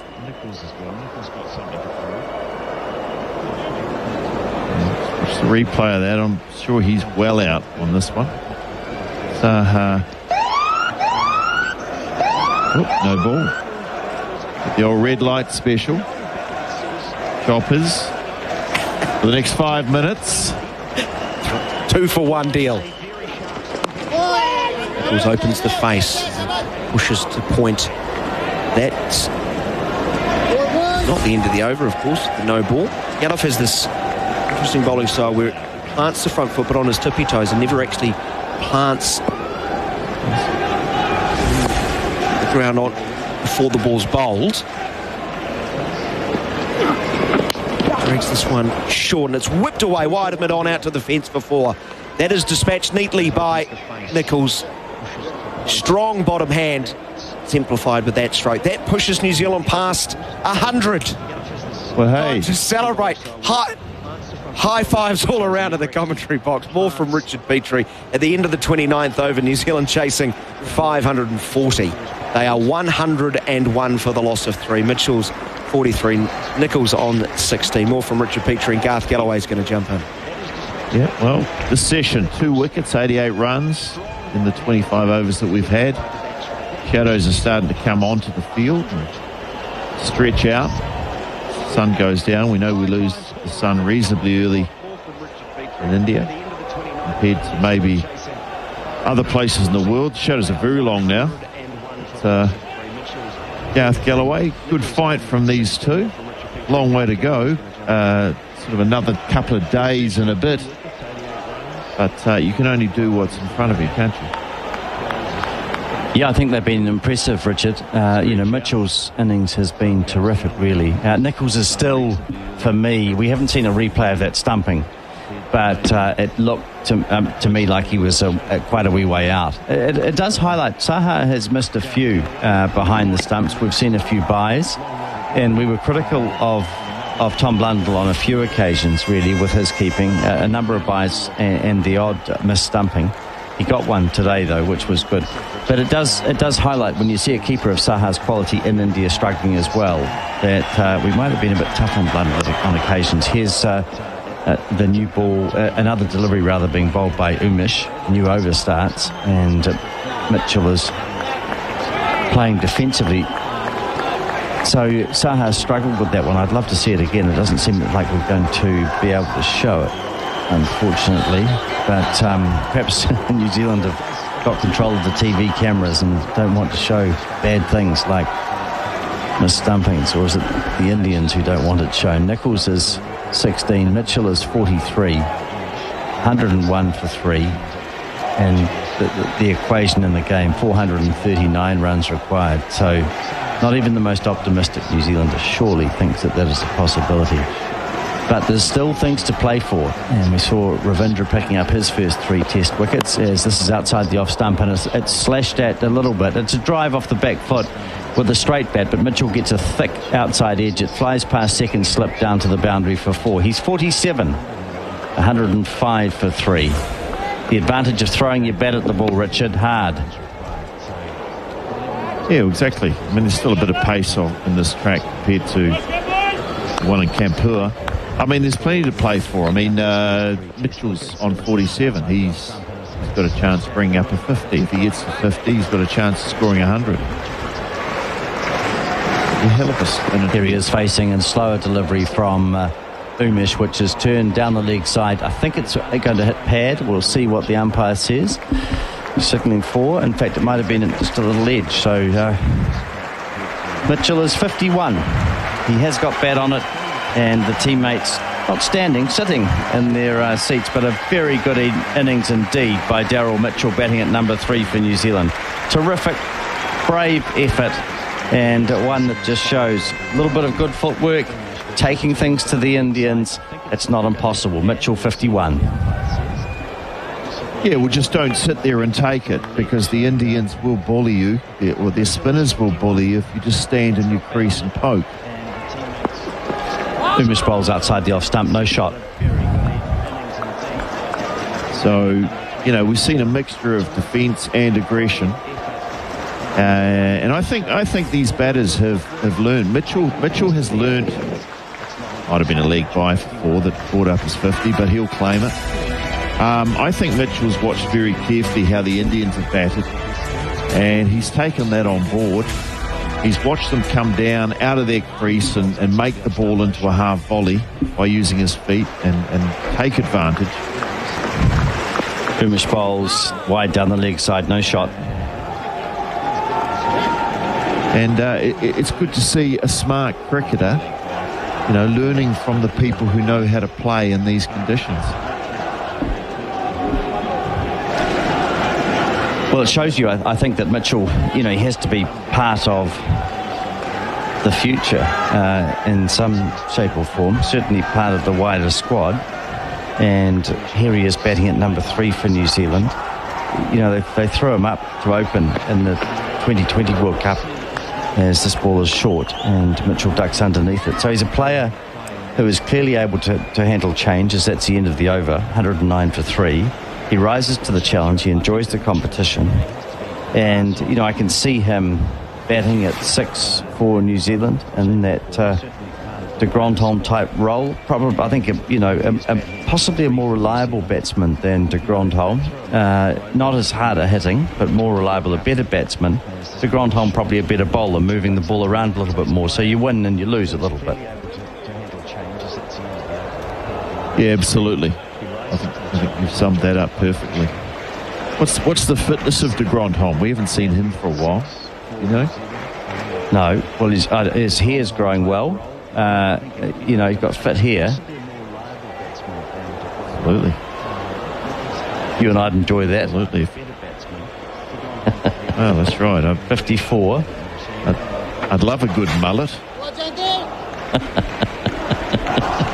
Well, the only way I'm going to get one is with a wig. That's right. Business at the front, party at the back. Yeah, Jerry Coney can still grow one.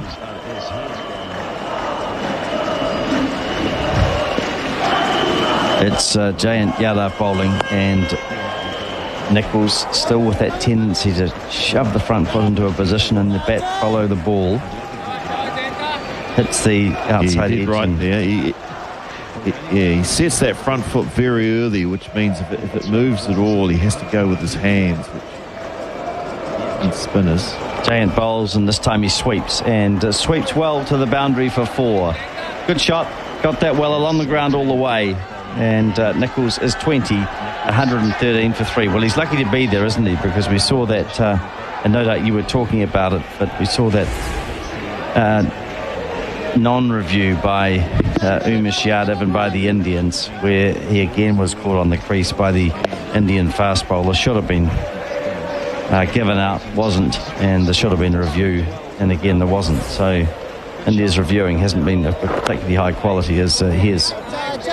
Nichols playing back and across. Well, he should have probably also been stumped.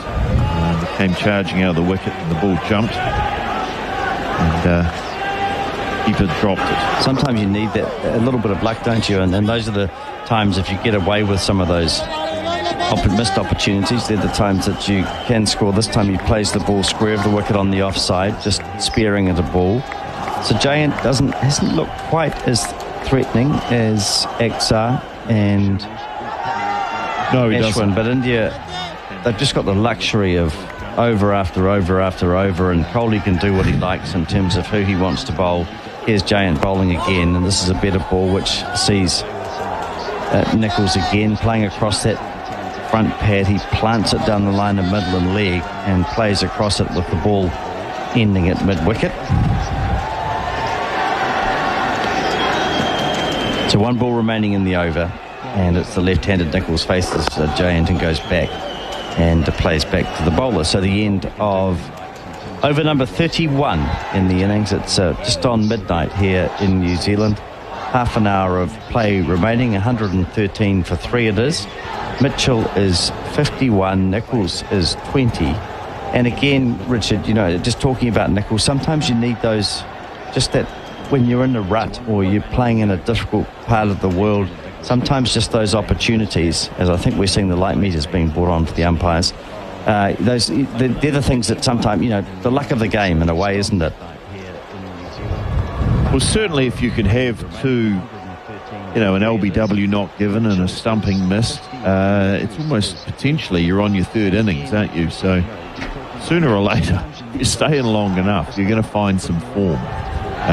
Sometimes you don't get those extra chances, especially in Test cricket. And it's got to take your luck, don't you?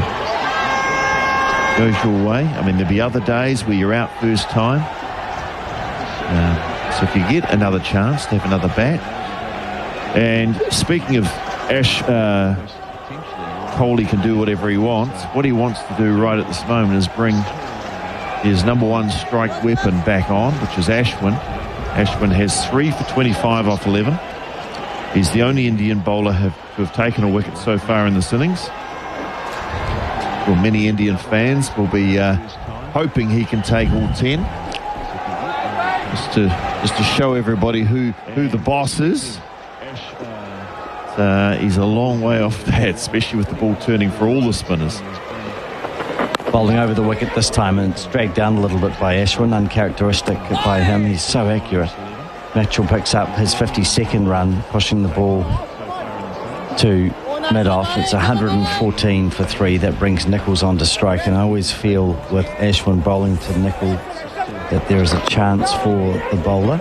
Shadows across the pitch now, all the way across it, and it must be just beautiful conditions, about 29 degrees, and humidity only around 50%. We've seen a few images of the sea, absolutely calm and glistening. Beautiful day in Mumbai, and Nicholls enjoying some time in the middle. Half an hour remaining in the day's play as Ashwin bowls, and Nicholls comes down the pitch and drives. Again, just falling away to the offside as he hits that ball to mid-on. Just the problem with planting that foot is the balance, even when you come down the pitch. We don't see him using his feet too much. Here he is facing Ashwin, and this time he's beaten outside the off stump. Saha takes the ball, removes the bails, and again just playing completely down the wrong line, planting the foot and following it.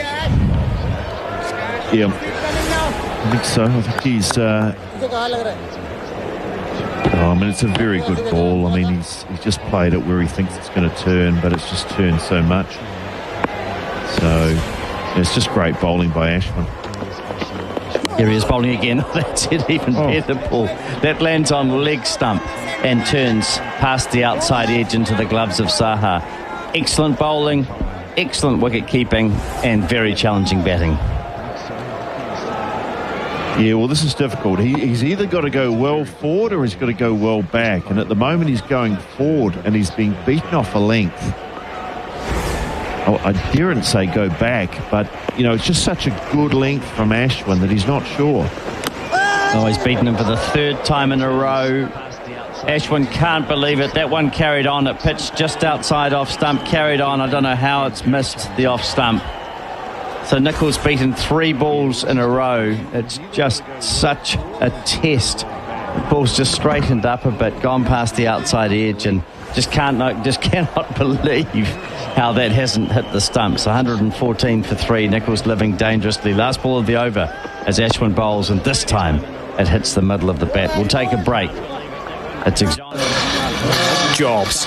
Ansco have got them. So whatever your reason is for wanting one, they can get you sorted. It's all go at Ansco right now. They're hiring butchers, boners, labourers and meat packers. You don't need experience, they'll train you up. As long as you're reliable and pretty fit, you'll fit right in. The money's good and the team are awesome.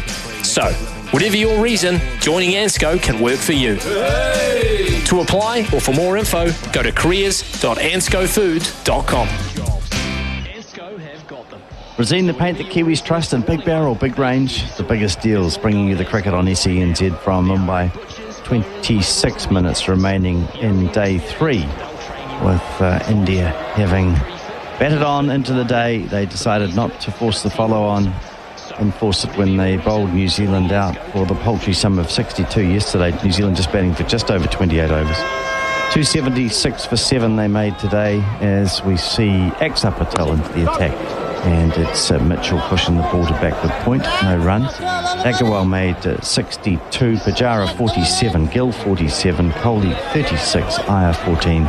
Saha 13. Last man out was Jayant Yadav for 6. Axar Patel not out, 41. Here is Axar Patel bowling onto the back foot as Mitchell plays a good shot with a straight bat, just square of the wicket on the offside. It's fielded by the boundary rider, and Mitchell has his 53rd run. 115 for 3 it is. The bowling figures for New Zealand: Southee 13 overs, 1 maiden, none for 31. He was unlucky, very unlucky at times. I just felt that he toiled away. When I say unlucky, I don't mean he created a whole lot of chances, but he deserved a wicket or two. Ajaz Patel 26 overs, 3 maidens, 4 for 106. 14 wickets for Patel in the match. Incredibly good effort. And the second most by a New Zealander. So Hadley holds that record, of course, with 15 against Australia in 1985.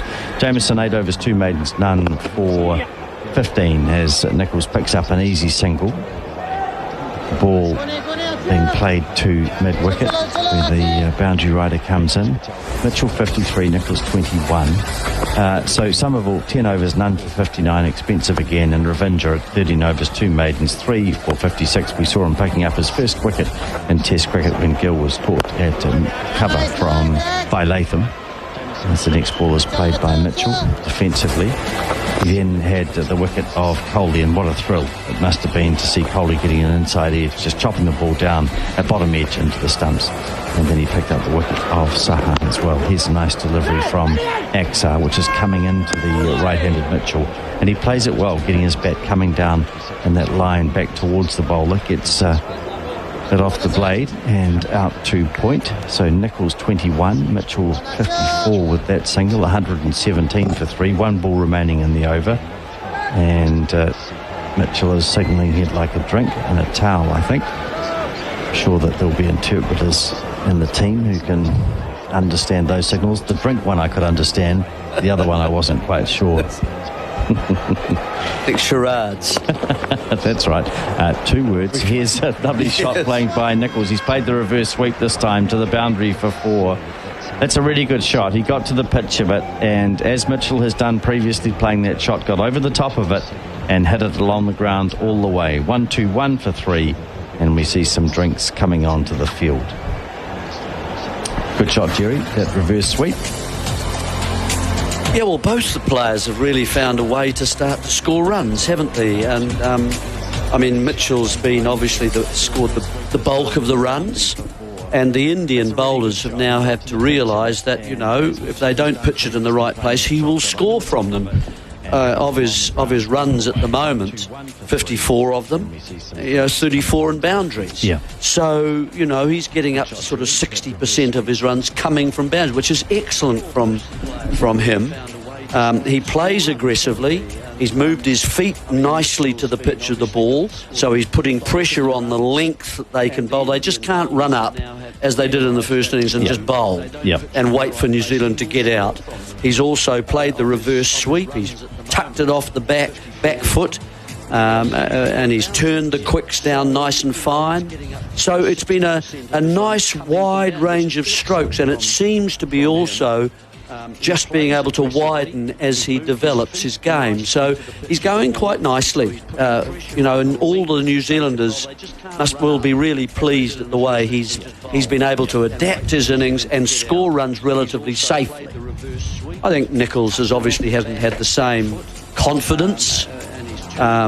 He struggles just a bit. And, he gets his cuts and his sweeps away, but he can't drive quite to the same extent because of that bottom hand that's way round the bottom of the bat and the handle. So he finds driving the ball pretty hard. But he's still there. And as you say, he's got his sweeps, he's got his tucks on the onside of the back foot, and he can cut the ball. So he's just got to wait a bit more. Don't think he comes down the pitch with quite the certainty and certitude that really Mitchell has shown. So a good session for the New Zealanders, really. They're probably their best with the bat in the whole series. Yeah, and the Indian bowling, more of the same, really, isn't it? But we saw... Well, Ashwin's just come back. Yeah, but we've seen, haven't we, as soon as the batsman, and Mitchell led the way, Young to a lesser extent, but did come down the pitch and play some good shots. As soon as we saw that, then it did change the initiative. I mean, India are always going to get through this New Zealand side eventually, no question. But as soon as we saw players coming down the pitch, hitting the ball in the air, up over the inner field, it did change things, and we saw more loose balls from the Indian bowlers. Well, and almost a look of surprise from a lot of the Indian fielders. Kohli, in particular, too, his eyes sort of widened. Wow, I haven't seen that from a New Zealand player before over here. So, yeah, it's been a good effort from Mitchell in particular. He's caught the eye, I think, and made a stamp on the innings. Daniel. Jeremy. How are things going? Well, I can speak freely now because Richard Petrie has left the studio, but it's been a long, arduous day in the capital city alongside my esteemed colleague Richard Petrie, who is wearing the most offensive pair of pants I've ever seen in my life. Those black sort of tight lycra things. Oh, yes. That I saw perhaps the back of as he was walking away. Before you, Daniel, before you describe that, the thing, and I'll get off the air because you should take over. But how about the T-shirt? The T-shirt yesterday was a thing. I've never seen anything like it. It was like a photocopy, a photograph of drops of water on a blue. And from here, it looked quite three-dimensional. And Jerry and I thought he looked quite unwell, like he had sort of big tumours and pustules all over, developing out around his stomach and then coming out of his shoulder. I mean, all sorts of things, and it certainly wasn't well. Anyway, here we go back. This is much more interesting if we go back and talk about the cricket. 121 for 3. Yeah, the first ball's defended straight back to Ashwin, who's already running in to bowl the second ball of the 34th over, wider of off stump, spinning back into Mitchell. Yeah, I think I described it at some stage, Jeremy. It was like he'd won a competition from a pump bottle. A water bottle. Looked like he'd won a prize of one of those shirts that probably cost pump 30 cents to make, and the only way anyone would wear them if they actually gave them away. As Mitchell defends into the onside, no run. So in other words, he became a walking billboard. Really, for yeah. Okay, well that's all right. It's those pants, though. It's the pants. I'll never get them out of my mind. Down the leg side. Ashwin bowling to Mitchell, the right-hander, taken by Saha.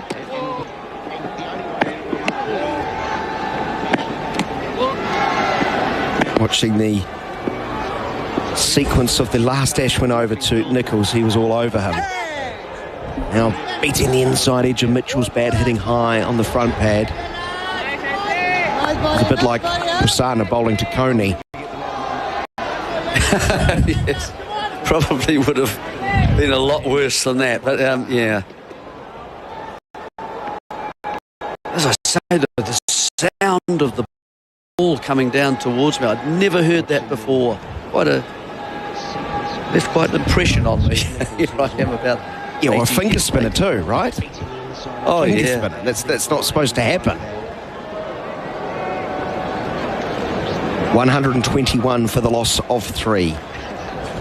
Ashwin has all 3 wickets. taking his time. Now, will set off. Wide of off stump. Mitchell shuffling across and defends. That's the end of the over. The target's virtually impossible. 121 for the loss of 3 in New Zealand. Did you know you can start regrowing your hair in the same time it takes to grow potatoes? I like potatoes. Yeah, me too. But hair is better. Better than mashed potato? Easy. What about roasties? Better than any form of potato. It's real actual hair. Hot chips? Bro, it's not a choice. You can regrow your hair and have hot chips. Whoa. Reached your turning point? The doctors at Ashley & Martin could regrow your hair. Hot chips and hair. Visit ashleyandmartin.co.nz today. SENZ in coverage of the second test between New Zealand and India with our partners, Resene the Paint, Kiwis Trust, Big Barrel, big range, biggest deals. I've just broken the news to Richard Jeremy what we were speaking about the previous over. He's shaking his head in disgust. But he's taking it well, chuckling to himself. Very late on in day number 3. Much better effort with the bat, second time around for New Zealand. Although, no lack of talking points as Axar Patel's going to bowl around the wicket to Nicholls. And he bowls too wide of off stump. There's so much space in front of square on the offside. He just pushes the ball and will get a single.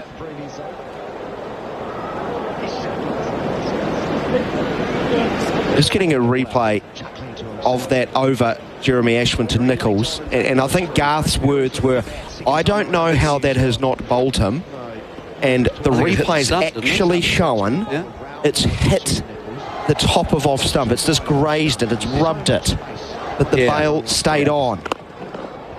Mitchell coming down the wicket and hitting a huge strike over the bowler's head, over the field, over the rope, over the sight screen. 128 for 3. Mitchell's to 60. He's been so good down the ground. In fact, he scored all around Waikiki Stadium. He's looking super. Wonderful, clean blow, wasn't it, coming down to Axar Patel. He doesn't get quite to the pitch of the ball, but you don't want to, and he's hit cleanly through it. He's going to come down the wicket and hit inside and out over extra cover. There's a man out there and takes the catch. One too many for Daryl Mitchell. He was trying to hit it straighter. He sliced it, and India had a very good field set. And I think Jayant Yadav has taken the catch, and Axar Patel removes Daryl Mitchell. Did not get to the pitch, sliced it into the deep, and a regulation outfield catch and a fist pump from Virat Kohli. And Axar Patel too. The dangerous Mitchell departs. Caught Yadav, bowled Axar Patel. And New Zealand now 128 for the loss of 4 as Mitchell goes for 60. Really big blow for New Zealand because he's been the one man who's held the innings together since he's arrived at the crease. The ball before hit very cleanly and got a wee bit closer to it than he did that last ball that brought about his dismissal. Just a little bit further away from him and turned slightly to take an outside middle of the bat, but it was enough to take it away from hitting kind of to long off. It took it to sort of an extra cover area and found the man sort of hovering in that area of the field. So a good field setting for India. A shame for Mitchell because he really looked a more than adequate player in being able to play the Indian spinners and had a number of range of options that he could attack them with, whether it was off the front foot or the back foot, and hitting powerfully. So a good innings to Daryl Mitchell. That ends, unfortunately, 128 for 4. Nicholls on strike. Axar Patel continuing around the wicket, full of length, turned into the onside. So Blundell is the new batsman. He's at the non-striker's end. And New Zealand certainly have been far more assertive against the spinners in this innings. Clearly they've had a chat and we can't sit there and defend. I'll be fascinated to see how Blundell goes. He's been a big offender of that one as Nicholls advances, just tucks it up towards mid-on into the pitch of the ball and will get a run. So 129 for the loss of 4. And Blundell's been all defence against the slower bowlers from the crease line. See how he doesn't get to that when we look at the the review and the repeat of the stroke, it's just a wee bit short of him. He's beaten with the length of the ball. That causes the dismissal. Just needed to temper the stroke. So 2 slips, man under the helmet on the offside as Blundell's on strike. He comes forward and pushes straight to Silly mid-off. The end of the over, a successful one for India, 129 for the loss of 4. Well, play was supposed to go to 12:23. The adjusted sessions as we try to make up some lost time on the first day, but still 10 overs, minimum of 10 overs remaining. We're going through to 1, you would think, with live ball-by-ball coverage right here on SENZ. Stay with us in association with our partners, Resene, the Paint Kiwis Trust, Big Barrel, Big Range, Biggest Deals. 129 for 4 New Zealand. Only 411 away from victory.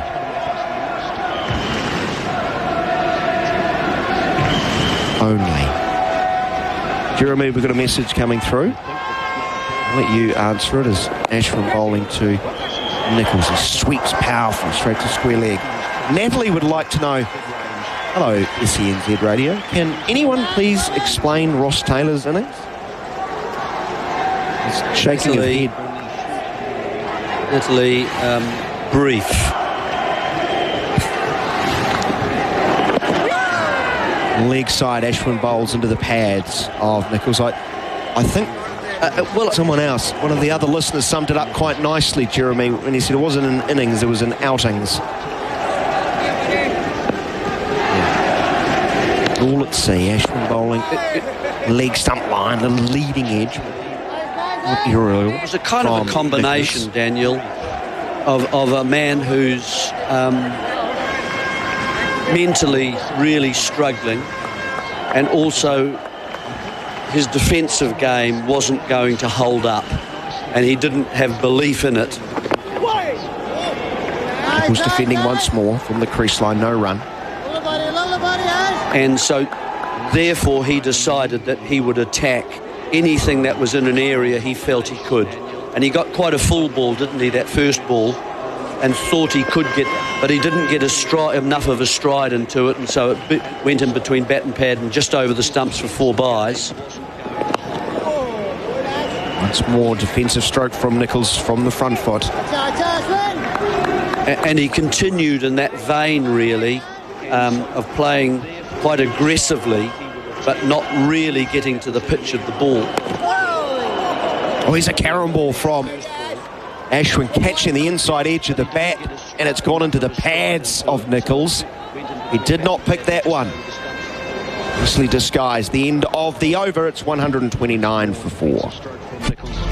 Kubota's range of agricultural, construction, mowing and implement machinery are helping to shape and build New Zealand. Kubota's new and improved models continue to deliver outstanding quality, performance, reliability and value. Always ready to get the job done. Visit kubota.co.nz or contact your local Kubota dealer to find out more. Kubota, shaping New Zealand. 129 for the loss of 4 wickets, New Zealand. They've lost Latham for 6, Young for 20, Taylor for 6, and the last to go, Mitchell, going for a well-compiled 60, but one too many aggressive strokes for his demises. Blundell looking to get his innings underway. He defends Axar Patel, bowling around the wicket, the onside. And then the last ball, Jeremy, Ross Taylor, it was so premeditated. Finish it up? Yeah. Yeah, a slog sweep. And the length wasn't right. Shorter of length. Top edge, and he was caught. Yeah. Well, he'd taken guard outside off stump. He'd made up his mind, it seemed, that was the shot he was going to play no matter what. It just wasn't there, and it just went straight up in the air, and leg slip has gone back and taken the catch, Natalie. So hopefully we've summed up the 8 balls he faced quite nicely there as Blundell leans forward and defends with a straight bat. No run. Yeah, it was sad to see, in a way, wasn't it? Just, you know, it was just like he was shredded, really. Axar Patel continuing, goes one of those sidearm variations where he bowls much quicker and it scurries on through, but Blundell's the task. Just seeing the change in variation from Axar to get rid of Mitchell. Consecutive balls where he's come down, he's hit one back over the bowler's head for 6 from a good length. He's a half volley, driven by Blundell. He sets off for a run, he's got to get back and he's got to be run out.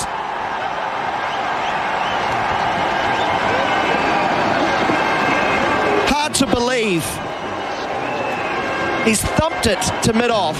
He's run halfway down. Nicholls is not interested. And the throw from, I think, Mohammad Siraj is in time and the bails are whipped off. That is unforgivable. Blundell caught a long way short. He's not hanging around for the review. He gets up and just walks off. Things going from bad to worse in this rather one-sided encounter as Blundell run out without scoring. 129 for the loss of 5. Yeah, well, Daniel, it's really, I'm afraid, it's a little bit of suicide.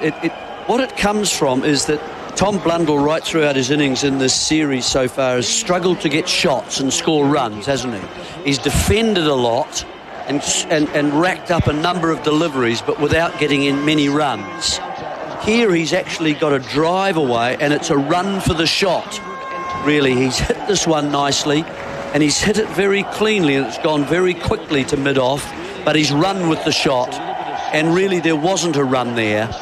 Certainly Nicholls was not going to make it from his position, even backing up, so he didn't run.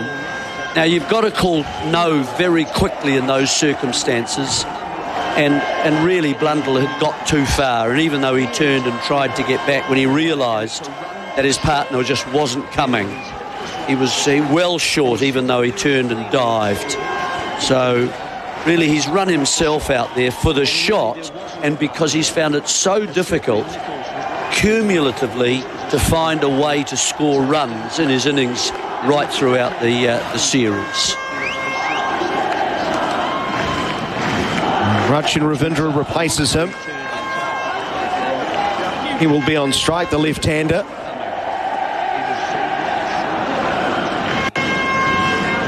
128 for 3 becomes 129 for 5.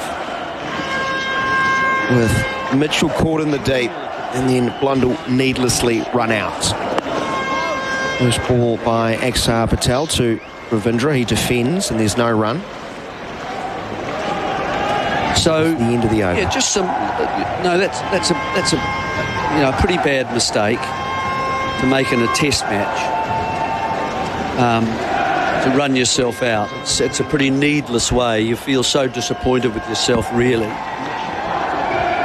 And it's really the first shot he's played in anger. And rubbing salt into the wound, I called it incorrectly. It was not Mohammad Siraj. It was the replacement wicketkeeper, K.S. Bharat, at mid-off. Correct.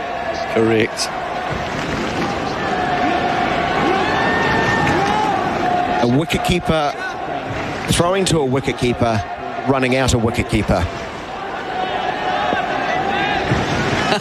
Yes. You don't see that every day. Ashwin bowling to Nicholls from over the wicket this time, pitching outside of leg, hitting the pad. Stifled appeal, clearly not out.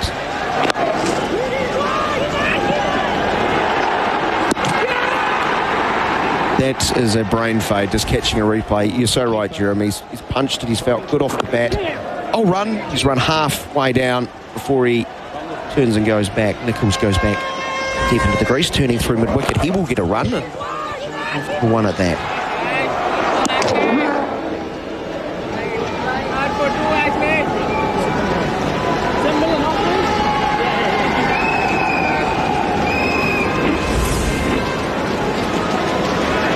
And 30 for 5.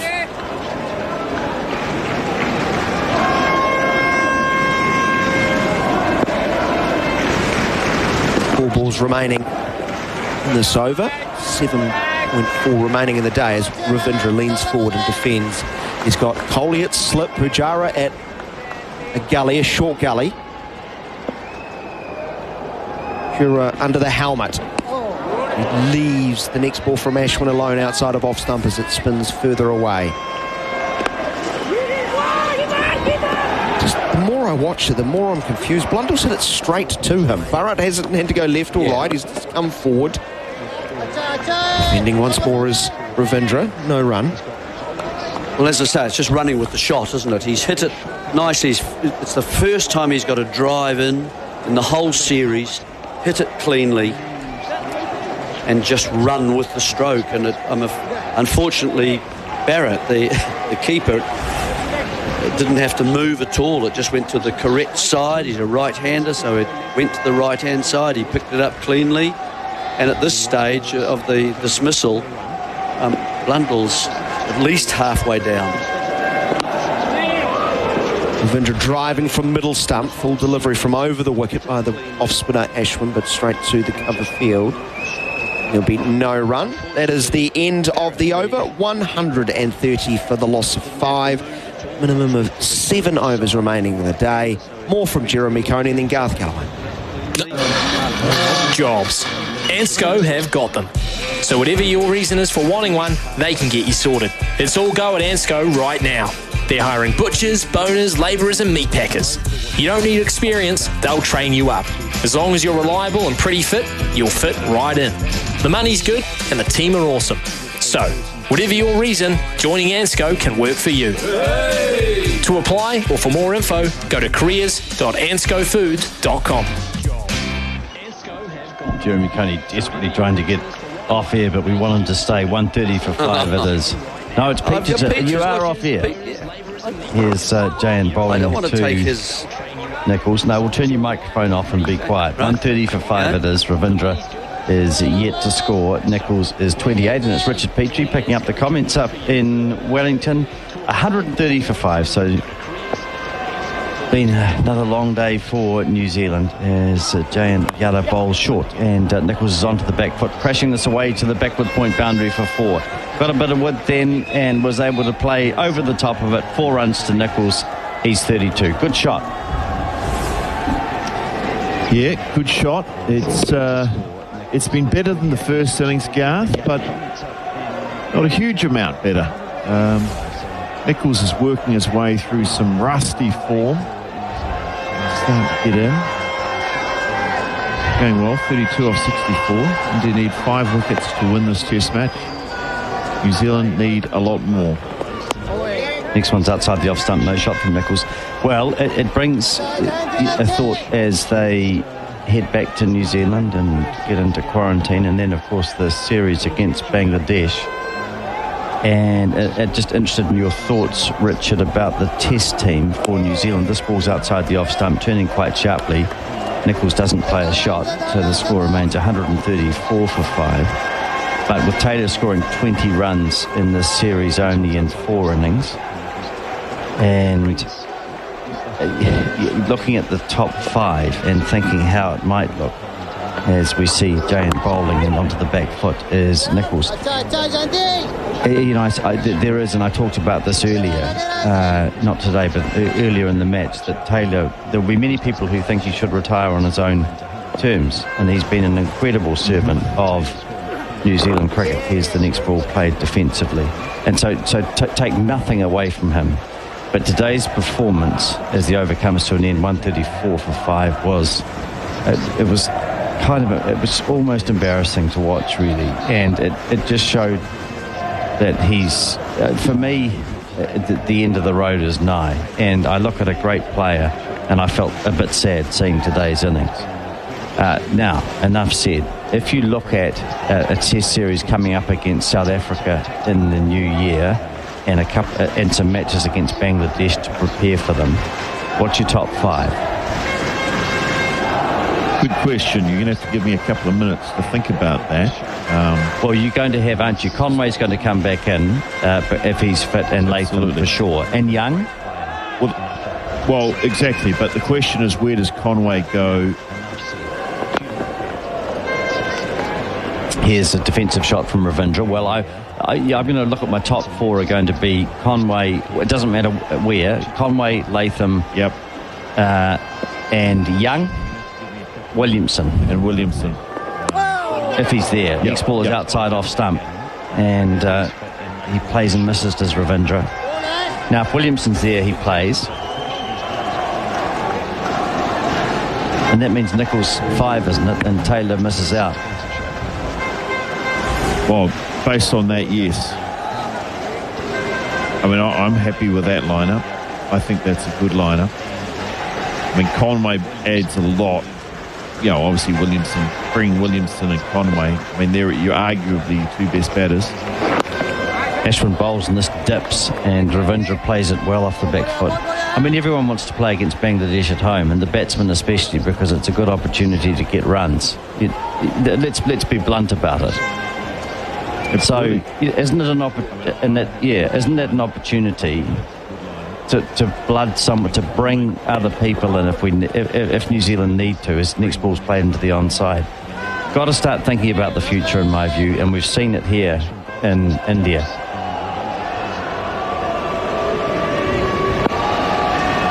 Yeah, I agree. I mean, I can't disagree with any of that. Played down to mid-on. The difficulty is sometimes with selectors and captains, when you've been playing with people for long periods of time, it's very hard to tell a senior player who is one of the top Test run scorers of all time and has put New Zealand in a very good position many times. If you're going to leave Taylor out, it's a very difficult. Ashwin bowls driven firmly, but straight to Bharat. 134 for 3. End of the over.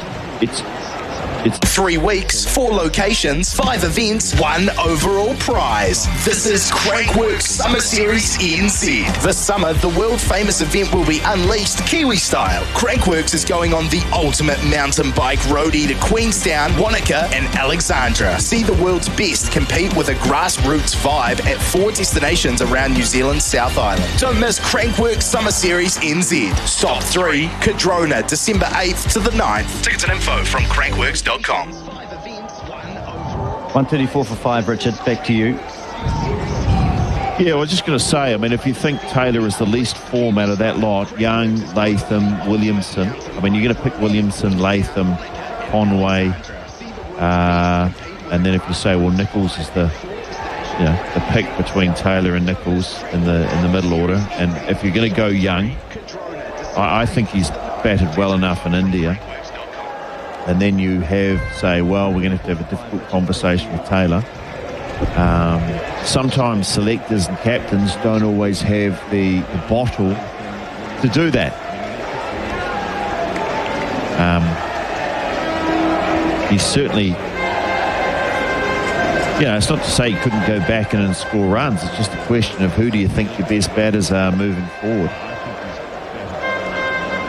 Here's Jane bowling, and Nichols pushes back down the pitch. Well, look, Taylor could certainly score runs against Bangladesh, no question about that. But is he going to get runs against South Africa, against a quality attack based on the footwork that we've seen in India? And isn't that the question? That you've got to have the best side. Here's the next ball outside the off stump. You've got to have the best side, the side you want to play against South Africa playing against Bangladesh.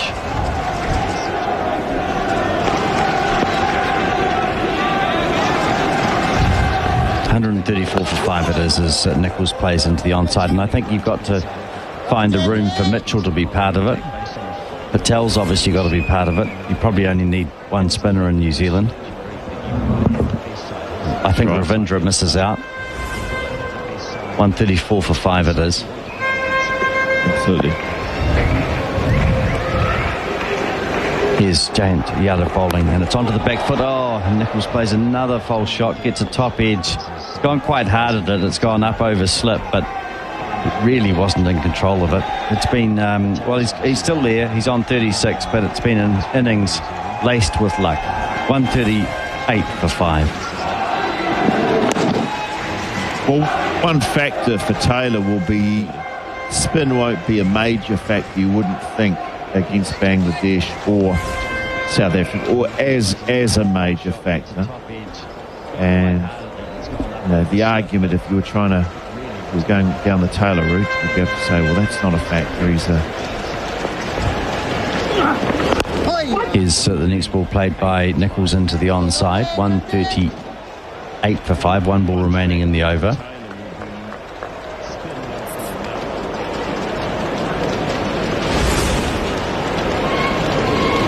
Yeah, well, I suppose I'm just looking at who's at his dismissals, and spin's been the problem, but still the footwork's been the problem early on too against all bowlers.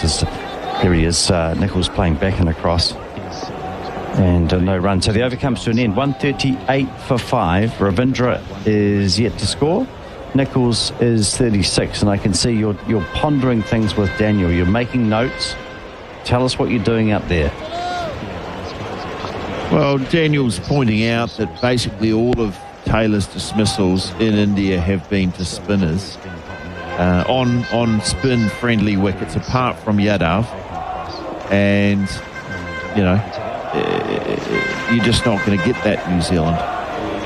You're going to be back to Hagley and the Basin Reserve. Well, I wouldn't have him on my side. Not that he's not a good player, but I just think Young deserves to be there. Latham's a given. Williamson's a given. Conway's a given. And of that middle order, Nichols has shown more. I mean, he hasn't been in great form, but he's managed to fight his way through here and find a way to get to 36. Is Patel bowling Axar. It is Axar Patel bowling to Ravindra. Well, the other thing is whether Nichols and Taylor are fighting off for a spot. Well, that's right. That's where I see them. They're fighting off for a middle order spot. And frankly, Nichols is Axar bowls, and Ravindra goes across and plays this nicely behind square along the ground. 138 for 5. It's one thing the Aussies have always done well. They've made the tough calls. Oh, this ball turns a little bit. Ravindra plays it well, though, as he goes back and is able to watch the ball carefully. Bat coming down a nice line, and he hits the ball to mid-wicket. Well, sometimes it's the player who has to make the call, Richard. Sometimes, yeah. Well, the player doesn't have to make the call. That's pretty hard sometimes for a player to do. The selector's job is to select.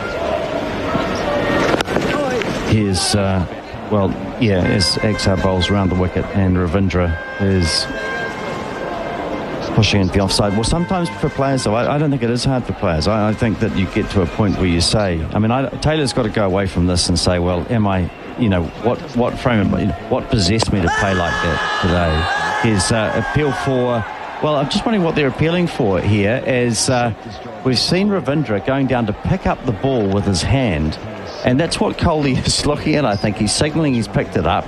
I don't think it was going to go back onto the stumps. I don't think Kohli, in the spirit of the game, is going to ask for that to be reviewed, but an interesting moment. Well, it might have been some sort of LBW that... look at the replay here. The ball's pitching outside leg stump. It's hitting him on the back leg. It's probably hitting the stumps.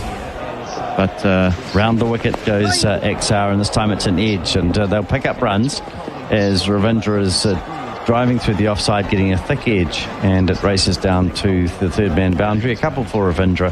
Bharat fields 140 for 5. After this break, it'll be Daniel McCarty and Richard Petrie. G'day, Adam Gilchrist here. I used to love playing against New Zealand. They'd always step up. Stephen Fleming, Baz McCullum, all those boys always produced a good. Shane Bond, God, he used to terrorise me. But used to love it. What a rivalry. Off the field these days, I'm starting to go through my contact list, and you can hear some of me chatting with some of the biggest names in sport. Make sure you download the SENZ app and subscribe to the In Focus with Adam Gilchrist podcast. It's on the SENZ app. 17 minutes away from 1 a.m. 3 overs remaining in the day's play. New Zealand are 140 for the loss of 5. Our coverage on SENZ with Razine, the paint Kiwis trust in big barrel, big range, biggest deals. Giant Yadav bowling it to Nichols, defending back along the pitch. Right. Itchy trigger fingers. Oh, Petrie and Galloway. Yes. Telling Taylor to retire, move on. Short memories. Long lean forward, defending. No, not telling Taylor to retire, but just looking to pick the best, what we see as the best team. He looks shot. I completely agree with that. Today's innings unacceptable. Yeah, it doesn't mean he can't turn it around either. He once more defended into the offside and there is no run. He was not prepared for this series due to COVID and lockdown. Couldn't get out to play games. Yeah, but arrives and he just looked ill-prepared. Oh. And miles off his game. He was off his game today, but he's been with this team. This is the second test. This is the second innings of the second test. They've been practicing a lot. Wider of off stump, shorter though, cut away. Let's not forget he was 47 not out in the World Test Championship final, steering New Zealand home with Williamson to win that. Made 80 against England and Birmingham in the test before that. Yep.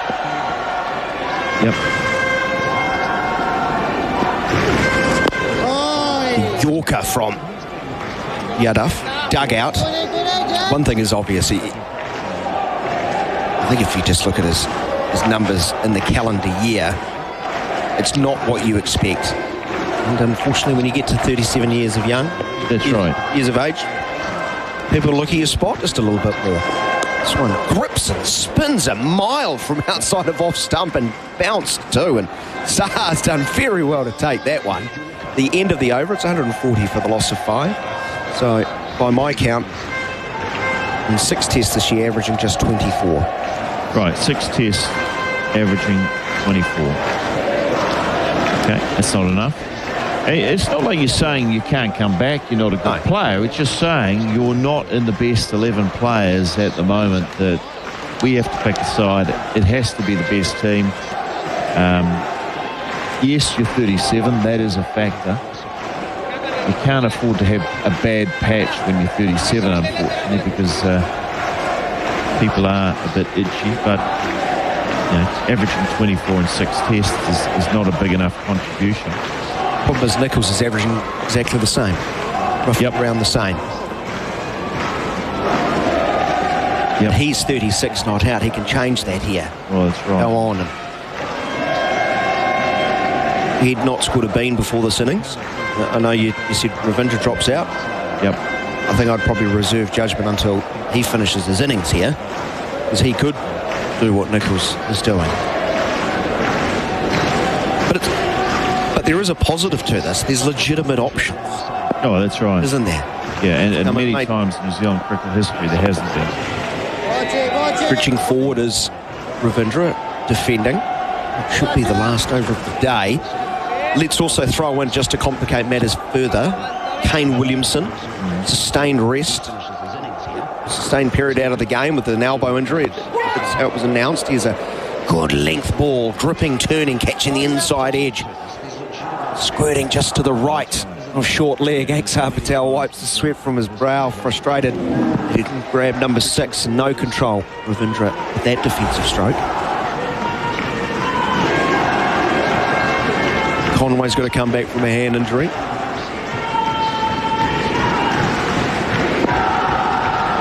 This is the second to last over. I misspoke. My apologies.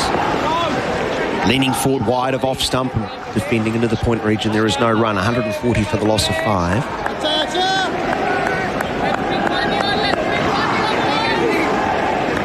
A couple of players out of touch. A couple of players have looked the part.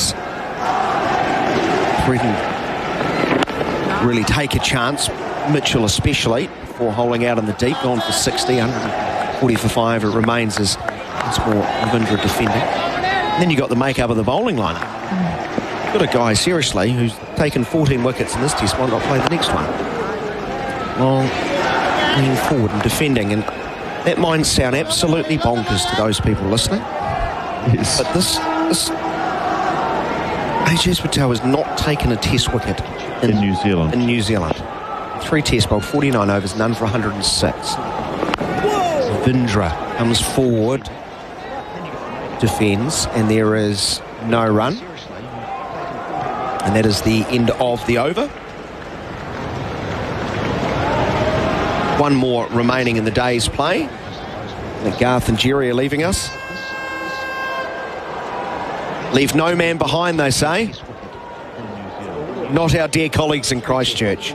Oh, don't blow us kisses. Don't blow us kisses. That's more like it, Jeremy. That's more like it, because that's what you're doing. Not required. Go home. We will be going through to 1 o'clock, Richard Petrie and I. Last over of the day. We'll review. We'll take a break immediately after this last over. Then Richard Petrie and I will recap the day's players. Garth Galloway goes on out to the limousine. The lawyer's car. Here we go. Last over. Oh, they're all coming in close. We've got a slip. Short gully. Silly mid off. Silly mid on. Ravi Ashwin, ball in hand. Expect plenty of revs. He's bowling around the wicket to Nicholls, who's looked troubled against him. He comes forward and defends confidently in comparison to some of the previous attempts. Ashwin 3 for 27 of 16.1 overs. 4 wickets in the first innings for 8 runs. It's a wasted delivery, though, by his very high standards as he floats it outside of leg stump, turned around the corner straight to the backward square leg. No run. 4 balls remaining in the day. 140 for 5. New Zealand. Nicholls 36 not out. Comes forward on the inside edge of the bat and past short leg. On the ground, though. Keep that one down.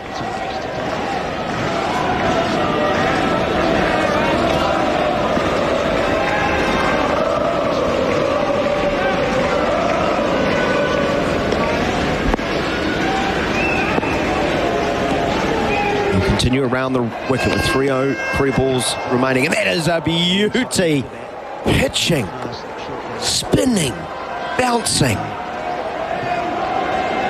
Very unlucky, Ravi Ashwin. Nicholls lucky to be there. Ashwin actually got the ball to hit the top of off stump at one stage. It just brushed the off stump and the ball didn't fall to Nicholls. He's still there, importantly, and that's much more assured as he comes forward straight out of the middle of the bat. 1 ball remaining in the day. Wonder if there'll be some adjustment of the field and theatrics later on. Let them think a little bit longer. Crowd who've found great voice and energy today as India move into this winning position. They want a late strike. They won't get it as Ashwin curses himself. See, doesn't he? Wide of off stump. Doesn't he? Nicholls doesn't take the bait. He would be a pain to play against, but you'd love to have him in your team, wouldn't you, Richard? He is an ultra-competitive individual, and he's led India into a very good position at the end of the day's play. Well done, Nicholls. He's battled hard. He's battled against himself. Hasn't been perfect, but most importantly, he is there 36 not out, while Rachin Ravindra is on 2. The end of the day's play, New Zealand 140 for the loss of 5. They're exactly 400 runs away from victory, Richard. That's not going to happen. 5 wickets down. There's still 2 days to play. We will take a break at 8 minutes away from 1 and wrap the day's play. Baz and Izzy sure do love their morning coffee, and now they get to start their day with simply good coffee. Thanks to McCafe, their official coffee partner. Listen to Baz and Izzy chat to Kiwi sporting legends during the McCafe Coffee Catch-Up every Monday, Wednesday and Friday morning. Make sure you're listening live right here on SENZ or catch up later on the app. The McCafe Coffee Catch-Up every Monday, Wednesday and Friday with Baz and Izzy. Thanks to McCafe. Simply good coffee. Stumps on day number 3 of the second test between India and New Zealand. Our coverage with Rosine, the Paint Kiwis Trust, and Big Barrel, Big Range, Biggest Deals. India earlier today finished their second innings at 276 for the loss of 7, setting New Zealand an incredibly unlikely target of 540. They lost Latham for 6, Young for 20, Mitchell for 60, Taylor for 6, and blunder without scoring. 36 to Nicholls, Rachin Ravindra 2. Your thoughts on the day's play, Mr. Petrie? Well, it was one of those days where the outcome of the game has already been predetermined. So, difficult situation for New Zealand. They ended up 140 for 5. India started the day just basically saying, we're going to bat. We can do whatever we want. We are so far ahead of you in this game, we can do whatever we want. We can muck around and effectively have an open wicket batting practice. We'll hit a few sixes and a few fours, and then we'll declare 7 down and give you a bit of a crack, and you can have 2.5 days or 2 and a bit days to do it. And they were right. They could do whatever they want because there was so much time in this game. The New Zealand batters were effectively dead men walking. They were dead men walking. The only thing that you could possibly get out of it was the fact that individuals could get some personal milestones, get some runs, and some of them have done it and some of them haven't. So you've got about 60 seconds to wrap this up. What can they achieve tomorrow? What will be the talk tomorrow? It's simply taking this as deep as possible. Well, Nichols, terrible modern day sporting phrase, isn't it? Nichols is under pressure. He's had some poor form recently, so there's a chance for him to go out and get some runs. There's a chance for the new man, Rashan Ravindra. He's new to Test cricket. There's a chance for him to get runs. So there's still something on from an individual point of view. From a team point of view, there is no hope. Thoughts of Richard Petrie, who will be alongside myself, Daniel McCarty, Garth Galloway and Jeremy Coney when play resumes at 5 o'clock later today. Latham gone LBW bowled Ashwin 4-6. Will Young was caught in close on the onside, an inside edge hitting the thigh pad, ballooning to the substitute fielder Yadav off the bowling of Ashwin. Ashwin also got rid of Latham. Ross Taylor looked at 6s and 7s in his 8-ball stay, gone for 6. Ross Taylor caught slog sweeping, skying 1 and leg slipped as trotting back. Pujara taking a simple catch. Ashwin had 3. New Zealand were 55 for 3. Then the highlight of the innings, a 73-run stand between Daryl Mitchell and Henry Nichols. Mitchell, though, playing one too many aggressive strokes, coming down the wicket, hitting Axar Patel. Not straight, he sliced it and was caught in the deep extra cover, gone for 60. Blundell needlessly run out, hitting one straight to mid-off, set off, sent back, caught short, gone without scoring. Nichols 36 not out at stumps. Rashan Ravindra on 2. 140 for 5 at stumps. We look forward to your company from 5 o'clock later today. Thanks to McDelivery. Try the new Caramilk McFlurry on Uber Eats. Kick back and relax with Kirsty, Beav and Ricky on SENZ Drive. For over 24 years, Generation Homes have been making building easy with a fixed price guarantee. They're building homes for every generation, the younger generation, the older generation, the next generation, and generations to come. They pride themselves on offering a fixed price guarantee so you can have certainty around the cost of your new home build. Talk to their sales consultants today. They're ready to discuss your new home plans. Discover more, generation.co.nz or text generation to 3001. We just got a Christmas call from the folk at Kogan Mobile. Every day in the lead up to Christmas, Kogan Mobile's advent calendar means there's daily prizes up for grabs for all existing and new Kogan Mobile customers. Get started with Kogan Mobile now for just $5 for 30 days with unlimited calls and texts and 15 gig of data, and score some sweet swag. Make the call. Switch to Kogan Mobile today at koganmobile.co.nz/radio. Merry Christmas.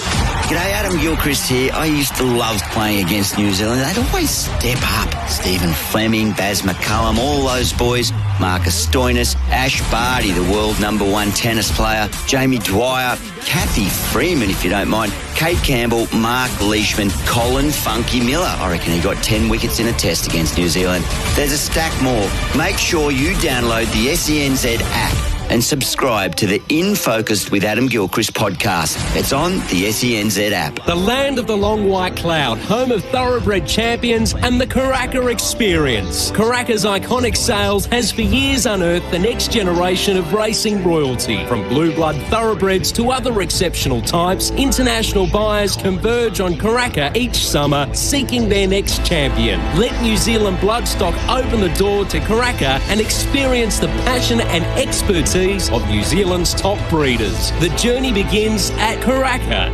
nzb.co.nz.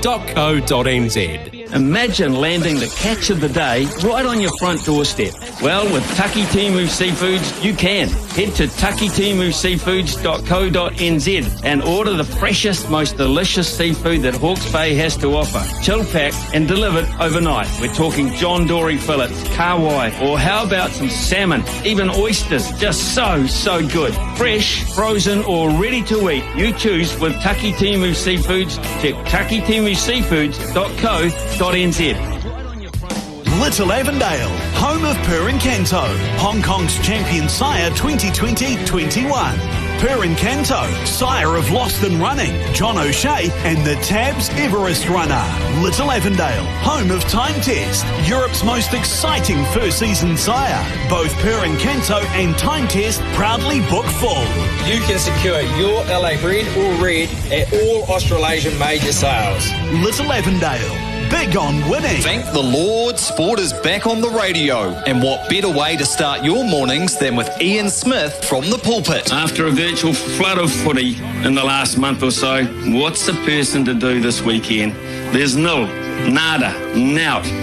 Domestic duty excuses are at an all-time low, so trimming, weeding, painting, all those disgraceful ing-words come to the forefront, prompted by guilt. Smithy's Sermon, every morning from 9 o'clock and only on SENZ. Hello, valued at $2.99, and you could win that Tempur Queen bed worth $10,000. Put this number in your phone, 8833, and text me, SENZ. It's Kiwi for sport and Tempur beds.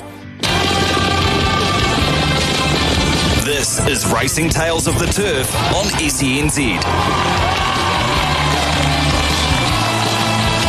Welcome into Racing Tales of the Turf on SENZ. Louis Herman-Watt with you again with another legend of the industry. By now you know exactly what this series is about. We're tracking down the great ones, the people that have contributed so much to racing in New Zealand and around the world, of course, too. Henry Plumtree, part of the series. Wasn't that a fascinating chat? Hey, today, we've got a ripper. We have an absolute ripper who has seen about it all. 41 seasons in the saddle. An absolute mountain of winners, about 241 to be exact, although it's always a gamble when you lob out their New Zealand racing stats because no one ever seems to keep the exact number written down. But we're going to run with that, 2541, until he comes on the line and corrects me. He's ridden all over the world and seen some of the toughest competitors riding has to offer. I'm sure he's got an honour roll of horses personally he feels privileged to have something to do with, but right now we feel privileged to have him on the line for the latest episode of Racing Tales of the Turf. David Walsh. G'day, mate. Yeah, good afternoon, Louis. Pleased to be on. Thank you for giving up some of your time. It was quite the career you had, so it's going to be a funny one to try and wrap it all up in 40-odd minutes. That's for sure, yes. It kept going, didn't it?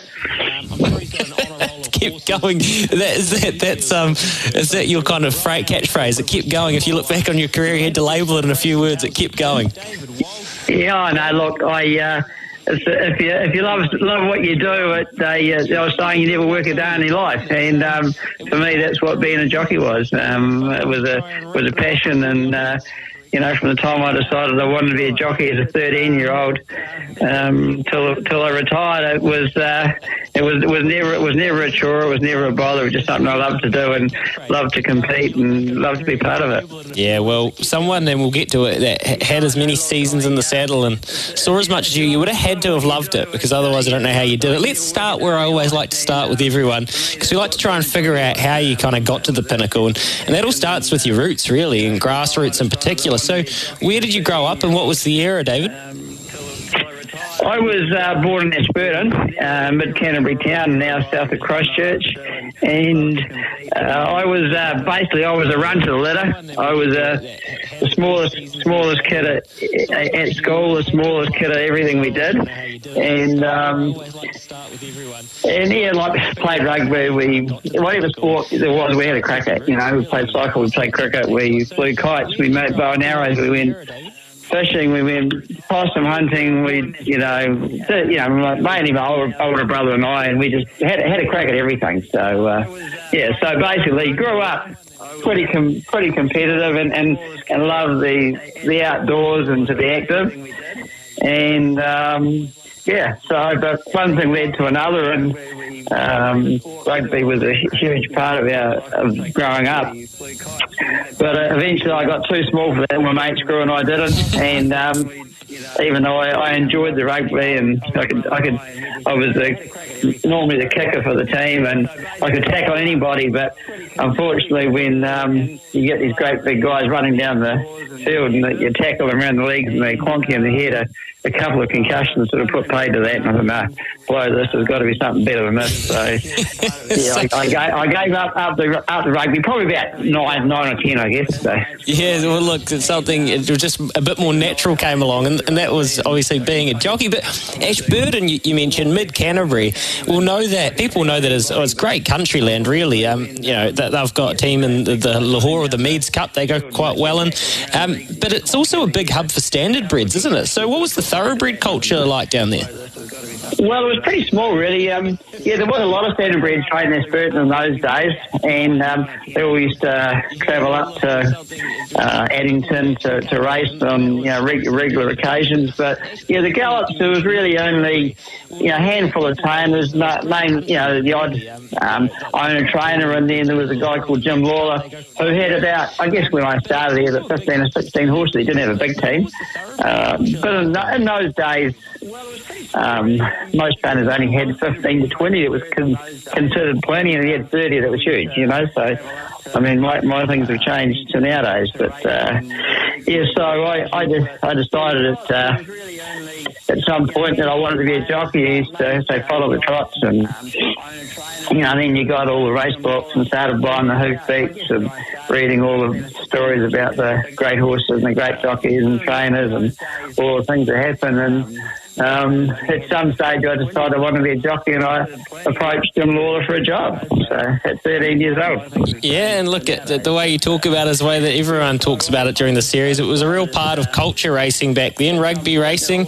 It was a huge sport that was front of mind, and it was in the paper, and people would collect the race books, and you'd look back on them. I bet you remember having your first bet probably as well, David. But what age were you when you first hopped on the back of one? Because was your family naturally into it, or was it just going down to gyms? Is that how it kind of hopped, and you were just small, or did you kind of know horses from an early age? Well, no, I when I was, I can't remember now, probably 9 or 10, I went to a farm once, and I hopped on a horse, never been on one, and within 2 or 3 minutes I was posting, which is rising to the trot. And within 10 minutes I jumped a 3-foot fence. So I guess, I wouldn't say I was a natural, but I guess I was lucky that I had that balance right from the beginning. And I didn't really have to learn to sit on, or learn to ride for the basics. So I took to it really quickly. So when I went to the stables, obviously I started scratch, just riding a little stable pony.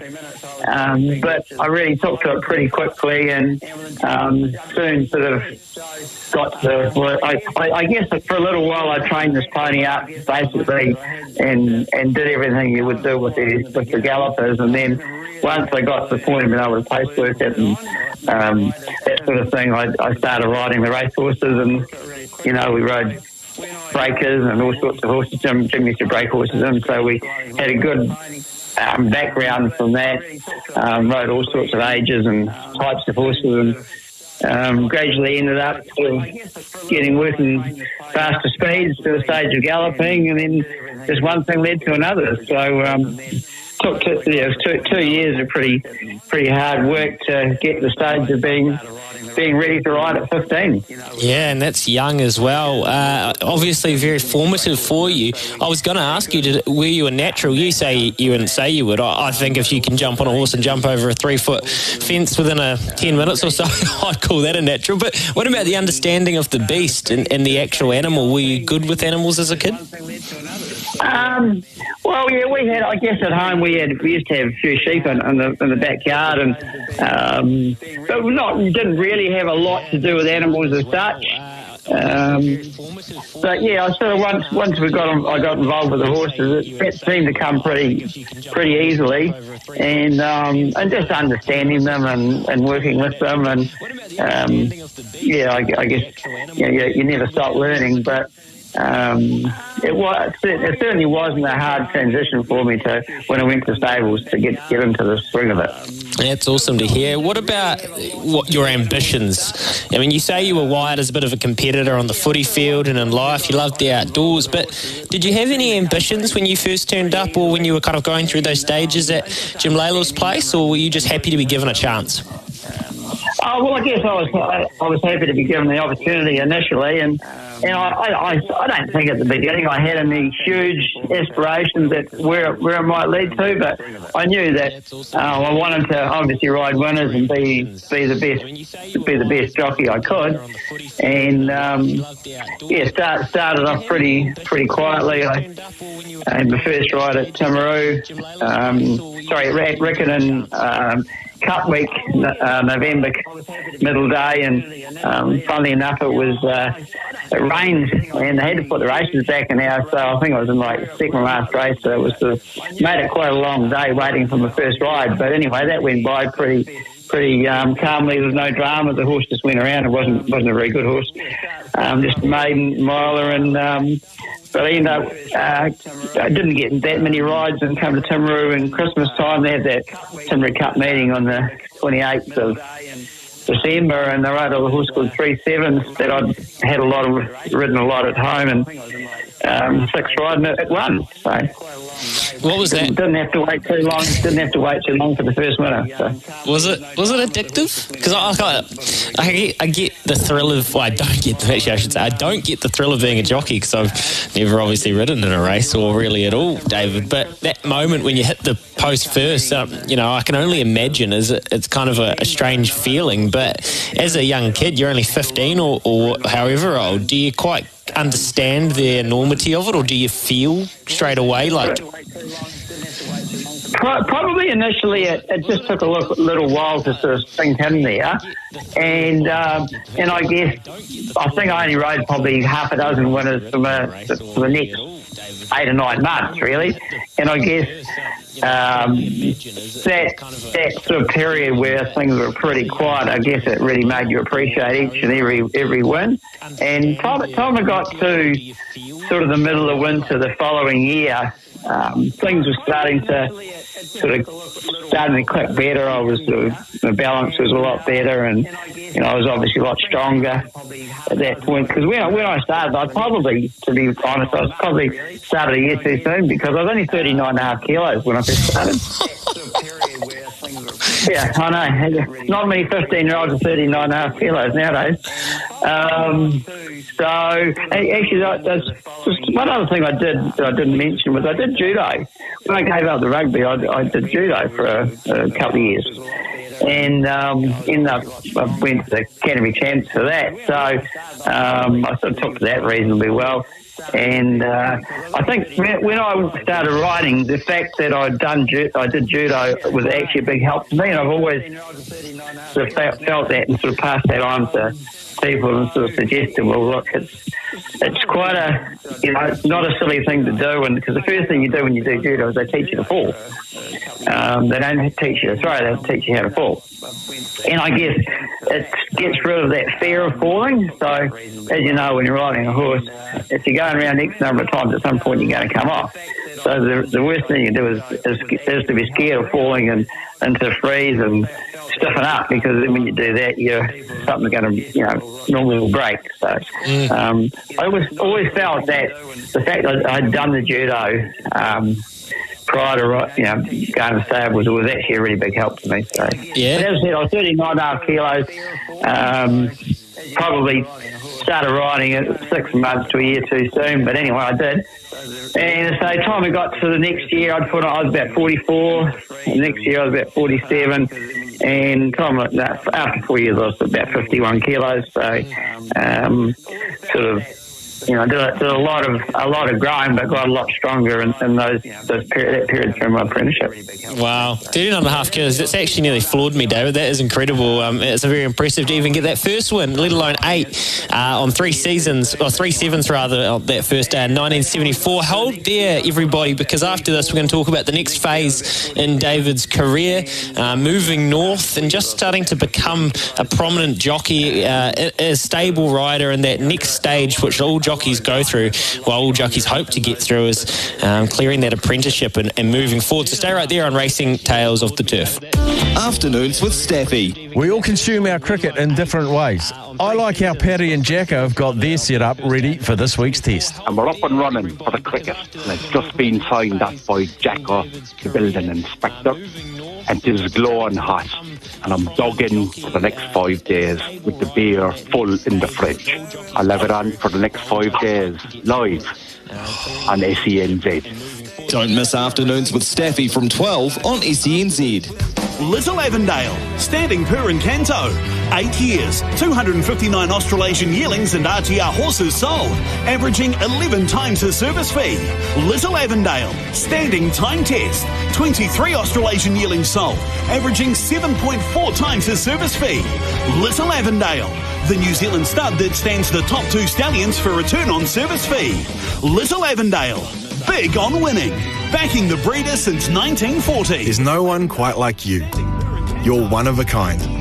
At PIC Insurance Brokers, they know that stock standard insurance packages just won't cut it. You need tailored solutions that are right for you. PIC Insurance Brokers will get you sorted whether it's your health, your home, your business, even your car or boat. Your broker works with you to make sure you have the right cover. And should the time come, they're right there with you at claim time. PIC Insurance Brokers. Great advice that works for you. The 21-22 Super Smash returns to Spark Sport this summer. With 64 matches, Spark Sport is your home for Super Smash. With 6 games a week, live and on demand. Catch every ball, every wicket, every 6, all summer long. Featuring 6 regions, 12 teams, and some of New Zealand's most exciting young cricket talent, you won't want to miss the action-packed season of cricket. Sign up now at sparksport.co.nz. Yeah, you know, The Rock's bald, and he's super cool. Everyone loves The Rock, eh? The Rock is super cool. So, I should just shave my head and be like The Rock. You know, go to the gym a bit. Yeah. What? You're not The Rock, bro. Yeah. Reached your turning point? I'm not The Rock. The doctors at Ashley & Martin could regrow your hair. You are super cool, though. Cheers, bro. Visit ashleyandmartin.co.nz today. Don't miss a kick with the SENZ app in your pocket wherever you are around New Zealand. Whether you're in the car, on the couch, or at the track, tune into the TAB Trackside channel on the SENZ app for the latest racing running around the country. Greyhounds, harness, gallops, you'll know exactly where you are in the running thanks to the SENZ app. Make sure you're in the finish and download the SENZ app today. We just got a Christmas call from the folk at Kogan Mobile. Every day in the lead up to Christmas, Kogan Mobile's advent calendar means there's daily prizes up for grabs for all existing and new Kogan Mobile customers. Get started with Kogan Mobile now for just $5 for 30 days with unlimited calls and texts and 15 gig of data and score some sweet swag. Make the call. Switch to Kogan Mobile today at koganmobile.co.nz/radio. Ho, ho, ho, Merry Christmas. Farmers start work early, and so does SENZ's new show, The Rural Roundup. Every Sunday morning, Andy Thompson brings you a dose of all things rural, including sport from around New Zealand, with his trademark style of irreverence and humour, mixed in with some hard-hitting facts and information. Ain't no need to complicate it. We both know that's overrated. We've been there. Sunday mornings from 6, The Rural Roundup with Andy Thompson on SENZ. You're listening to Racing Tales of the Turf on SENZ. Welcome back into Racing Tales of the Turf on SENZ. Louis Herman Watt, joined by, well, he held the record for a while, and actually, let's go back to that, because I'm always hesitant when I throw out a racing stat, David. Can you clarify for us now? David Walsh on the line, 2541, is that the number you roll with? Look, to be honest, I haven't got an exact total of wins because I'm not sure the exact number of winners I had overseas. I was never really too worried about counting up the number of wins. Once you had one, when I was always looking forward to the next one. So often some of the reporters would ring me and say, "Oh, how many winners you had and this and that?" And I said, "Well, actually, Grant, it's not my job. You should know that. I'm just looking towards the next one." You've got it bang on. And I tell you what, Lance O'Sullivan, Opie Boston, I'm sure Chris Johnson too, you're all jockeys are the same. You're all just like, I just want to get another one. I just want more winners. And everyone, so we need to get the Aidan Rodleys of the world onto the case and to create a definitive list of winners. But we'll ride with that now. So what year was your move up to the Central Districts and what lured you up there, David? Well, I was 19. I'd been out of my apprenticeship for a year and a half, and it was a bit of a funny old story. I'd been riding a horse at the track for a trainer called Peter Jones. He was a very good trainer, and he had this little black horse, little black yearling colt, and by a stallion called Godavari, which probably wasn't the greatest stallion in the world, but anyway, this is a really nice horse. Anyway, so I rode him through his early jump out. He was a bit naughty, and one day at Riccarton we had jump outs down the straight, and this when they had the steeplechase on the outside, and the barriers were on the outside of so a bit wide, and he jumped out and dropped his head and ended up behind the steeplechase fence. So, he was a bit of a character. But anyway, he went to the races, and he was a bit unlucky. His first start, and then I got injured. I fractured a thumb and I was out for 6 weeks. But I came back and I rode him in a maiden two-year-old race again at Timaru on 28th of December. And this horse just absolutely bolted in. It won really, really impressive, and it gave me a feel that I'd never had before from any other horse I'd ridden. And I thought, this is a really good horse. So anyway, what happened was I knew that he was heading up to Wellington to run, and there was a couple of good two-year-old races up there. So I obviously asked Mr. Jones if I could ride the horse, and he said, "Oh, look," he said, "look, they want to put a North Island jockey on." I said, "Well, that's fair enough." David Peake rode him, and he was a top jockey, had been for many years. And I thought, well, that's fine. And he actually got beaten anyway. So he's going to run the following week. And so I asked the ride, and he said, "Oh, no, look, again, they want to put a North Island jockey on." Well, as it turned out, they put Linda Jones on. Well,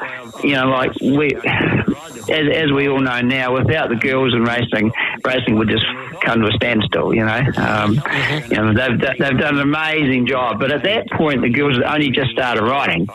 And to be honest, I was a little bit peeved off. And I thought, well, okay, if you need to be a northern jockey to ride the good horses, I'll become one. So prior to that, I'd had a couple of offers from Garth Ivel to go up north. So I rang him up and says, is that offer still available to come up and ride for you? He said, "Yeah, definitely." So he said, "Come up for a week or two, have a look around." So I went up there, had a look around, rode several winners in a short period, and that sort of cemented it. So, okay, back home, packed up my bags and off I went to Palmerston North. So, and then stayed in Palmerston for a year or so, and then we went to Fielding where I spent a lot of time there.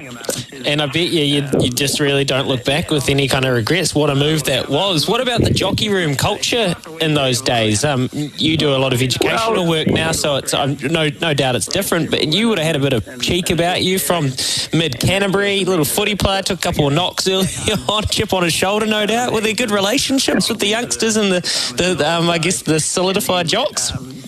Oh, look, there was always a lot of banter went on with the jockeys. Like at the point when I was riding in the South Island, there was plenty of good riders. They were real hard cases, and guys like Kevin Morton and Leo Malloy you'd know well, and they were riding, and Morris Thornleys and Max Skelton, and there was plenty of good jockeys around. Graham Mine, and there was always plenty of jokes and plenty of ribbling went on. So when I went up north, it was sort of like, it was quite different. All of a sudden, I'm sitting in the jockeys room with all these jockeys that I've been looking at in the hoofbeats for all those years. The Bill Skelton and Morris Campbell and Gary Phillips and Jimmy Walker and all these sort of guys, Noel Harris. These were the stars that I've been looking at in these books for years, and all of a sudden I'm up there riding with them. So it was quite a culture shock, and really, I learned a whole lot in a big hurry. Racing was quite different. Probably rode quite a lot tighter. But on overall, the tracks overall were a lot better compared to a lot of the smaller tracks that we had down here. But yeah, I had to sharpen up real quick, and it took quite a while to get the respect and the knowledge of what was required, and get to know all the people. And to be honest, at the beginning, if Garth Ivel didn't give me a ride, I really struggled to get a ride. I was probably lucky at that stage where I had to waste a lot in those days to get rides. Basically, if you didn't get ride 50 kilos, you'd be flat getting a ride, because there was horses in every race at 50 kilos. So, but time went on, and I worked hard, and at times my telephone bill was more than my power bill. I had to ring everyone, and I had a little knack of people that used to turn me down for a ride. I just ring them back, you see, and I ring them back the next week, and I ring them back the next week. I just basically hounded them, and I reckon eventually the trainer, whoever it was, would get off the phone and he say to his wife, "That bloody Walsh rang me again." And so I finally gave him a ride to shut him up. Well, what happened? Most of the time the horse went pretty good. Yeah. But then you had another contact, So after sort of 2.5, 3 years, I'd been there long enough where I knew every track. I knew every yard of every track, basically. I knew every trainer. Certainly knew all the jockeys. I knew a lot of the owners, and I knew every horse. And so I really, I used to really work really hard at getting my rides. 99% of my career, I did my own rides. So I'd be on the phone, and in those days, the noms would come out like 10 days or even sometimes longer prior to the races. So I'd have a full book of rides like a week ahead before most of the guys would even send the nominations, So, I'd do things like I'd just drive to the race, because in those days the racing clubs did the nominations, so I'd just drive to Wanganui or wherever it was. Penny obviously had a lot of races, but I'd drive to a lot of the places and get the noms and be on the phone. Yeah, I'd have a full book before most of the riders even saw the noms in the paper the next day. So, wow. And that was a big part of my success, because I was really, to be honest, it probably peeved probably a lot of the riders off, but that's all right. That never worried me. I mean, if you were quick enough to get on the phone and get a ride, well, so be it. Sounds like you were working harder than the Dennis Ryans of the world. You could have been a journalist, Dave. You were absolutely. To be fair, the journalists were a really big help to me. Especially like Tim Barton and Robin Bloor, and there's quite a few reporters around the country, and a lot more racing reporters in those days than what there is now. And the noms would come out, and I'd actually ring up and get the weights and get all the weights before they come out in the paper the day after. So even that was a big help. If I didn't have a ride, if I had a gap in a race and you got the weights, all of a sudden you can maybe crack onto another ride that you knew that somebody couldn't do the weight that was riding it. They had been riding it. So, and these are the days, to keep in mind, before fax machines were invented. Fax machines have come and gone, but these are the days before that. So the papers had a huge amount of racing, and unfortunately, compared to now, we've actually get nothing. Yeah, well, just different times, right? Just out of necessity. Out of necessity. And I'm curious. So you're saying that you were riding tighter and you understood the tracks and the horses. What stage and what age during your career do you think that you really developed style and you felt comfortable and you weren't kind of trying to be a jockey you'd looked up to? You knew how David Walsh was going to ride when he got onto a race, and you were versatile. When did that come about?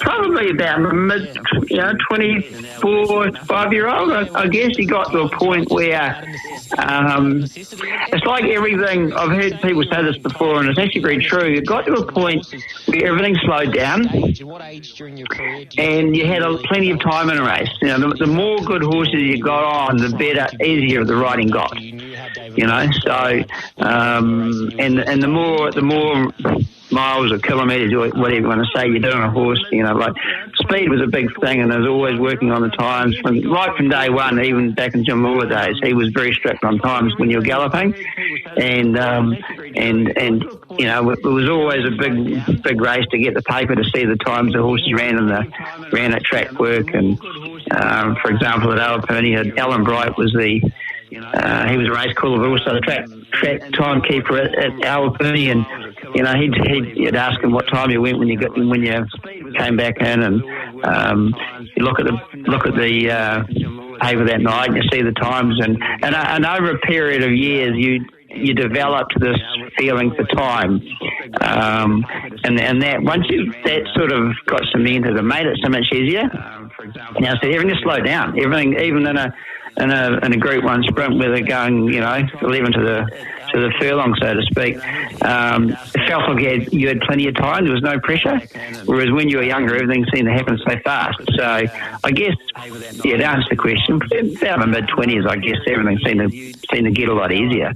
But the whole story, it was just a matter of getting on the good horses. The more good horses you rode, the easier it was.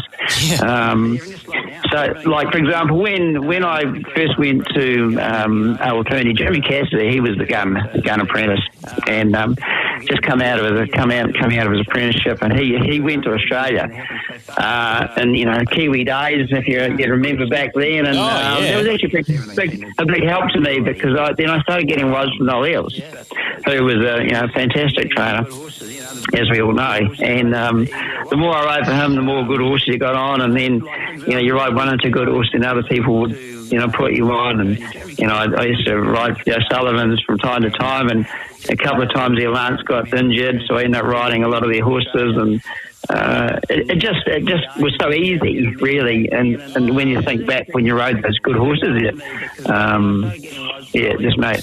Well, but everything slowed down. That was the biggest thing that happened. A couple of points you made there, which I really, really love, David. The slowing down, it's across all sports. You talk to the Brendan McCullums, the Stephen Flemings, the Kane Williamsons, the Tom Bradys.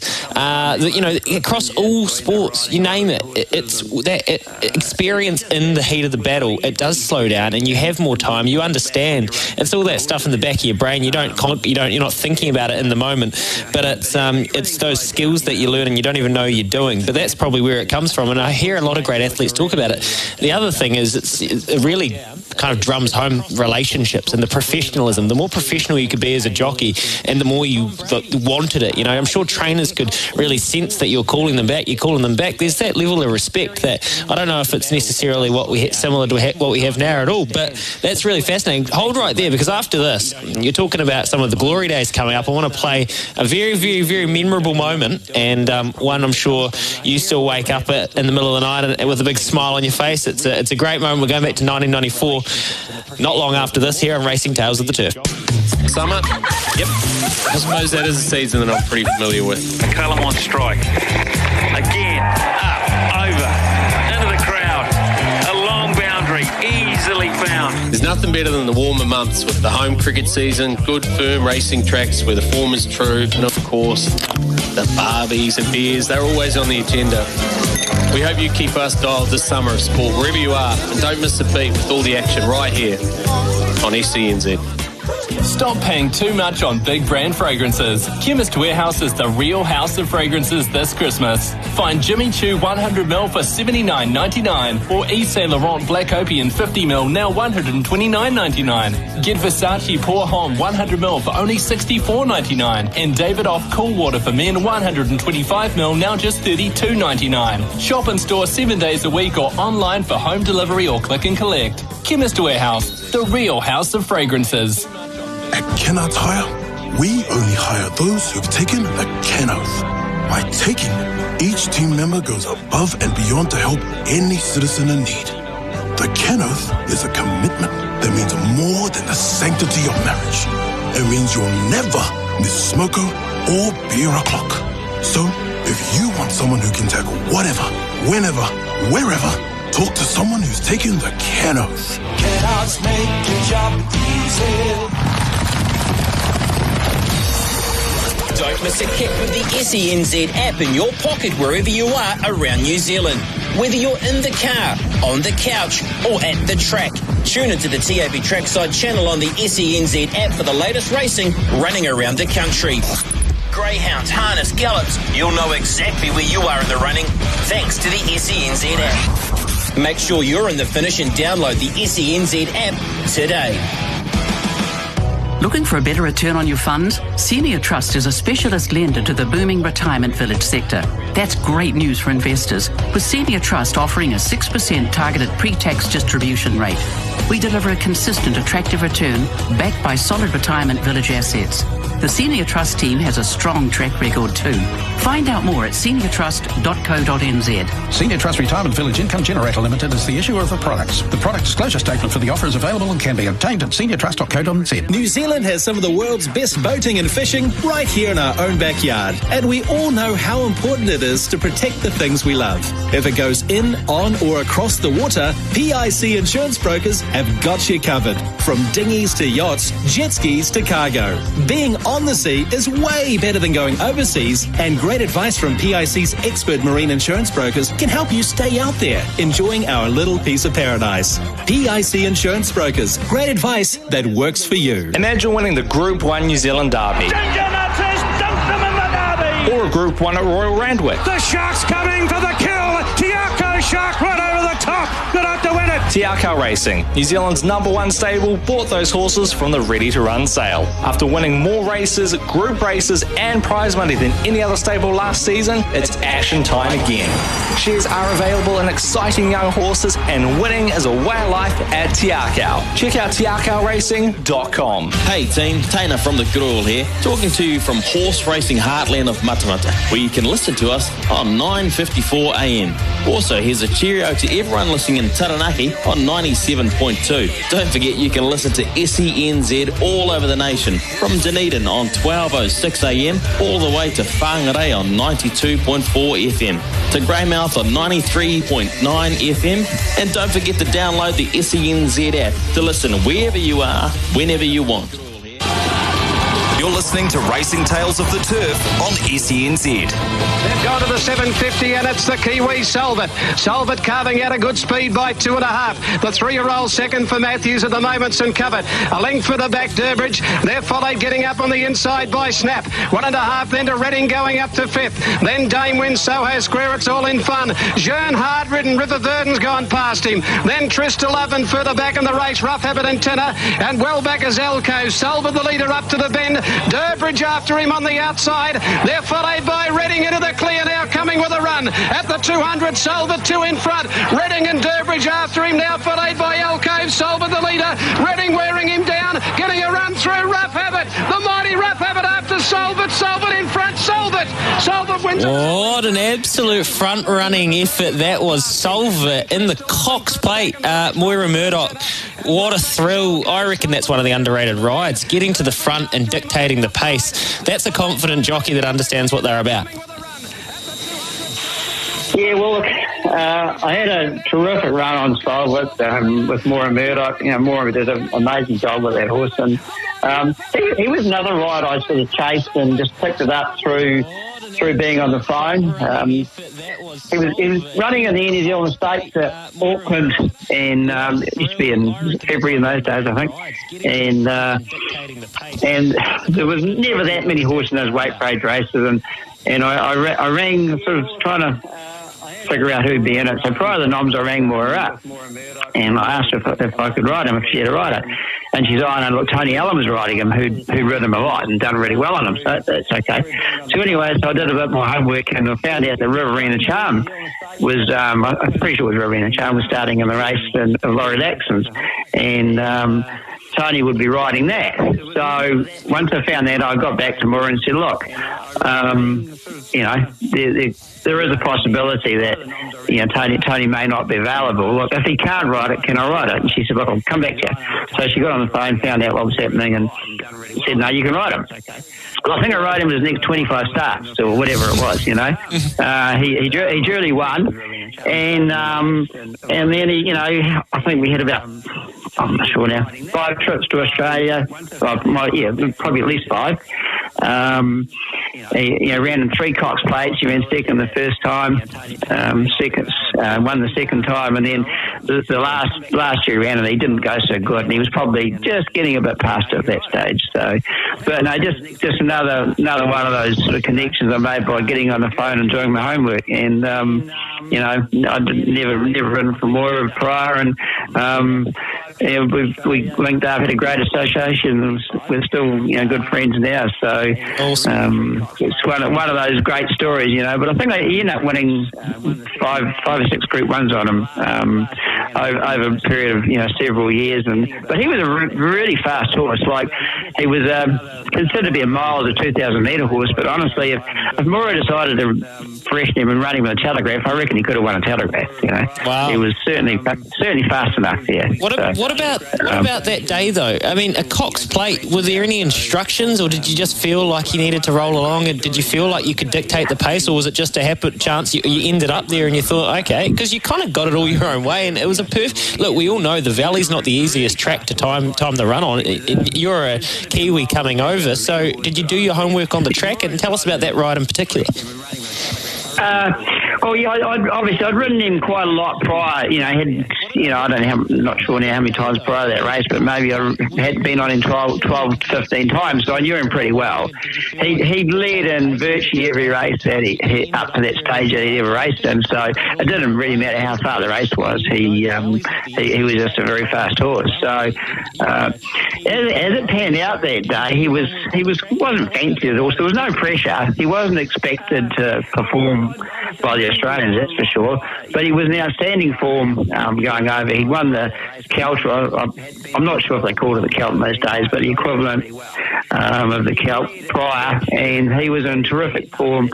All his early runs have been terrific. And he was going there proven on the course. As a 4-year-old, he won the Waterford Crystal Mile with Grant Cooksley aboard and ran a track record. The next year, he ran second in the Cox Plate. So there was... everybody must have forgotten he actually loved the track and he really performed well there. So as it turned out, the gates opened, he missed the jump, which was quite unusual. So I didn't worry about it, just sat there for a bit, and then once you sort of built up a few revs and nothing really wanted to take the front, the pace was easing off. He just gradually rolled around and got the front past 1,600 metres, and he covered a little bit of ground, but he'd done no work at that stage, and he was just able to just travel and do exactly what I wanted from there on, and there was never any pressure on him.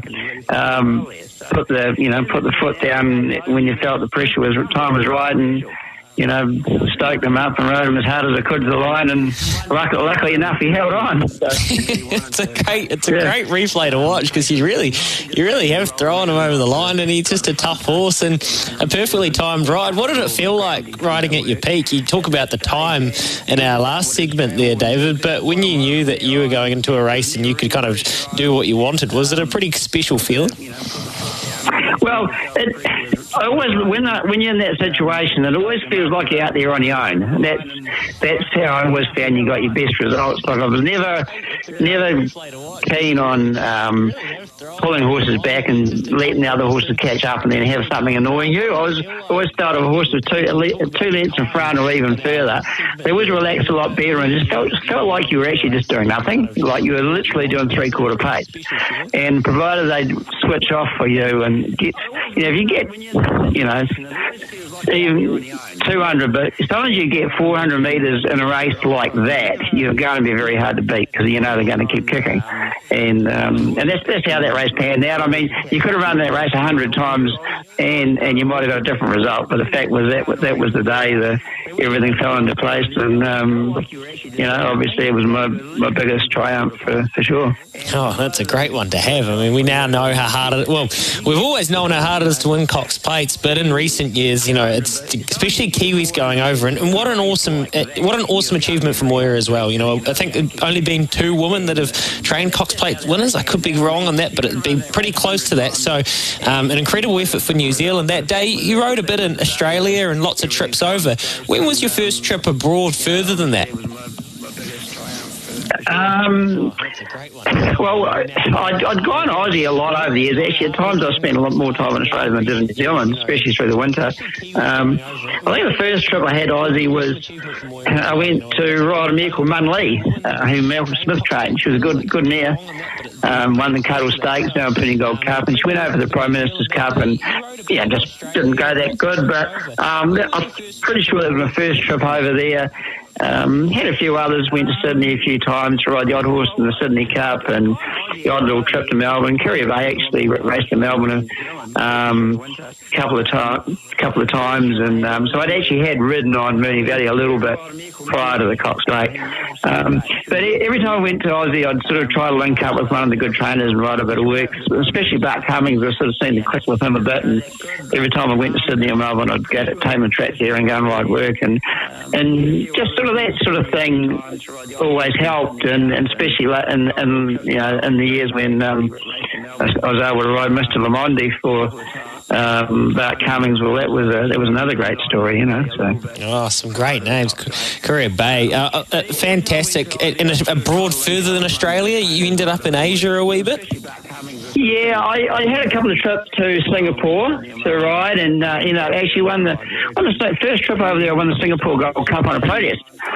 It was a funny day because I wasn't riding. The horse I was on was probably sixth favourite, I guess. Taichu Bing, he had might have had three runners, might have had four runners in the race, and he'd always sort of get a Kiwi jockey over to ride one of his horses because the Singapore Gold Cup is huge over there. It's like the Melbourne Cup in Australia. And as it turned out, the favourite, one of his other runners, beat me, but interfered with me in the straight on two occasions. So I protested. Now, geez, you'd have to be brave to protest on your first trip to Singapore. Oh well, I just felt that I clearly should have won the race, and I got interfered with, so I had a crack. And as it was, I got promoted. So, you can imagine the next race when I came out for the next ride, I got booed by, 50,000 people. The favourite got relegated. So I was actually quite pleased to get off the race that day. That's okay. Yes, as a punter and not much else, I can feel their pain, David. But that's not your concern at all. Some amazing memories there, not just in New Zealand, but further. We're gonna take one last little spot here, and then we're gonna come back and we're gonna wrap up with some of your kind of impressions on the current crop of riders, what you're doing, where your career ended up, and kind of how you look back on it. So stay right there. This is Racing Tales of the Turf with David Walsh. This is SENZ.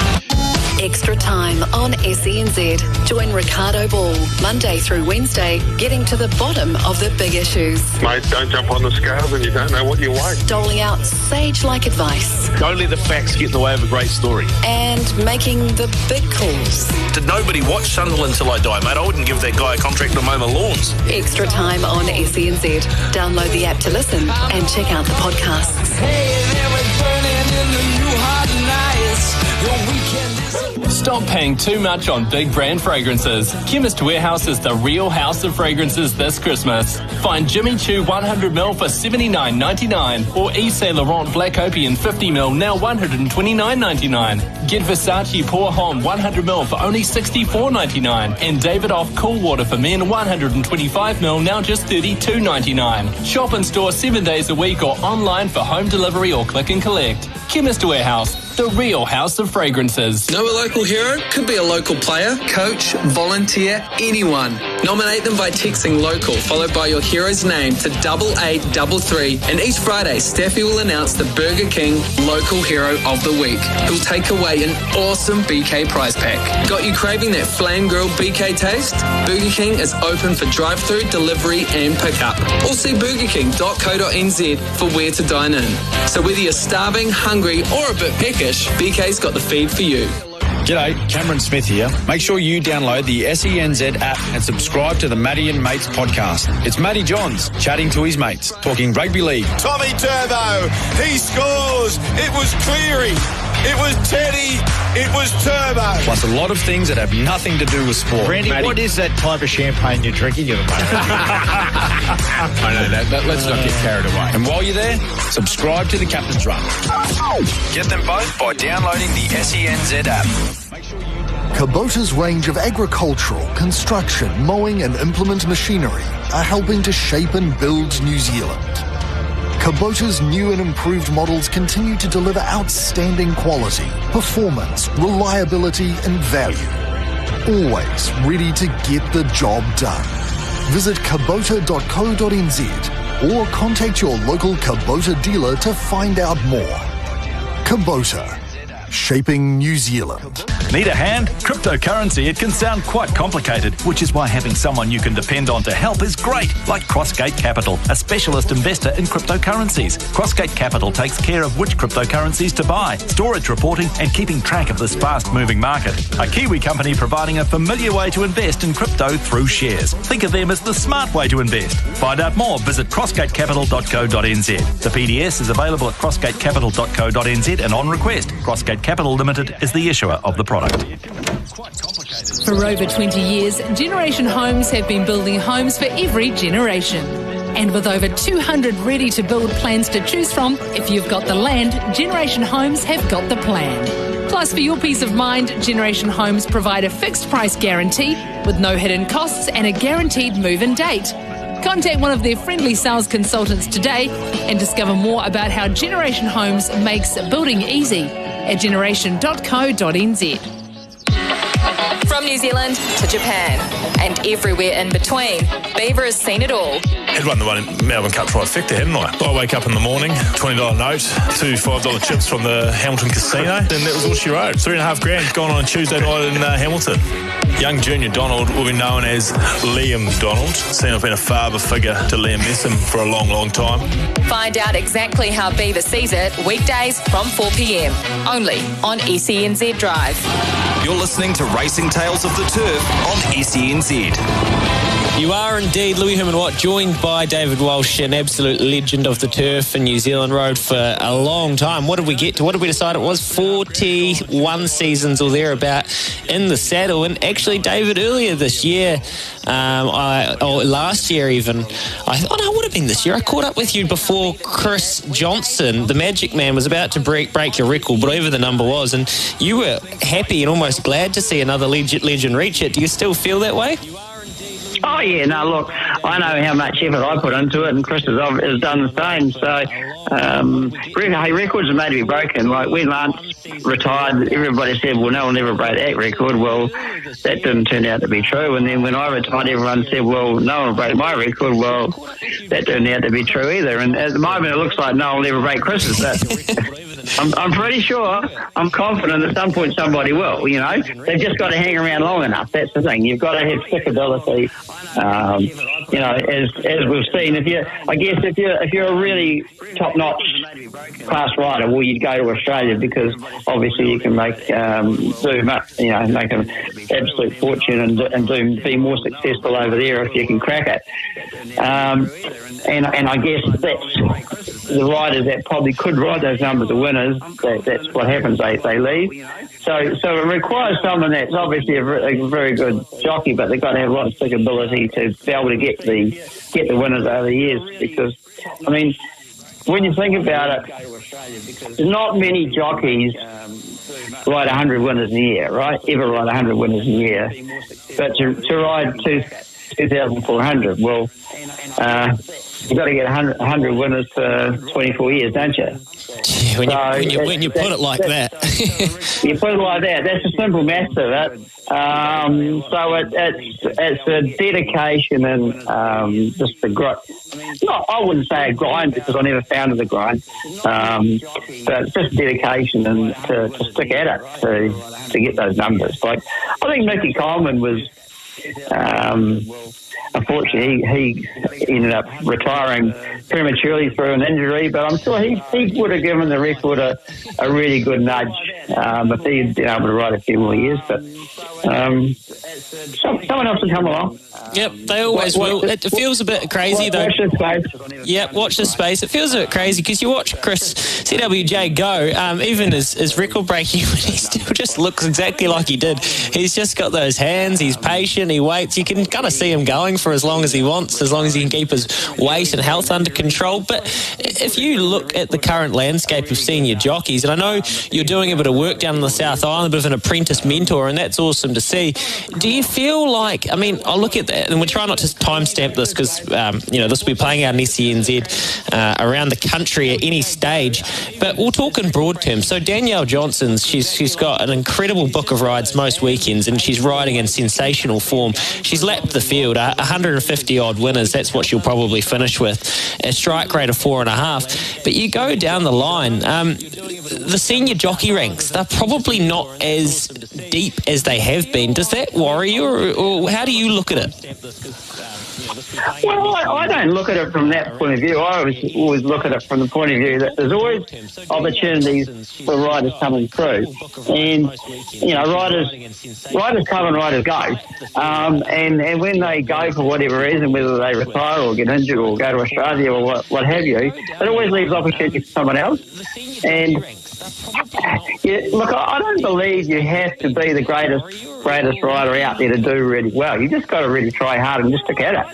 And, you know, it can take a long time to win people over, but once you win them over and as I say, you gain their respect, you know, I'm not saying it's easy. No. It's certainly a lot easier. And, you said Daniel Johnson. Well, she's still relatively young. I mean, she could, you know, you start doing some figures on her. If she rides 150 winners the next, X number of years, well, she could be the record holder, you know. She might go off to Australia. We don't know, but she's probably where she's sitting at the moment, she's probably pretty comfortable. And when she's doing as well in New Zealand as she is, well, probably why would she want to go anywhere else, you know? She could easily rack up a huge number of winners and not that long period, you know? Yeah, wow, 100% the way, the rides she gets and the way she rides them, she's just, I'll tell you what, there wouldn't be too many people I'd rather have fighting for my hard-earned up the straight than Danielle Johnson at the moment. David, we'll look to wrap it up, but the work you're doing with the young jockeys now, do you feel like it's kind of what you were made to do? Does it make you feel good being able to pass on that institutional knowledge you gained from such a career? Oh, no, it is. I do really enjoy it. And, I wouldn't say that they're not all as probably keen as they should be. But the ones that want to learn, that take it on board, they can do extremely well. And, I try to, I was always an avid track walker, and I still do that just for probably a bit of fitness as well as anything. Try to keep the steps up. And but I try to pass things on, like my knowledge about walking tracks and how to read tracks, and you're not always going to be right, but I mean, if you can just assist with passing a few little hints on to the younger ones, well, if they take it on board, it can make a huge difference to their overall performance and outcomes. Definitely, and I think they're lucky to have you, even the ones that might get sick of your dulcet tones, David. I've been lucky to have you today and telling us on SENZ Racing Tales of the Turf some of your stories, some of your war stories, and just your observations of an awesome career. It's been an absolute privilege and a pleasure. Thank you for joining us, and I wish you all the very best with whatever's next.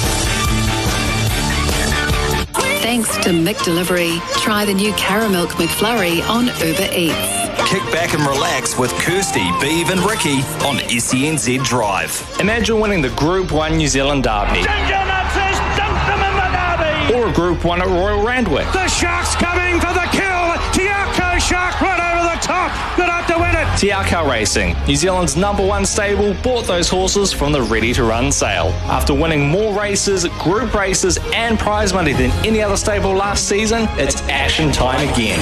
Shares are available in exciting young horses, and winning is a way of life at Tiako. Check out tiakoracing.com. Need a hand? Cryptocurrency, it can sound quite complicated, which is why having someone you can depend on to help is great, like Crossgate Capital, a specialist investor in cryptocurrencies. Crossgate Capital takes care of which cryptocurrencies to buy, storage reporting and keeping track of this fast-moving market. A Kiwi company providing a familiar way to invest in crypto through shares. Think of them as the smart way to invest. Find out more, visit crossgatecapital.co.nz. The PDS is available at crossgatecapital.co.nz and on request. Crossgate Capital Limited is the issuer of the product. Being at the greatest events on the sporting calendar is what makes sports fans tick.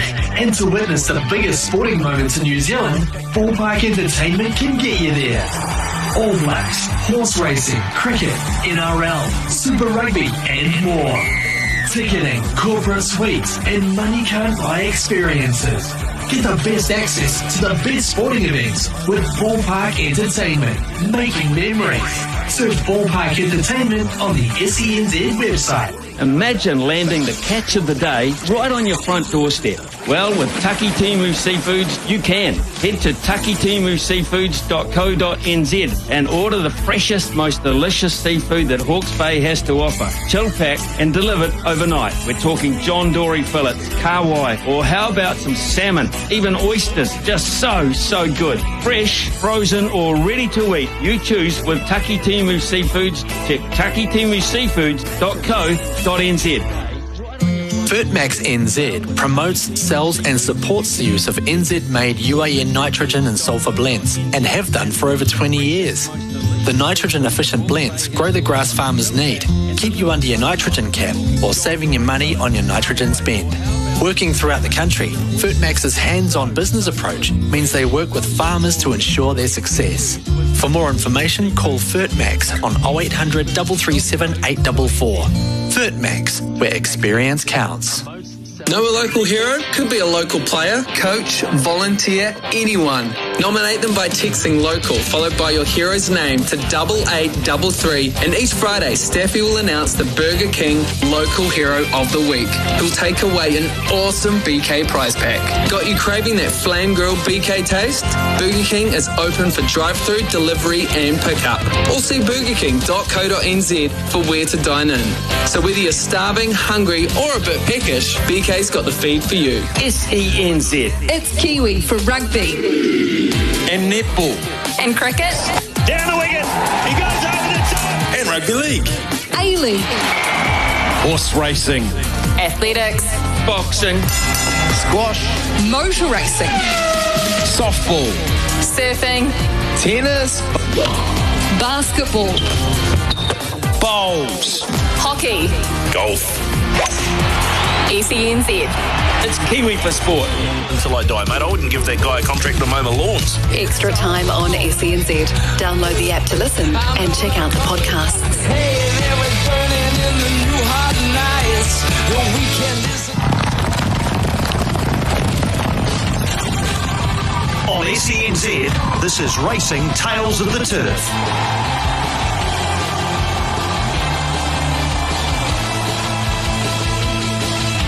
Welcome into another edition of Racing Tales of the Turf on SENZ.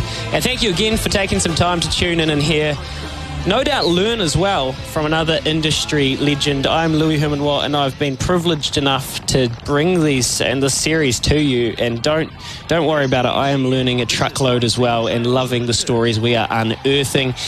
The theme, as you know by now with these features, is to touch base and stop down with a number of great contributors to New Zealand's racing industry and hear their tales of a lifetime involved with the great game. Today is no different. I don't know if there would be any more passionate characters in our industry out there as an owner, a breeder, a promoter, an overall enthusiast. David Archer has enjoyed a lifetime in racing. A lot would envy his lifetime in racing as well, but I'll tell you, it's thoroughly deserved.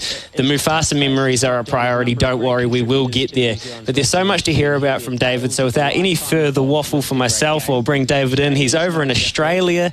We're spending some great time with family. How are you doing, David? Yeah, going great, thanks, Louis. Yep, we are seeing a family over here, and my grandkids and kids, and Diane's mum's just turned 100, so good time to be here. Gee, that's a proper stint. 100, that's a real good effort. Yep. A great effort, yes it is. She's a good girl. Yeah. Outstanding. Well, the way I love to run these episodes through the series, David, is as I think you great contributors, you have so much more other than the obvious. So I try to do it in chronological order, but if there's anything you feel like we should know about, don't be afraid to share us. Any tidbits like a 100-year-old family member we love to hear. I think the most obvious place to start, though, is a bit about yourself and your background, your upbringing. So where did you grow up? What's the early life of David Archer? Whereabouts in New Zealand, and what was the era? Yeah, no, I was born in Auckland and then went to Wellington for a short time in my very, very early years, like only until I was 4. And then Mum and Dad came back to Auckland, so I've been in Auckland all my life. My business career has been great in Auckland. Many times I've been asked to consider going overseas, but I love our country, and so I've stayed in New Zealand and spent a lot of my time in New Zealand and Australia in business, and that's primarily been in the insurance game. Go back in time, of course, I had a wonderful mother and father, and those were the days, of course, when Dad was around that people flocked to the race courses, and so my father was a passionate punter. He never ever had any money to own any racehorses. He owned one horse called Foreman with a famous, lovely trainer in those days, Alf Toki, and the horse ran second to last at Te Rapa at its only run. And Alf Toki's comment to my dad was, gee whiz, Les, I didn't believe that. I didn't think he'd go that fast down Parnell Rise. And he'd run second to last. So that was the end of Dad's ownership, but he loved them so much, he took me to the races from when I was 3 or 4. There are photographs of me in the Herald Bend sitting on the fence at Ellerslie watching horses jump fences and whatever, and so it was in my blood. I've always loved the racing game, and it led us to end up owning some, which has been a wonderful part of our life, mate. Yeah. I think a position you come from, and lucky we've got you for so long, because I'm really looking forward to seeing your vision for the industry, because you've seen it from so many different positions throughout different spots you found yourself in during time, and that's just from my research. So I'm looking forward to delving into that a bit further. But you mentioned your father was the original connection to racing, and as an Aucklander, racing was still a massive part of the culture. Even in a city, it was still a huge occasion, getting dressed in your number ones and down to the track. It was massive, Lou. Even back in those days, of course, the stands at Ellerslie, they extended right out to the foot of the straight. And when you were under 15, you weren't allowed into the centre, let alone where the members were. And each of those 3 sectors were just full of people. So as a youngster, I had to sit in the foot of the straight area and watch the races until I think it was 15. And then I was allowed to head down into the centre. This is Ellerslie we're talking about, down into the centre of the track. That led me to become a member of Ellerslie, of course, and I'm also a member of other clubs around the country. But with Auckland, I became a member when I was 20 years of age, and I got a call from the racing club to say, look, you're accepted as a member, but you're not 21, so you can't actually be a member until next January. But we'll send you the tickets anyway for this year. So they sent the tickets out to me, and I got this one swinger and 2 ladies swingers. And I said to my dad, these are the times, weren't they? I said, Dad, why do I get one swinger for me and 2 lady swingers? He said, oh, that's done, son, so the men can go off to the races and the wife can take a girlfriend, look after themselves. How was that? Well, that is a sign of the times, isn't it? That's a great little anecdote. And I guess it's poignant to point out, David, that Ellerslie, I say, into the city, but Ellerslie really was, that's these days, obviously, Takanini, Ardmore, around those places. That really was the rural hub, wasn't it? And the trainers, a lot of great trainers were based in counties, and just a trip up the road to Ellerslie, that pretty much was the countryside. Oh, it surely was. And you go back to the great trainers like the Gillings and Mules and others, McKees and whatever, all around Takanini, which was an amazing place. I used to take my son and daughter. My little daughter particularly loved it, and we'd go out at 5 in the morning to Takanini, and she'd be dressed up in her St Cuthbert's clothes, and we'd watch the training and then drop her back to school. And that's, I guess, something which I lament to a degree, and I don't actually agree with the decisions of those days when Takanini was closed, because we we distanced Auckland from so much of the activity, and I don't want to see the Waikato or the Central District harmed in any way, but there's not enough activity in Auckland currently, and that's why I quite welcome the proposals, which we can come to later, no doubt, for the merging of Auckland counties, etc., because you do want to bring racing back closer to the biggest part of our population. We've got to keep these young people coming to the races, and ownership and syndicates is a big part of that. I'm keen to see Auckland prosper, but not at the expense of the others, because I love New Zealand with its regional aspect and everything, whether it's schools, whether it's horses or anything. It's what builds our country, quite frankly. Yeah, it's a sentiment that I definitely share. Very well put there, David. Now, what was you mentioned that your father, he might not have had the wealth to be a prominent owner or to really own many, but he had a great relationship with doing some form and having a dabble, having a punt. What's your relationship been with wagering over the years? Is that an aspect that ever fascinated you when you were a youngster? Yeah, I was a pretty good academic at school and got, when I left school I was doing 99% maths, 96 physics, etc. So pretty good academic, but I definitely spent a lot more time at school reading the best bets than I ever did schoolwork. Absolutely I did. I had syndicates worked out from my youngest days, how to make money when I was never actually found a way to. But an interesting little story, Louis, of my background was I loved my betting, I loved my horses, and I was told that I was allowed to have my first bet after I turned 10. And so Mum and Dad were going to give me on my 10th birthday 5 shillings to have a bet. And so we went off to Piha with parents and some friends of theirs, and I wrote a prayer to God that I would win my first bet. And every night I went down to the tent and prayed to God that I would win my first bet.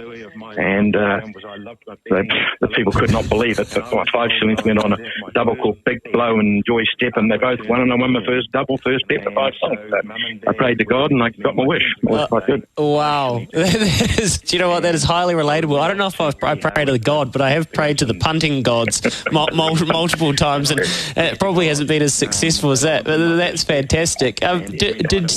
Your family, you mentioned your dad did have a share in a racehorse, but I love the quip about Parnell Rise.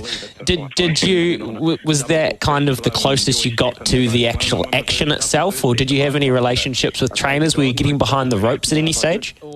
No. The younger years, Louis, I was certainly just reading the best bets, talking to my dad and going to the race meetings, which were, highly exciting. And my own activity came when I could afford to own a racehorse. When I was married to my wife, Joy, who was actually lost at 50 years of age from cancer, unfortunately. Been lucky now to find another beautiful lady in Diane Wright in my life for the last 17 years, and public race probably know Diane. So, I didn't. I had to get married, bring up kids, finish my job, start a little business, and it wasn't until I was well on in my years that I finally could afford. I'm guessing I would have been in my 40s, maybe 40s, maybe mid-40s, when I first was able to own a racehorse, and I ended up owning a couple of really nice horses in those days in Turnpike Lane and Turnham Green, and they were nice cuts of horses, but unfortunately my wife then got unwell, and I pulled out of many things in life, including all my businesses, and went home and looked after Joy for the last 18 months of her life, which was a good decision on my part, because we had a wonderful closure to our life. But that actually closed my life on racing, and I didn't come back to racing again for some years. It was a period then when Sunline was running well, and I must admit I got excited by her and would come home and watch her race, even though I'd stopped my own activity. And then a very dear friend of mine, and you mentioned Joe Lindsay earlier in a previous chat you and I had, but her husband, Brendan Lindsay, is a great mate, and as many people heard me say before, it was Brendan that got me back into racing, because he came to me and said, come on, David, we're going up for sales. Cracker Sales said, no, it's past life of mine now. Brendan, I don't own any horses now. It's past life. He said, none of you coming. And Brendan's a very strong personality. People know how would contest to. And he kept on and on until such time. Okay, Hanger, I'm going to come out to the race, but I'm not buying any horses. So I went out with him to the races. I came home with 3.5 horses and history after that. Oh, brilliant stuff. All right, after this, stay right there, David, because after this I want to go into a bit deeper about that, your connection with racing during this stage of life. And you mentioned the sad passing of your late wife, and it's been well documented, and I think your kind of resurgence into racing is something that I find really fascinating. So I want to pick your brain about that after this on Racing Tales of the Turf. You're listening to SENZ. I'm Louis Herman-Watt, David Archer on the... On SENZ, we're giving you two blokes who love to talk motorsport. One is a 4-time Bathurst champion and can manhandle any car he steps into within 60 seconds and drive it like a boss. The other guy has been the face of Sky Sport for 30 years and loves cars. Just can't race them, but loves to talk about them. Race Control for Repco. Bloody proud sponsors of the Repco Bathurst 1000. Thursdays from 7 on SENZ. Man needs meat, but if you've got a beef with beef, well, Jack Links now has pork, and they've gone the whole hog. With slow-cooked ham jerky over hickory smoke and a dash of maple and brown sugar. Yeah, it's like the South in your mouth. Get a pack or a box if you want to be a little porky. Jack Links. Feed your wild side. We've enjoyed quite the spell, but now's the time to get back to the track. Grab your friends and whānau and soak up the summer sun trackside as the country's top horses and jockeys battle for some of the most sought-after races on the thoroughbred calendar. Beaches, barbecues and black-type racing. Get set for the ultimate Kiwi summer. Whether it's the party, the punt or the ponies you love, summer racing is for you. Don't miss the kick. Find an event at summer.loveracing.nz. In sport, if it happens locally, nationally or overseas, SENZ is there. And it's all on the SENZ app. Brendan McCullum is on 298. Subscribe to SENZ's podcast channel and catch up on all of SENZ's shows, plus shows from across the ditch, including Matty Johns, Cam Smith, Andrew Voss, Adam Gilchrist, Ian Healy and Brian Fletcher. Download the SENZ app now and listen anywhere, anytime. For over 23 years, Generation Homes have been making building easy. Building homes for every generation. The younger generation, the older generation, the next generation and generations to come. So no matter what age or stage you're at in life, if you're looking for a new place to call home, discover how Generation Homes makes building easy and stress-free. Visit their show homes to discover how Generation Homes makes building easy. Find out more at generation.co.nz or text Generation to 3001. We've all got good sides and bad sides, quiet sides and backsides.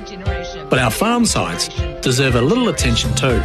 Farmside is connecting rural New Zealand with unlimited broadband options. If you're Googling baby names for lambs, video calling Nan from the haystack, or making sure everything works out on the land, no matter where you are, how many you are, or what side you're showing, you can connect with your Farmside.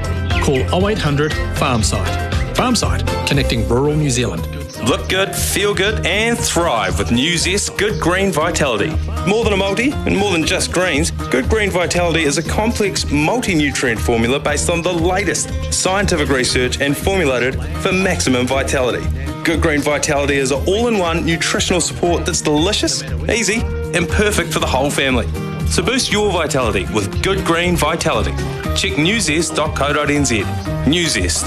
Healthy habits start here. Hi, Daniel McCarty here, broadcasting live from the glorious Wellington, where you can hear me on 7:11 a.m. Also, a shout out to my family listening in Dunedin on 12:06 a.m. You can hear SENZ right across New Zealand from Invercargill on 12:24 a.m. to Masterton on 91.1 FM to Tauranga on 8:73 a.m. Plus, download the SENZ app and listen anywhere, anytime. SENZ, it's Kiwi for sport. You're listening to Racing Tales of the Turf on SENZ. Yes, indeed you are. Racing Tales of the Turf on SENZ, and we are lucky enough to be joined by David Archer right now. A lifetime of contributions to the racing industry, and man, had some absolute thrills. Where we left off was hearing about, I guess, an unfortunate, but as you talk about, David, you don't regret at all the time you spent away from racing to look after your late wife. Obviously, it's something that's very close to you. Did you know, or did you have any kind of thought in the back of your brain that when you were putting your businesses and your racing to the side at that time, rightly so, that there might be a chance you would come back to it later on? No, to be honest, Louis, I didn't. I tend to be a personality that when I close a chapter in life, I tend to close it. No different than, if we had a lot of boats in the early days, we stopped owning boats, and I don't own boats anymore.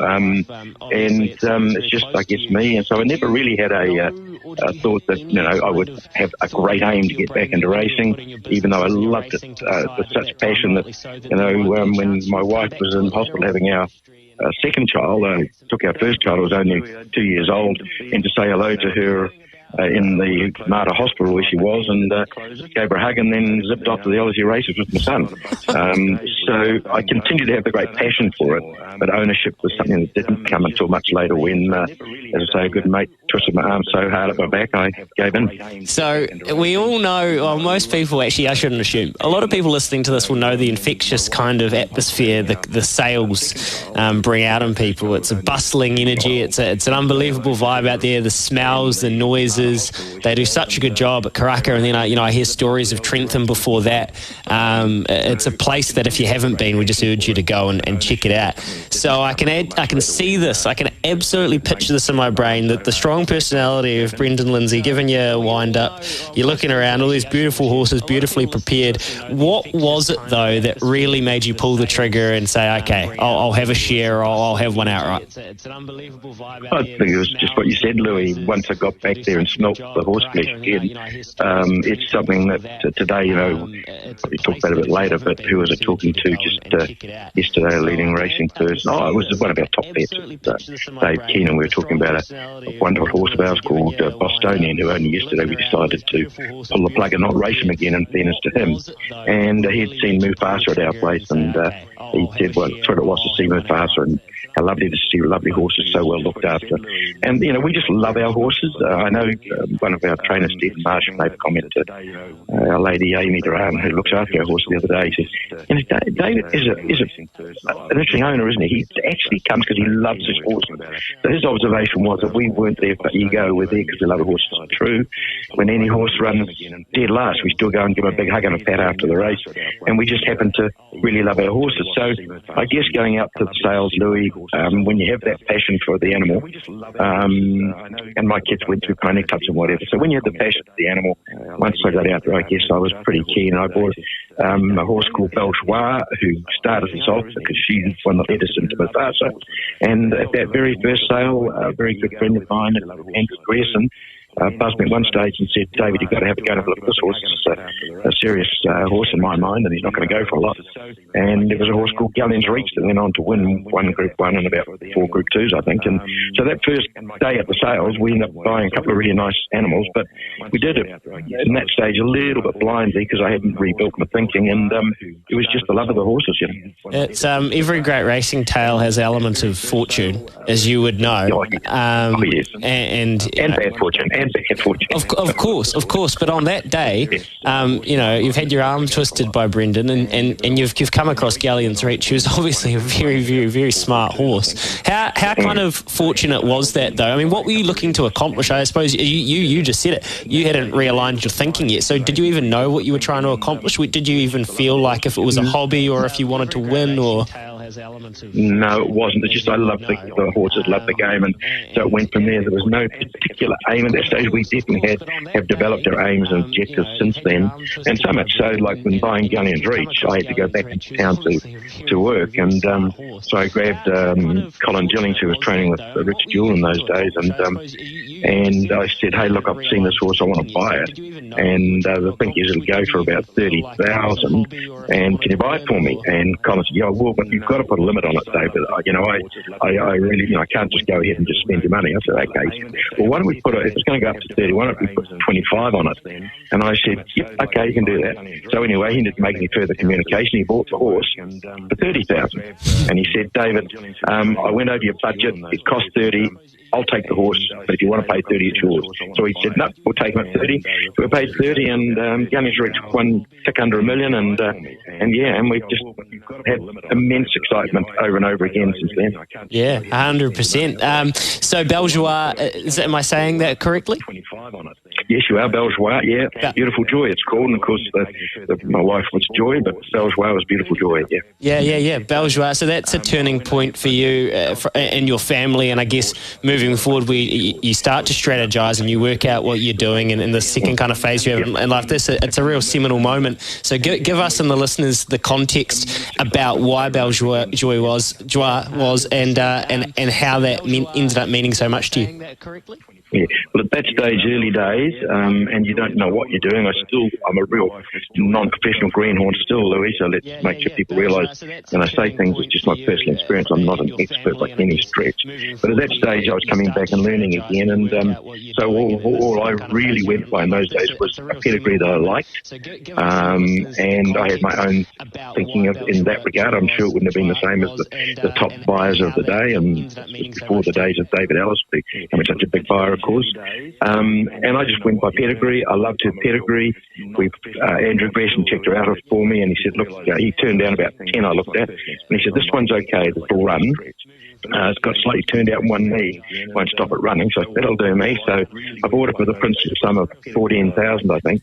But where she was so valuable to us, and she's at home now, just had her last puppy, she's now going to be retired from breeding, and she will never leave our home either.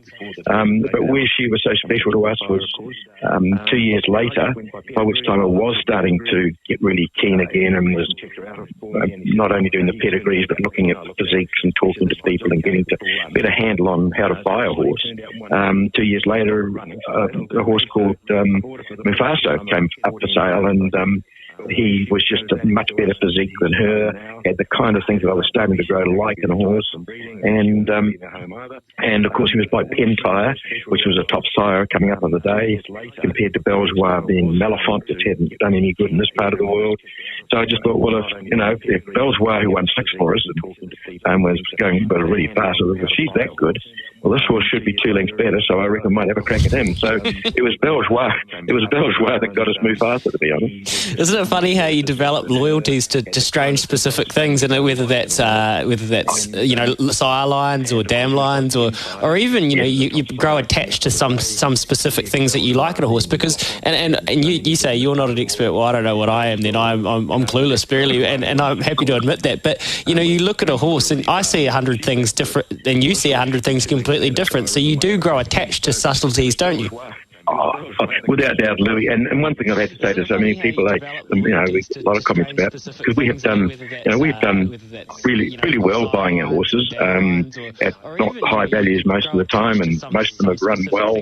Hardly ever bought one that can't run. We've had failures, of course, because running fast and winning races are two different things. You've got to want to be a racehorse. The one thing you don't understand when you're buying at the sales is just what's inside the brain. We looked at our horses in those days more at the dam line, and I guess I still probably look more at the dam line now, because we don't pay enough for our horses. Well, we did pay big money for one a couple of years ago, in the hundreds of thousands, but mostly we bought under $100,000. A few of them have crept up to between 100 and 200, but most of ours are below. And my kids keep telling me off when I pay too much. They say, you only buy good horses, you pay 50,000 for them, Dad. So we tend to buy in that category. So they're not going to be stallions. And so I tended to always go, and we wanted to have horses that ran. We weren't at that stage into the breeding game. So I guess in the early days I didn't focus much on sires. I was naive as well, because I didn't understand that part of the game. And I just really liked certain mares, and I would go down that line. But you come to realise as you get into it more, if you're in the long term, because if you're looking at residual value for mares, or you're looking at potential stallion prospects, we don't pay enough to get stallion prospects, to be honest. But if you're looking for a stallion prospect or a residual value from there, you've got to bring the stallion into the thinking as well, clearly. Yeah, for sure. But, you know, for small-time players, not saying that you were, but for people like myself, the next generation of coming in, it's, you know, buying a filly or getting into a syndicate with a filly just gives you so many more options. And you're so right, and your kids are bang on. Of course, you can flash around the zeros and come across these beautifully bred, immaculate-looking beasts. But, again, Melody Bell, 56 and a half. Mornings with Ian Smith. Well, folks, the first weekend of summer is over, and what a weekend it was. Auckland freed up. Hope you enjoyed it. The second test between the Black Caps and India continues here on SENZ. We'll be analysing how the first 3 days have gone, and the COVID hit breakers have opened their NBL season, while the women's Phoenix made history, and the men were in action as well. Plenty to digest, so make sure you're part of the action. Catch Smithy this morning from 9 on SENZ. Escape the everyday at Millbrook Resort. Offering a vast range of resort activities for your next Queenstown holiday, Millbrook Resort boasts a variety of experiences for everyone to enjoy. Explore two of the most beautiful 18-hole golf courses in the world, home of the New Zealand Open and set in a natural alpine amphitheatre. Opening to the public on January 3rd, 2022, they are a feast for the senses and a golfer's paradise. Visit millbrook.co.nz. 3 weeks, 4 locations, 5 events, 1 overall prize. This is Crankworx Summer Series NZ. This summer, the world-famous event will be unleashed Kiwi style. Crankworx is going on the ultimate mountain bike roadie to Queenstown, Wanaka and Alexandra. See the world's best compete with a grassroots vibe at 4 destinations around New Zealand's South Island. Don't miss Crankworx Summer Series NZ. Stop 3, Cadrona, December 8th to the 9th. Tickets and info from Crankworx.com.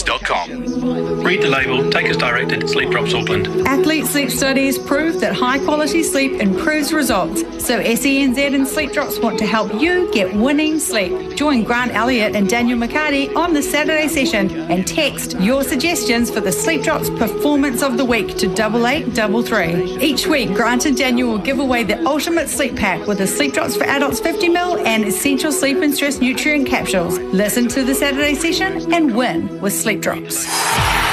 SENZradio.nz. Dragged on. Excellent. From cricket to rugby, NRL to A-League, horse racing to basketball, hockey to bowls, volleyball to golf, tennis to surfing, athletics to boxing, motor racing to softball, touch to swimming, badminton to cycling. When it happens in sport, we're on. For all the latest breaking news, head to SENZradio.nz. SENZ. It's Kiwi for sport. Man needs meat. But if you've got a beef with beef, well, Jack Links now has pork. And they've gone the whole hog. With slow-cooked ham jerky over hickory smoke and a dash of maple and brown sugar. Yeah, it's like the South in your mouth. Get a pack or a box if you want to be a little porky. Jack Links, feed your wild side. There's no one quite like you. You're one of a kind.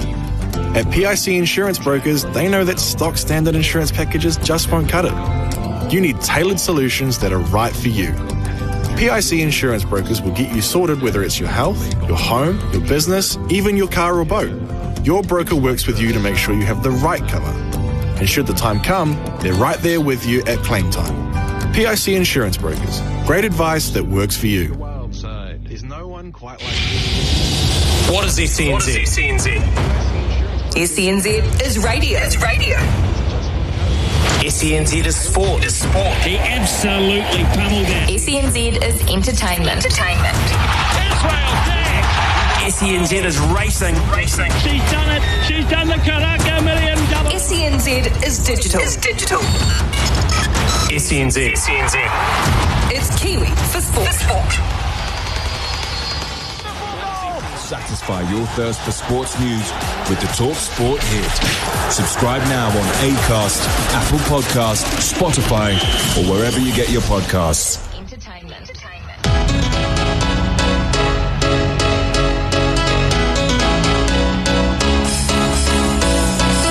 Premier League Live with Talk Sport. Ronaldo surging through, and Cristiano Ronaldo has scored again. 4. Lukaku's in. Lukaku!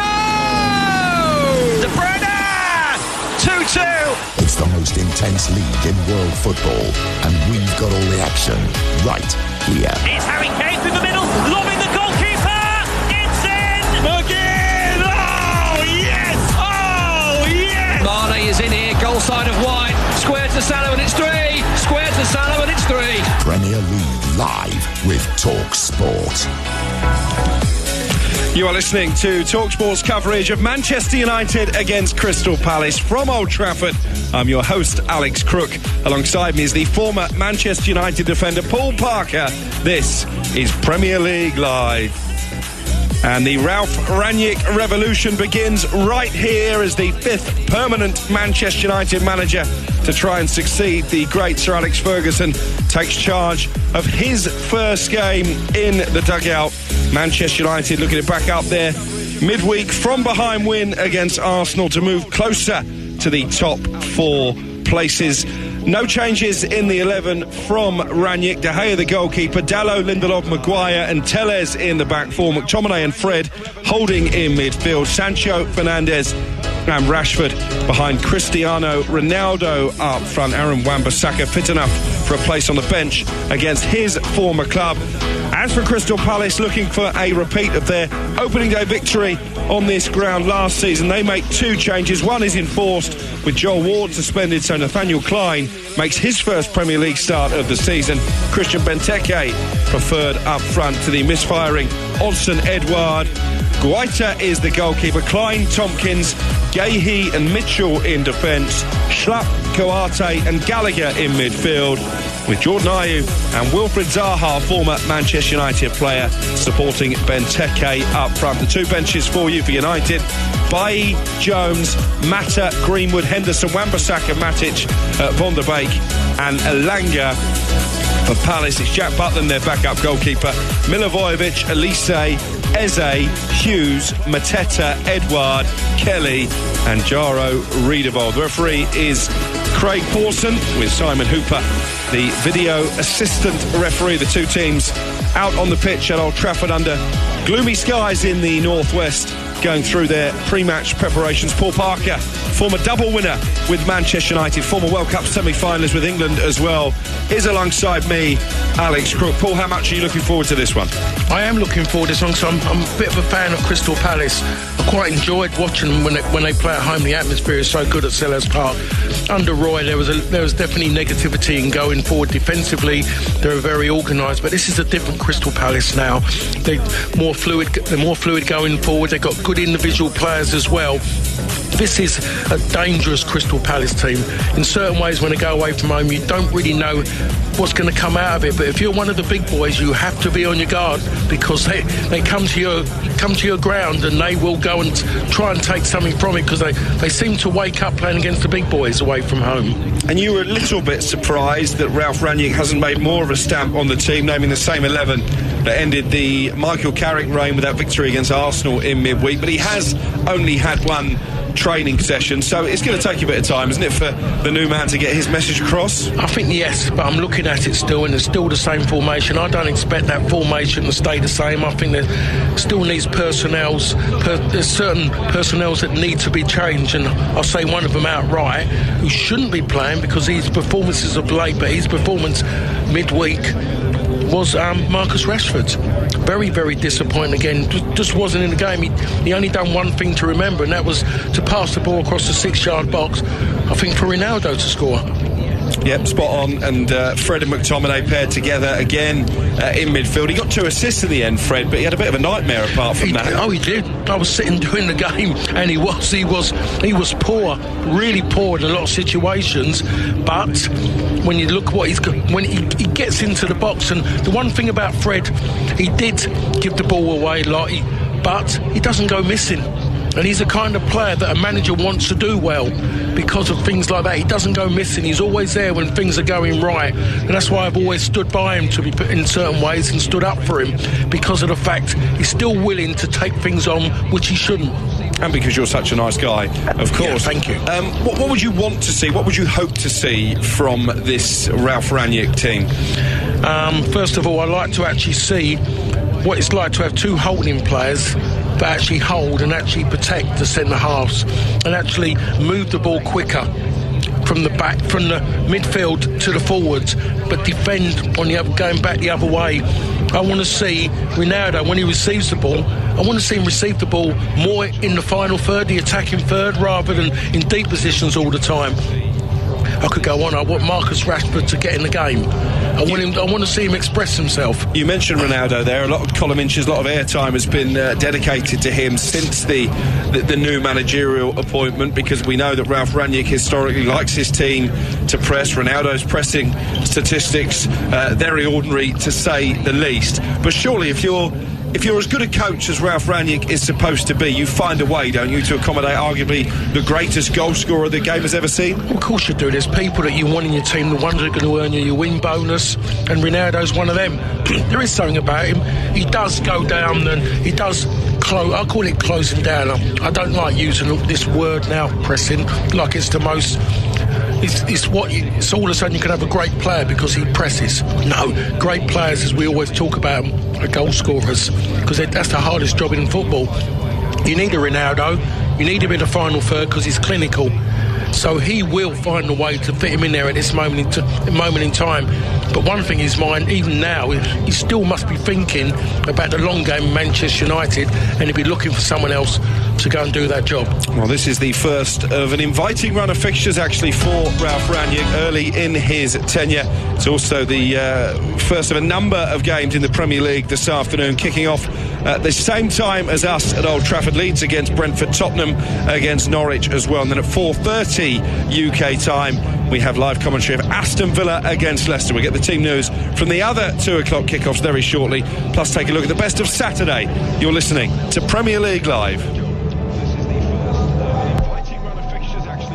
From the terraces to the touchline, if you're the ultimate football fan, you need to subscribe to the Game Day podcast from TalkSport. Oh yes!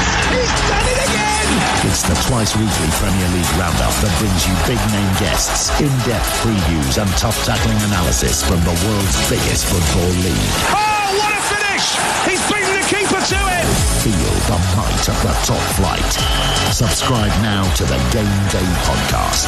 Available on Acast, Apple Podcasts, Spotify, or wherever you get your podcasts. Get bowled over with Following On, the fast-paced cricket podcast from TalkSport that'll hit you for 6. It's a pitch-perfect delivery of first-class cricket news. And that's a beautiful straight drive. Boasting an impressive strike rate of exclusive big-name guests. Oh, you little ripper! And fielding fierce fan reaction. Oh, that might be out. Don't get caught out. Subscribe now to the Following On podcast. Available on Acast, Apple Podcasts, Spotify, or wherever you get your podcasts. They faced bitter prejudice. What they had to endure was horrific. They battled injustice. Basically, they threw the rule book away. But their talent was inextinguishable, and they rose to become sporting icons that etched their legacy on the history of English football. What a strike! What a finish! Coming in from the cold is an exclusive 6-part documentary that chronicles the struggles and the triumphs of black footballers in the English game. Join Jessica Crichton as she uncovers the untold stories and hears firsthand from a host of superstar names, including John Barnes, Viv Anderson, Luther Blissett, Andy Cole, Rachel Yankee, John Fashanu, and many more. These guys went through it all, and they are true inspiration. Coming in from the cold, the history of black footballers in the English game. Listen to the full series now, available on Acast, Apple Podcasts, Spotify, or wherever you get your podcasts. Tom Rennie here to tell you about a new soccer podcast called Week in the Tackle with me and Brian Dunseth. That's right, Tom. Well, join us for new episodes every Monday as we argue about all the top soccer stories we think are worth tackling. Plus, we'll welcome the occasional guest to join in on the debate. Strong opinions, big stories, no agenda. Week in the Tackle, available on Mondays from wherever you get your podcasts. If it's a big story in soccer, we'll tackle it. Got an unquenchable thirst for sport? Get up to speed with the day's biggest sports stories with the TalkSport hit. Crammed full of the latest team news, big match previews, and discussing the day's hottest topics. An improvement week in, week out. Plus, get all the latest results and full fan reaction to the biggest events in world sport. It's a wonderful goal! Satisfy your thirst for sports news with the TalkSport hit. Subscribe now on Acast, Apple Podcasts, Spotify, or wherever you get your podcasts. Welcome back to Premier League Live. Commentary to come from Old Trafford. Ralph Rangnick's first game in charge of Manchester United. Crystal Palace, the visitors there. We've also got Leeds, Brentford, Tottenham against Norwich, and then Aston Villa against Leicester. Steven Gerrard taking on Brendan Rodgers. That's a 4:30 kickoff UK time on what's already been a busy week in the Premier League. Here's how it sounded on Premier League Live.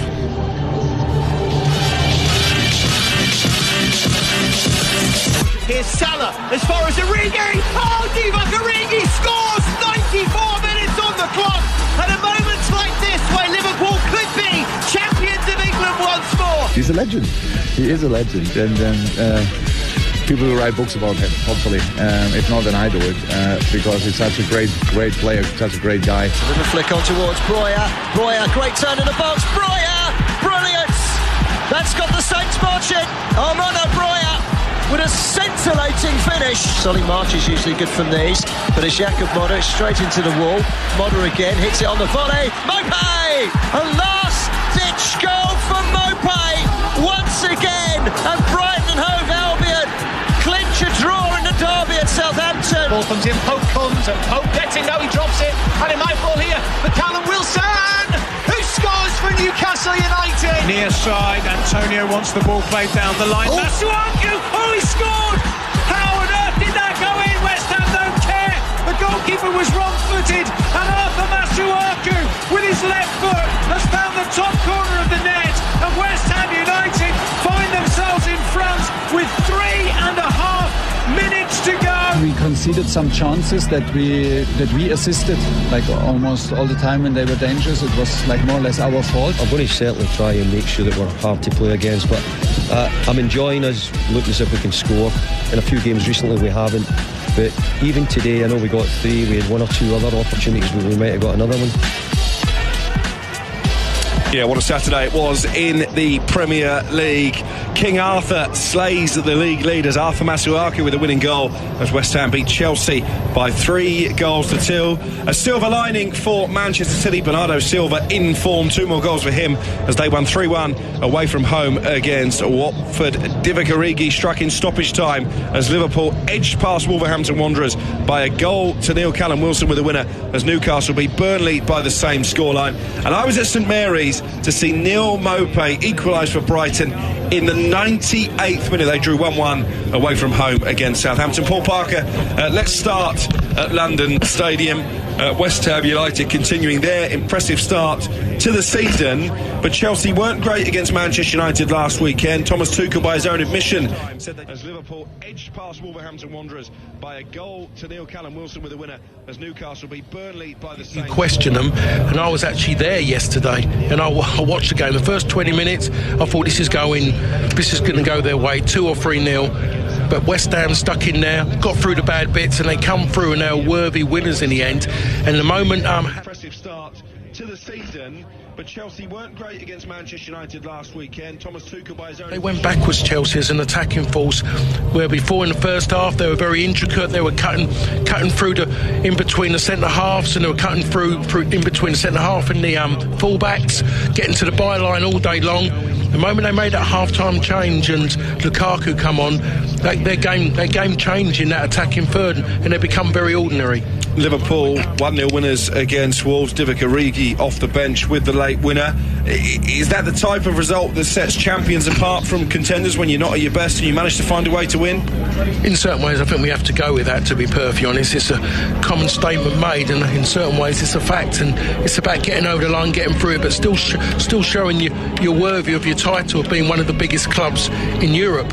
And that's what it's about, and they've gone and done that. And Pep Guardiola claiming that Bernardo Silva is the best player in the Premier League right now after he scored twice, the second goal, another absolute perler in that win against Watford. Do you agree with Pep? I think when you just look at people who score goals, and you look at people who score goals and play the kind of football he does, it's like talking about Salah, isn't it? Salah is a great goal scorer, but he's a great footballer as well, you know, and that's about it. So I think Pep has got a great argument about Silva at the moment. I wouldn't come out and say yes, he's right. I'll come out and say he's got a great argument with the situation. I wrote Newcastle off after they were held to a 1-1 draw at home by Norwich in midweek. They finally picked up their first Premier League win yesterday at the 15th time of asking. Is this the start to a glorious rally towards survival, or have they still given themselves too much to do? Great words you put across for him, and you've asked me something that feels like a leading question about Newcastle. I really don't see it changing. Yes, it's taken them that long to get there, but we all still know it's still going to be the same squad at this moment in time, unless they can do something unbelievable in January and what they pull in. But to pull things in, pull anyone in January, they've got to have a great December to entice people to want to leave where they are, to come and have a fight for them to the end of the season, and then prosper the following season. The one game we haven't touched upon from yesterday, Southampton against Brighton. Southampton excellent in the first half. Armando Broja with a really well taken goal. They weren't quite as good in the second half, as tends to be the way this season. Brighton equalising in the 8th minute of stoppage time. Ralph Hasenhüttl, Paul, very critical of his goalkeeper Alex McCarthy after the game, said he was carrying an injury. He didn't tell me that he needed to come off. Now, I'm struggling to believe that, because for the last 20 minutes McCarthy stopped taking goal kicks. If that's not an indication to the bench that he's got a problem, I'm not sure what is. And I do wonder, had they have held on for the 1-0 win, would the tone of Ralph Hasenhüttl's press conference have been very different? Would McCarthy have been hailed a hero for playing on through injury? Yeah, he would have done. That's the way it works, and it's just fine margins in the end, really, there. And when you look at it, I mean, I look at Southampton, they've got a problem with goalkeepers anyway. They haven't really got a good goalkeeper as such, have they? And both goalkeepers have got their weaknesses, more weaknesses than what they have strengths. But when you look at something like that, you've got a goalkeeper now who can't kick the ball, you've got to get him off the park. And like you say, if he's not taking goal kicks, then you've got to take him off the park. Yeah, I know Alex McCarthy himself was very unhappy with the comments from his manager.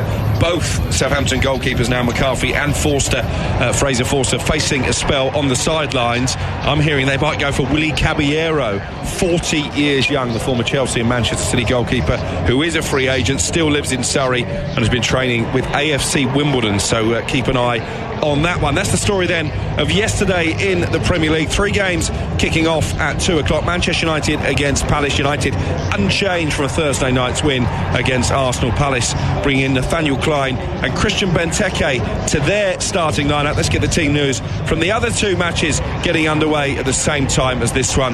We will start at Ellen Road. Leeds United against Brentford. Your match commentator is John Howick. Leeds' confidence is building after just 1 defeat in their last 5 matches, while they're unbeaten in their last 4 here at Ellen Road. Despite being short of some key players earlier in the season, the Yorkshire side are slowly getting back to near full strength, with Luke Ayling returning to the starting lineup today for the first time since September. He's at right back with Junior Firpo at left back. Strauch and Click make way, while Patrick Bamford is back in the squad, albeit on the bench. Brentford, meanwhile, have conceded 8 goals in their last 3 on the road and have collected just 1 point during that run, leaving them just a point ahead of Leeds in the table. Thomas Frank has been dealt a blow before kick-off, though, as Ivan Toney has tested positive for COVID-19 and is now isolating. So Sergi Canos will push forward, allowing for Mads Roslev to start on the right, while Shandon Baptiste starts in the midfield as Frank Onyeka drops down to the Bees bench. From a chilly Ellen Road, it's Leeds versus Brentford. Big afternoon for Tottenham. They're at home to Norwich at the Tottenham Hotspur Stadium. Harry Kane still struggling for goals in the Premier League. If he doesn't score today, maybe he may as well just pack up and go home. Tim Long has the team news. 2 teams in the midst of potential turnarounds clash in North London. Tottenham with 7 points from 9 so far under Antonio Conte, and Norwich on their first 4-game unbeaten run in the Premier League for nearly 9 years. For Spurs today, just the one change from Thursday's 2-0 win here against Brentford. It comes at right wing-back, with Japhet Tanganga replacing Emerson. For the Canaries, 3 changes from their 1-1 draw at Newcastle on Tuesday. It's a switch to a back 3, with centre-back Andrew Omobamidele, midfielder Pierre Lesmelu, and forward Adam Eder coming in. Out go Rupp, Solis and Sargent. A point would lift them off the bottom. A win would put them level on points with 17th. A Spurs win sees them within 2 points of 4th, with a game in hand. We'll have the goals as they go in from Ellen Road and the Tottenham Hotspur Stadium during our commentary of Manchester United against Crystal Palace. You can listen to those games via the website as well. Talksport.com is your place to go. Let's hear from the 2 managers then ahead of kick-off at Old Trafford, where the sprinklers are in full flow before kick-off. We can hear from Ralph Rangnick and Patrick Vieira's Crystal Palace assistant, Adrian Roberts. For me, it's not that unusual that after such a long, successful spell that the club needs to find the new pathway. I mean, there had been changes in management, I don't know, 5 or 6 managers since Sir Alec left, and therefore it was also difficult for the club to have to gain continuity with regard to signing new players, developing, sticking to the DNA of the club. And I think this is vital in modern football, that you do that. And for me, it's not that unusual that there were so many changes. And I think for the future, and I think we have the same opinion, the board members and myself, it's important that this will be developed in the future. That there will be not that many changes in management. Yeah, Patrick was in as normal this morning, preparing for training. Unfortunately, he received a phone call and he had to leave immediately to attend to an urgent family matter. Obviously just finished training, just come off the pitch, so I haven't spoken to him since training, but I will be speaking to him this afternoon, and I would expect that normal service will resume tomorrow. Obviously the biggest club, but it's one of the biggest clubs, if not the biggest club in the world. So of course it's a massive challenge, and I'm more than excited to work with those kind of players that we have here. Yes, it's a big challenge, but as I said, I have also worked with other top star players at Schalke. It was a similar situation, as I said, I'm more than happy to work with this group of players. Yes, of course, when a new manager comes in, there's obviously the potential for some changes, even in the short period that he will have been with the team. So we'll have to wait and see on that. But really, we'll just focus on what we normally do. That's what we've been doing today. That's what we'll do tomorrow, and we'll focus on our own performance and try and make sure that we give a performance that is going to get us something out of the game. Ralf Rangnick and Ossian Roberts, the assistant manager of Crystal Palace, looking ahead to their visit to Old Trafford. Manchester United beginning the day in 7th place in the table, 6 points behind West Ham in 4th, Paul Parker. That makes this a must-win for your former club. Yes, without a doubt they need to win. I have to still say this, I'll be surprised if they don't win. But then if Crystal Palace were to go and do something, I don't think that would surprise me, because the way Palace are, they're a little bit up and down in certain bits. They've got an edge about them, definitely got an edge about them, Crystal Palace, more so this season. But for United, they really do need now to start performing. Is that there's winning games, but clubs like Manchester United and the Liverpool, and we have to say the Man City, performances are important, and United have to start performing and grab hold of games. They never grab hold of games and control games because their ball retention is very, very poor. And it's interesting you use that word control. That came up a lot during Ralf Rangnick's first pre-match press conference on Friday. He said he watched the games against Liverpool, would have been watching that from behind the sofa, watched the game against Manchester City and even Chelsea, and said that he never felt United were in control. And actually, I would go further back than that. I think during the Ole Gunnar Solskjaer era, there's very few games where you got the feeling they were in control. He relied on moments of luck, moments of magic from the likes of Cristiano Ronaldo. I think we will see a more disciplined, a more cohesive Manchester United under Ralf Rangnick. Yeah, they're all the elements that United have been lacking. It's not going to happen today, but everyone's looking now, and they're looking, hopefully, as early as possible next year. But United, you start seeing little bits, because it can't all happen at once. No one is that magical to be able to do it.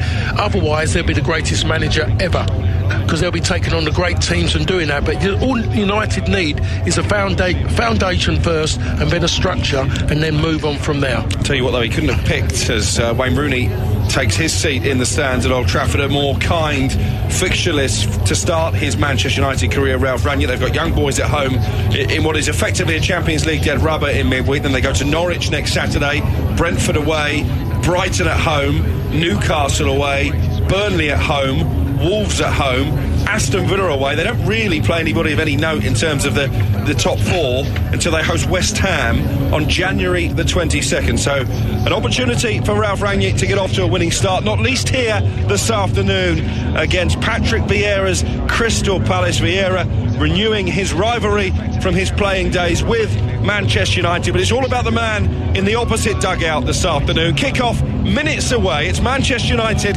against Crystal Palace. You are listening to Premier League Live. It's the ultimate fusion of football and celebrity.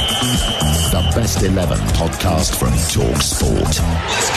Johnny Owen and Mark Webster interview the biggest names in popular culture. Looking back at the role the beautiful game has played in their lives. Paul Weller. Could I just start off apologising for last weekend? Actor Stephen Graham. Good morning, Stevie. Morning. Sharing their earliest football memories. How they celebrated their team's successes. Culminating in their all-time best 11. Noel Gallagher. Let's deal with the hangover and let's have it again after that. The Best 11 podcast. Subscribe now on Acast, Apple Podcasts, Spotify, or wherever you get your podcasts. I'm Tom Rennie. Join me for a weekly podcast, Week in the Tackle, available wherever you get your podcasts. I'm going to be joined by Brian Dunseth, MLS legend, to tackle the biggest stories from the week in soccer. And the great thing about working with Tom and making Week in the Tackle is we're only going to be covering things we think are worth tackling. This show is all about passion. What's going to get us riled up? What's going to get you riled up to give us all something to chew on? We're not here to sit on the fence and tell you the stories of the day. That's what your phone's for. You'll be scrolling through Twitter while listening anyways. Exactly. I'm scrolling through Twitter right now. I'll save you the trouble. It is all bad news. This show is about tackling all the news of the week, giving our take on why it's interesting and why we think you should know. Who should be sacked? Who should be bought? Who should be sold? Who was right? Who was wrong? Strong opinion, big stories, no agenda. Week in the Tackle is available on Mondays from wherever you get your podcasts. If it's a big story in soccer, we'll tackle it. Got an unquenchable thirst for sport? Get up to speed with the day's biggest sports stories with the TalkSport hit. Crammed full of the latest team news, big match previews, and discussing the day's hottest topics. An improvement week in, week out. Plus, get all the latest results and full fan reaction to the biggest events in world sport. It's a wonderful goal! Satisfy your thirst for sports news with the TalkSport hit. Subscribe now on Acast, Apple Podcasts, Spotify, or wherever you get your podcasts. The Women's Football Weekly Podcast. With Faye Carruthers. All the action, excitement and drama from across the entire women's game. Pinned off the line by Steph Horton. Including the Women's Super League. Ellen White is there to tap it in. The UEFA Women's Champions League. Lana Clellan striking from outside the penalty area. And the Euro 2021 qualifiers. On the edge of the area to Emsley. And Emsley's going to finish it off. Plus, all the home nations international friendlies. Lucy Bronze with the strike from the edge of the penalty area. World-beating big match conversation. There's Jodie Taylor. Subscribe now to the Women's Football Weekly Podcast on Acast, Apple Podcast, Spotify, or wherever you get your podcasts. You are listening to TalkSport's coverage of Manchester United against Crystal Palace from Old Trafford. I'm your host, Alex Crook. Alongside me is the former Manchester United double-winning defender, Paul Parker. This is Premier League Live, and there is an air of excitement and anticipation ringing around this famous old football stadium, the dawn of a new era for England's most famous club, as Ralph Rangnick takes his place in the Manchester United dugout for the very first time, looking for a victory to steer his new team closer towards the coveted top four and those Champions League places. We're yet to get our first glimpse of the spectacled German making his way from that tunnel over in the far corner of the stadium in front of the Stretford end and down towards the dugouts. Rangnick has named the same 11 that Michael Carrick selected for his final game in caretaker charge, a 3-2 win here against Arsenal on Thursday. So De Gea is the goalkeeper, Dalot, Lindelof, Maguire and Telles in defence, Fred and McTominay in front of them, Rashford, Fernandes and Sancho behind 801 goal Cristiano Ronaldo up front. Crystal Palace make two alterations from the defeat against Leeds. One is enforced as Nathaniel Klein replaces the suspended Joel Ward at right back. Christian Benteke preferred to Odsonne Edouard up front. So it's Guaita in goal, Klein, Tompkins, Gahey and Mitchell in defence, Schlapp, Kouyaté and Gallagher in midfield, with Ayew and Wilfried Zaha, former Manchester United player, albeit fleetingly, supporting Benteke up front. So Alex Ferguson amongst those interested spectators. Paul Parker, what are we expecting from Ralf Rangnick's first game in charge? I think we're going to see a little bit more of an assured United. I want to see a little bit more, something more positive in the way they play. I know this has been one training session, but you're looking for the players to maybe doing something different, because words still make a difference. You talk about training sessions, he's only had one with them, but still words make a difference in what he might be looking for from certain individuals, to be perfectly honest. Well, it will be Manchester United in their red shirts, white shorts and black socks on a chilly afternoon in the northwest. Kicking from left to right in this first half will get us underway. Crystal Palace all in yellow, attacking the Stretford end away to our left. On the first whistle, both sets of players take a knee. Ralf Rangnick himself taking a knee down on the touchline, and the new era is off and underway here on Premier League Live. Manchester United against Crystal Palace. Straight away, Fred has given the ball away to Jeff Schlupp just inside the Palace half of the field. Lively atmosphere. Paul Parker. Yep, and they're singing your song, Alex, as well. My song? Yep. I did say that Vieira's song might get a few airings this afternoon. His last kick of the ball, actually, as an Arsenal player, was scoring the winning penalty, Patrick Vieira, against Manchester United in the 2005 FA Cup final at Cardiff's Millennium Stadium. Ronaldo closing down. Guaita was on the United side, I think, that day. As Coate plays it forward to Benteke. Got caught off the ball there, but the referee Craig Pawson tried to play an advantage. In the end, it goes all the way back for David De Gea, and Coate still down and in need of some treatment, seemingly. I didn't actually see it. I don't know what contact was made on him, to be perfectly honest. We're staying down that long. I don't know if he's run into anybody, where the contact was made on his body, if there was any contact. I think he was just caught on the top of the right toe by Fred sliding in. Yeah. Fred just apologising to Coate. I don't think it was Fred was virtually saying, I think I've run my toes, my stud slightly across the top of your foot, and you've gone down like I've cut you with a gun, cut you with a knife. I should say. It's an interesting gun. Yeah. Manchester United have a few weapons out there to give Ralf Rangnick victory in his first game in charge. It's interesting, a lot's been made of Rangnick's philosophy, this high-pressing style. TalkSport's German football expert Kevin Hatchard has just told me it took its rise when he was in charge of his local team in Stuttgart, Victoria Backnang, back in the 1980s. They played a friendly against Dynamo Kiev, and he was so impressed with the way that Dynamo Kiev pressed that Rangnick decided to make that his philosophy. Marcus Rashford, meanwhile, here at Old Trafford, has won a corner for his team first of the afternoon. Tompkins sliding in on the touchline. I think they're trying to look for a penalty, and it's not. He's got contact on the ball. The ball has gone away, slid in, and he got surrounded by 4 or 5 United players there, by the way. But no, it wasn't a penalty. It was as simple as that. It was a good challenge by James Tompkins. James Tompkins making his third successive Premier League start at the heart of that Crystal Palace defence. The corner, meanwhile, will be played in by Bruno Fernandes from the right-hand side. It's a short one to Rashford inside the area, and then Fernandes teeing up Sancho on the edge of the box. Maybe a chance for Telles to get a shot away, left-footed towards the corner. Well wide in the end, and Telles frustrated. Well, that must be something that's been worked. I've never seen them do that. As it goes, normally it just is swung in by Fernandes. It's definitely something that they brought from the training ground. One session has made a difference in the set piece, and he wasn't far away. He's hit it, he's cut across it with his right foot, and it's always, to be honest, it's always going wide. Guaita was always just watching it go wide. He scored his first Manchester United goal in the Champions League recently. Telles, here's Ronaldo, meanwhile, looking to link up with Sancho, and the ball just about nicked away from Ronaldo by Conor Gallagher. Important intervention. It's another Manchester United set piece, and it's a fast start from the Red Devils. Well, we haven't said that too often about the way United have started games, and this is one of their better starts in a long time. And the fans inside Old Trafford showing their vocal encouragement. Fernandes in towards Maguire, glances off his head and steered clear on the turn by Gallagher. Here's Wilfried Zaha.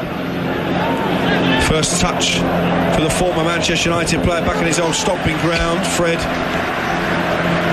dispossessing Gallagher and conceding a throw.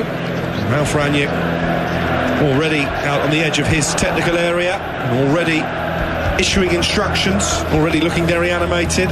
There's something I thought was missing from United for a long time, was a manager, just someone just on the edge of the box. I think it makes such a difference in today's game just to have that. The clubs who have been successful in recent years and successful this season, the managers are there. If they're not there all the time, they're definitely there at crucial times. It's a fascinating character, isn't he? Probably more of his success has come as a football administrator than a frontline manager. Won a German Cup with Schalke, took Schalke to a Champions League semi-final, well beaten here by Manchester United in that semi-final. Actually, this isn't his first taste of English football. He played non-league football for Southwick in Sussex as a university student. Punch of the lung. That must have been one high tackle. Yeah. Roughed up was how one of his former teammates described it when I spoke to him a few days ago. Didn't actually play very often. He was more of a substitute. They finished second to my local team, Chichester City, when he was a player. There is Jadon Sancho playing it back to Lindelof on halfway. Manchester United dominating possession. Another thing we haven't said often. It's a good start to the Ralph Rangnick reign in these opening 6 minutes. 0-0 the score though. And here is Bruno Fernandes dropping deep to the halfway line. Slammed his pass against Schlupp, and Schlupp putting Maguire under pressure. The ball didn't go out on the touchline, and Maguire has to play it back to De Gea. Fred finds De Gea finds Maguire in the left back position. Here's Fernandes again. 20 yards inside his own half, the Portuguese. Ending that long goal drought against Arsenal on Thursday. Bruno Fernandes, and then Rashford's pass to Fred. He's overhit. And Crystal Palace have a throw inside their own half. 0-0. Yeah, they've done well there. They've played out from a tight area, played really well. Everything was progressive in the passing out from the back, which they haven't really done. They've been very laboured always, Manchester United, passing out from the back. They're definitely sharper in what they're doing. This has been their best start for a long time. They've only won 2 of their last 10 in the Premier League, Manchester United.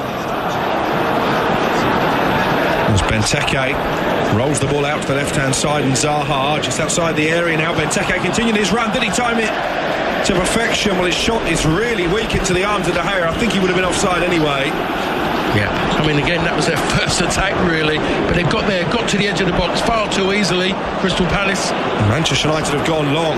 Picked out Ronaldo on the edge of the area. Can't find Rashford ahead of him, much to the delight of the Palace fans behind that goal at the scoreboard end at Old Trafford. And it's swept upfield by Tyrick Mitchell, the left back, brought down by McTominay in the centre circle. Fred having to get there ahead of Schlupp, but Conor Gallagher, the Chelsea loanee, keeps Palace in possession. And here comes Zaha now, down the left-hand side. Wilfried Zaha, who made just 4 appearances during his Manchester United career, having been made Sir Alex Ferguson's last signing as manager. He will have a point to prove back at Old Trafford.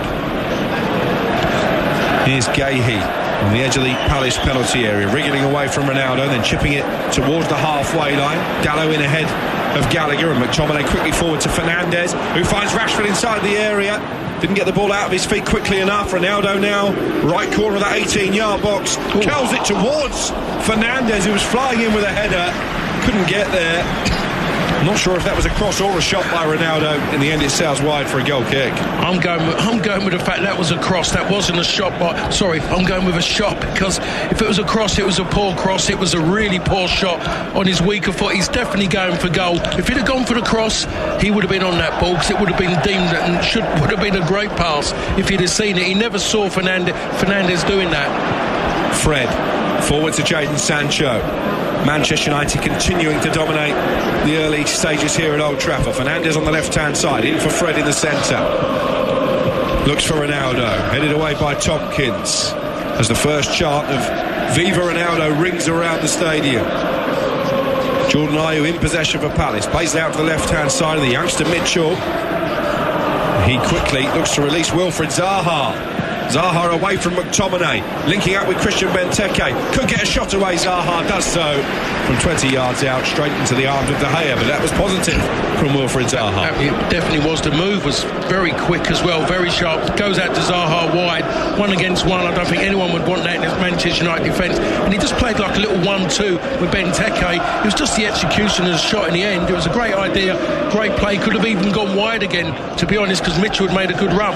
Now Tottenham in front against Norwich. They lead by a goal to nil. We'll bring you commentary of that very shortly. 0-0 between Leeds and Brentford at Elland Road, and 0-0 here at Old Trafford as well. Manchester United streaming forward again down the left-hand side with Telles. Fernandes forward to Rashford. United moving the ball sweetly and with purpose in these opening 10 minutes. Fred sprays it out to the left, and Telles again forward to Fernandes. And here's Rashford, who's got Tompkins for company down by the left corner flag, and Tompkins does well, clears it out for a Manchester United throw. Don't forget you can tweet us today. Good afternoon, guys. Happy to be listening to my favourite analyst, Paul Parker, again. Speaks his mind. I like that. Hoping for a Manchester United win this afternoon. That's from Mrs. Parker on Twitter. It's actually Benjamin Frimpong who's got in touch. And Mukhtar says it's about 5 minutes in the game, and I can see Ralph Rangnick hand works in the team, high pressing, listening through City FM in Ghana. 0-0 between Manchester United and Crystal Palace. Fred forward to Rashford.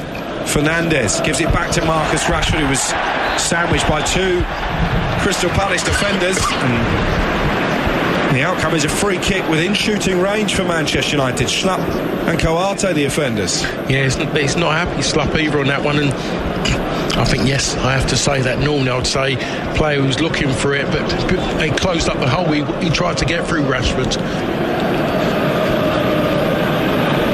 And this could be ominous for Crystal Palace. Ronaldo, Fernandes and Telles all stood over the ball. Alex, can I ask you a question? When was the last time Ronaldo scored from a free kick? I knew you were going to ask me that. Go on, then. You must have an answer. Didn't he score one for Portugal at the European Championships in that incredible game against Spain? See, I wasn't expecting you to come out with that, to be perfectly honest. You've hit me hard with that one. What about Premier League then? Sorry, just in a league game. Answers on a postcard at TalkSport Live. Looks like it will be Ronaldo with that trademark pose, legs outstretched, a big intake of breath and a 6-pace run-up as he addresses the ball here. Ronaldo right-footed over the wall and into the scoreboard end, 0-0. Yeah, he didn't get the woo from the crowd that tells you that it wasn't close, to be perfectly honest. I haven't seen him hit one, to be honest, actually hit the target for quite a long time. He'll keep taking them, won't he? Yeah. He'll keep trying. I think it was at that end of the ground where he beat David James with that spectacular free kick goal against Portsmouth. The ball twisting and turning almost in mid-air. I remember the expletive that David James let out that night, as well as the ball nestled in the back of his net. I was actually behind the goal at Old Trafford that evening. Oh, lovely layoff from Ronaldo into Jadon Sancho.